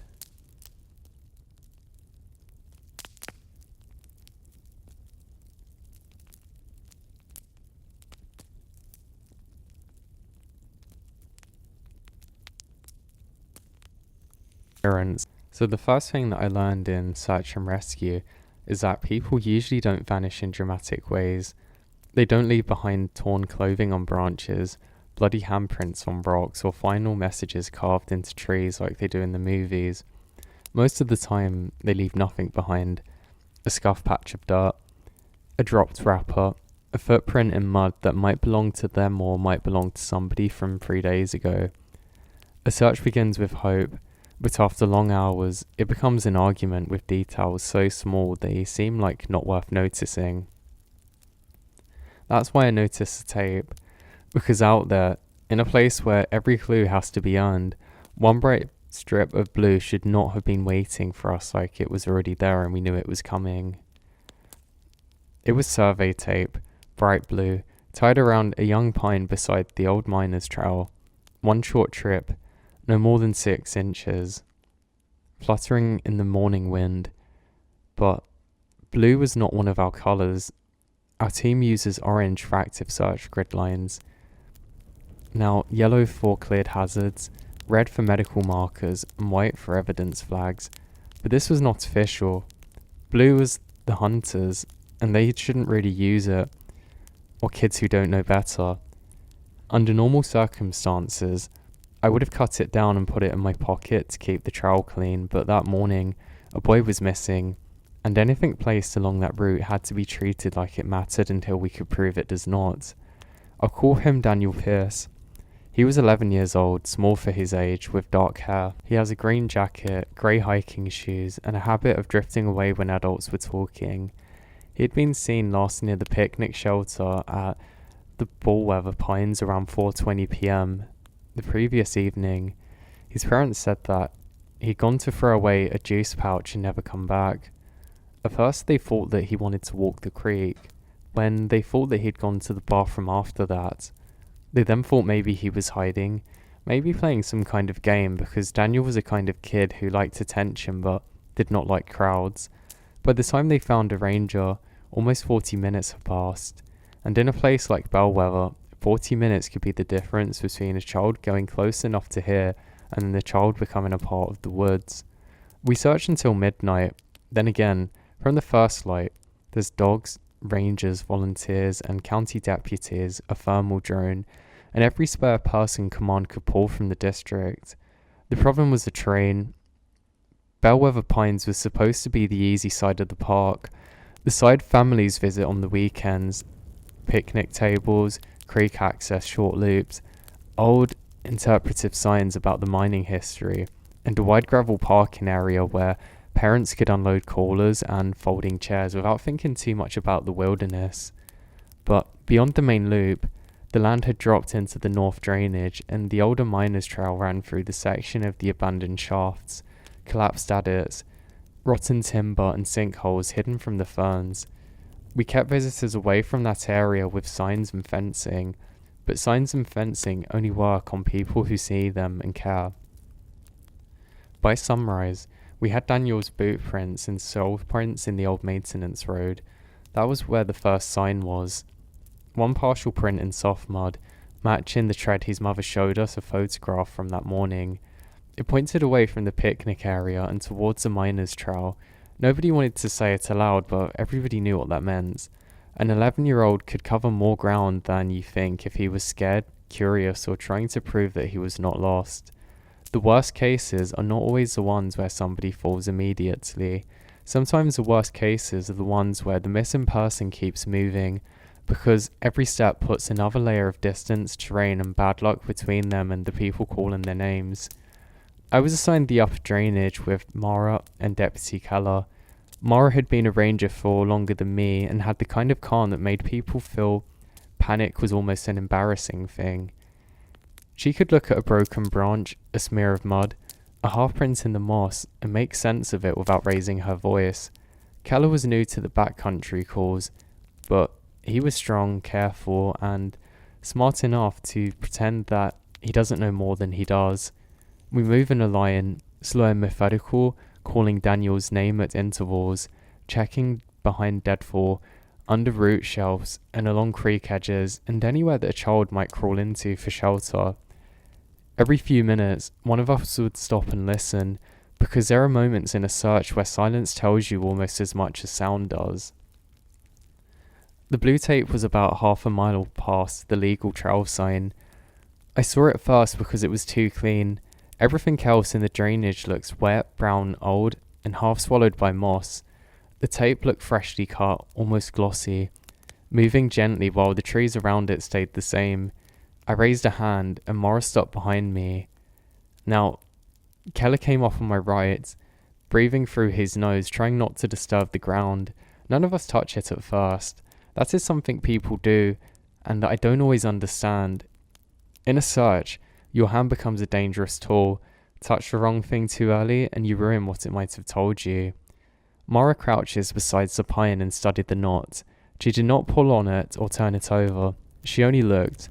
After a few seconds, she said it was not ours, and I agreed. Keller asked if it could be from another crew, but Mara shook her head before he finishes the sentence. Blue was not in our standard kit. Blue was not on the command board. Blue did not belong in the volunteer teams, the deputies or the dog handlers, or the fire crew that had to check the lower creek the night before. I photographed it, logged it in the GPS point, and made a radio short report that we've found an unauthorized tape along a possible direction of travel. The commander told us to follow the sign but not to assume the tape was connected. That was a correct response. In search and rescue, connection can be dangerous. Once you decide every clue belongs to the missing person, you start forcing the world into theory. You can walk right past the truth because you are too busy trying to prove something wrong. Still, when we found the second strip 10 minutes later, tied lower around a sapling beside a shallow ditch, All three of us knew that we were following something that had been placed there with purpose. This was one that is angled towards a downhill route, visible to moving away from the picnic area, but easy to miss if you were coming from below. The third strip was tied at child height.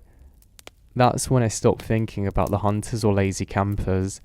It was looped around the thin trunk of a mountain laurel just about the level of where the leaves are. Now, that was low enough that a child would see it before an adult did. The knot was small and neat, not the quick kind that people make when they're marking a route, not a sloppy half tie done with cold fingers. Whoever tied it had taken time to fold the tape flat before clinching it, so the loose ends hung evenly. It looked almost ceremonial, and I hated myself for thinking that, because ceremonial was not a useful word bringing in a child into a missing search area. Mara touches the knot with the fingertip of her gloves and frowns. She said it was fresh. Keller asked how fresh, and she pointed at the cut ends, the clean surface and the lack of dirt or sun fade. Yesterday or today, she said. Daniel had been missing since yesterday afternoon. We all stood still for a few seconds after that, listening to the shallow creek below us and the distant calls from another team further down the drainage. Nobody had to say what we were thinking. Daniel had not been carrying survey tape. His parents had checked his pockets. He had a small toy, a tissue, and a granola bar. No tape, no knife, no reason to mark a path deeper into restricted drainage. The miner's trail narrowed after that. It was not a trail anymore, just a faint bench cut into the slope where mules once hauled up and down over a century ago.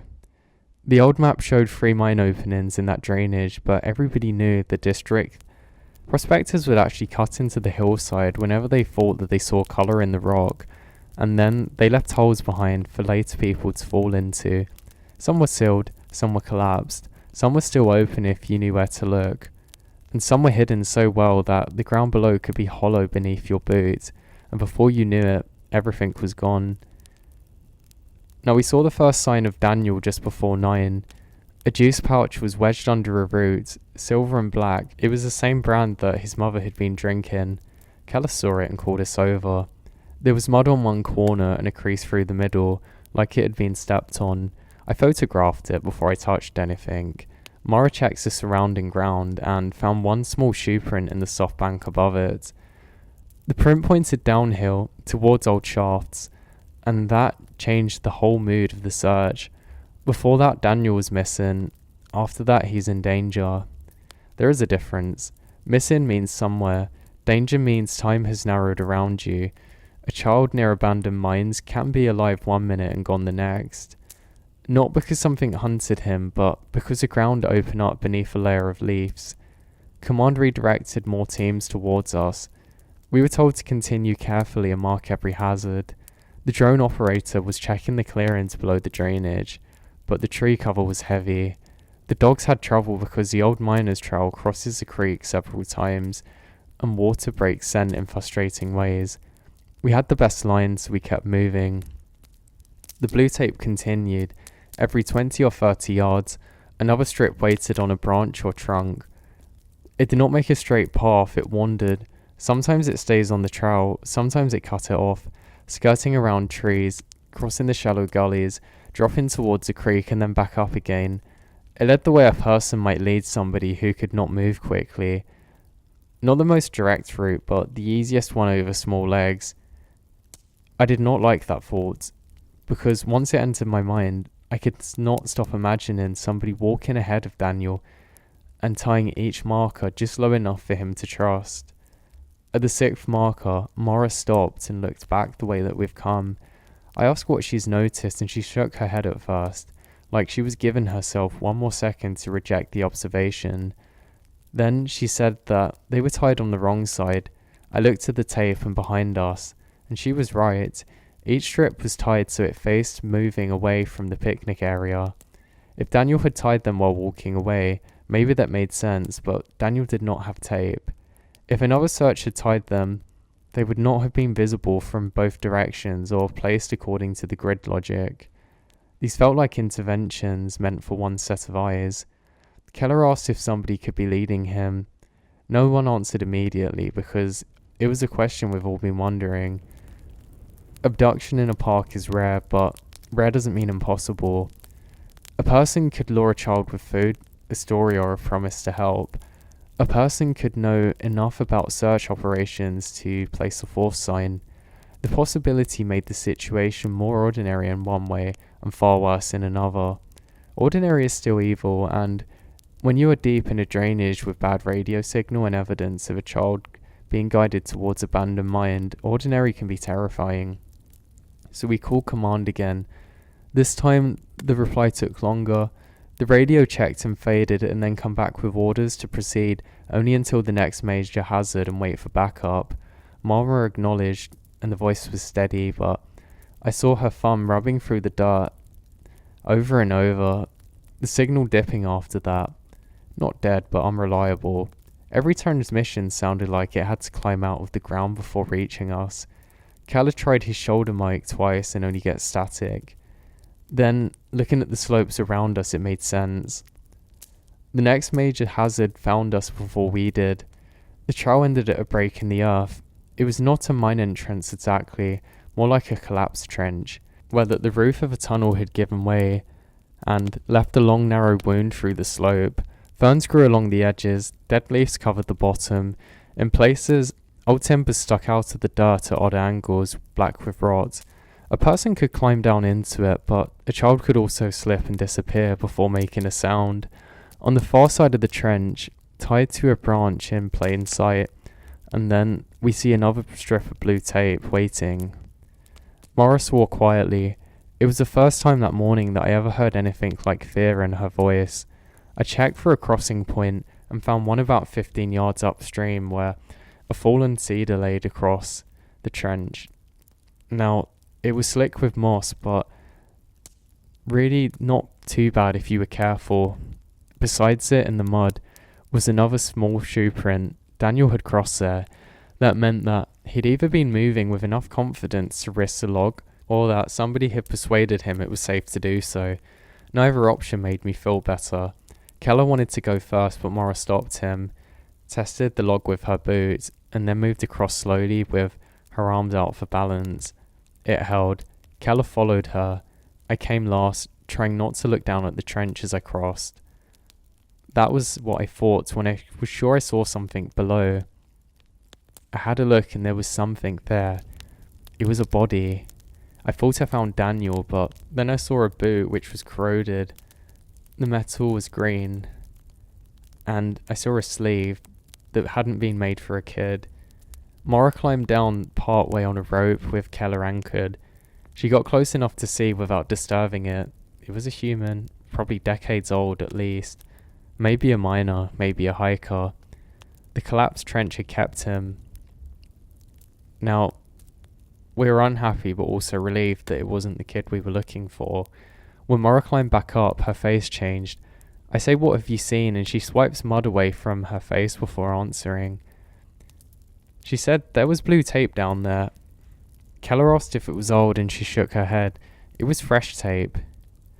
Now, the tape was around the wrist. Hearing these words hit hard. Now, not dramatically, not like somebody screaming. They landed the way a heavy object lands in mud, sticking out of sight, leaving an impression there. The forest made its normal sounds again around us. The water tricked somewhere below. A woodpecker tapered off. Leaves moved under a light wind. Everything sounds ordinary. That makes it worse. Command told us backup was 12 minutes out. We were ordered to hold position. Mara agreed, but then a child screams below us. It was not far, not a word, just a name. Just one high, terrified cry that's coming from somewhere beyond the collapsed trench. Down towards the old ore wash. All three of us moved before we were done thinking. We ran as much as the train allowed, following the blue tape through the thick ferns and slick roots. The markers become more frequent, one every few yards, sometimes two tied to the same branch. The knots were still perfect. The strips were clean. The trail they marked was no longer subtle. It wanted to be followed. We called Daniel's name as we moved, but no answer came. The path dropped into a hollow where trees thinned out around a stone foundation. I knew the place from the old survey work. It had once been a sorting shed, back when men dragged ore out of the hill and washed it through the wooden throws. Now, only the lower stones remained, only half covered in moss. Beyond it, the slope rose into the cliff bank, broken by several dark openings, mine adits, some sealed, some not. The air felt colder there.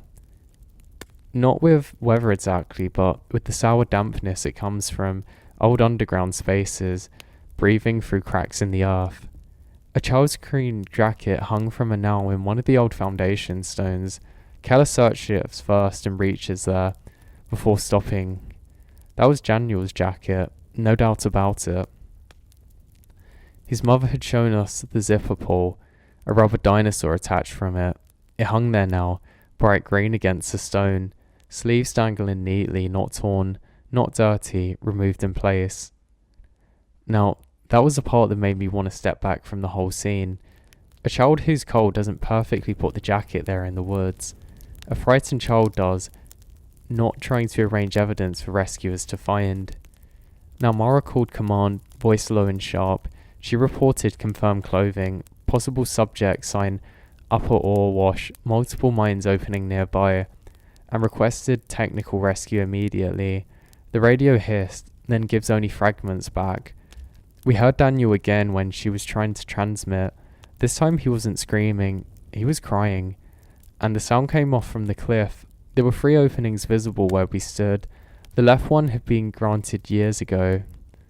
The centre one collapsed halfway through, leaving only a black triangular gap. The right opening was low and narrow, partly hidden by ferns and rotten timbers. Blue tape hung from a branch inside. The crane came inside. Keller starts towards it. Mara grabs his arm hard enough to stop him. She told him do not enter. He said the boy was in there. She said maybe, if it collapsed, and now there's going to be 2 rescues instead of 1. Her voice was hard, but I could see why it cost her to say. That crying was not something you could listen to calmly. It got into your chest. It made procedure feel like cowardice, even when procedure was the only thing keeping everyone alive. Mara took 3 steps towards the opening and crouches outside. She called Daniel's name and identified herself as Ranger Mara. She told him to stay where he was, and that she was coming to get him, but he needed to answer if he can. The crying stops, and a long silence followed. Then something scraped inside the mine. Not footsteps, it was a dragging sound, slow and dry, like wood being pulled across stone. Mara looks back at us. Keller whispered a question and did not answer. Before anybody could speak again, Daniel's voice came from inside the darkness and said he could see the ribbons. His voice was small and hoarse, but it was him. Mara leaned closer without crossing the entrance and asked if he's alone. Another pause follows. Then Daniel said no. The single word did something to my body that I've never felt before. It was like cold water poured down inside of my spine. Keller lifted his hand to his sidearm without drawing it. Mara saw and shook her head once. A gun in the mine shaft was more danger than comfort. She asked who was with him. Daniel didn't answer. Then dragging sounds came again, closer this time. Then something rolled out of the mine entrance and stopped at Mara's boot. It was a hard hat. Yellow, old, cracked down one side. The kind miners wore before modern safety standards, with a rusted lamp bracket on the front. It had blue survey tape tied around like a band. Mara steps back. Daniel's crying starts again, though this time it's further inside now. He said he did not want to hold the candle anymore. None of us moved. This was the first time anybody mentioned a candle, but we had not seen one. His parents said that nobody had one. Nobody hiking a picnic loop carries a candle unless they're playing pretend. Now, even then it would still not be enough to lift the night of rain. So, a faint orange light appeared from deep inside the right adit. Very small, very steady. Not like a flashlight, not like a headlight, but like a flame. Mara made the decision then. Now, she clipped a line to her harness, handed the spill to me, and told Keller to maintain radio contact and watch the opening. I told her to wait for technical rescue. She ignored me. I don't blame her. If Daniel was alive and hypothermic in that mine, waiting could kill him. The light inside the mine wavered once, as if somebody had turned with a candle in their hand, and the sound of crying drew back another few feet into the dark. Mara didn't go in far, maybe 15 feet, enough for her headlamp to vanish around the slight bend. I fed rope slowly through my glove. Keller kept calling command, but the radio was giving us almost nothing. Static and broken syllables. Once, a sound like breathing came through that could have been interference. The rope moved steadily for a moment and then slowed. I called Mara's name. She didn't answer. The rope jerked once and then twice and went slack. I shouted again, grabbed the line with both hands, and Keller lunges beside me, and we pulled together. For a terrible second it got caught on something, but then it becomes free again and we both stumbled backwards. The end of the rope slipped out of mine. Clean cut. Not frayed, not snapped, cut. The loose end had been wrapped in blue tape, constantly repeating no under his breath. I called into the opening for Mara, and her voice answered from the darkness. It was not a repeated voice. It was not wrong or warped. It was hers, and that made it worse. She said she found him. Keller and I froze. She sounded calm, like too calm.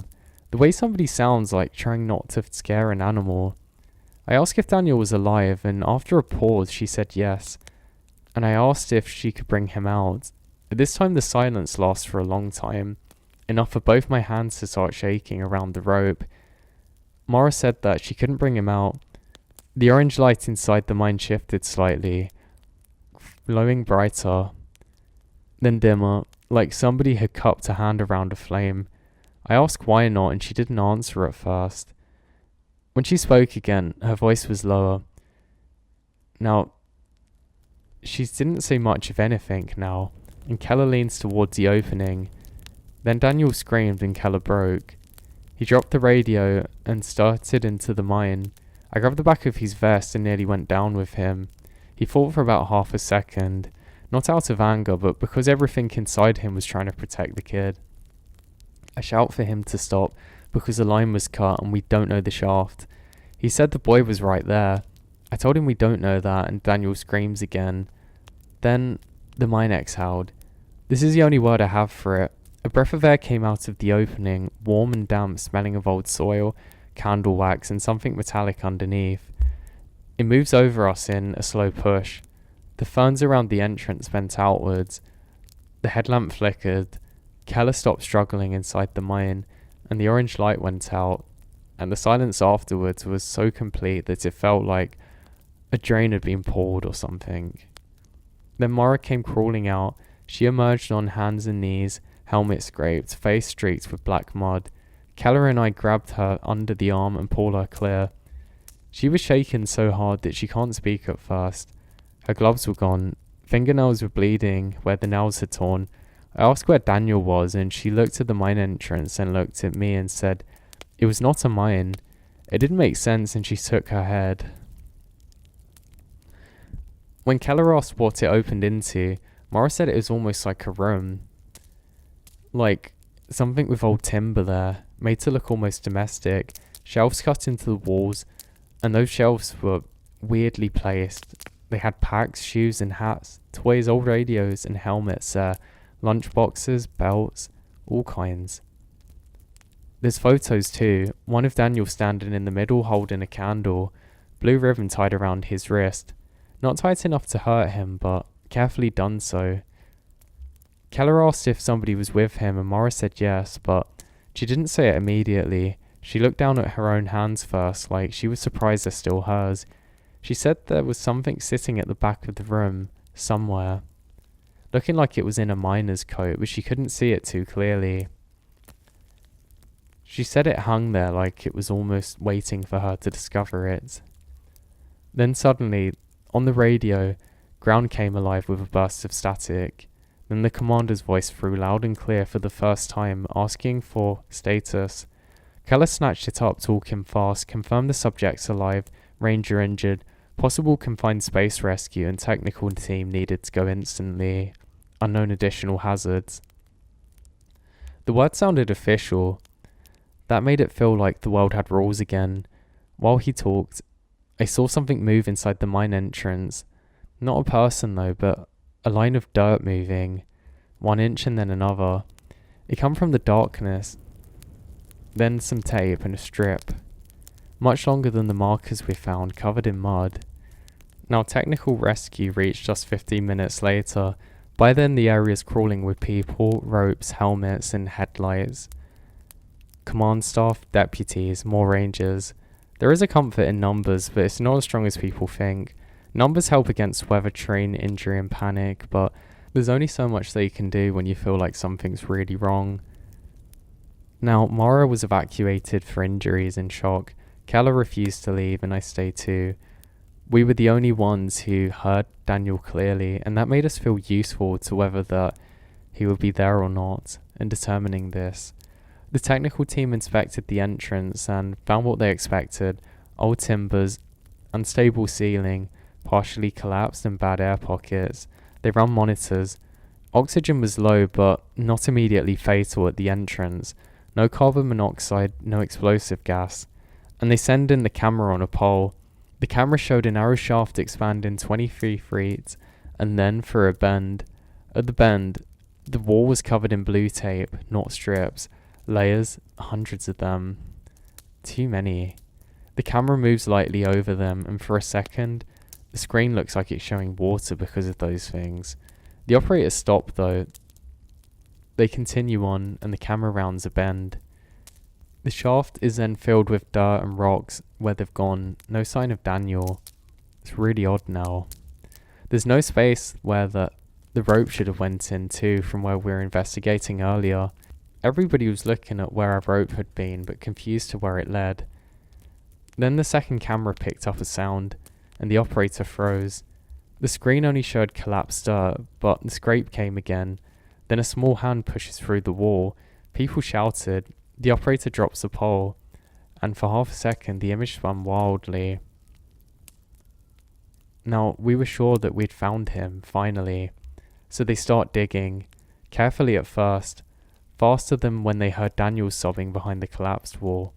He was there, somehow, impossibly. He was behind a wall that the camera had shown as solid. The technical team advanced there, widened the gap, and pulled rocks away by hand.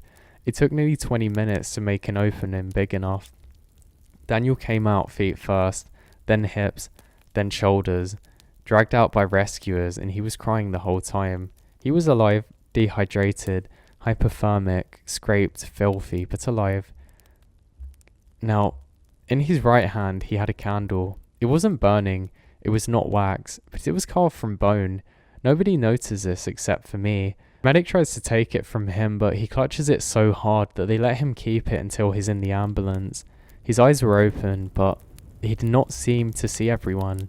His lips moved constantly. His mother arrived and made a sound that I swear that I hear in my dreams sometimes, like a sob and prayer. She climbed into the ambulance with him, and finally he turned his head towards her. He told her he marked it wrong, and then passed out against her coat. The official rescue ended there, but the search did not. When Daniel was removed, the mine gave us back one more thing. A boot slid out of the opening after him, slowly as if pushed from the other side, small and muddy. Daniel's missing shoe. It stopped just past the threshold. A strip of blue tape was tucked inside of it. On the tape, written in marker, was Mara's name. Not the ranger, not a mistake. Mara's. It was really odd. I mean, this could have been a coincidence, but pretty strange. The mine was then sealed that afternoon. Not permanently. Not at first, just temporarily, with steel grating and warning signs until state engineers could visit and assess it. That was the official reason. Unstable historic mine. Simple, clean. But before they sealed it and sent a survey team inside, I was around and I wasn't supposed to be part of that entry, but Mara gone to hospital and Keller was being interviewed, and I'd become one of the people Command looked at when they wanted an uncomfortable answer. Bertina went with 2 engineers, 1 technical rescue lead, and a historian from the park office who knew old mining records better than anyone.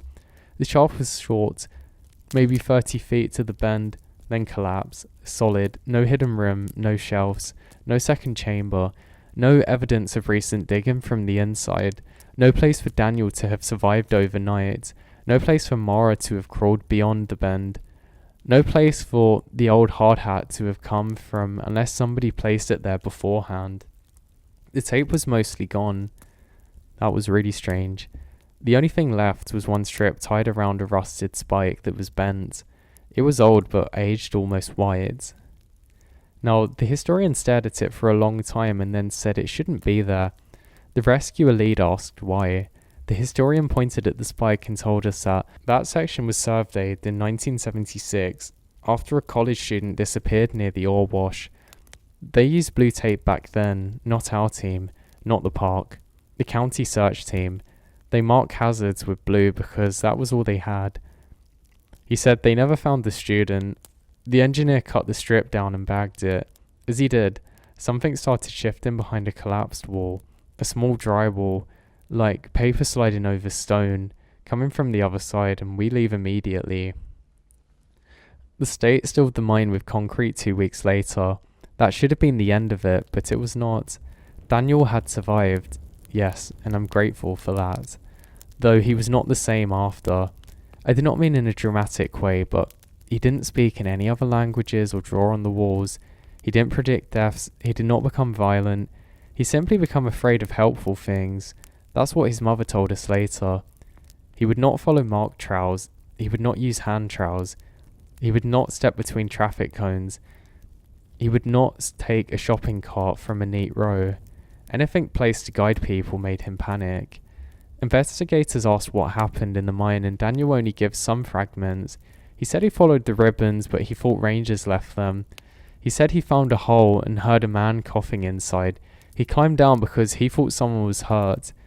He said this man was not a man, and that's how he explained it.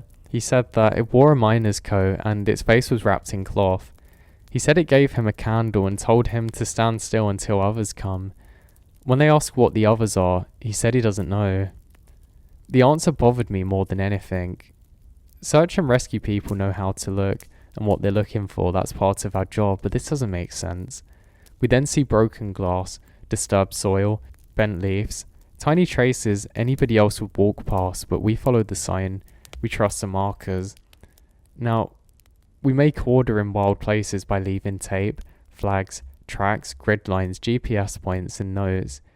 If something wanted to reach us specifically, it would not tend to do so in the dark or raw.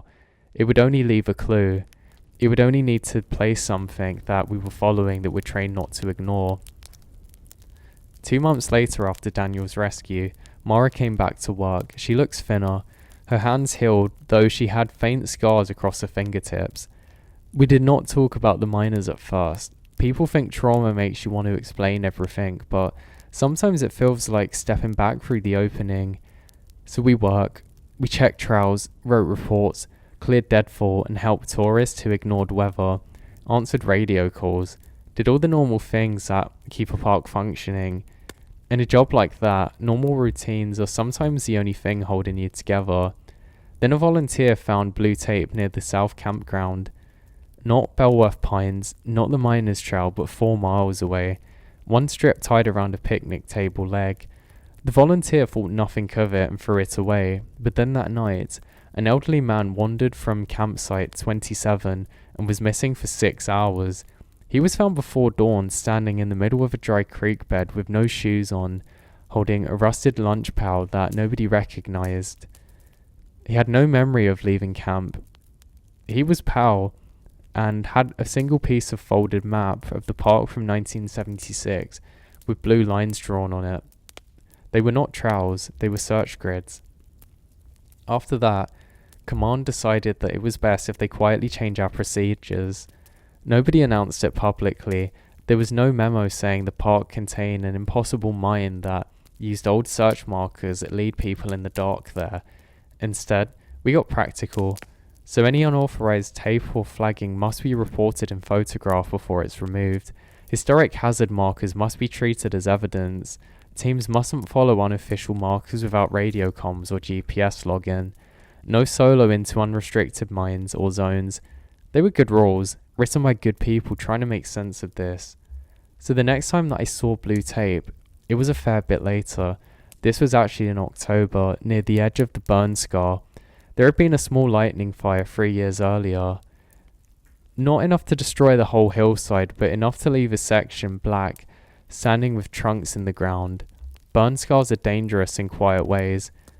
They rot ground underneath, trees fall without warning. Soil turns unstable in rain. Visitors are not supposed to enter. But people love taking photos of them. I was checking a report of 2 backpackers camping illegally near the old ridge. The call was routine enough that I kind of went there without thinking. I park at the gate and walk in with a citation book, radio, medkit and stuff. The kind of normal stuff that you have when you just have to report things to people. Now, I found their campsite empty, 2 tents stove cold, packs under a tarp, no people. At first I thought that they were out taking pictures, then I saw a dinner pot in one, half eaten and congealed. That was strange. A mug had tipped over. Their phones were on a log beside a fire. That's not normal. Nobody leaves their phones unless something's very wrong. I called it in and started a hasty search of the camp on my own at first. 30 yards north, tied to a blackened sapling, is blue tape. My body knew before my mind. This one was clean, the same knot, the same little strip moving in the air that I couldn't match to anything else. I back away and wait for backup, exactly like the new procedure said that I had to do. So I wait and wait. I don't know what to think of it, and I just go back to base eventually. There's not much else I can actually do here, and it was close to the end of my shift. I come back the following day, and there's still no signs of them. Apparently they tried to follow the tape, but there was no more. It turns out that those 2 went missing and they were never found again. This was all too much for me, and I ended up giving up my ranger service then that week. I still don't know what come of them. I have a pretty good track record for finding missing people. Most of the time, they just wander off the path or slip down a small cliff and they can't find their way back. The majority of them heard the old stay where you are thing, but don't wander too far. Well, I've had 2 cases where that didn't happen. Both bothered me a lot, and I use them as motivation to search even harder on the missing persons cases I get called on. The first was a little boy who went out berry picking with his mum and dad. He and his sister were together, and both of them went missing around the same time. Their parents lost sight of them for a few seconds, and in that time, both the kids apparently wandered off. When their parents couldn't find them, they called us and came out to search the area. We found the daughter pretty quickly, and when we asked where the brother was, she told us that he'd been taken away by the bear man. She said that he gave her berries and told her to stay quiet, that he wanted to play with her brother for a while. The last she saw of her brother was actually that, and apparently he was riding on the shoulders of bear man and seemed calm. Of course, our first thought was abduction, but we never found a trace of another human being in that area. The little girl was also insistent that he wasn't a normal man, that he was tall and covered in hair like a bear, and that he had a weird face.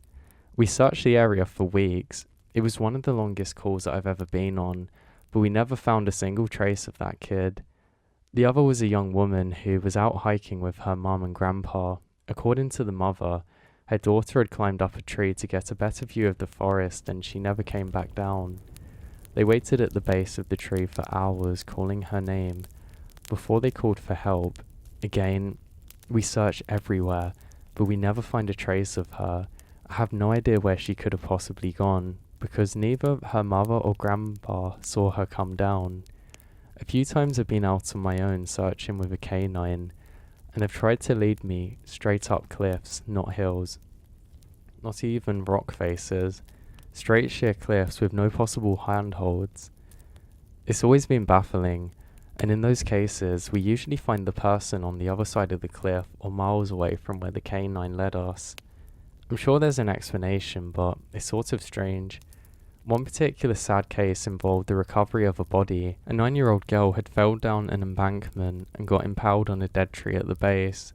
It was a complete freak accident, but I'll never forget the sound her mother made when we told her what happened.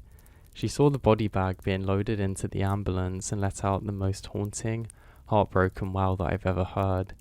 It was like her whole life was crashing down around her, and the part of her had died with that daughter.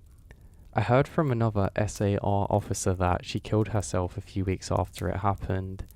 She couldn't live with the loss of her daughter. So I was teamed up with another SAR officer because we'd received reports of bears in that area. We were looking for a guy who hadn't come home from a climbing trip when he was supposed to, and ended up having to do some serious climbing to get where we figured that he would be. We found him trapped against a small crevasse with a broken leg. It wasn't pleasant. He'd been there for almost 2 days and his leg was very obviously infected. We were able to get him into a chopper, and I heard from one of the EMTs that the guy was an absolute mess and inconsolable. He kept talking about how he'd been doing fine, and once he got into the top, a man had been there. He said the guy had no climbing equipment and was wearing a parka and ski pants. We walked up to the guy, and when the guy turned around, he said he had no face. It was just blank. He freaked out and ended up trying to get off the mountain too fast, which is why he'd fallen. He said that he could hear the guy all night, climbing down the mountain and letting out those horrible muffled screams. That story bothered the hell out of me. I'm glad I wasn't there to hear it. One of the scariest things I've ever had happen to me involved the search for a young woman who had been separated from her hiking group.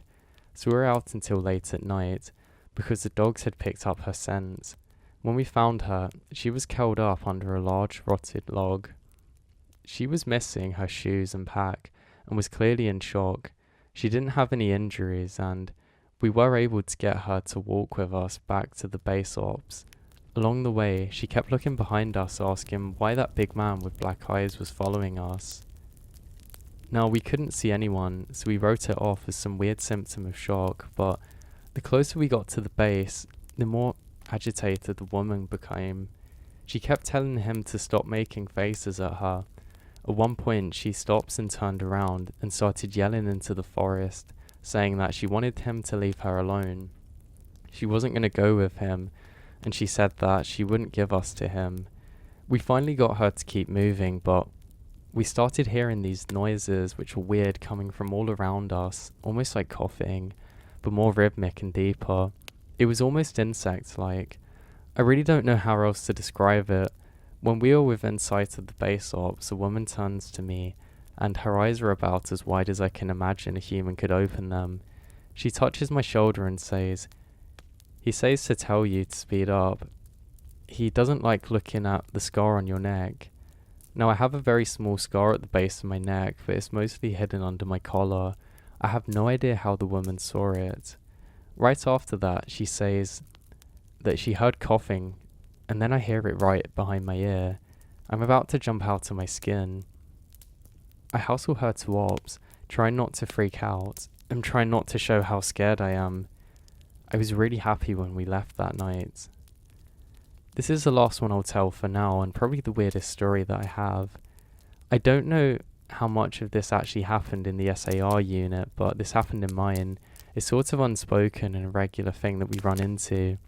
You can try asking about it with other SAR officers, but if they know what they're talking about, they probably won't say anything. We've been told not to talk about it to our superiors, and at this point we've all gotten used to that, so it doesn't even seem weird anymore.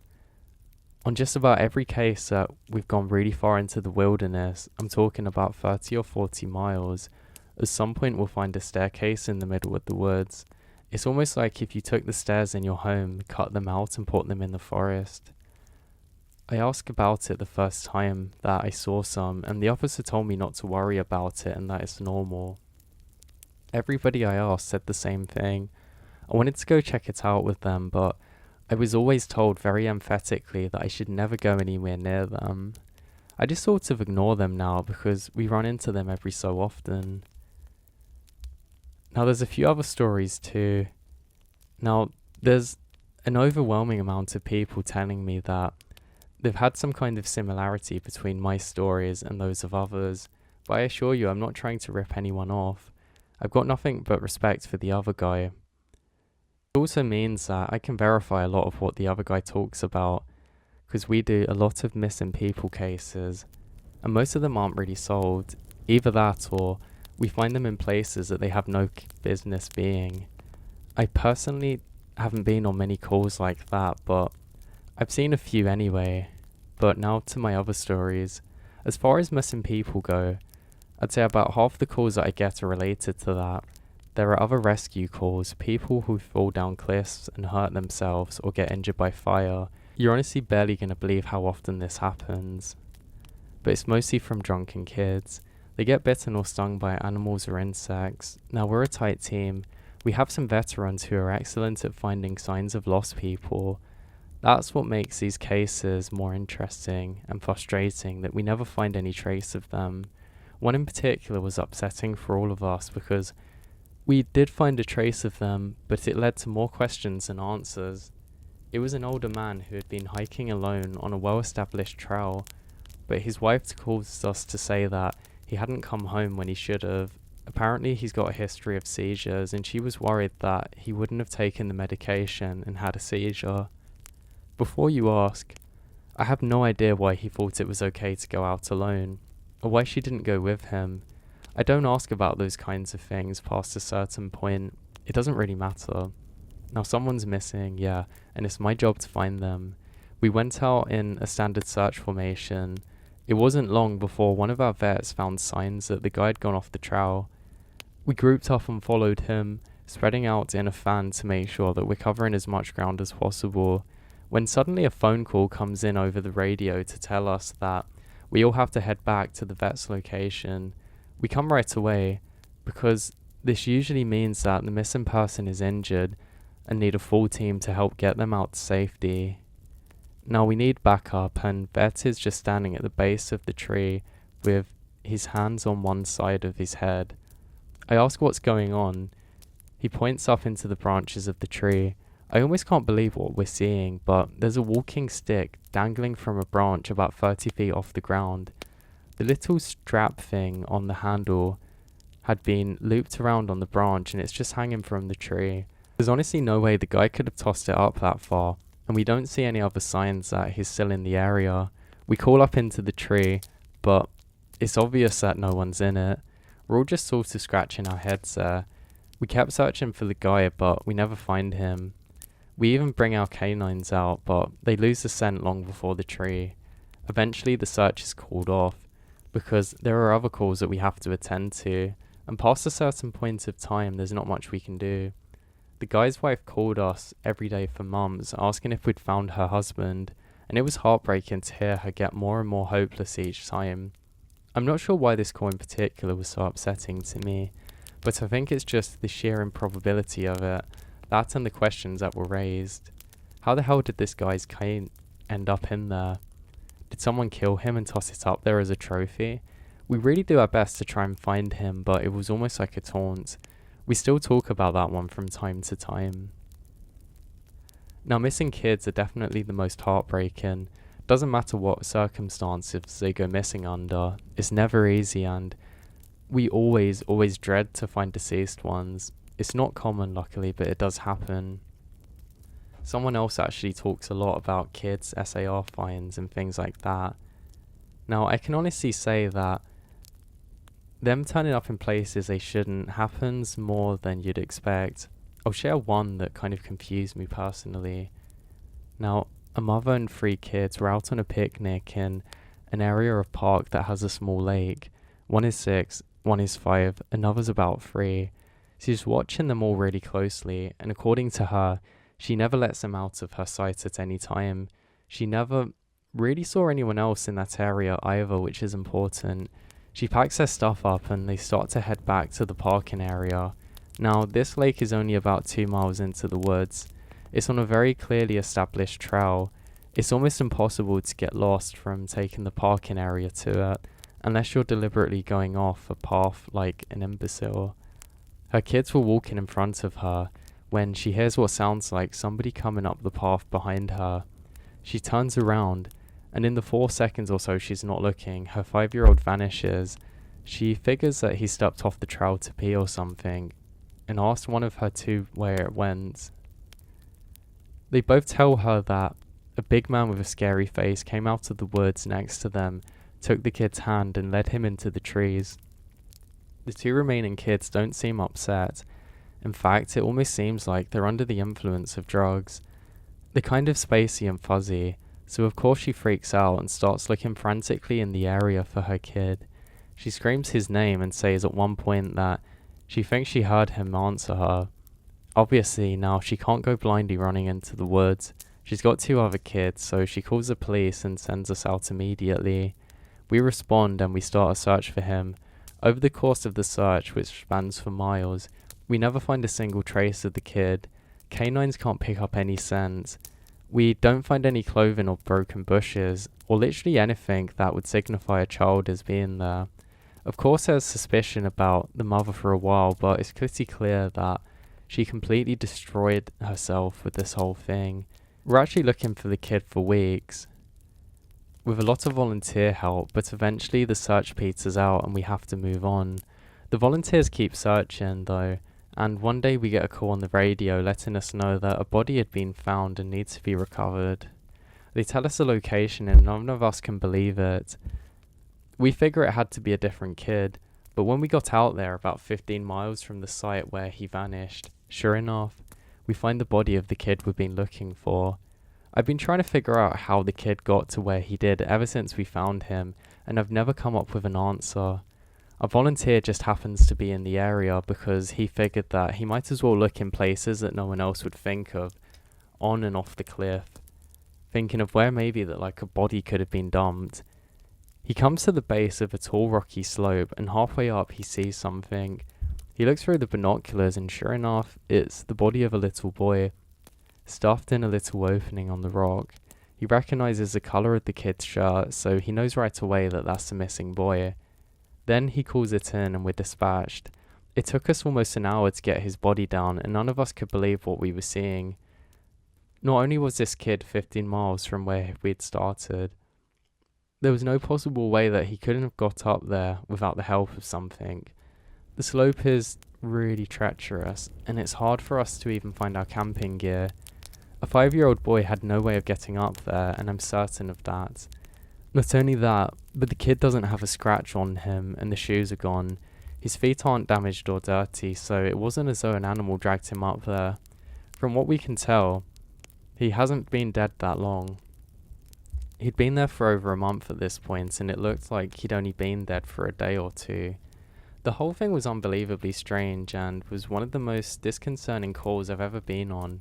We found out later from the coroner that the kid died of exposure. He'd froze to death probably late at night, probably 2 days before we arrived. No suspects and no answers. Today, it's one of the weirdest things I've seen. Now, one of my first day on the job as a trainee was a search op for a 4-year-old kid that had gotten separated from his mum. It was one of those cases where that we knew we were going to find him because the dogs are on a strong trail, and we saw clear signs that he's in the area. He ended up finding a berry patch about half a mile from where we'd last seen him. The kid wasn't even aware how far he'd wandered. Now, one of the vets had brought him back, which I was glad for because I was really not good with kids, and I find it hard to talk to them and keep them company. As my trainer and I are heading back, she decides to take me on a detour to show me one of the hot spots where we tend to find missing people. It's a natural dip in land near a popular trail, and people will usually move downhill because it's easier. We hike out there and it's a few miles away, and we get there in about an hour or so. As we're walking around the area and she's pointing out places that she's found people in the past, I see something in the distance. Now, in this area, it's about 8 miles from the main parking area, though there's black roads that you can take to get closer if you don't want to hike that far. but we're on state protected land, which means that there can't be any kind of commercial or residential development out there. The most you'll ever see is a fire tower or makeshift shelter that homeless people think they can build just and do what they want with. I can see from here that whatever this thing is has straight edges, and there's one thing that you learn quickly is that nature rarely makes straight lines. I point it out, but she doesn't say anything. She just kind of hangs back and makes me wander over to check it out. I get to within about 20 feet of it, and all the hair on the back of my neck begins to stand up. It's a staircase in the middle of the woods. In the proper context, it would literally be the most benign thing ever. It's just a normal staircase with a beige carpet and about 10 steps tall, but instead of being in a house where it obviously should be, this is in the middle of the woods, and the sides aren't carpeted, obviously, and I can see the wood and what it's made from. It kind of looks like a video game glitch where the house has failed to render properly and the stairs are the only things visible. I stand there, and it's like my brain's trying to work overtime to make sense of what I'm seeing. My trainer comes over and stands next to me, and she just casually looks and says it's kind of the least interesting thing. I ask her what this thing is, and she says, "Get used to it, rookie. You're gonna see a lot of them." I start moving closer, but she grabs my arm and says, "Don't do that." Something in her voice and the grip bothers me. I just stand there looking at her. She said, "You're gonna see them all the time, but don't go near them. Don't touch them, just ignore them. That's all you have to do." Got it? I start to ask her about it, but the way she looks at me tells me that it's best I don't. We end up moving on, and the object doesn't come up again for the rest of my training. Now, she was right though. I'd say about every 5th call that I go on, I seem to run into a set of stairs. Sometimes they're relatively close to the path, maybe within 2 or 3 miles. Sometimes they're about 20 or 30 miles out, literally in the middle of nowhere. I only seem to find them though during the broadest searches or training weekends. They're usually in good condition, but sometimes it looks like they've been out there and have been for long periods of time, coming in all different shapes and sizes. The biggest I ever saw looked like they came out of a turn-of-the-century mansion and were at least 10 feet wide, with steps standing at least 15 feet or 20 feet. Now, I've tried talking to people about it, but they just give me the same reason my trainer did, that it's normal. Don't worry about it and it's not a big deal, but don't get too close to them. When the trainees ask me about them now, I give the same kind of response. I don't really know what else to tell them. I really hope that someday I'll get a better answer for this and what happened. This is another one of those less spooky and more sad stories. A young man went missing late in winter when, realistically, no one should have been going out that far onto the trails. We close a lot of them, but some remain open year round. Unless there's a load of snow, we didn't opt for him, but we had about 6 feet of snow on the ground, and we knew it wasn't likely that we'd find him until spring. Sure enough, a hiker had actually reported a body a little way off the main trail. We found him at the base of the tree, in a pile of melted snow. I knew right away that something had happened, and it scared the life out of me.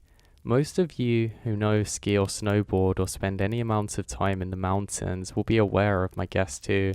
When snow falls, it doesn't collect thick in the area beneath as branches. It happens most with fir trees because they have kind of a sort of closed umbrella shape. So what you end up with is a space around the tree at the base of it, which is a mixture of powdery snow and branches. They're called tree wells, and it's not immediately obvious if you don't know what you're looking for, so we put up a sign in the welcome centre and big ones, letting people know how dangerous they are.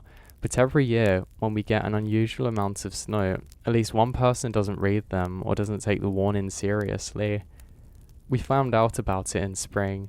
My best guess is that a young man was hiking and got tired, maybe a cramp from walking in the deep snow. He went to go sit at the base of the tree, knowing that there was a tree well and fell in it, probably not being aware of this. He got stuck with his feet up, and the surrounding snow caved in around him. Unable to free himself, he suffocated. It's called snow immersion suffocation. It doesn't usually happen except in really deep snow, but if ever you get stuck in a weird position like this guy did, 6 feet of snow can be lethal. What scares me most is imagining how he must have struggled upside down in freezing cold. He didn't die properly fast. It must have been a horrible way. Now I can't imagine what he was thinking in his last moments, not being able to breathe. Now a lot of my less outdoorsy friends want to know if I've ever seen the goat man while out on my calls. Unfortunately, or I guess fortunately, I've never had anything quite like that happen to me. I guess the closest was the whole black-eyed man thing, but I didn't see anything, however. There was one call where I had something kind of similar happen. I'm not sure I'm willing to chalk it up to the goat man, but we had a report that an older woman had fainted along one of the trails and needed assistance getting back down to the main area. So we hike up to where she's at and her husband is besides himself. He runs, I guess, more jogs to us and tells us that he was a little way off the trail looking at something when his wife starts screaming behind him.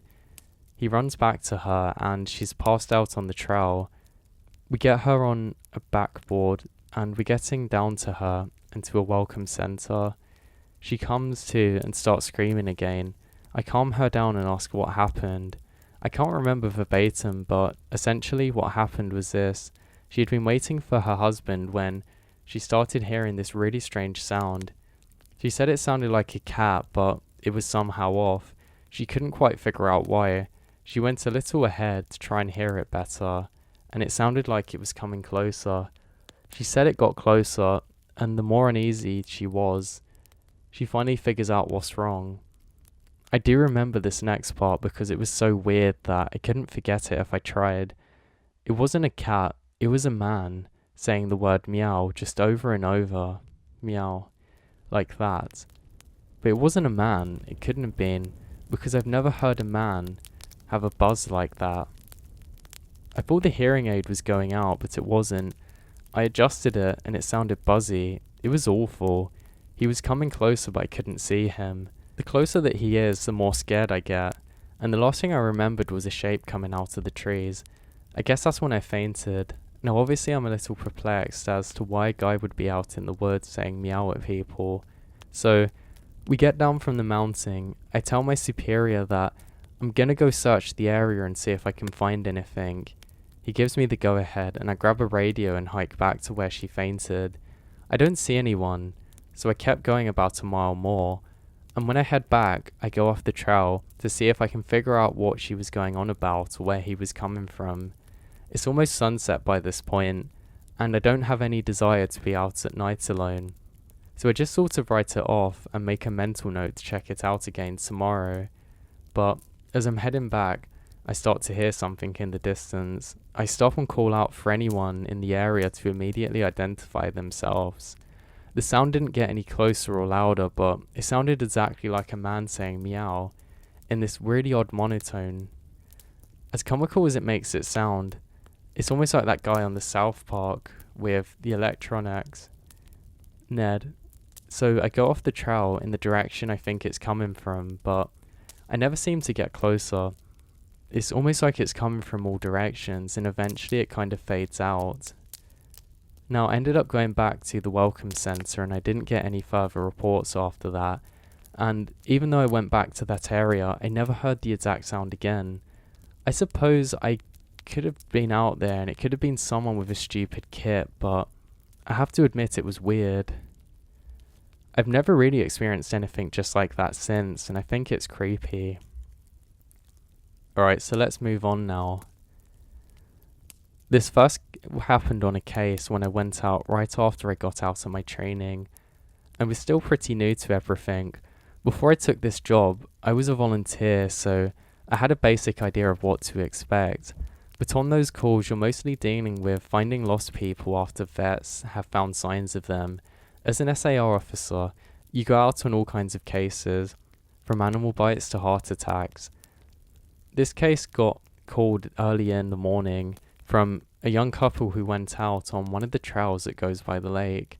The husband was completely hysterical, and we couldn't really figure out what was going on. We could hear the woman screaming in the background, and he was begging to come up right away. When we get there, we see him holding his wife, and she's got something in her arms. She's screaming these awful animal-like screams, and he's sobbing. He sees us, and he screams at us to help them, to please get an ambulance up there. Now, obviously, we can't just drive up in an ambulance that would be taken on a walking path. So we ask him if his wife needs help, or if she can make it down alone. He's still hysterical, but manages to tell us that it's not his wife that needs help.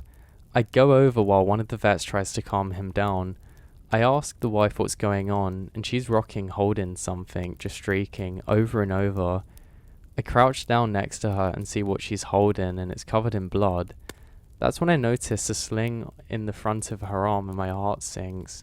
I ask her what's going on, and I almost pry her arms gently so I can see what she's holding, and it's her baby that's obviously passed on. The head's caved on one side, and there's scratches.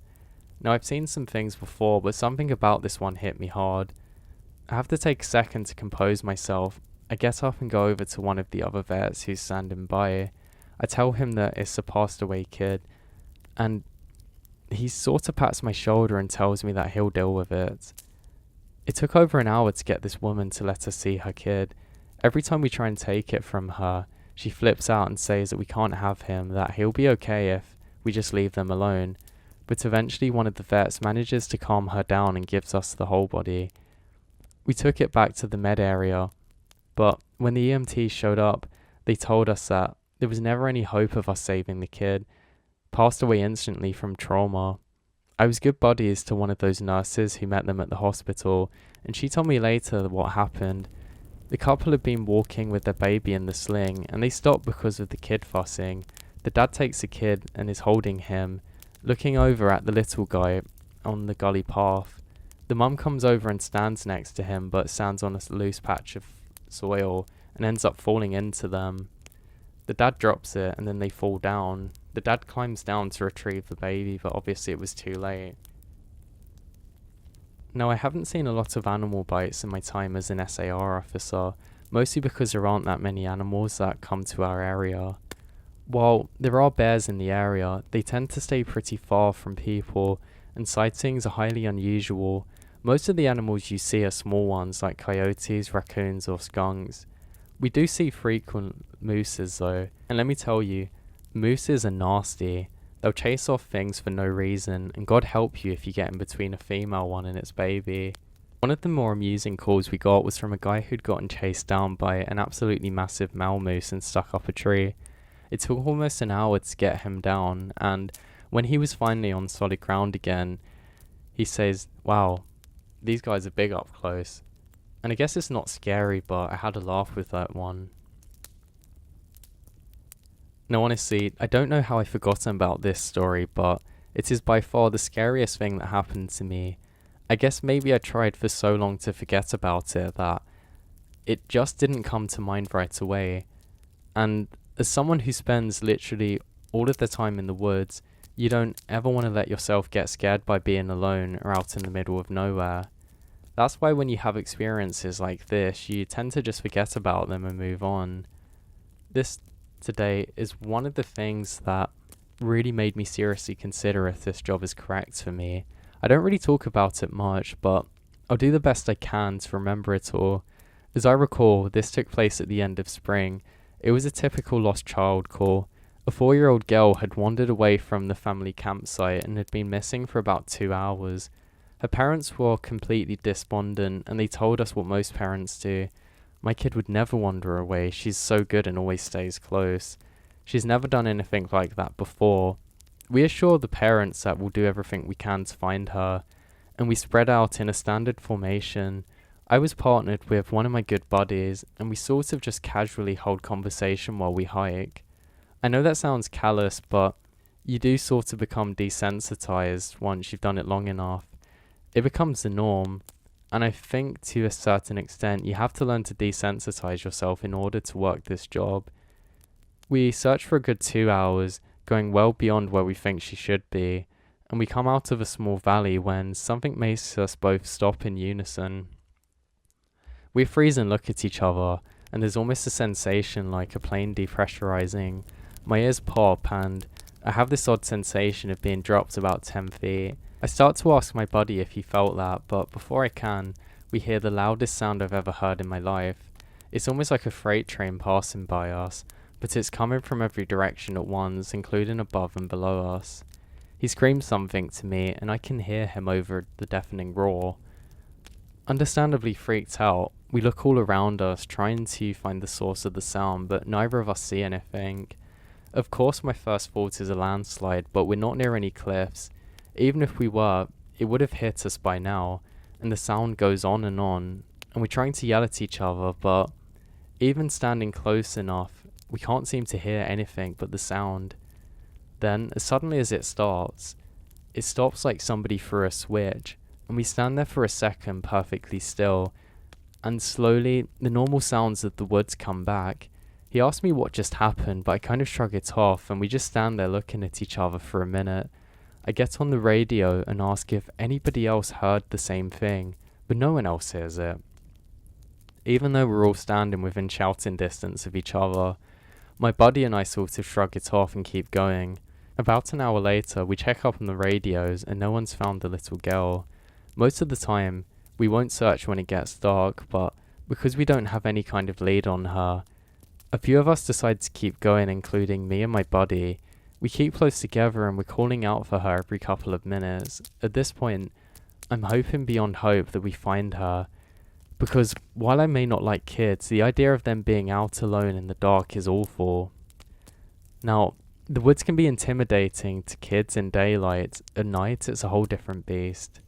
We're not seeing any signs of her or getting any responses, and around midnight, we decide to turn around and head back to the rendezvous point.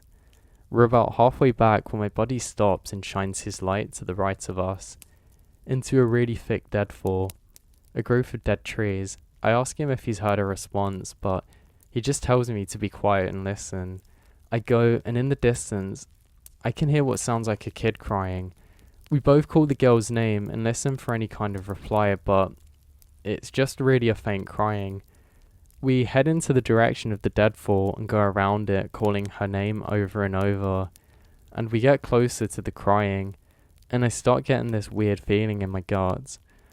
I tell my buddy that something is right, and he tells me that he feels the same way, but we can't figure out what it is.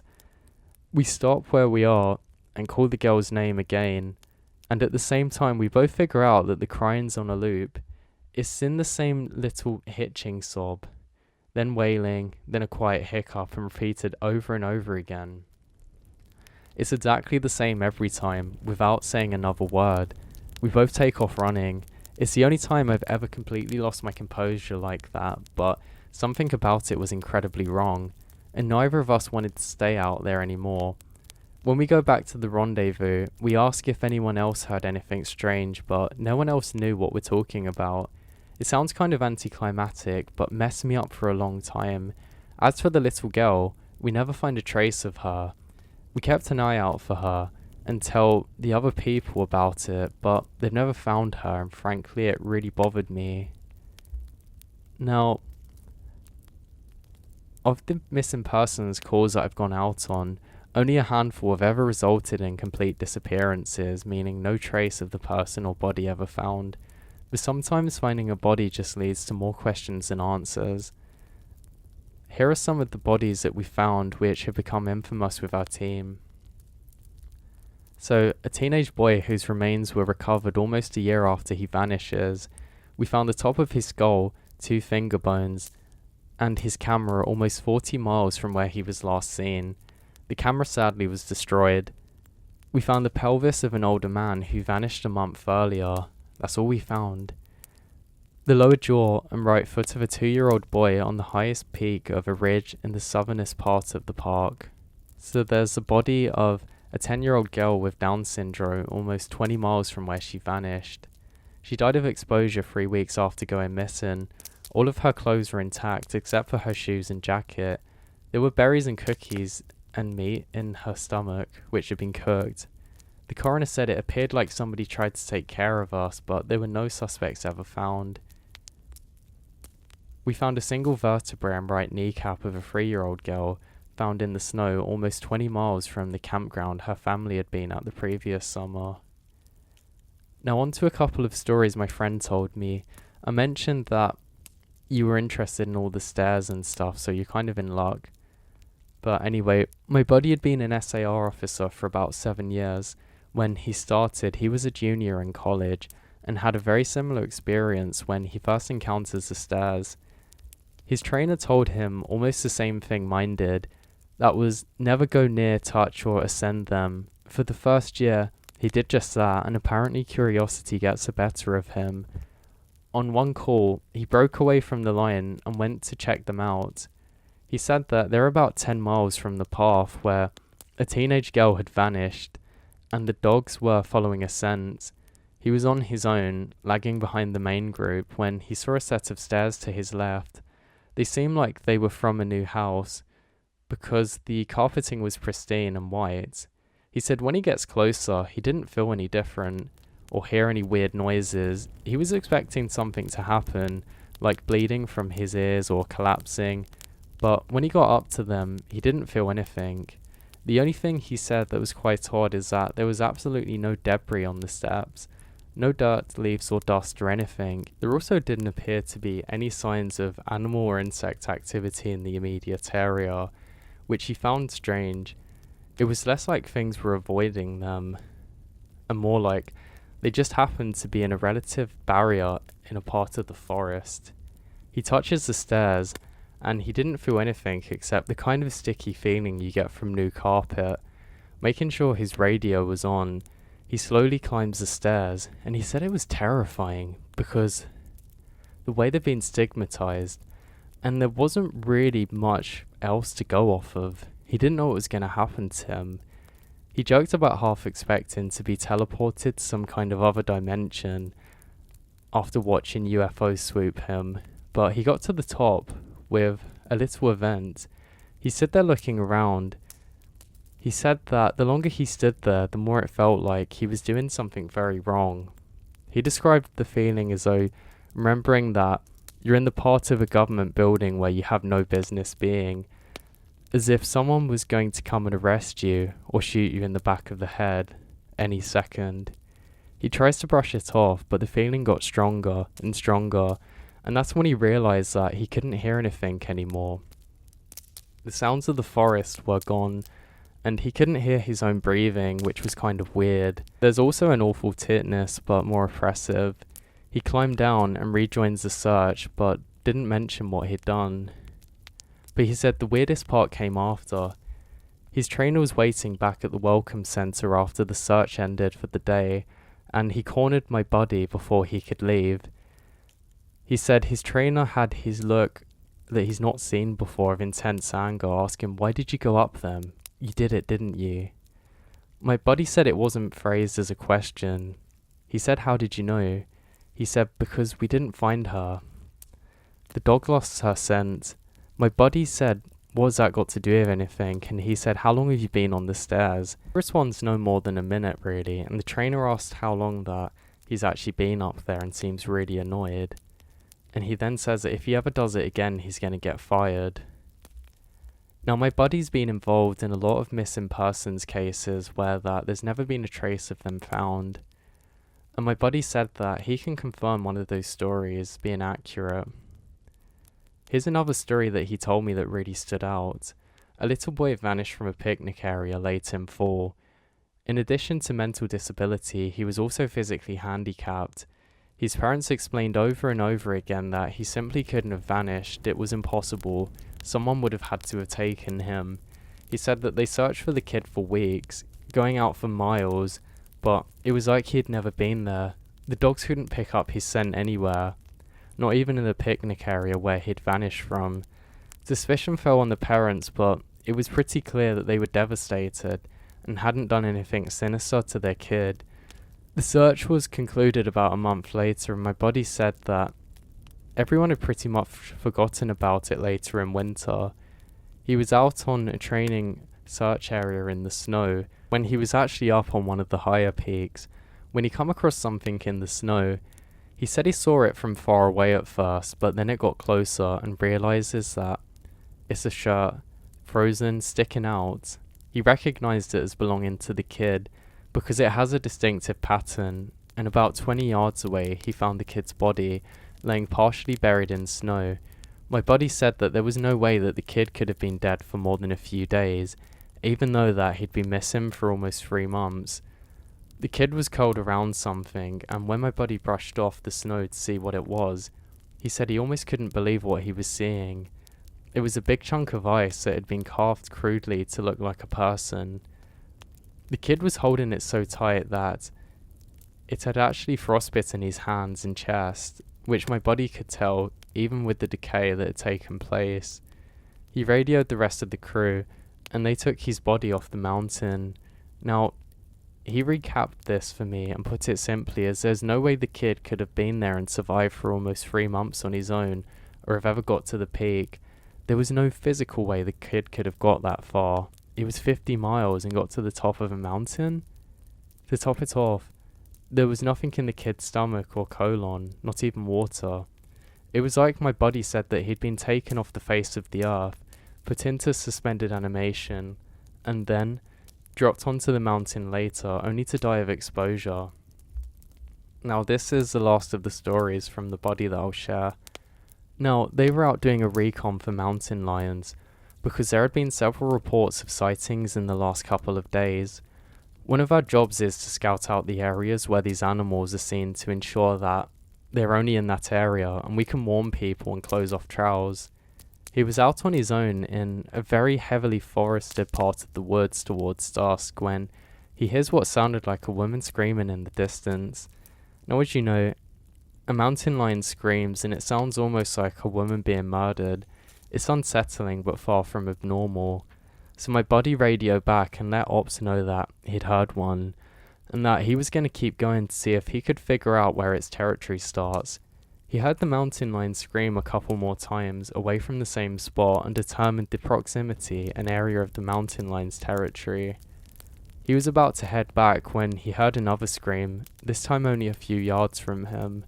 Of course he freaks out and starts heading back much faster now, because the last thing he wants to do is to run into a mountain lion and get mauled to death. As he got back to the path and starts heading back, the screaming followed him and he broke into a jog. He was about a mile from the Ops when the screaming stopped. He turned around to see if it was following him. It was almost midnight now, but he said in the distance, just before the path rounded a corner, he could see what looked like a male figure. He called out to them, warning them that the paths are closed and that he needed to come back to the welcome center, and the figure just stood there, and my buddy starts to walk over. When he was about 10 yards away, the figure took, as he described, an impossibly long step forward towards him and let out the same scream that my buddy heard. My buddy didn't even say anything. He just turned and sprints back to Ops, never looking behind himself. And by the time he got back, the screaming has actually moved into the woods, and he never mentioned it to anyone else. He just said that there was a mountain lion in that area and that they would have needed to close the paths until the animal could be located. So there's a couple other stories too I've heard from other SAR officers, one of which specializes in high elevation mountain rescues. So the first story she told me was in response to my asking about her most traumatic calls. She took her head and told me that a really bad call happens more frequently on the mountain than you'd think, since the potential for nasty accidents is higher, and about 5 years ago, one of the parks she worked at had a string of disappearances. It was a bad year, she said, one of the worst on record as far as weather goes. They were getting about a foot of new snow every couple of days, and there were a few avalanches that actually killed some climbers. They'd warned people of staying on the mapped areas, but of course, there's always those who don't listen. And in one particular nasty case, the entire family got wiped out because the father knew better than the officials, and he took them out into a new area that wasn't safe. So they were basically snowshoeing, which is kind of dangerous if you know the area, as the best KD could figure. They walked onto a shelf of snow that looked really solid but wasn't. It gave way, and this family went way over about 300 feet down the slope and landed on rocks at the bottom, and the parents died instantly, one of the kids as well, but the other two survived. One had a broken leg and fractured ribs, the other was almost unharmed save for some bruising and a sprained ankle. Now, the uninjured child left his sibling behind to seek help. Katie said that the kid didn't make it more than half a mile before the snowstorm took over. The kid stopped to try and get warm and maybe rest and ended up freezing to death. They ended up finding the family with some help of witnesses who saw them heading into the wilderness. And she said the one to find the kid who'd frozen to death looking for help said that it would have started with snow, just enough to obscure long-distance vision, but not enough to make searching impossible. Apparently too, another one saw a figure sitting up in the snow ahead, and she got to it as quickly as possible. She described in detail how as she got closer, she realizes that it was a kid. Second, that they were deceased, and third, that they'd frozen one of the most nasty pitfall positions she's ever found. The kid was upright, his knees tucked up against the chest and arms are curled around them, head in the coat. When she moves the coat to look at the face, it was clear that he was upset when he passed away. She said it was painfully obvious that this person was terrified, and as a mother it broke her heart. Now the other traumatic story that she told me stood out in my mind. This is one that happened when she was a rookie. Her team had a report of an experienced climber who hadn't come home from the previous day. His wife was convinced that something bad had happened because he never failed to come home on time. They went out looking for him and had to climb what sounded like some very technical, challenging parts of the mountain. They got to a relatively flat area and Katie started seeing blood in the snow, so she decides to follow the trail. As she went, she started seeing little bits of tissue. She wasn't exactly sure what body part it had come from, but the further she followed it, the more there was. She follows his blood and tissue trail to a sheltered area under a cliff face, and she finds the climber. She said there was so much blood, more than she'd ever seen before. He was lying face down, one arm stretched in front of him, and he died crawling. She looks closer and it's been partly disemboweled, which is where the tissue she had seen had come from, and the guy has an ice pack tucked into the hip holster which is covered in blood. Of course they'll never be sure exactly what happened, but as far as she can tell, she figured that the guy went down and the guy had been attempting to climb to the next area and had used his ice axe to descend. He probably hit a loose patch and on the way down impaled himself or something. He drug himself along, tearing himself as he went. She said that really haunted her. I mentioned that I was interested in hearing about experiences from her that she had where people completely disappeared and her eyes lit up. She leans in and said, "Do you want to hear the real doozy?" She tells me about how when she first started, there was a case that got a lot of attention in the media. A family had been out berry picking in the area of the forest very close to the entrance. They had two little boys under the age of 5, and at some point during the day, one of them vanishes and there's an absolutely massive search. They find nothing though. In another case like this, it's the kids that never seem to go missing, but they always seem to come up eventually. However, here the dogs just sit down and don't pick up anything. No trace of the kids found. The search goes on for about 2 months, but is eventually called off. So fast forward 6 months later, the family comes back to place flowers at the memorial that's been set up for the kid.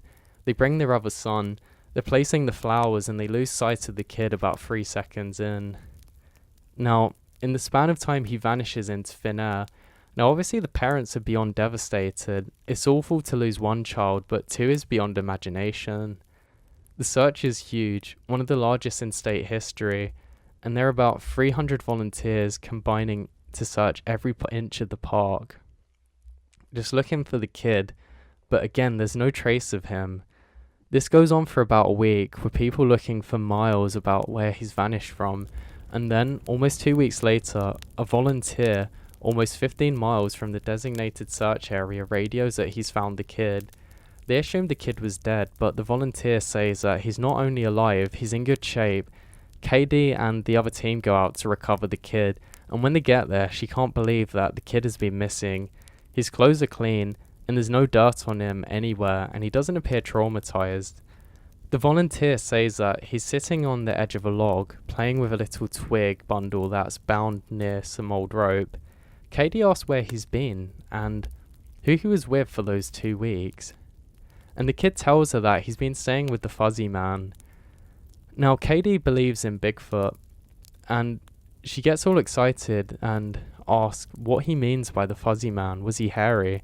She said, apparently he said no, he wasn't hairy, he was a fuzzy man, and describes the man as blurry, like when you close your eyes the way they're not supposed to be all the way. Now he says that the man came out of the trees and took a look at the kid and took him deep into the woods. The kid says he slept in a hollow tree and that the fuzzy man gave him berries to eat. Katie says, what do you mean? If he scared the kid, and the kid says he wasn't scared, but I don't like how he didn't have eyes. Katie says that the kid gets back to the headquarters and a cop takes him in for a talk about what happened. She's friends with the cop who talks to him. She said that the kid described being kept in the tree by Fuzzy Man, given berries whenever he was hungry, and he was allowed to wander around a very specific clearing. But when he tries to go further, the Fuzzy Man would get mad and yell loud, even though he didn't have a mouth. When the kid got scared at night, Fuzzy made it go brighter and gave him the twig bundle and said the Fuzzy Man was going to keep him, but he had to let him go because the kid wasn't the right kind, who either can't or won't elaborate on what that meant. The cops are sort of left scratching their heads, and the search for his brother is renewed now with no results. The kid has no idea where his brother might be, and unfortunately they never found him. So the lost story KD told me was something that happened to her when she got separated from her training group when she's a rookie. They were learning the basics of height elevation, belaying on a well-mapped part of the mountain. She said that she had to use the bathroom, so she went off about 50 yards from the group during a meal break, and she did her business. I'll tell the rest exactly as she told me. So I got to go to the bathroom. Now, once I'm done, I start going back to the group, but I've only gotten about 5 feet when I realise that I have no idea where I am. And this wasn't a, oh, I turned around, lost. I mean, I literally had no clue where I was. If you'd asked me, I don't even think I would have been able to tell you what state we're in. It was sort of like how I imagine people with amnesia feel, you know, complete lost. You have no idea what to do. And I stood there for a while just trying to figure out where I was and what I was supposed to do. But the longer I stand there, the more confused I get. So I start walking. I recall that I just picked a random direction and went for it. As I'm walking, it's just getting worse and worse to the point that I have no concept of why I'm on the mountain in the first place. It's just like trudging through snow, and I start hearing this voice. It's kind of inside my head, almost like a frog if it could talk, low and croaky. And it's telling me over and over that it's okay, you need to find something to eat. Find something to eat and you'll be okay, just keep walking, etc. So I start looking around for anything I can eat, and I swear to God I've never felt so hungry in my whole life. It was bottomless. And I think I'd just have eaten about anything you put in front of me then. I had no concept of time, so I had no idea how long I'd been out there when I hear an actual voice coming towards me. I go towards it and see one of the other SARs, and he looks terrified. He's running towards me asking if I'm okay and what am I doing out there. The scary thing was that he's running towards me and I kind of see myself reaching into my belt for my hunting knife. I'm not even really thinking about what I'm doing, but what I'm thinking is that I have to eat. If I don't eat, I'll never be okay again, so I just have to eat. He sees me doing that and backs away. He yells at me to put the knife away, that he's not going to hurt me, and I kind of snap back into it. All of a sudden, I know exactly where I am. I put the knife away, and I run to him and ask him how long I've been gone, thinking he'll tell me that I've gone for half an hour or so, but he tells me that I've been gone for days. I've gone over peaks and ended up almost on the other side of the mountain, and if I kept going, I would have ended up wandering about 300 feet into an opening that led to miles of wilderness. Now, they would have never have found me. He can't believe I'm not dead. Of course I don't know what to think. To me, no time's passed at all, and I don't say anything. I just go back to him to a rendezvous point and say that I'm going to go back to the HQ to be airlifted to the hospital. When I get there, they do all kinds of tests, and the best they can guess is that I had some kind of weird funk state, which is kind of like amnesia, or a weird seizure that knocked out my brain. The truth is that we don't really know. It never happened again, but I tell you that I'm never going to go back to that place again. So the next person I talked to was an EW. That's a former employee who now works as an EMT. He still comes to ops like this to help out, but doesn't work full-time with us anymore. He specializes in finding lost kids. He seemed to have a sixth sense when it came to knowing where they'd gone. He's a legend amongst more of the senior vets that I know, but he gets embarrassed if you compliment his work. So he sat down with me at dinner one evening, and we ended up swapping stories.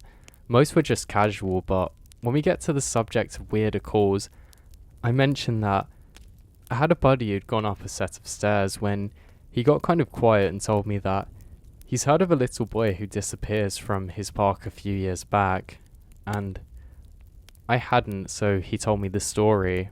So basically, they were out looking for this 11-year-old boy, Joey, who'd gone missing from a nearby river. Of course, the first thought is that he'd fallen in and drowned, but they brought out dogs. They led the SAR officers away from the river and into a very densely forested area. We do searches for people. We search in a grid pattern, and we search for every box in the grid incredibly thoroughly. The EW's team noticed right away that there's a strange pattern starting to emerge. Dogs in alternating boxes were picking up Joey's scent, but losing it when they overlapped with another box. Like, if you checked a checker box, Joey's scent was being picked up in random black squares, but never red. Then of course this doesn't make any sense, because how could the kid bounce from one area without leaving a scent to where he was placed and passed? EW and his partner pass into a new box of the grid, and EW notices a set of stairs about 50 yards away. EW tells his partner that they need to go check it, but his partner flat out refuses. He tells EW that he's made a point never to go anywhere that he sees stairs.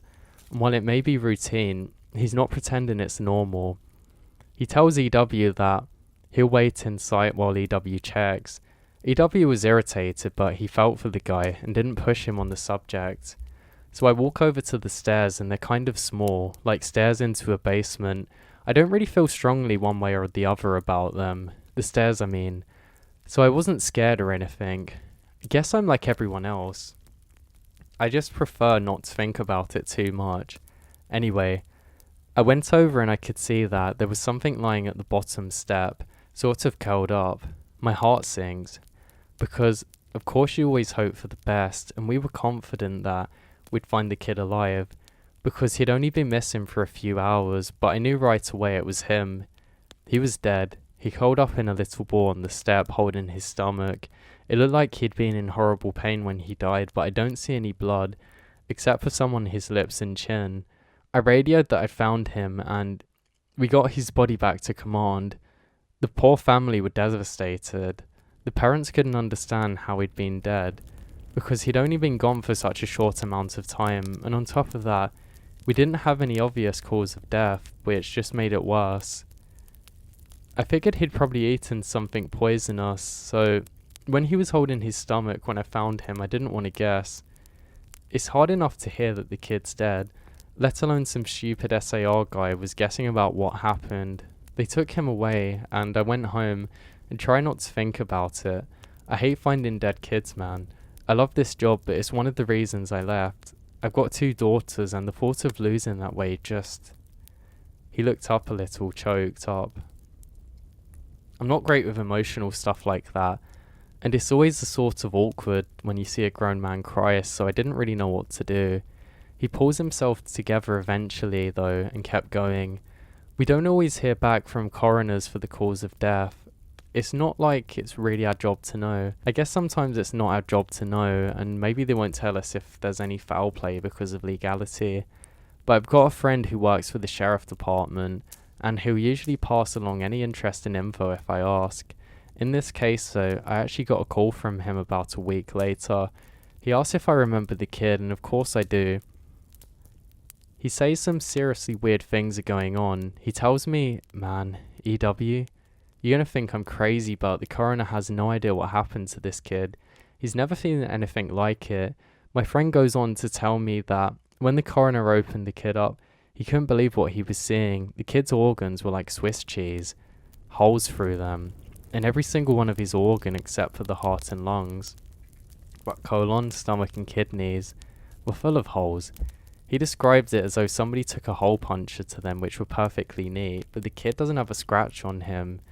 It wasn't like he was shot with a buckshot or anything, so he doesn't have a clue what could have caused it. My friend asked me if I ever heard anything like it or if I'd seen any similar cases in the past, but I'd never heard of something like that. I told him I wasn't going to be of any help to him. As far as I know, the coroner determined that the cause of death was something like massive internal bleeding, but no one really knows what happened, and I've never been able to forget the kid. I have nightmares about it sometimes. I don't let my kids go alone into the woods, and when we go together, I never let them out of sight. I used to love it out there, but that case and a couple of others sort of ruined it for me. So dinner's over and we start to clean up and go back to our cabins our separate ways. He put his hands on my shoulder and looked at me really close and said, "There's something bad out there. There's things that don't care if we have families or lives, or that we think and feel they're different from this," and he tells me to be careful and sort of walks away. I didn't have a chance with him again to talk though, but that always struck with me.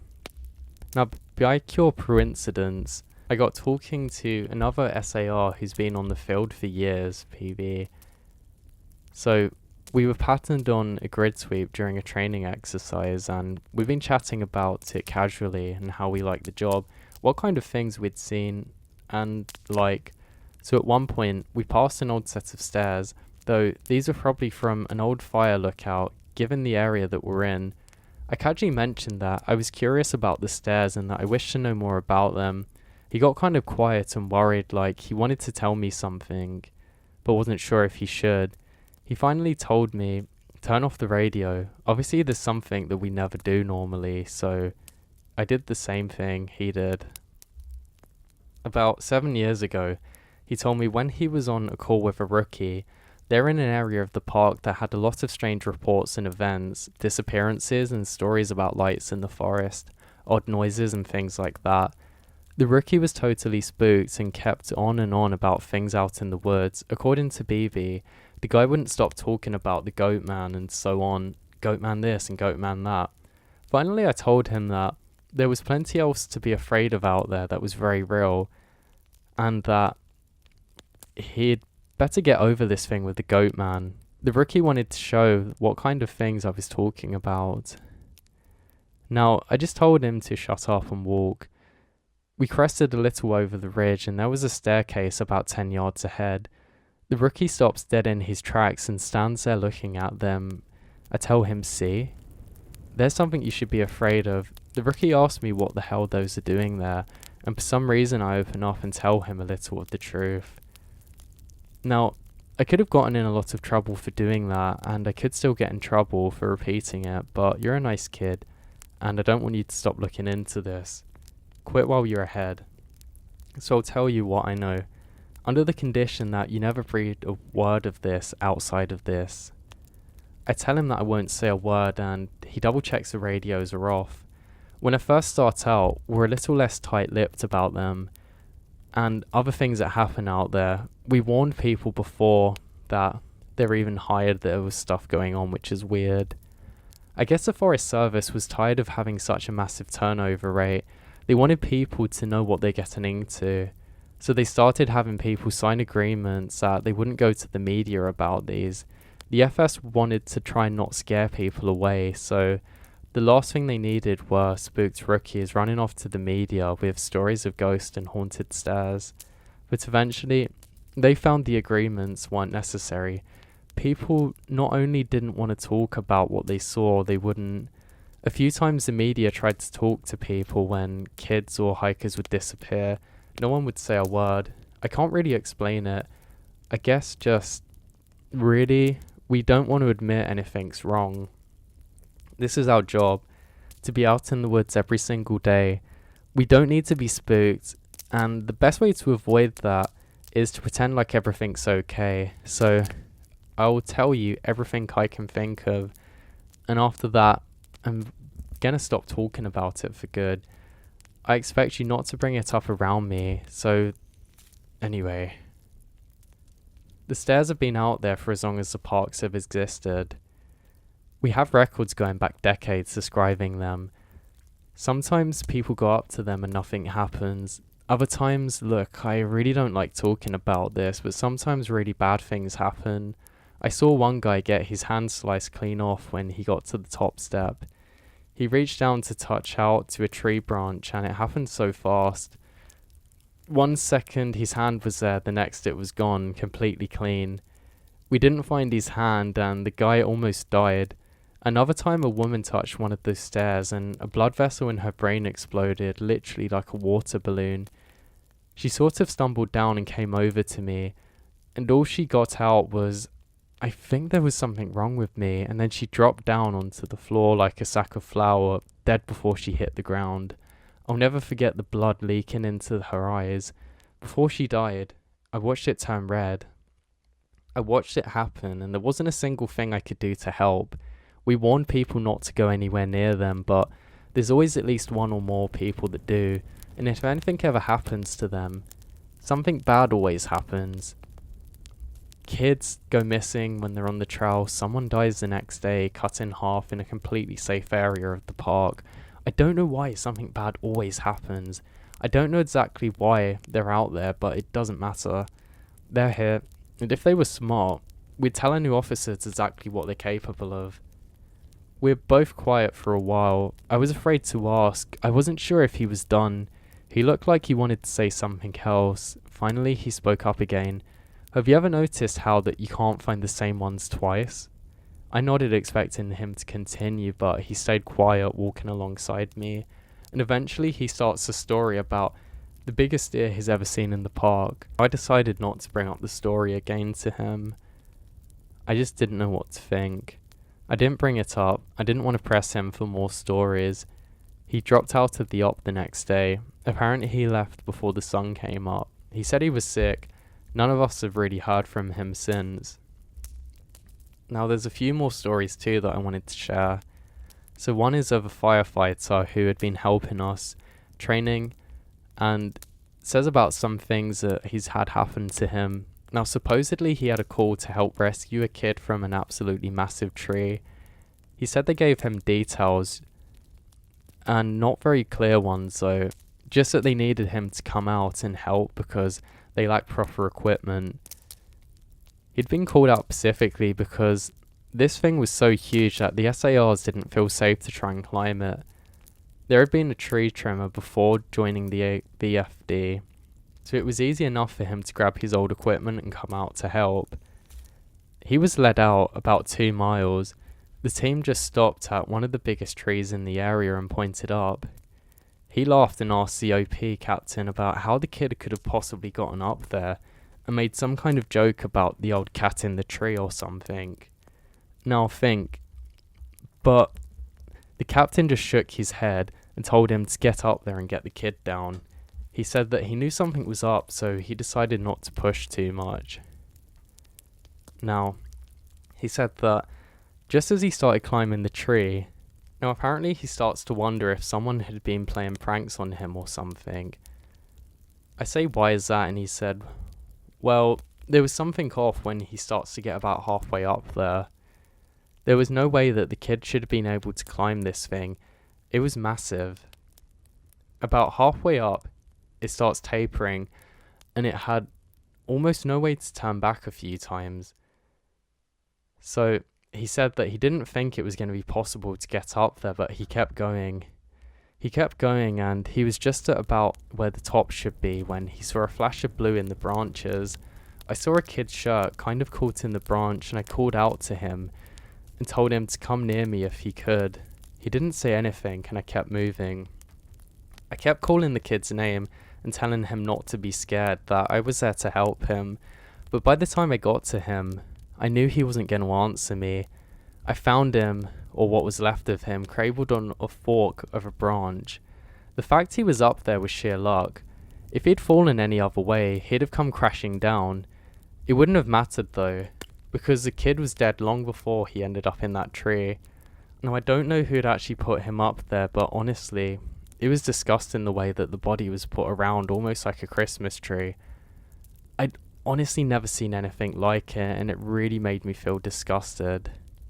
It was one of the worst things that I'd ever seen in my life, honestly, and I hope that I never have to see anything similar again. Now, when I started out as a rookie, no one told me about a lot of the job in terms of weird things that could happen.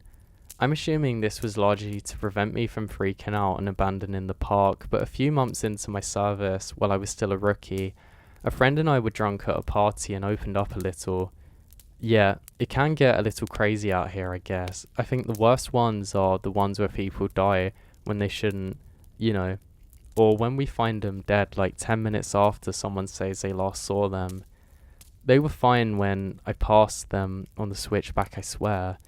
That sort of stuff. Like the last guy who I found out one spring on a very popular trail.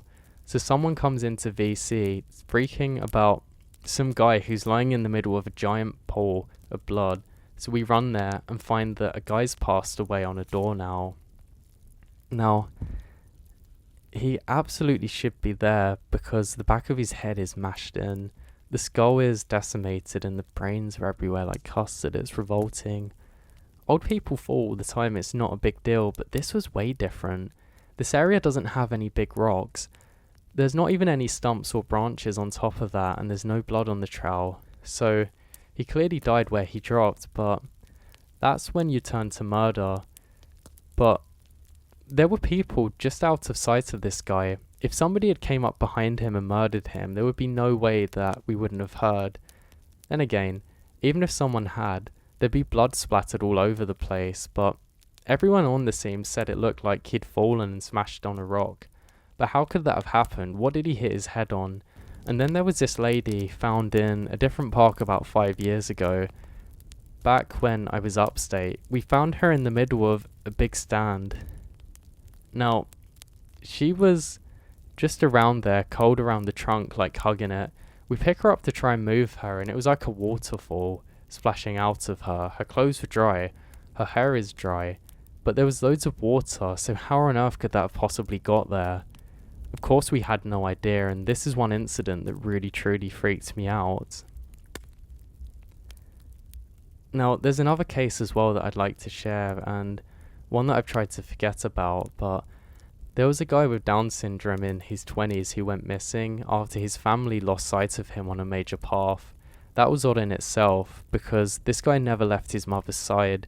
She was actually convinced that he'd been kidnapped, and unfortunately a ranger who isn't with the park anymore insinuated that no one was going to kidnap someone. Well, not with that kind of disability. It's not very tactful, to say the least.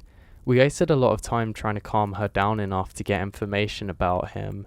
Then we put on an official missing persons call because of the urgency of the situation, him being mostly unable to function alone. We had local police come in and help us.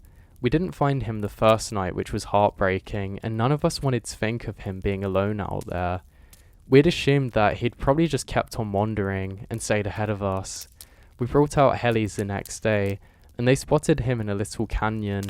I helped bring him back up, but he was in bad shape. I think we all knew that he wasn't going to make it. He'd broken his spine and part of his lower half. He'd also broken his legs and femur and lost blood.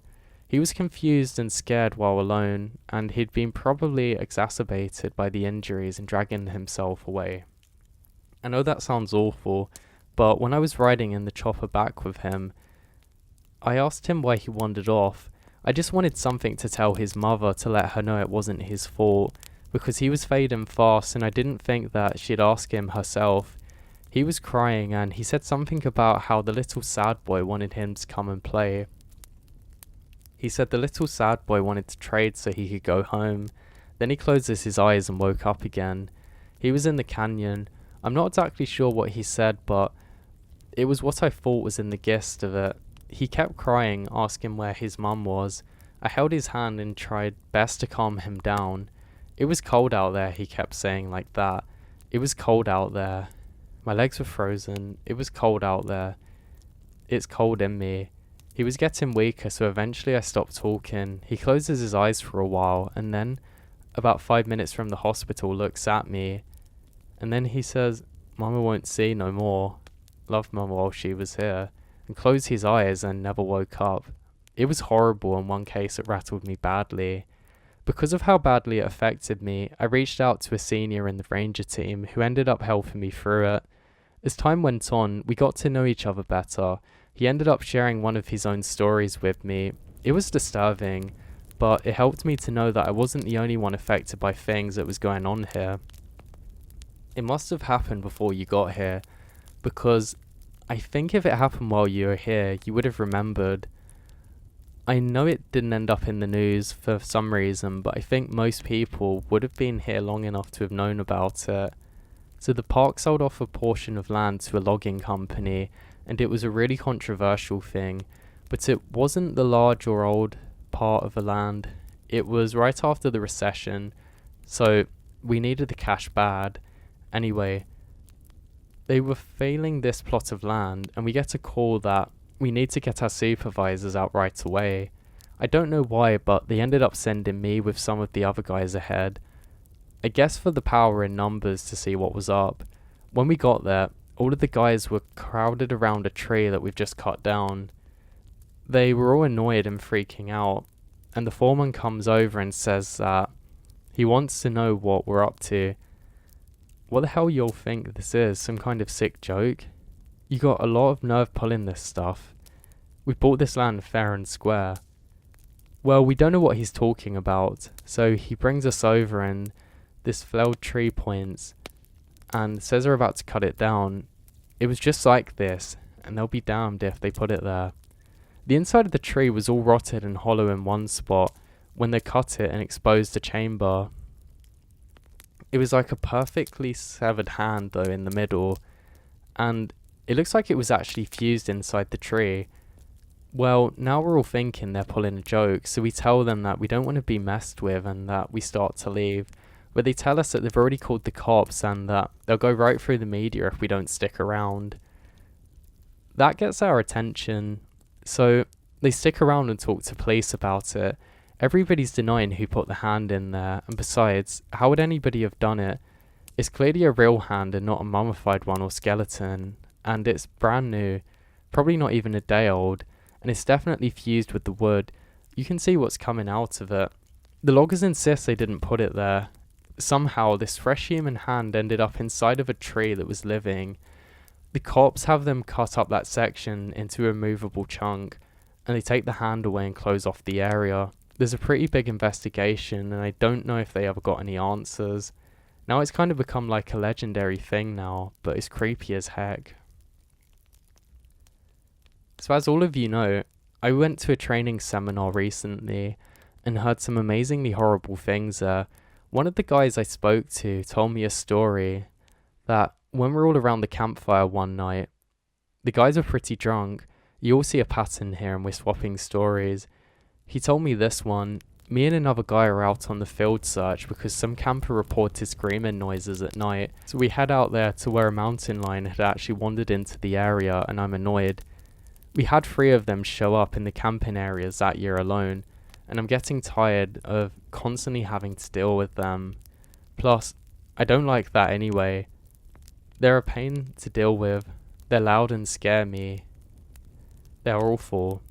I'm groaning about it to the guy I'm with, and he thinks it's a real riot. So we're seeing all these broken branches and what looks like dens, and we're all pretty sure what this thing is. I call in and tell them to confirm if possible, which, just means that they want you to step in the big pile of it. I'm not seeing any though. Now, I'm not seeing enough evidence. We know that this thing's out here, even if I'm not stepping in its residue or anything. Now, the guy I'm with wanders off to use the toilet, and I stay behind watching the little burrow under a tree. Maybe a fox or something's living there. But anyway, I'm watching this tree and I start seeing the branches cracking and movement from the area that my partner went in the opposite direction of. Now I've got my pistol, but you and I both know that that's not going to do anything against a cat. I cock it and holler for my partner to come back. He's not too far but can't hear me. So I stand up and get my sights where the thing is approaching, and I'm not joking, I just about pee myself. This guy is coming towards me and he's backflipping through the woods. Like, instead of walking, he's kind of doing these crazy type of backflip things. I swear to God, he cleared every log in the path. It was like he knew right where he was going. I yell at the guy to stop what he's doing and that I'm pointing a gun, but he keeps coming. I just kind of lose it and shoot at the ground in front of him. And it was a dumb thing to do, but I didn't want this guy anywhere near me. When I fired, he was about 50 yards from me. As soon as the gun goes off, he rolls back into the woods. My partner hears my gun go off and runs back asking what's up. I tell him there's some weirdo out there doing God knows what. We ended up getting the hell out of Dodge. I called the cops and tell them what happened. I don't get any trouble for firing, but I don't know what that crazy person was doing out there or how long they've been there. It just scared the life out of me not knowing. I hate that part. I never know. Now, one of the topics that I get asked about a lot here and in real life is things like the rake, the wendigo, and other related legends. I can't honestly say that I know much about any of them, but based on some light reading I did, I can say that I've heard some stories which are loosely related to them. You've heard the old adage that legends like that come from somewhere, and I'm sure that's true, but as you know, I try not to take things too surely, and always with a pinch of salt. You have to out there. It's sort of like working in a hospital, I'd imagined. You'd spend all day thinking about how people could have died there, but there might be ghosts, but you never really believe it. But anyway, I've spoke to Katie a bit about her experience because I wanted to know about what she thought about the Wendigo. She didn't really have anything in particular to say about it, aside from that she didn't want to think about it much. But she told me that a friend of hers had something similar happen. I contacted this person H over Skype and they agreed to talk for a bit. They were aware of my work here. They'd be fine with me posting this. So they said I grew up in Central Oregon and there's a reservation called Warm Springs about 2 or so hours from where I lived. I only mention that because a lot of people in my area have friends here, and a lot of land in that area belongs to a tribe. When I was a kid, we used to go camping up here, not on the res of course, but in that area, and I met a lot of kids who grew up here. I got to know one kid really well who was called Nolan, and we ended up hanging out a lot when our families were in the area. Our folks got to know each other so well that we get in touch and camp out for the same time. So basically we'd camp about 2 weeks, so we're out there for a long time. I asked him if he camped in an RV, and yeah, my dad had one, so I guess it wasn't really camping because we'd take our tents and stuff and set them up out away from the camp for most nights. I didn't like sleeping in there because I like being outside. So anyway, 1 year Nolan and I were out there. I think I must have been like 12 or so and wanted to go out to camp near the river because I wanted to try the first night fishing.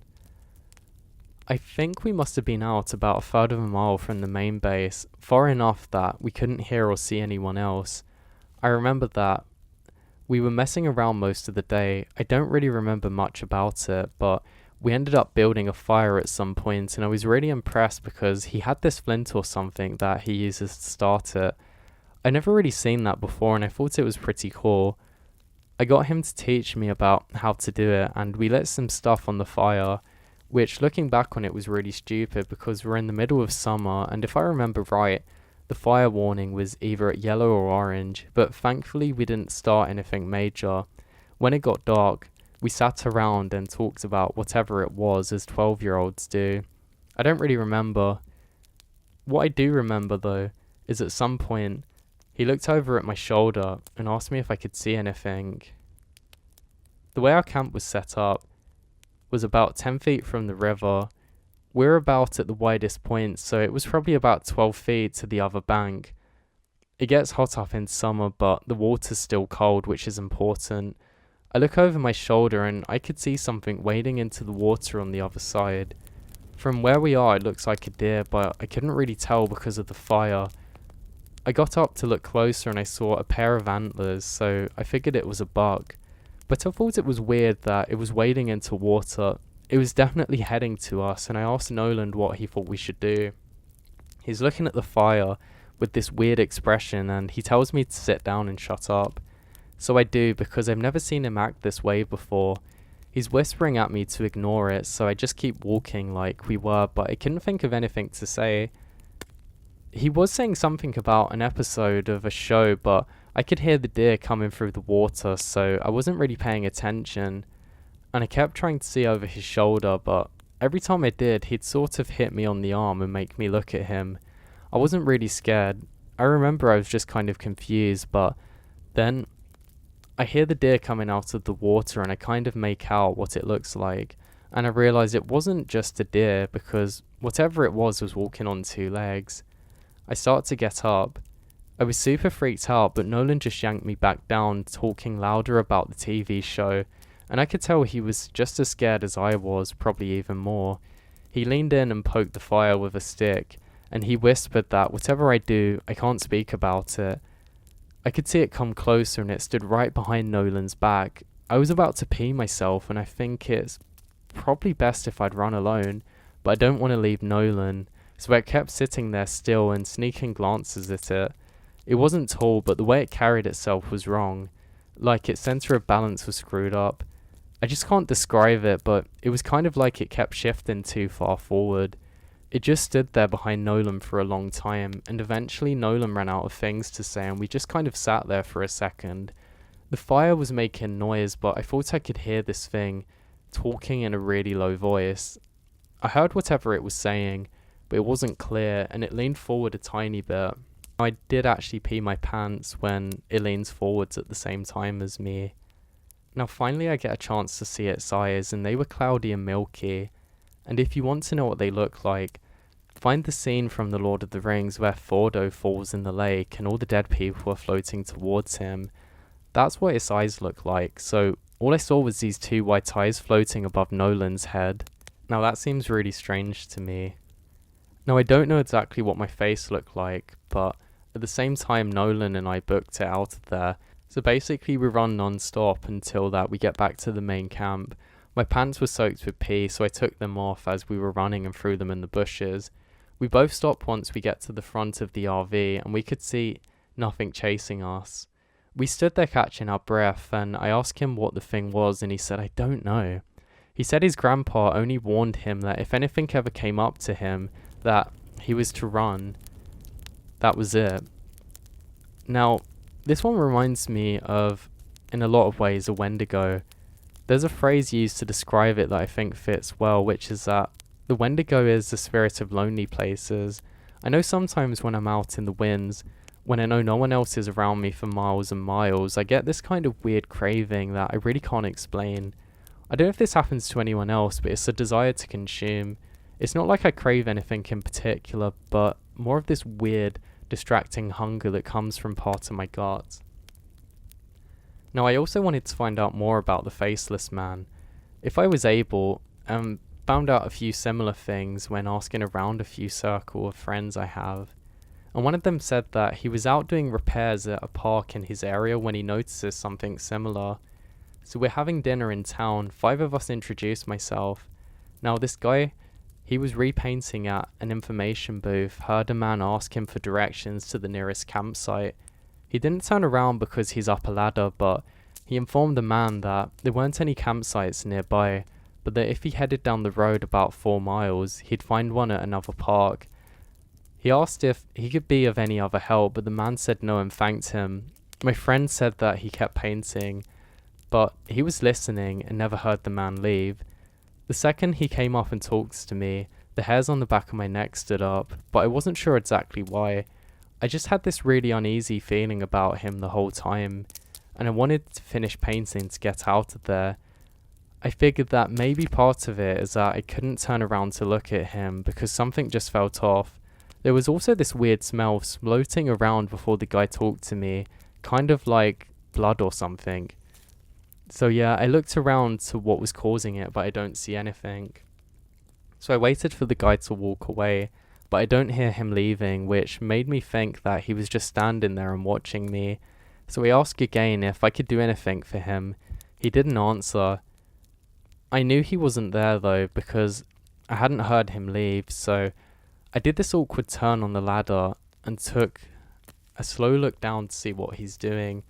And I admit it that it could have just been me misseeing it, but I swear to you, Ross, for a split second when I turned around, the guy doesn't have a face, like no face, almost concave, completely smooth.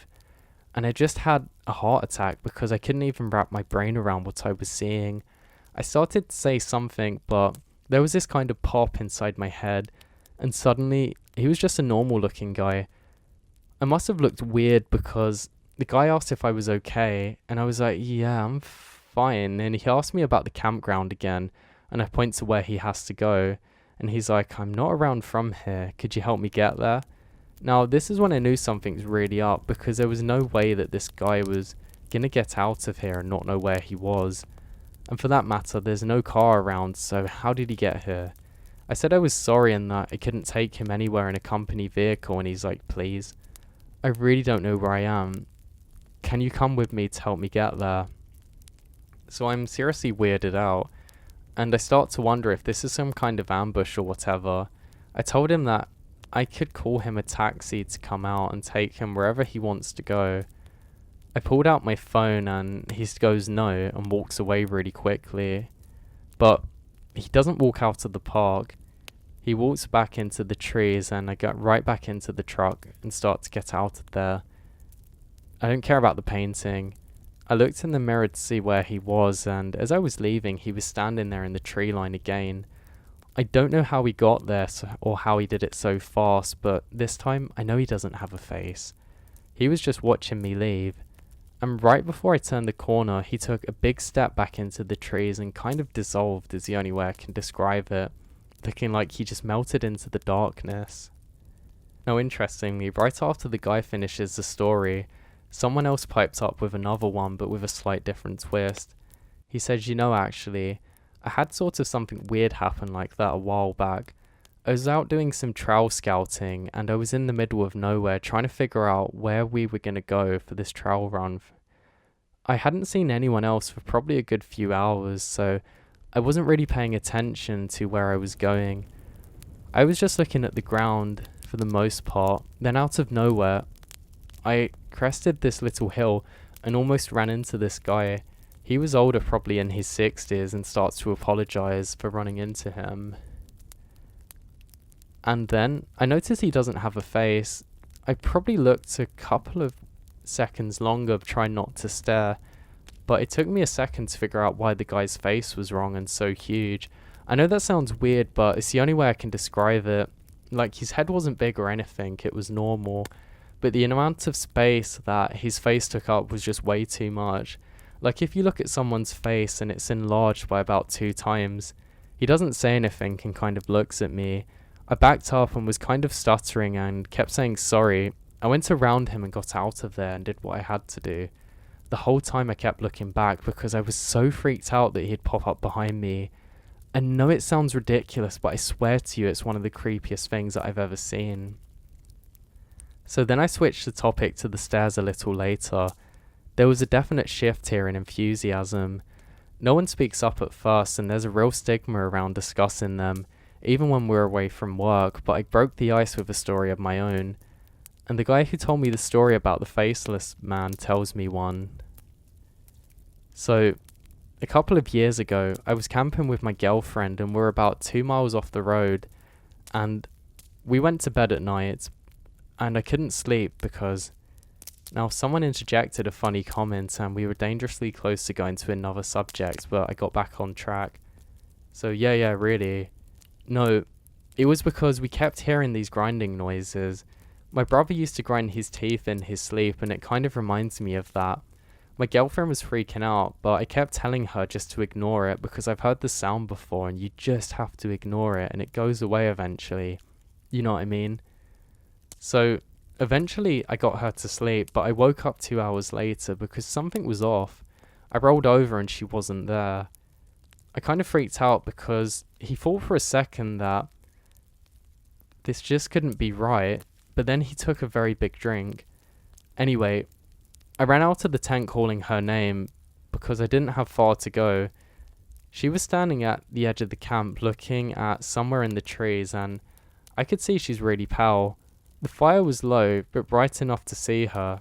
Anyway, so I ran up to see what was going on, and she was almost dead asleep, but her eyes were open. She had this really spaced out look, you know, so I put my arm around her and led her back, but she wouldn't move. She just said really quietly something like, "I have to go now, Eddie. I have to go. It's here." I was like, "You're just sleepwalking." I come back to bed, but she wouldn't budge. She literally just keeps standing there saying that she had to go. And I looked to where she was looking, and there was a staircase right there about 15 yards away, grey, a concrete one.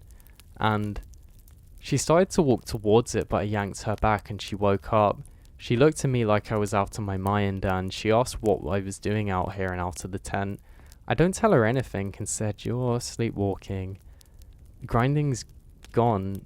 And so she just went back to the tent and fell asleep again. I don't know. I don't like anything about it, you know. We all know what he meant.